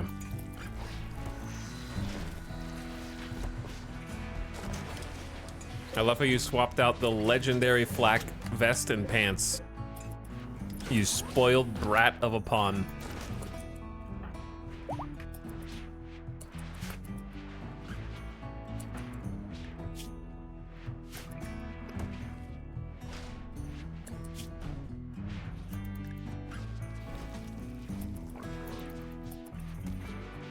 All right, I guess I'll give them like one night to sleep, and then we go on the next. We just go on the next caravan immediately after. I think sounds like a good idea.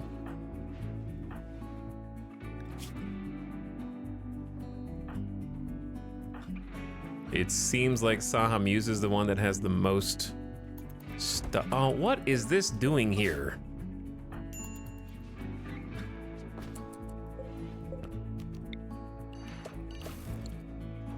This is a issue.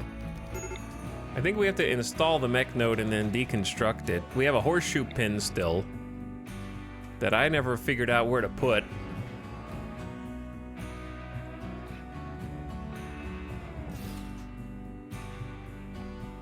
There's just some random dead guy clothes in here. Unfinished uranium flak helmet that Saha Muse never finished. Okay.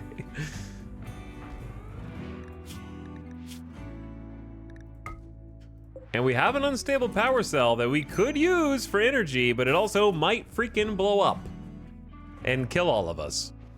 So, what do? Or we can make a huge booby trap. Those are the choices.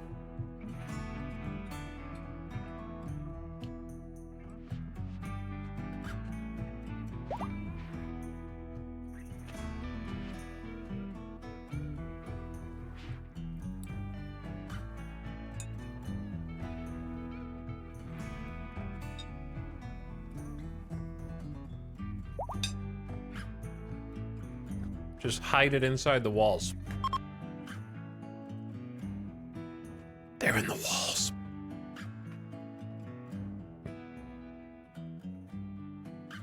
Make a secret wall container.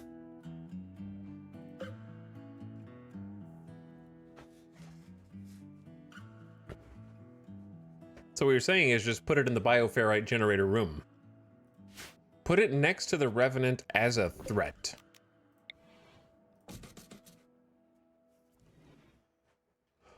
Or just put it right there, middle of the floor.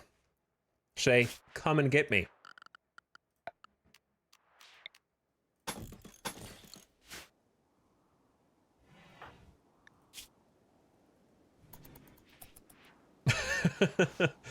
Was imprisoned -6. How dare you remember that and hold it against me?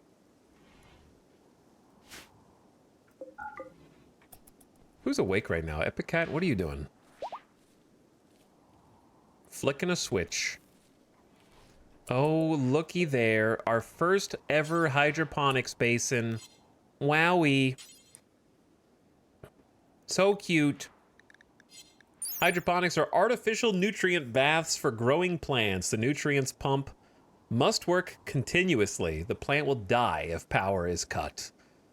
70 watts per 100 steel and 1 component per. But the benefit is it grows stuff very fast.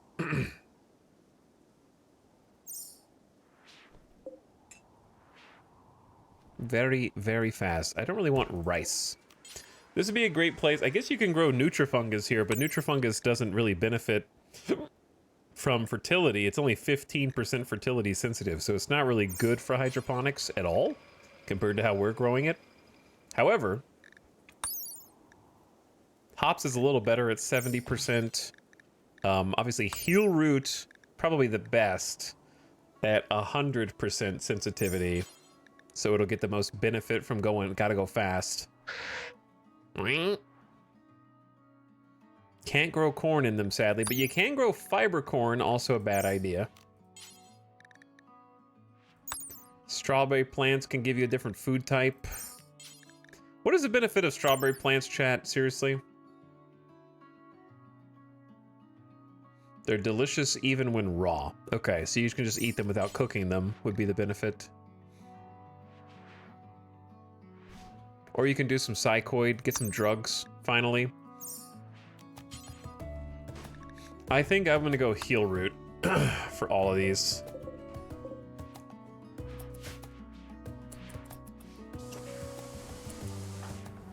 And then just change this heel root over.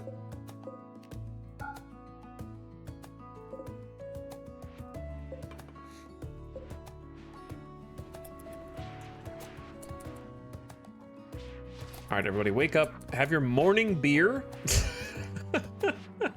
How many people do you reckon I should send on the distress signal? We got 4 people kitted out. It's pretty close, and I don't want to be understaffed. I'm definitely sending random Zambi with the freaking incinerator. So why don't you go ahead and get kitted out? Random Zambi in Icy Soldier. And then at least one more?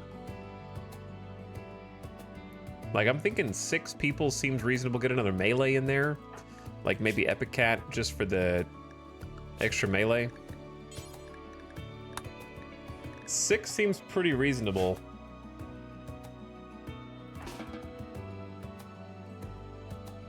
But maybe a 7th with just an extra gun, like someone who's just a person who's not really doing a lot else. Like Pickle's not doing a ton. They're learning how to build, right? But we could just get an extra person to get some combat XP, just kind of have an extra body to sacrifice, if it came down to that, of course.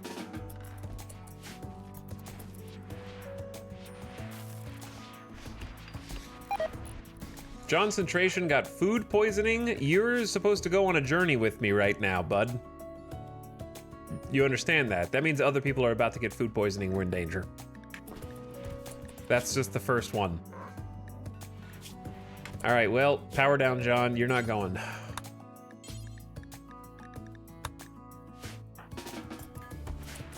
That means I need somebody else to go.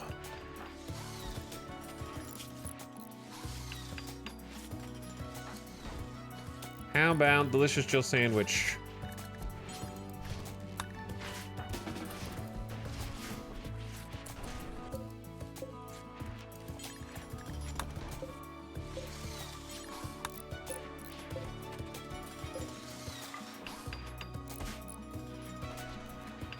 It has begun, chat. What ending are you aiming for, Etal? I don't know. The one where Randy smites my colony? I don't aim for endings. I just let Randy do what he's gonna do, you know? That way I'm never disappointed.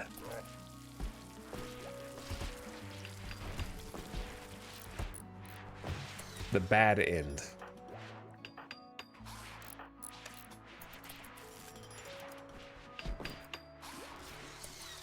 All right, let's go.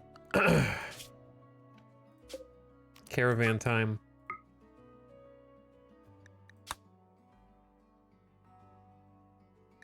So, not Concentration. Random Zambi, Pickle, Julia Thorne, Mostly Lost, Delicious Jill Sandwich, Saha Muse, the Super Soldier, and who? 1, 2, 3, 4, 5, 6. Do we have a 7th? Epic Cat?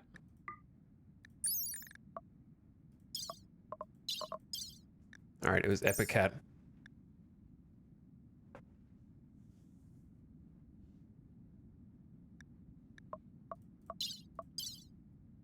Okay, we're bringing all the packaged survival meals, which we know is not enough. We're also bringing more people this time, but it's also a much shorter journey. Like, really short. But I'll bring 35 meals just to be safe. We still have like 40 at the base.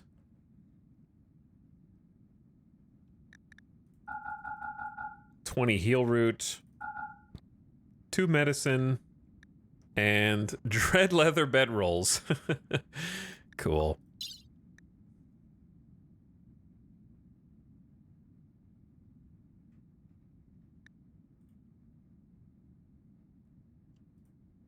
Bro, actually, you know what? I don't want to see your chat messages anymore, you spam bot. You're like an AI in my chat.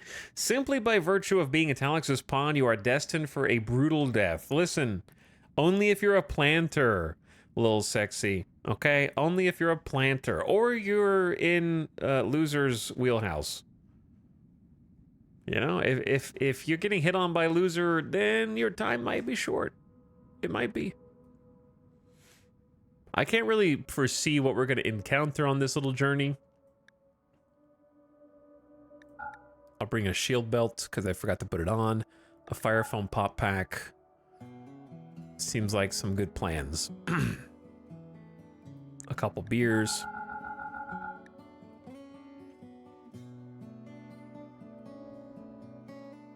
Yeah, that looks good. And 1 Metal Blood serum, 1 Magnum serum. That seems like a pretty good foresight, actually. Let's go. Caravan 2, the sequel. I don't think this one will go off as much without a hitch.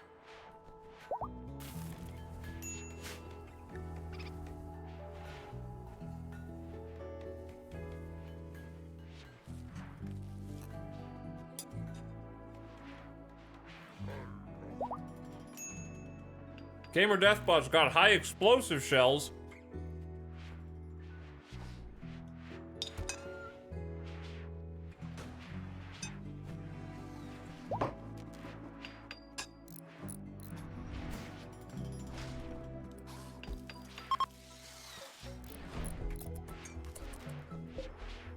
That seems scary.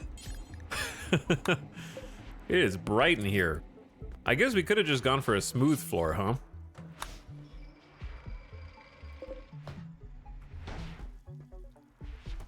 I don't know. We do have a lot of marble, and smooth floor does take a long time, but maybe?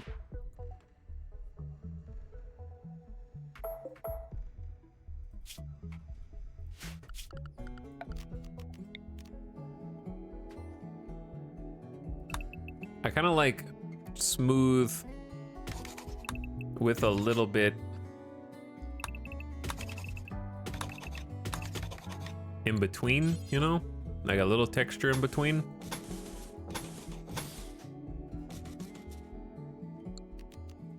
Little bit of this, little bit of that. Now in this room, it kind of just doesn't matter.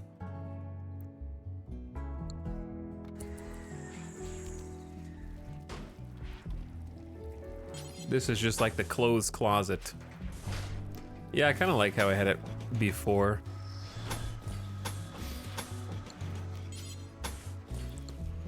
For this one, at least. All right, caravanners, what are we waiting on? Wandering, wandering, spinning, spinning, spinning. Forming caravan, consuming simple meal. Are we really just waiting for Mostly Lost to eat?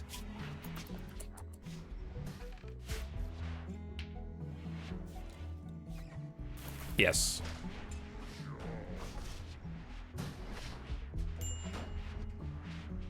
That is exactly what we were waiting on. All right, our next caravan attempt is live. This one is been a long time coming, dude.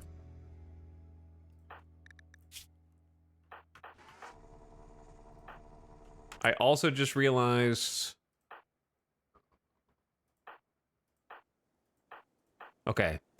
Late LJ has the other Disruptor Flare kits. I think it's a fine idea to make a third Disruptor Flare pack and just have it on hand.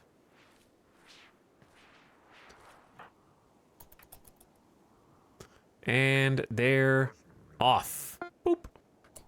All right, pretty large group, short trip, 0.2 days.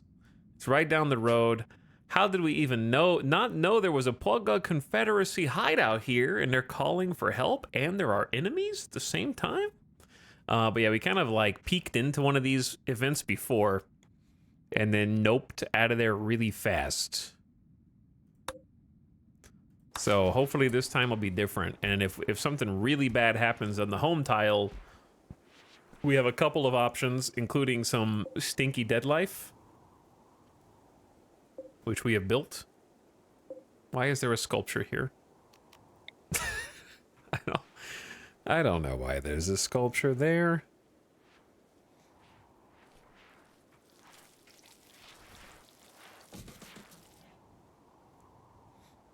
And probably be a good idea to smooth all of this.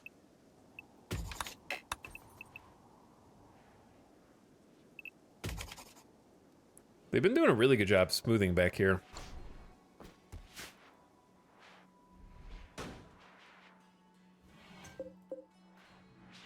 Kind of stands to reason that we should transfer this dude over now that we built an extra harvester. And then we're getting 200 watts from this guy as well.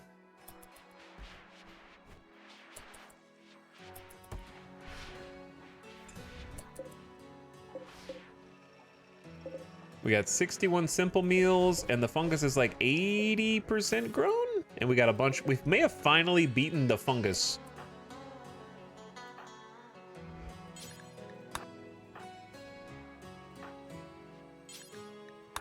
The hard part is just like actually hauling it in.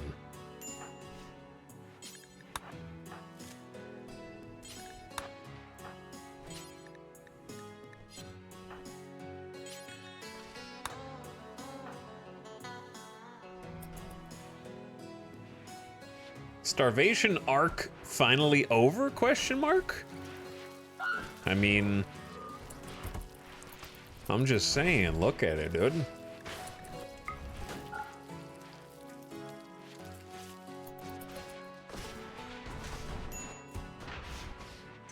Look at it. That's fungus right there. All right, the caravan has arrived at the distress signal. You've intercepted a distress signal from a nearby camp of the Pulga Confederacy. The frantic voice begged for immediate assistance defending against a threat and offered everything at their camp, including recently discovered shards of Arco technology to whoever is willing to come help. As the speaker tried to explain the nature of the threat, the signal went dead. Oh my God. They're being eaten alive. The flesh mass is everywhere. The whole colony's become overrun with it.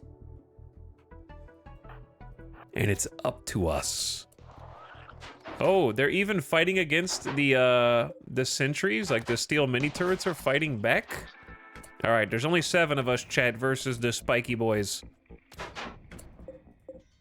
We're not going to be able to get there in time, so let's go ahead and form a perimeter. Here's the thing. One of you dudes is carrying a shield belt, okay?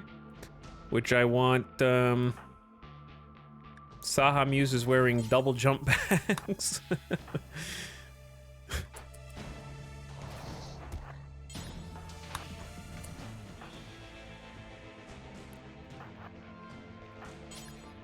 Actually, yeah, I want this to be what it is. All right, and then also we've got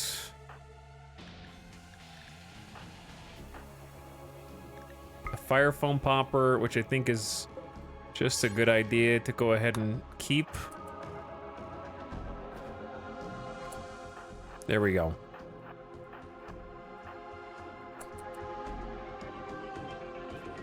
All right, here we go. Oh. We can already see one of them now. Let's take up a slightly better position. Move in. There are flesh sacks everywhere.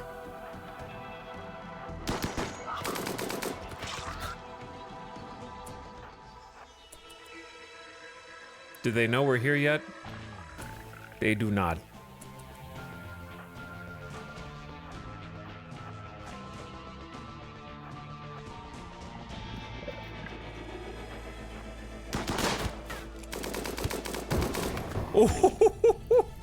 Uh-oh, maybe I should put that on like kind of maybe on a not fire at will, or we're gonna burn maybe more than we intend to burn down here. Possibly. There is a fire foam popper right there, though. My crops! My crops, dude. Okay, maybe we just swing around the left first.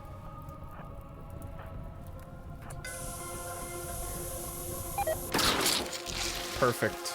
Now, Sukin has gotten food uh-oh, we got a food poisoning arc back at the base. Uh-oh, they're coming in hot. They got cover. Flesh beasts are emerging from a nearby pit. Ambush! Uh-oh, we're standing next to a pit right now.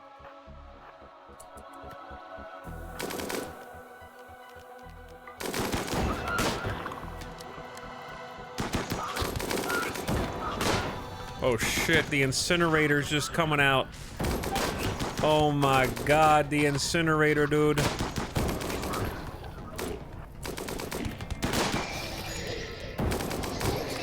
Can you guys shoot the dude right in front of you? Uh-oh. Not the burner, just the regular.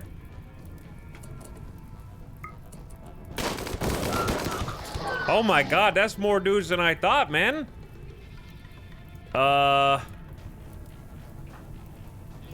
This doesn't seem good, dude.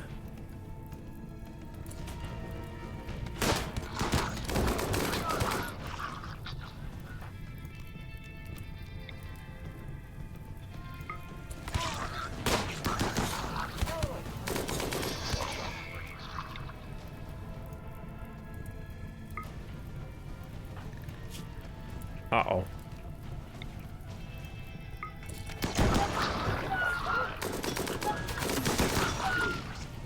I think we got it. Just gotta hold.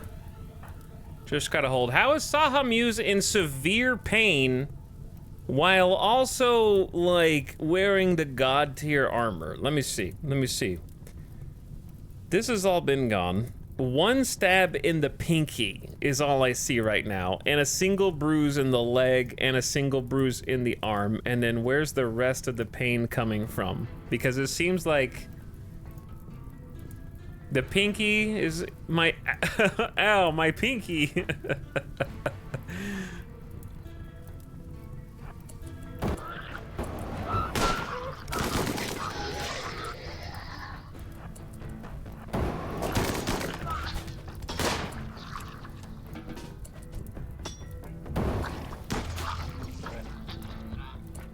Okay, so far so good. We need to do some wound tending, I think. Let's kind of like, who are you shooting at? You're shooting at dude up there. Let's get away from this pit. A little bit of space. I think that was most of them, but let's get a little distance. Like over here by the water. Actually, water would be bad because our flamethrower wouldn't do much. They're fast. We've been fighting them on snow so much. Okay, we brought at least one doctor. I know that for sure because I did on 2 doctors actually. Okay, so let's have Mostly Lost kind of tend the existing doctor. We have 3 doctors. Oh, we are very prepared. All right, Epic Cat. Here's what we're gonna do. Sahamuse, I can't afford you to have a break, dude. What about if I just take the Mind Numb Serum right now?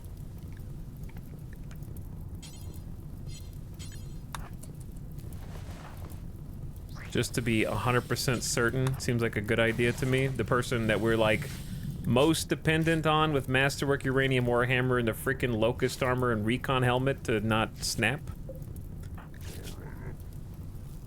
And we just do a little triage while the fire burns.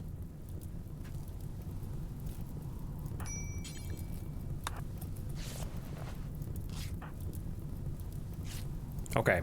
All right. Looks good. Looks good. Good job, fam. Well, we probably don't want these wood fire generators to catch fire, do we?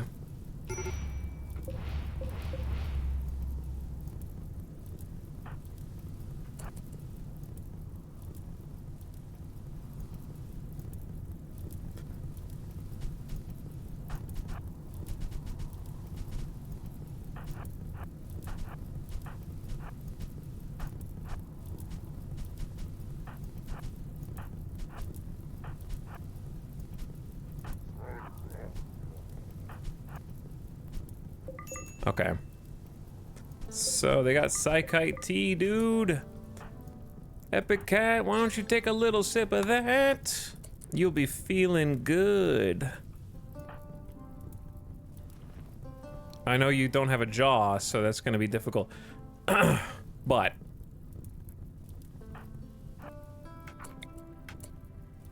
well, I'm gonna keep setting things on fire. Hold on.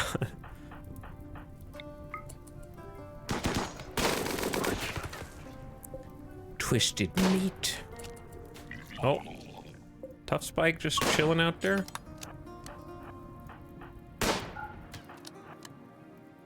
No one can hit this guy? Bonk. Come on, Epic Cat. Take your drink already. Just pour it down. Okay. So, my question is... where do I go next? Let's try going in here.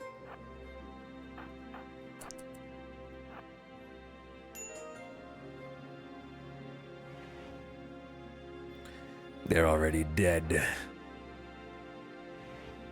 Oh my god. The sacks.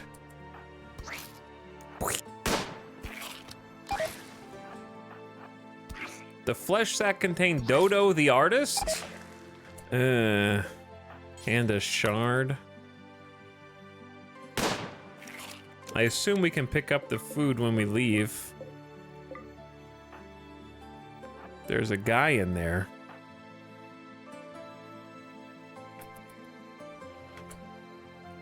All right, let's head through the middle then.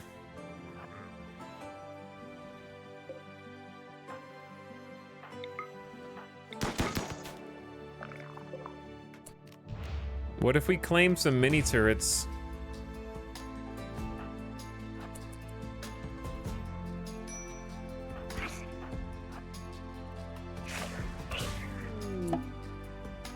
An area revealed.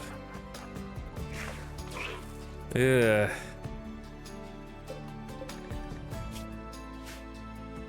Disgusting.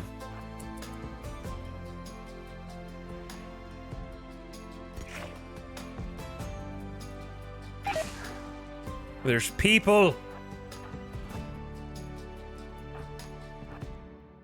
All right, I don't know if there's gonna be that much more for us to see here. Moods are starting to get bad. I'm gonna have Julia Thorne wander back over there and sip a little Shy Cat. Actually, we should have a beer here.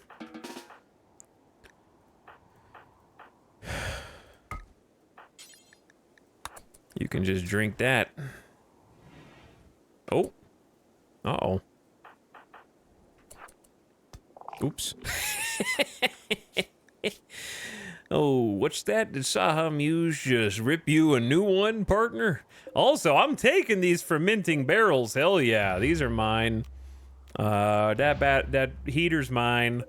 These batteries are mine. I'm allergic to flesh-covered belongings in a nearby enemy settlement.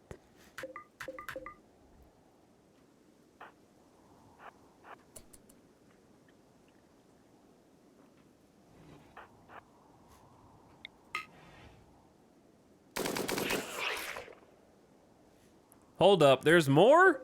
Oh my god, we can make beer till the cows come home, chat.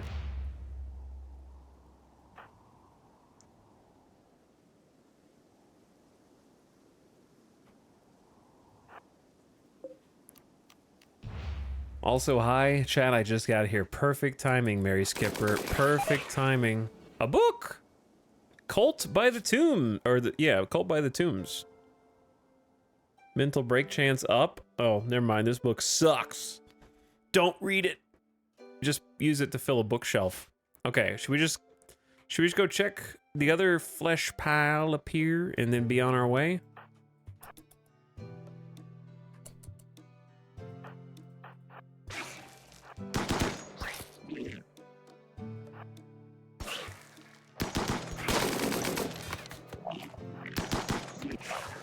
Watch your friendly fire, friend. Watch your friendly fire.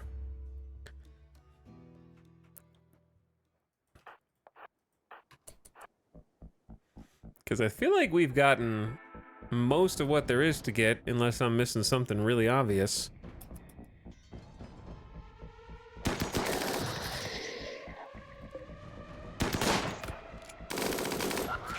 Guys, oh my god, I thought you could handle one tri-spike with 5 people. Embarrassing, you're leaving Pickle out there to die. All right, what else is there for us here?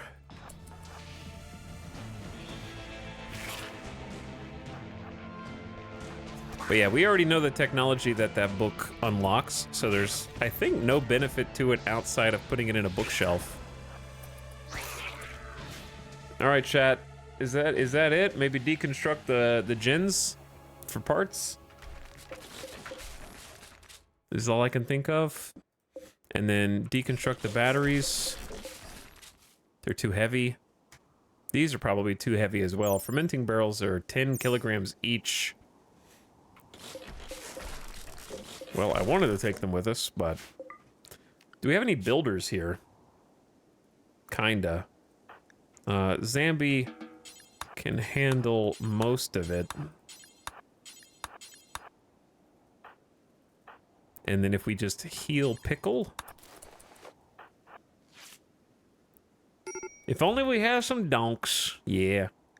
Uh-oh. Mostly Lost is about to snap as well. We kind of need to get out of here, dude. I could have sworn we took beer.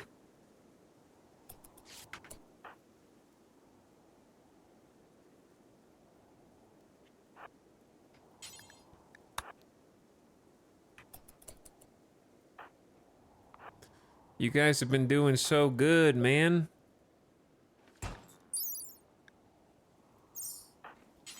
Do you want to just eat this meal? Epic Cat is on Psykite Tea and still pissed.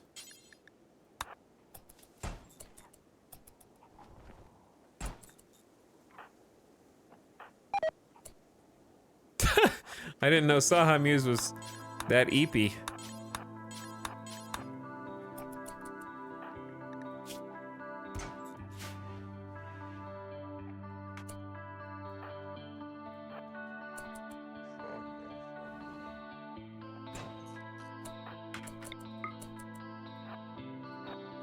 Oh shit, they're so fast? I didn't realize how fast they were.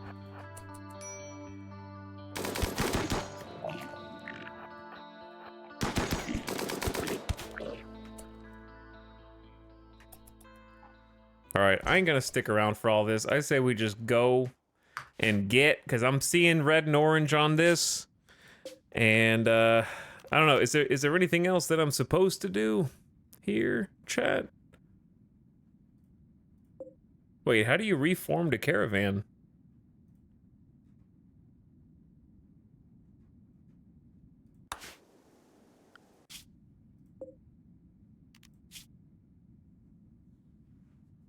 Do you have to go to the edge of the map? Oh, there might be like a dude left in like the corner.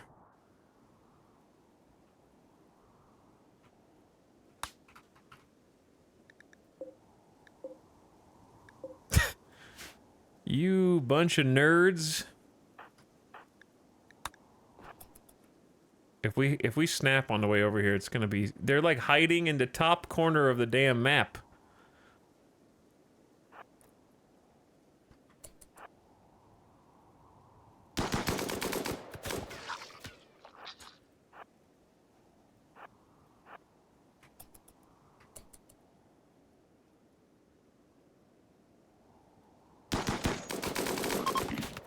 Okay, now it's safe. We can auto-reform, go here, accept, and then pick up whatever we want on the way. Meat, meat, meals, meals, meals. Items, okay. Heaters might be heavy. Fire foam poppers are way too heavy. The mini turrets. Oh man, we're already full. We need pack animals. This would actually be awesome if we had some pack animals. A lot of dead guy clothes. Gotta get my smoke pop and fire foam pop. That marine helmet though.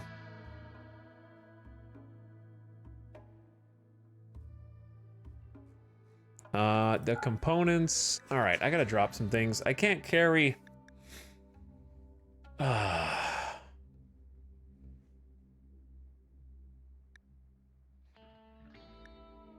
What's the heaviest thing? The slug turrets? Or just the mini turrets, rather?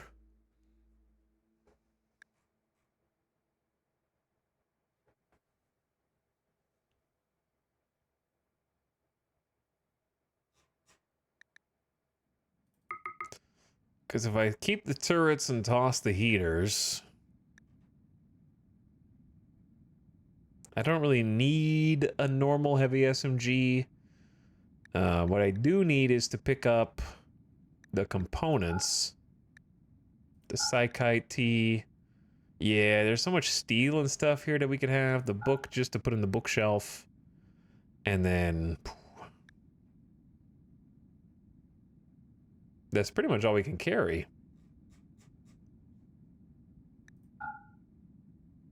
Did I take my, stuff I dropped? Where's the... I keep scrolling past it. Yeah, fire foam jump pack. All right. I think this is good. There's really not much there. And we're on the way back.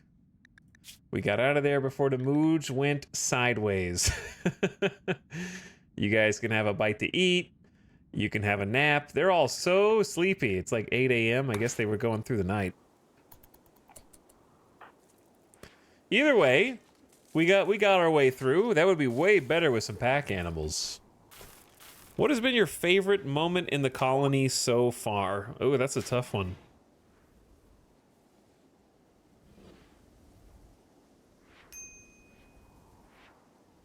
Okay, it's when... was it Saha Muse? Rescued somebody from the mech boss. It was the Diabolus doing the explosion, and someone was crawling inside the base. And then we sent the Edekin pawn to go rescue them last second. That's probably my favorite single moment. Which I think is a clip.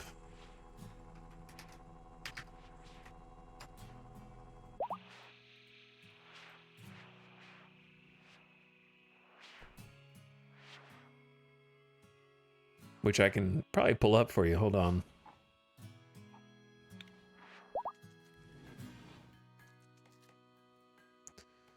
Here it is.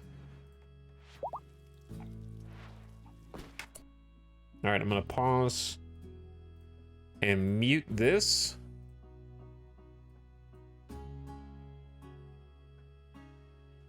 I already found it. Probably this. Okay, well.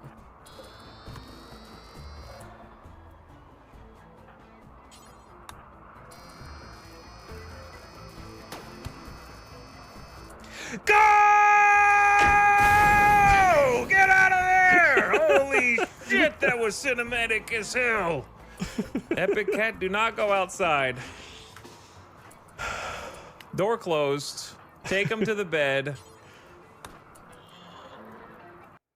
Okay, so I got it all wrong. It was Julia Thorne rescuing late LJ. Julia Thorne rescuing late LJ. Not an Edekin. I don't know why. I think of Julia Thorne as an Edekin because they have the beard and the same body type.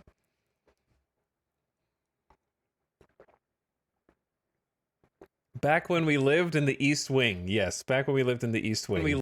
Good times. That's me. I said that.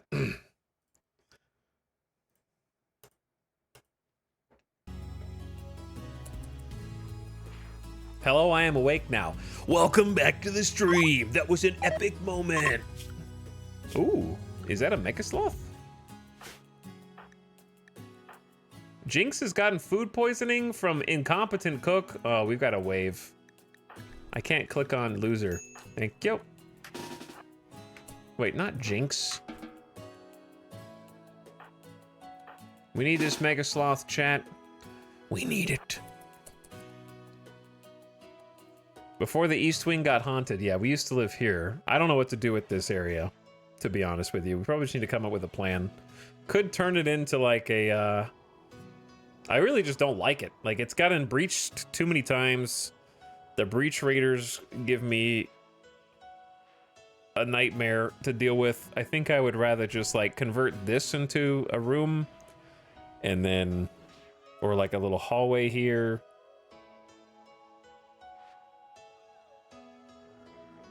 Oh, dude, I don't know if we can fight while we all have food poisoning. Look at them, they're like, I'm coming to battle. Just wait for me, man. I'm coming to battle. Oh, don't walk through this stuff, man.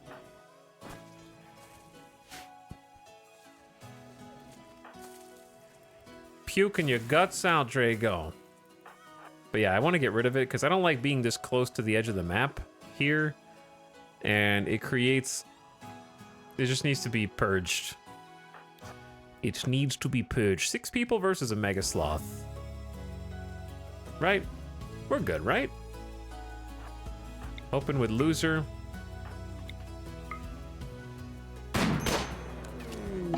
Okay, I don't know if we're good, chat. I don't know if we're good.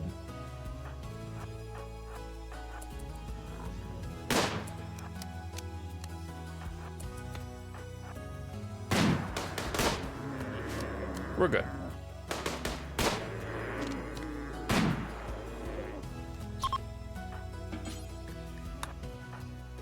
Hi.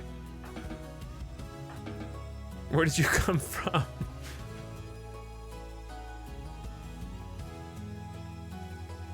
If it can be unroofed, you could make it a walled landing pad, maybe. But I would only use like this section. I just need enough where there's a buffer between them and the batteries. Pretty much it. So the batteries aren't on the edge.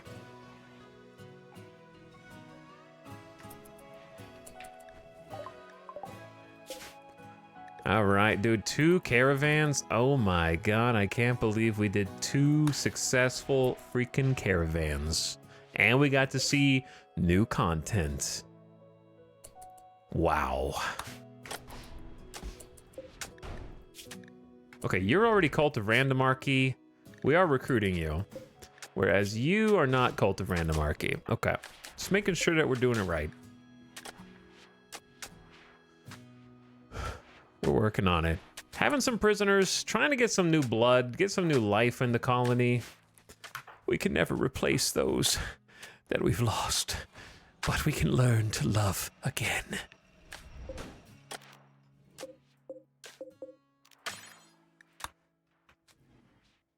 That is now the heal root zone. This is the heal root zone up here.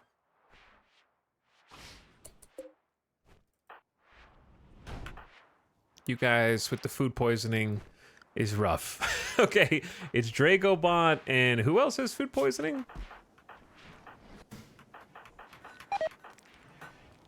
Nasuken, but Nasuken's recovering. So probably want Dragobot to be like close to home for a bit. Oh, late LJ just got food poisoning. All right, close to home for you. Just, I don't like them getting on a mission to go out to like the obelisks and stuff and then getting halfway there and it's 3 a.m. I guess we could have tried to do the ancient complexes. We did 2 ancient complexes already and they were okay. They were aight. But the fam is home. Caravan has arrived at Loser's Retreat and knocked out. You gotta go to bed, dude. Yeah, yo's gotten food poisoning. It's going around. It's probably a whole stack. We have a cook who's learning how to cook right now, but there's the only way to do it. That's the only way, man. You gotta start with a level 3 cook and just... Pickle's been with us, but it was probably them. Guys, you can go to bed. You just gotta make it to the bed. Oh my God. I'm having to babysit them. They're passing out on the walk home through the snow.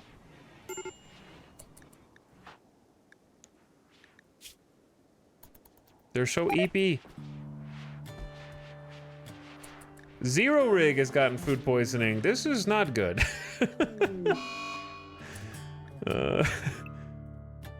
Random Zambi is recreation deprived and is gonna go on a food binge. That's what you thought. That's what you thought. Instant catharsis. I've never seen a catharsis proc that fast. Man fell asleep right in the middle of his food binge. Julia Thorne has collapsed. Go to bed. Unload your inventories later, dude. Chat, look, we got carpet. and a good armchair and a TV. They can actually watch TV in here. Delicious Jill's got food poisoning. Oh my God. It's getting bad. Chat, if the colony dies to food poisoning, I'm not even mad.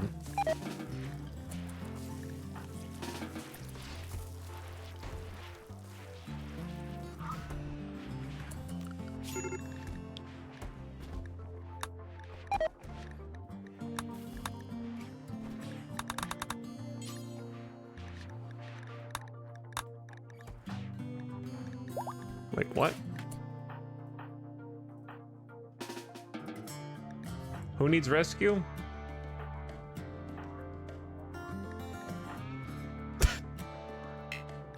Oh no.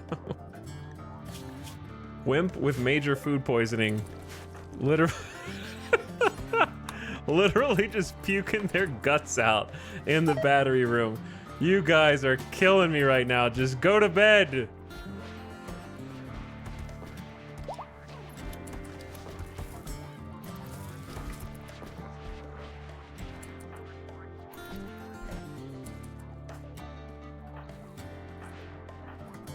You're not even supposed to be up. Colin. Oh my God. A local snow hare has gone mad. If it's maddened, did we establish it's okay to kill this one? I think we did, right? Epic Cat has become obsessed with corpses due to being recreation deprived. I had to go on 2 caravans. I didn't get to play poker or watch TV all freaking day.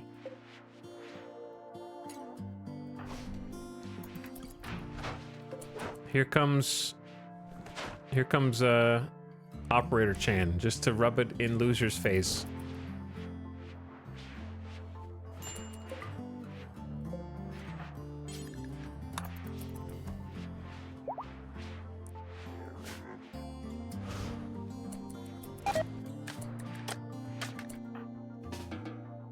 Go to bed.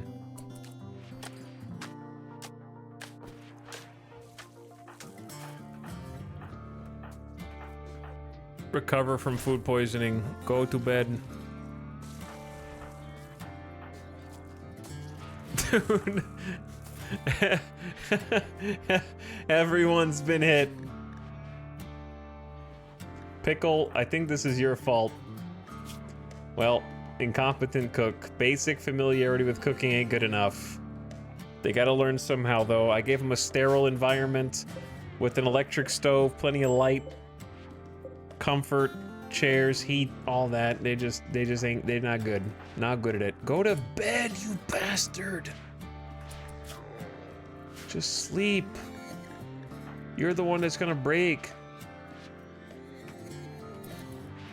They puke while having a gas mask on. Oh, that's disgusting, huh?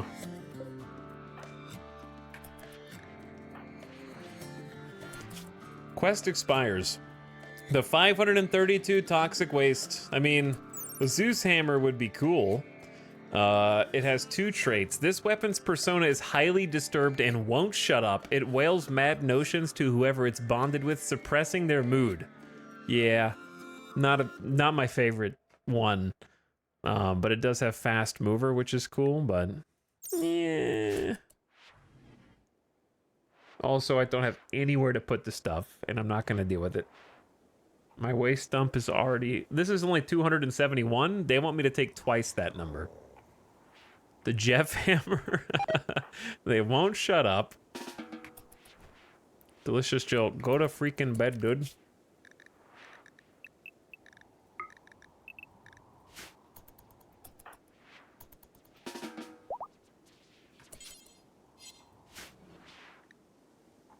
Because it'd be... yeah. It'd be nice, just not for us. The mood-suppressing presence that is Jeff. Gambit's got food poisoning now? Oh.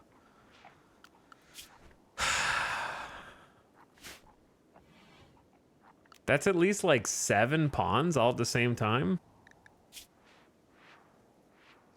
Plus 40% pain. Plus times 50% consciousness. They're barely conscious. Half moving, so they're slow as hell. Manipulation's bad. I don't know how to get them to stop doing their jobs for like a day.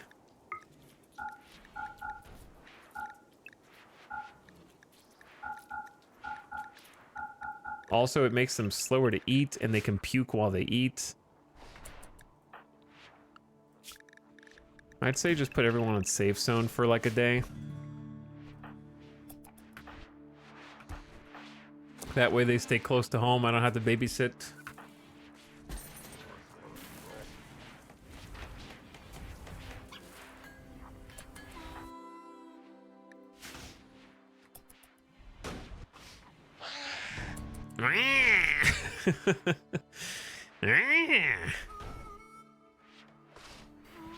How much steel are we sitting on?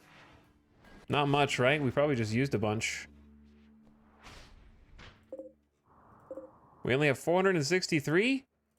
Out of everywhere? I must have just used it all on... This was like 1,200, I guess. Yeah, must have been all of it. Damn. Alright, I'm gonna let Giso go then. Because we need to steal.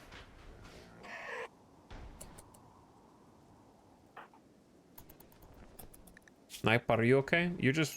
Are we under attack? Oh, it's the bunny! The bunny. Ah!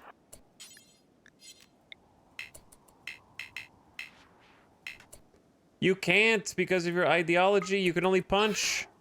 I'm sorry, Bun. I'm sorry for punching you with my drill arm. Don't rest. Your leg will be fine. Oh my god, the Bun. All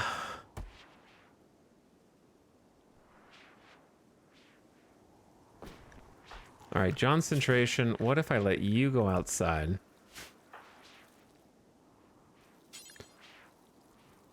Carry Bunny to Crypto Sleep Casket.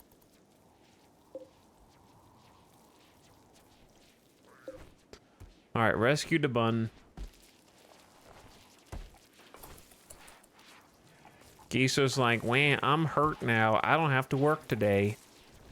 That's too bad. Giso got food poisoning while in the hospital. No. Randy is gonna smite us with the food poison. That's what's gonna happen. No, it's the plague. No, yeah, it was the plague the whole time. 11 of your colonists just got sick from the plague. Ensure you have a medical bed and a doctor. Make sure they get proper treatment and spend as much time in bed as possible. Huh. So, we're gonna need more hospital beds, Chad. That's a lot of colonists.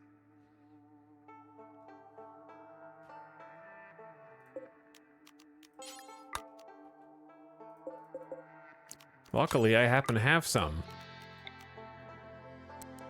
We're just gonna squeeze them in here, okay? We're just gonna squeeze these ones in here for a minute.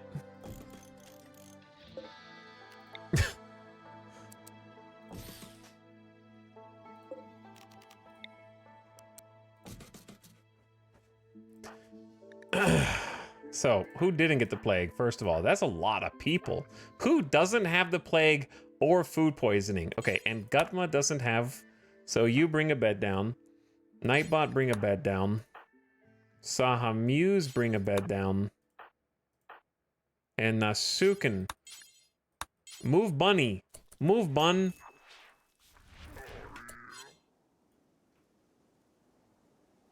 Alright, everyone else, please report to our magnificent, top-of-the-line freaking hospital.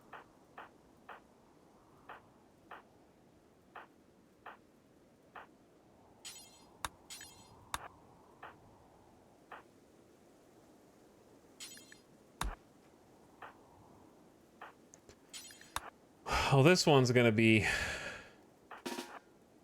tough to keep up with, I'd say.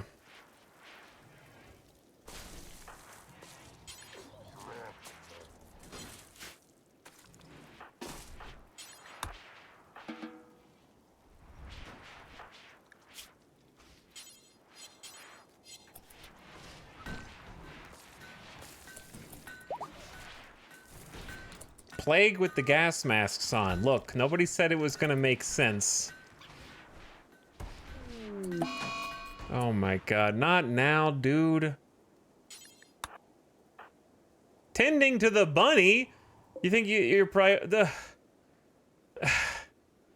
bun, dude, the bun.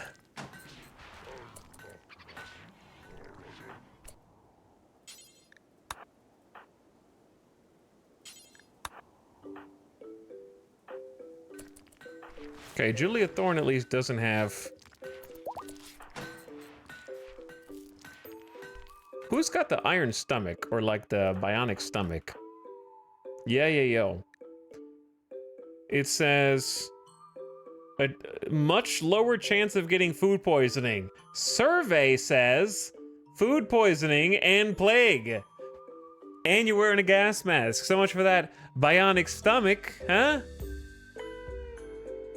Didn't do shit.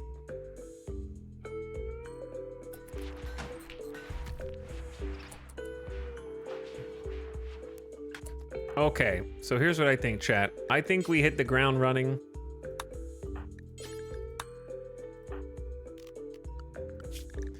And we hit everybody with a little quick dose.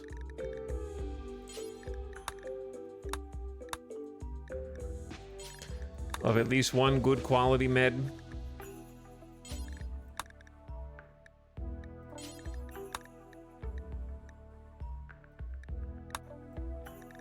Three, 4, 5, 6, 7, 8, 9. I'm missing a couple people. Who's not in the bed that has plague? It's so hard to micromanage.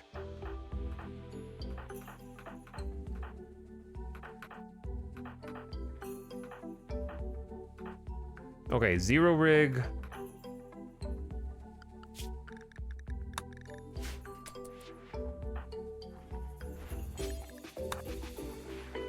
And then if we could get somebody in here, why are you guys all just having a beer? You guys are having way too much fun. Clean this damn hospital right now.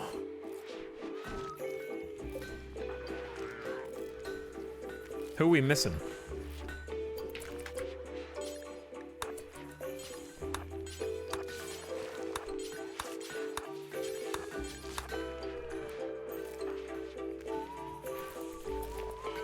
$98, $93. Having a nice medicine supply coming in handy. Drago but only gets a 77. We're missing somebody. You guys are all on #1 bed rest now. This is some huge training for Ngutma.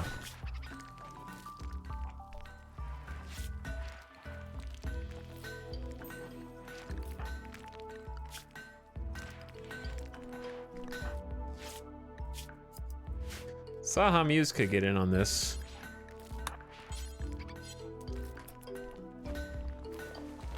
Get some training in. You have 12 medical. All right, let me see, who's not tended? Fantastic first round of tending. I thought there was 11 people. Nice. What was that guy cooking with?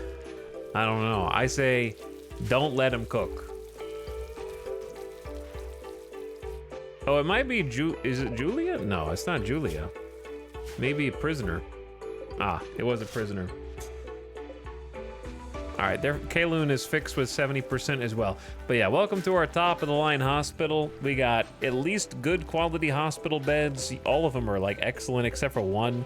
And we have the bonus medical tend quality of 7%, and each of the vitals monitors gives a +2.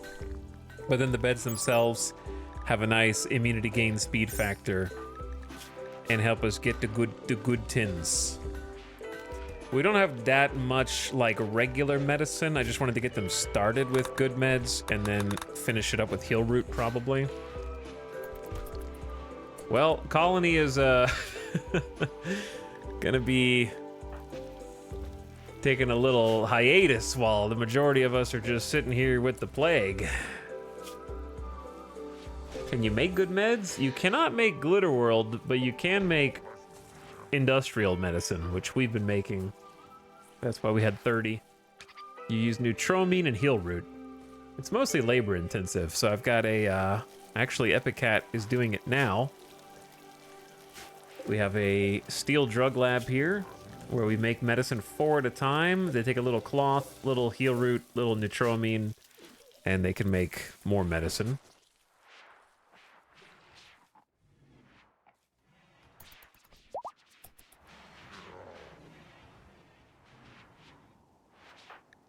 But everyone's just gonna be hanging out here for a bit.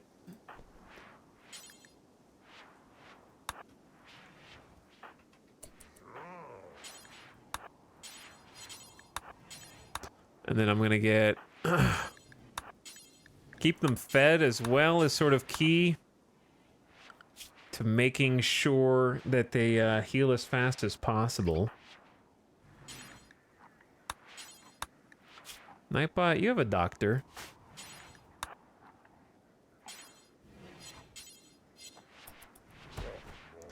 This is where I'm really glad that we have some meals stockpiled.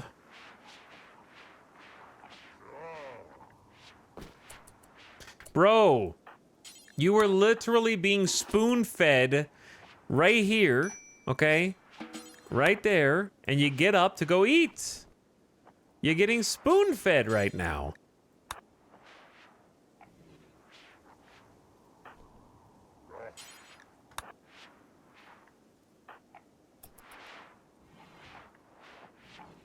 All you gotta do is hold still. The food's coming to you.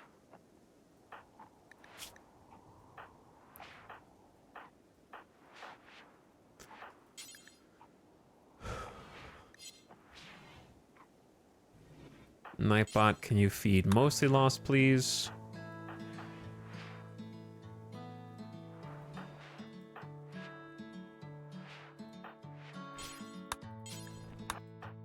Okay, and then that'll be everybody. There we go. Our plague ward. Okay, I love that our plague ward, the doctors are all wearing gas masks. Unfortunately, doesn't help at all. You know what would help? Freaking penoxycyllin would block the plague every 5 days. I haven't been making it and using it because Neutromine's freaking expensive for a colony this big. It'd be what, 8 Neutromine for 4? So we need 4, 8, 12, 16, 17. 17 times 8 Neutromine every 5 days times 3. That would be 408 Neutromine per month that we'd be going through, which is outrageous.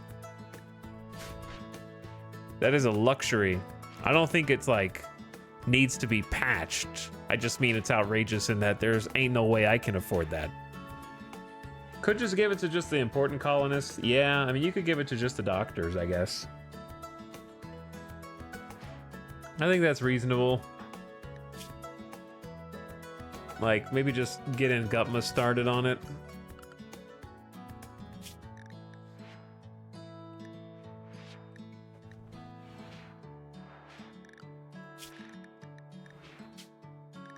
Okay. This is gonna be called Block Party because we're gonna be blocking a bunch of illnesses and also having some brews, having some beers, and maybe some other drugs. Block Party.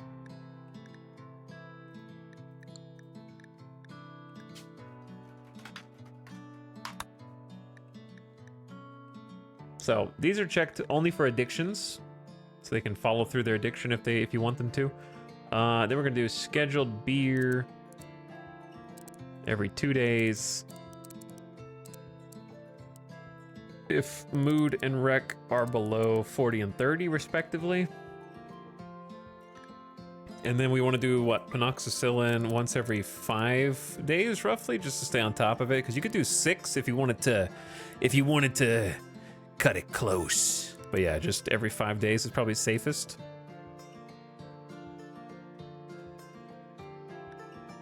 $80 per month, not 408.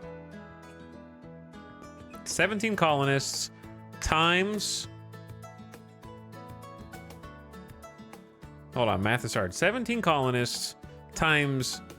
oh, I guess because 8 makes 4, right? So 17 colonists divided by 4 is 4.25.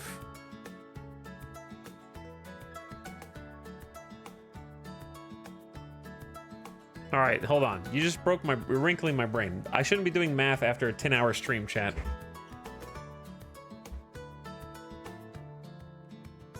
All right, 3 times, they would take it 3 times a month, all right? So 17 times 3, they need 51 doses. 51 doses can be made 4 at a time. So you need 12 total crafts times 8 is 102. It's 102. So we're all wrong. Everyone's wrong. I believe it's 102 neutroamine per month for 17 colonists. Math is hard, chat. Even when you're correcting me, we're all wrong. All right. Anyway, it's still a lot, but yeah, it's less than I thought by a large factor. But yes, we're gonna take that every 5 days. You can also make them take scheduled mind numb serums, which is kind of amazing. If you can crank that many out, you'd have to have a really big. You can make them automatically take Void Sight. That's actually really cool. I like that a lot. But yeah, otherwise nothing else right now. So the people that we need to put on that are probably Gutma and Nightbot. I don't think Nightbot got affected, so we just dodged a bullet there. Nightbot's in charge of plants, right? So that would be why. Who's the #1 cook? Right now, Nasuken is. They have only a 7 skill. They could have been the food poisoner. But, like, I would say Nasuken gets one for now.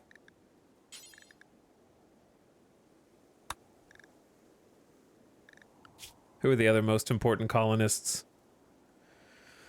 I mean, late LJ's building.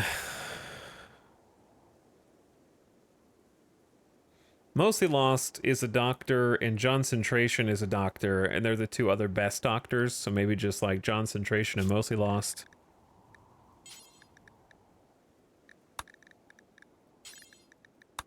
And that's 1, 2, 3, 4. That's 5. I think 5 is a reasonable number of people to get on that.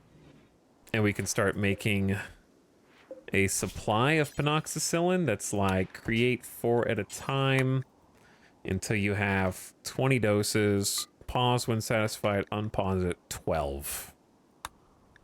Very respectable. Yeah, I think that's a good plan. Penoxycillin's very useful. I think chat's right. We should just put it on the important pawns to keep them from getting not just the plague, but also it completely prevents malaria and sleeping sickness, which are also bad. Unlikely to get malaria here, but sleeping sickness can still occur. And the plague itself is a plus 20% pain, minus 5% consciousness and manipulation into current form. And we're already ready for another tend. So let's get in here and go bam, bam.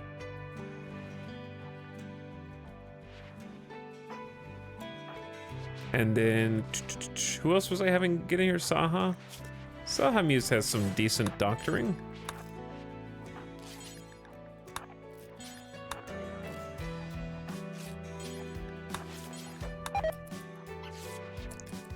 Nasuken just got food poisoning. Cool.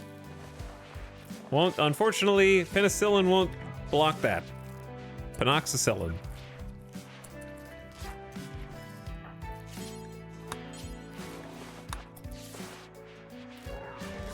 Can't wait till the cooks get food poisoning, inevitably. But we should get some good tins and some good immunity gain from the hospital first.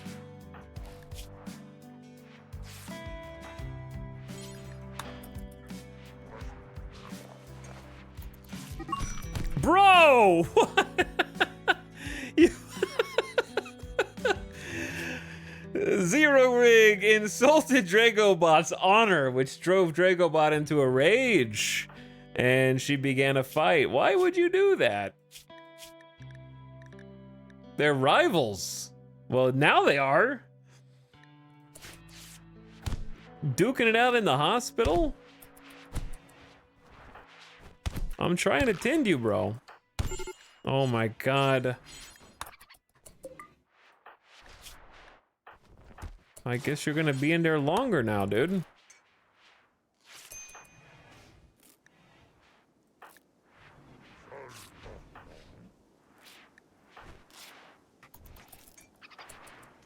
Sahamuse, what? Oh, you're not even injured. Who's supposed to be in the hospital bed that's not? Oh no, it's the prisoner.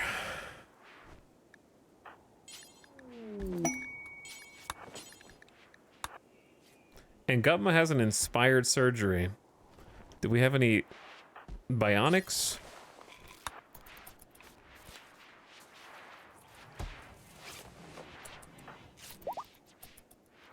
I'm really happy that we have some nice heal root here.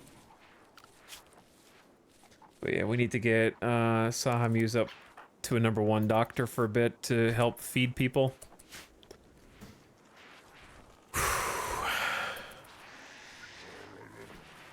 How are we doing on the actual immunity? 64% immune. It's going quite fast because the hospital is well prepared. But that doesn't mean it's over. The plague will get worse before it gets better.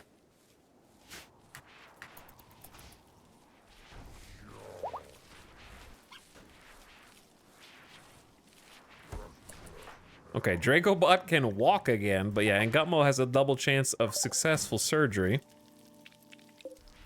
We actually have 10 advanced components, which says to me we could make another bionic. Should we take an inventory of some body parts and see, does anyone have like a straight up missing body part? Besides an ear, like a arm, leg, something like that. Julia Thorne is missing 2 toes. That's a bionic candidate.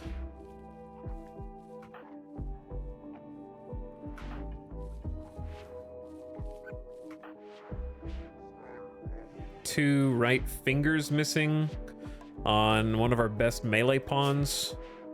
That's a candidate.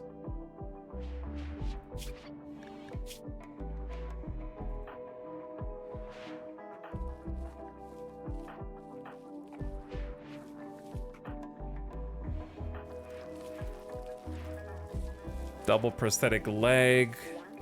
Getting a bionic leg would be good. And then Nightbot has 2 eye scars.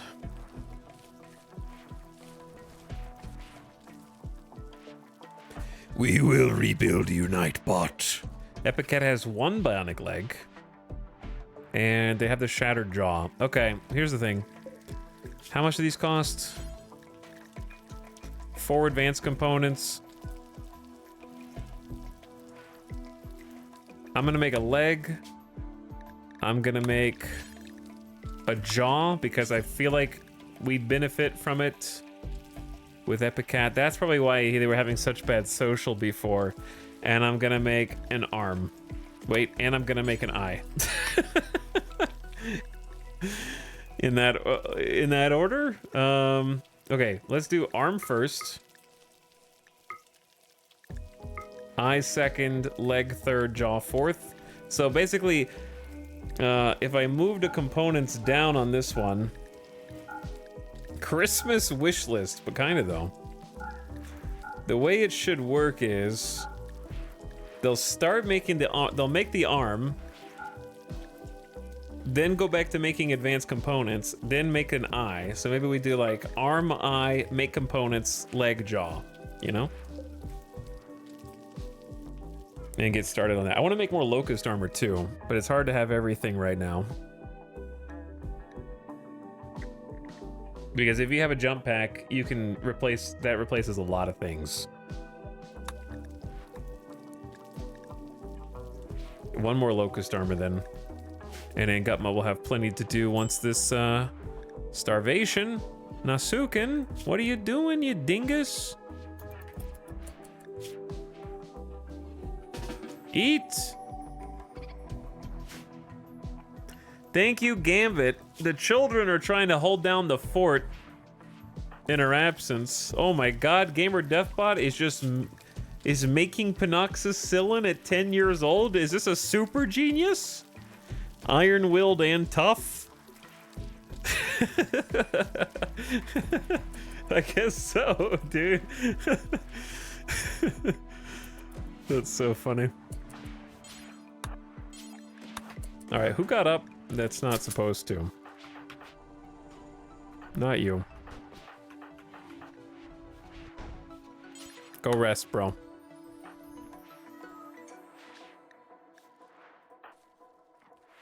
Nasuken's having trouble eating.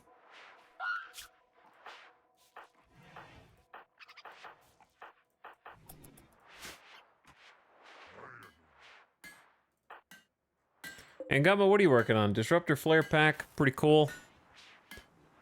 Chat, what should I do with my 16 shards? Nasuken got double food poisoning. They picked it up a second time. I don't know if that'll matter. They're suffering big time. We can't find the end of the food poison stack, apparently. It's just sticking with us, I guess. Oh, we need some tins. I kind of gotta, like, babysit this a little bit. Like, we already have enough immunity. I just don't trust Randy. Like, I could do no heal root tins on these guys. I just don't trust Randy, and I want them to have 70% tins so we get immune because they have to go back down the other way. And you know what? I'm just expecting a raid. You know what I mean? Like, we have the heal root. Let's use it. We'll grow more. Let's try and overcome this little hurdle and be back on our way.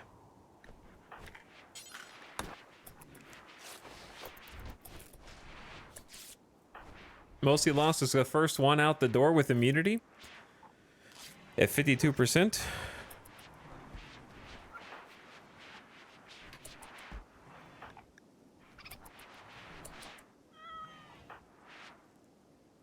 Okay, we can do a couple more tins. I need a fully functioning colony with everybody in it at tip-top form.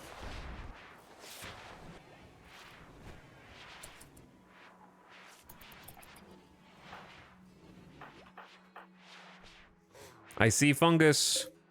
I think the starvation arc is actually over. Honestly, we just need to haul it.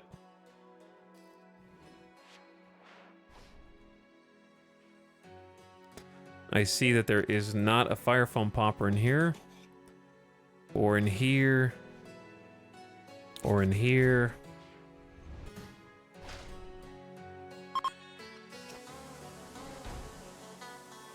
Or in here, dangerously.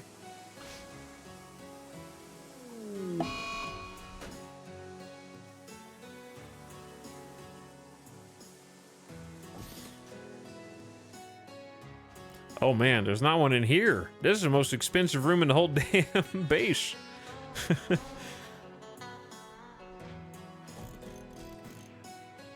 Oh, this is, yeah, I don't know what happened.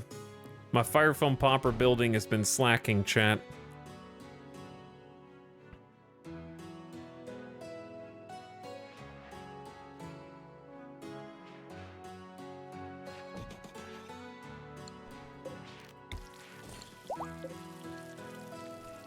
Also the kitchen. The freezer. I love fire foam poppers. They are my savior. Never leave home without it.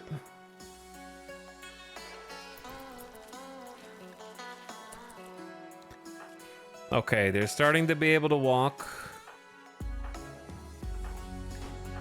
Mostly Lost has got immunity. Late LJ's got immunity.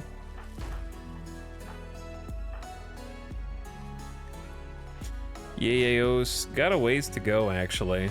Not feeling so good. Bad immune system, maybe. Concentration is up, but shouldn't be. 89%'s okay. 89. 83. Zero Rig has immunity. Nice. Okay, we're starting to do good. Do we have ritual shard beacons? These guys? Yep, we do. Shards are used in a few rituals. We could just spam the rituals.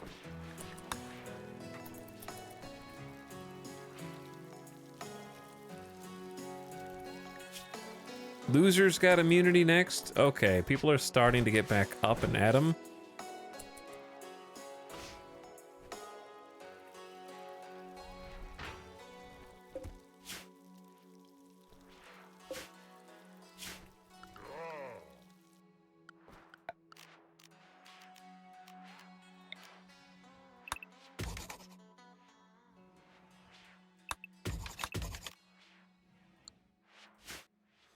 We have begun growing heal root in the hydroponics room. There's still like 100 jobs to do. I'm not sure if the food poisoning arc is over or not. I can't tell. Do they have food poisoning still? A little bit. Nasuken is on a food binge. Let me know how that goes for you, big guy. All right, everyone else can probably be unrestricted. I like Angutma to stay a little closer. And then the kids to stay home. Because we got some obelisks that are going to need tending here pretty soon. Cotton died from rotting. Oh, yeah. Fixed. Okay, suppressing the obelisk. Mostly Lost is doing some studying of our child shambler, who's 10 years old now. Happy birthday. Dragobot got their ass kicked, but has plague immunity. Giso's going to the drill. Late LJ's back on the construction grind. Wait, that's your gun, I think.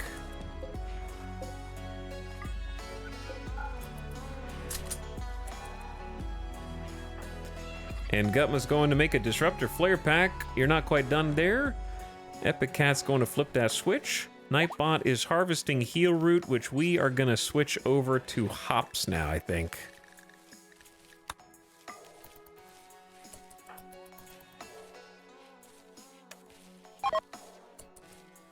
The Shambler... Why did the Shambler die? Sissy has died on a holding platform. Oh. No one's tending all of their electrical burns. What? They've been electrocuted by the electro harvester. But why aren't they being healed if the finger spike is being healed?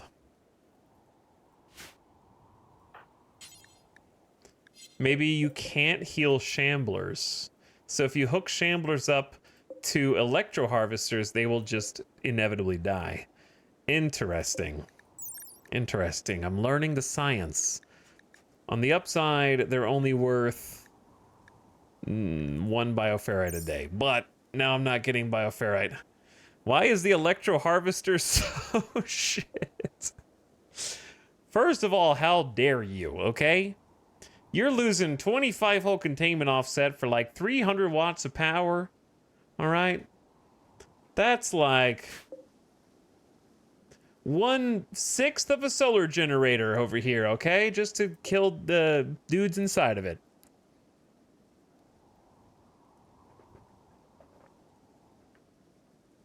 But yeah, I mean, they're not great. They're not great. Like, even a Revenant is only 200 watts. And a Revenant's pretty spooky. This Tough Spike's only giving me 200 watts also. So it's like... I would need, mathematically... I understand that larger entities give you more power. Supposedly. But Noctals are self-described large, okay? A large chittering creature, and they give the same amount of electricity as anybody else over here. 200 watts, 200 watts. So just mathematically, just to equal one solar generator, 2, 4, 6, 8, 10, 12, 14, 16, I would need 8 revenants or 8 knockdolls all hooked up to the same place to even like match and exceed. Wait, no, that wouldn't exceed. That would just be 100 watts under. Having to like have 8 things for even one electro harvester is crazy. You know what? I'm going on a crusade now that you mentioned that, Smilk. I'm gonna say that electro harvesters should be buffed. Okay, you did this. I wasn't even gonna complain about them because I was just trying to enjoy my little base. Okay, let me put it like this. Shh. Let me put it like this. Without just complaining, I will offer an example of why electro harvesters, upon second thought, are actually probably underpowered. And on second thought, bioferrite generators are probably overpowered. Okay? Because having to have a bioferrite generator, which is incredible value. It is absurdly valuable. It is 4,000 watts of perma-power 24 hours a day, which exceeds that of a geothermal generator by more than 10%, for 60 ferrite every 10 days. If you can muster 60 ferrite in 10 days, which is not that hard because these guys give 3, these guys give 3, these guys give 3, this guy gives 4, right? 60 ferrite in 10 days. So these guys by themselves, if I just have 3 of them, are making 9 ferrite a day. I would make that much ferrite back in 7 days with just this guy, this guy, and this guy, right? This guy, this guy, this guy give me enough for a full round. So what I can do is take a second bioferrite generator, okay, and just only worry about bioferrite harvesting on this side, because it's essentially the same as the electro harvester when it is pushed into a bioferrite generator. Do you see what I'm saying? Like, this is a 1x2, this is a 1x2. This 1x2, if I plug it into 3 guys, gives me enough power or enough bioferrite to create 4,000 watts of power with very little downside. The psychic emanator around it could probably be made even stronger, and that would be fine. Whereas this electro harvester that doesn't give me bioferrite would require 20 of the same entity to create as much power from electro harvesters as 3 entities transferring into bioferrite. The machine that harvests their meat indefinitely doesn't hurt the entities. Yeah, I mean, that's a factor also.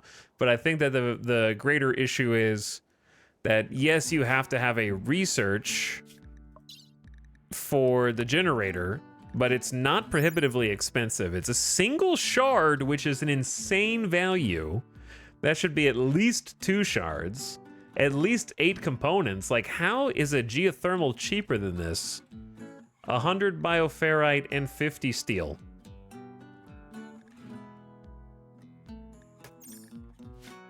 It's crazy.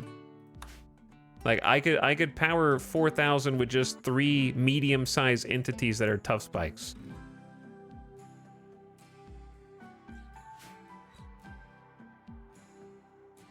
But if you think about it, you're going to have a ton of electro harvesters, which are component buildings, and I assume therefore break down, and they're going to continue to be something that you have to repair over time, and therefore be a resource drain.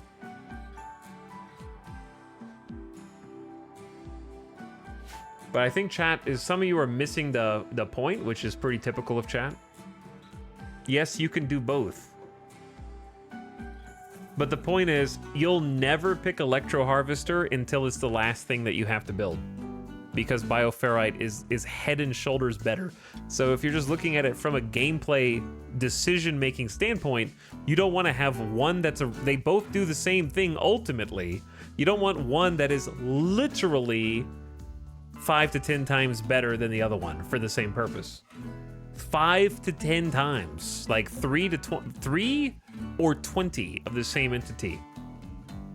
That's 6.5 times. That's like 6 to 7 times efficacy. That's outstanding if you're the Bioferrite generator, with almost no downsides. Like 1 -6 mood, that should be like a -12 mood, and it should cost like double what it currently costs, and it should give you less power. And then the Bioferrite like generator should give you like twice as much power per entity as it does, for the risk of keeping them captive. And also, like Smilk says, yeah, the one that actually harvests their skin doesn't hurt them, but the electricity one that barely gives you any power like kills them. It seems like the pendulum has swung it too far in the wrong direction, I'd say. But yeah, it's nice that you can have both. It's just, it could be a little bit more of a decision that you make, and not like something that is a foregone conclusion once you do the math.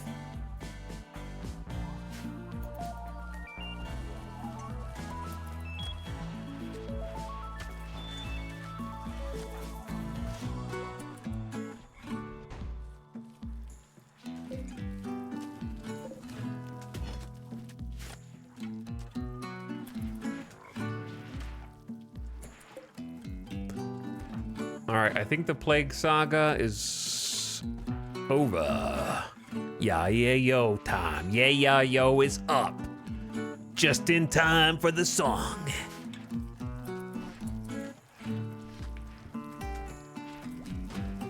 Having a brew.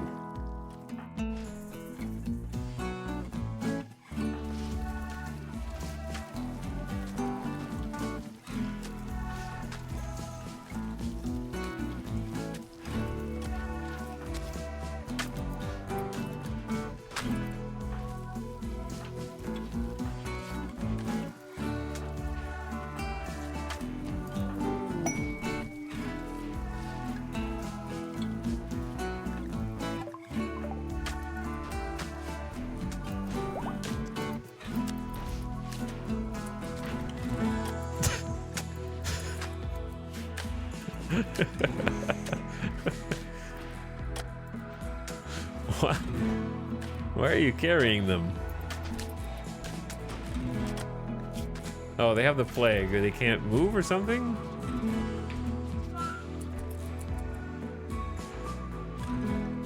Wimp?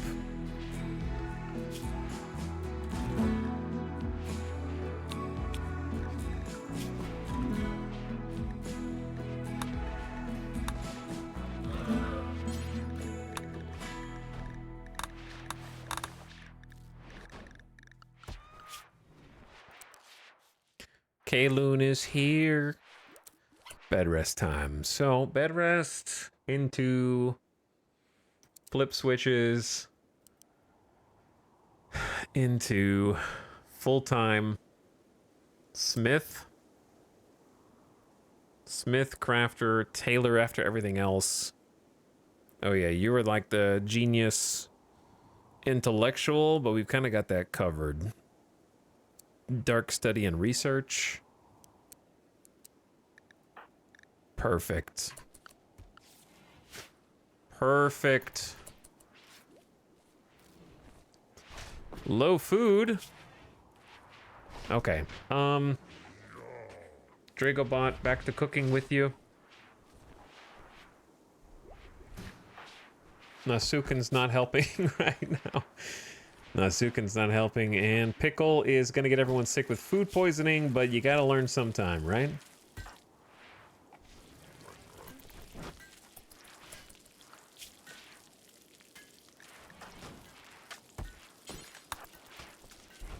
What are you cooking? Simple meals with mega sloth meats? No, you shouldn't be using any meat, really. Not for the simple meals, anyway.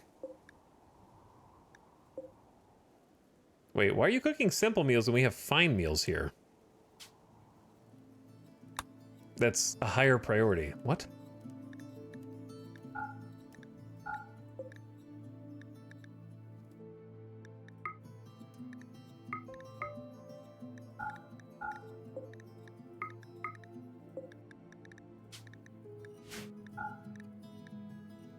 Okay, yeah, no meat in simple meals because we can save that for the the combo meals that need 2 ingredients.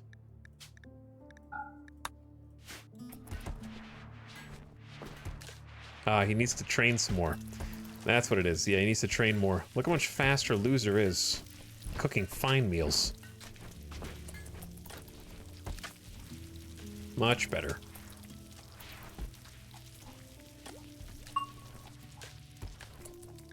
Nasukin is no longer picking out on food. Delicious Joe sandwich is level 12 and animals. What happened to the bunny that we, like, saved? I guess we've captured it and we're now trying to tame it. It lives here inside of our walls, I suppose.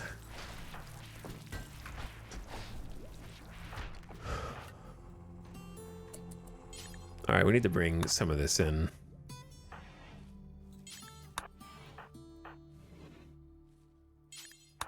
Wait.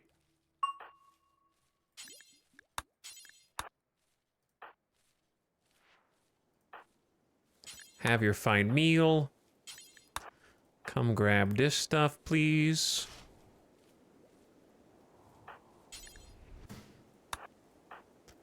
No sleep.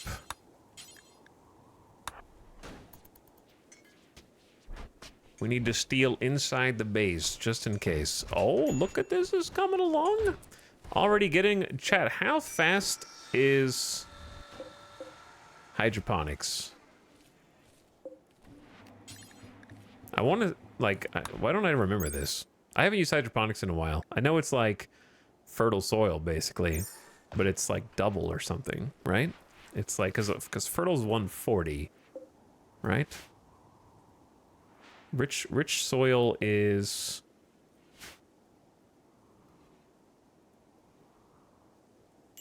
Is rich soil 140? It's 280%. Okay, so did I get it right? My question is, why doesn't it? Where does it say that? Okay, it says at bottom left, 280%. But why doesn't it say what the rich soils is at the bottom left?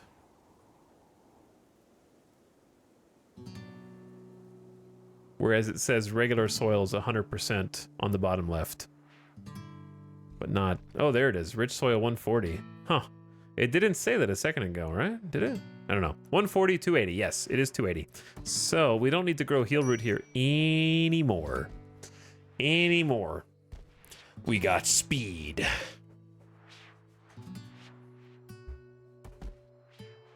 Omega speed.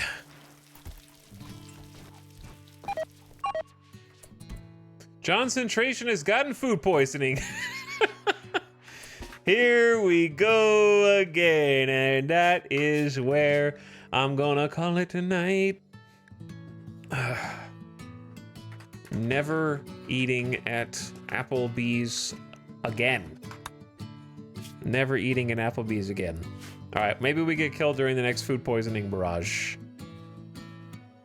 How do they do it so consistently, man? I know they're level 4, but even in like other colonies, I never get food poisoning that much.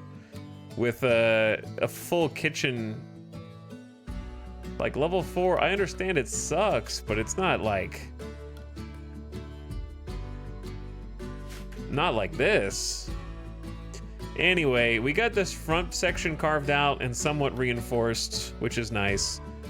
This is going to be where the kill box starts. We'll get that kill box construction beginning at some point soon, just so we can at least see it. I really want to get the floor in here once and for all. I want to start moving bodies over from the graves into this and possibly turn this into another mausoleum. And then we can do something up here if we wanted to. There's also some silver that I kind of forgot about a long time ago. There might be some other stuff, but yeah, we got, oh, that's not good. Forgot about that.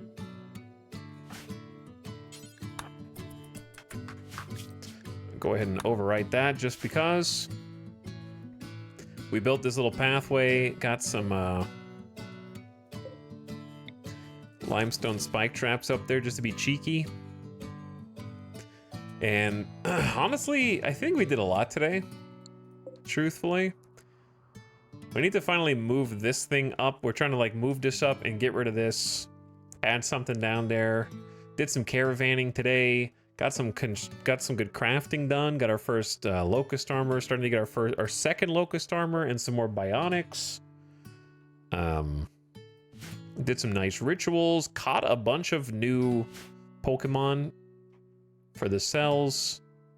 We're hemorrhaging dudes in here. The Bioferrite harvester is kind of like not worth it. We got a brain scar here. They're gonna end up getting killed just from scarring over time, it looks like.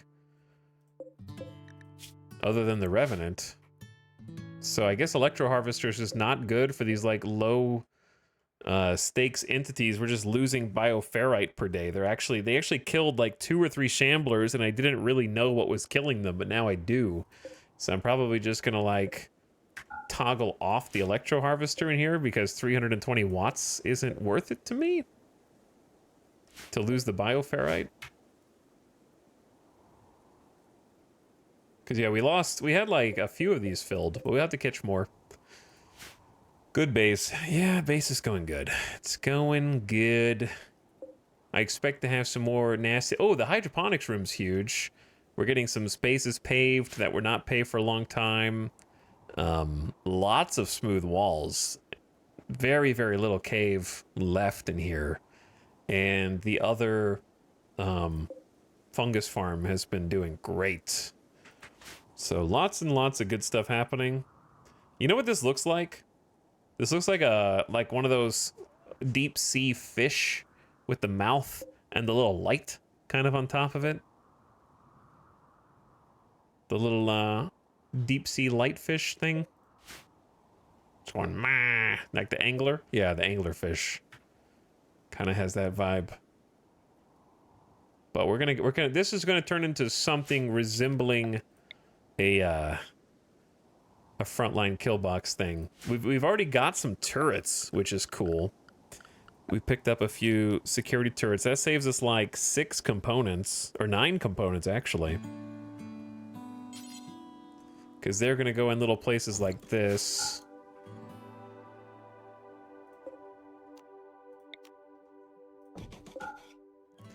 And give us a little bit of help.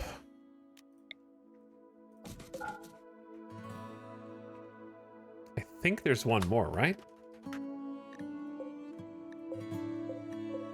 Ah.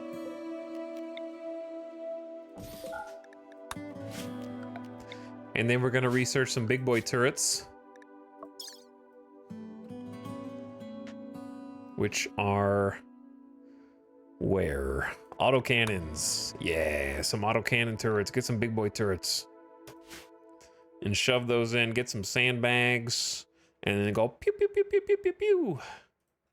And then maybe draw some walls out here to kind of make them come in from the side like you do. And you know how it is. And then we're going to make the uranium slug turrets operated by snow hares. We're steadily building our snow hare army right now, but we did sterilize all of them, I guess. So we'll need to get some that are not sterile, go tame them, and start making a bunch of bunnies. And then, yep, they're going to open the wall, they're going to open the gate, and then go open the gate, and the uranium slug turrets are going to go doom, doom, doom. And it's going to be wonderful. Anyway, that's all we got for now, chat. Looking good. Looking good. GG, thanks for watching. I appreciate it. Hope you had a nice day, nice Friday. Lead you into Monday here. Through the weekend, that is. Tomorrow's Saturday for me. We'll be streaming, I would say probably tomorrow, and then probably a little time off for the weekend. The rest of the weekend, that is. Chill a little bit so I can finally finish Shogun. Maybe watch some TV. Maybe start a different video game off stream because I just finished God of War. I got to get the other God of War and try that because I haven't played Ragnarok. But yeah, I enjoyed getting the caravan today. That was fun. Caravanning gets a bad rap, in my opinion. The only time that I hate caravanning is when my colonists don't make it off the map. That's it. If they can't even leave to do the caravan, that's what pisses me off. The rest of the caravanning I think is pretty fun. Thank you for the stream, Italics and chat. Have a nice one. Hope you get some rest. Hey, chat. Good morning, good night, wherever you are. Whichever is applicable to you. Cheers, Bacon or Beagan? Beagan. Beagan. Thanks for the follows, by the way, everybody. I appreciate you hitting the follow button to come back. I am not a full-time RimWorld streamer, but I am right now.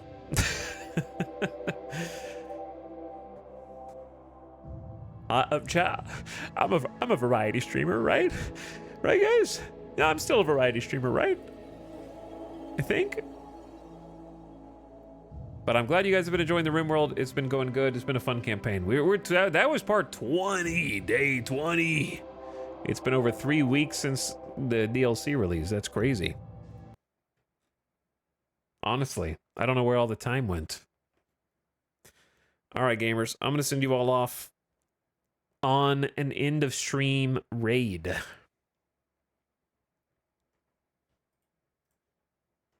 Okay.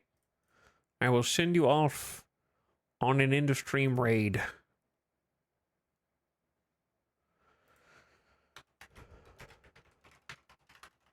Let us go say hi to Mr.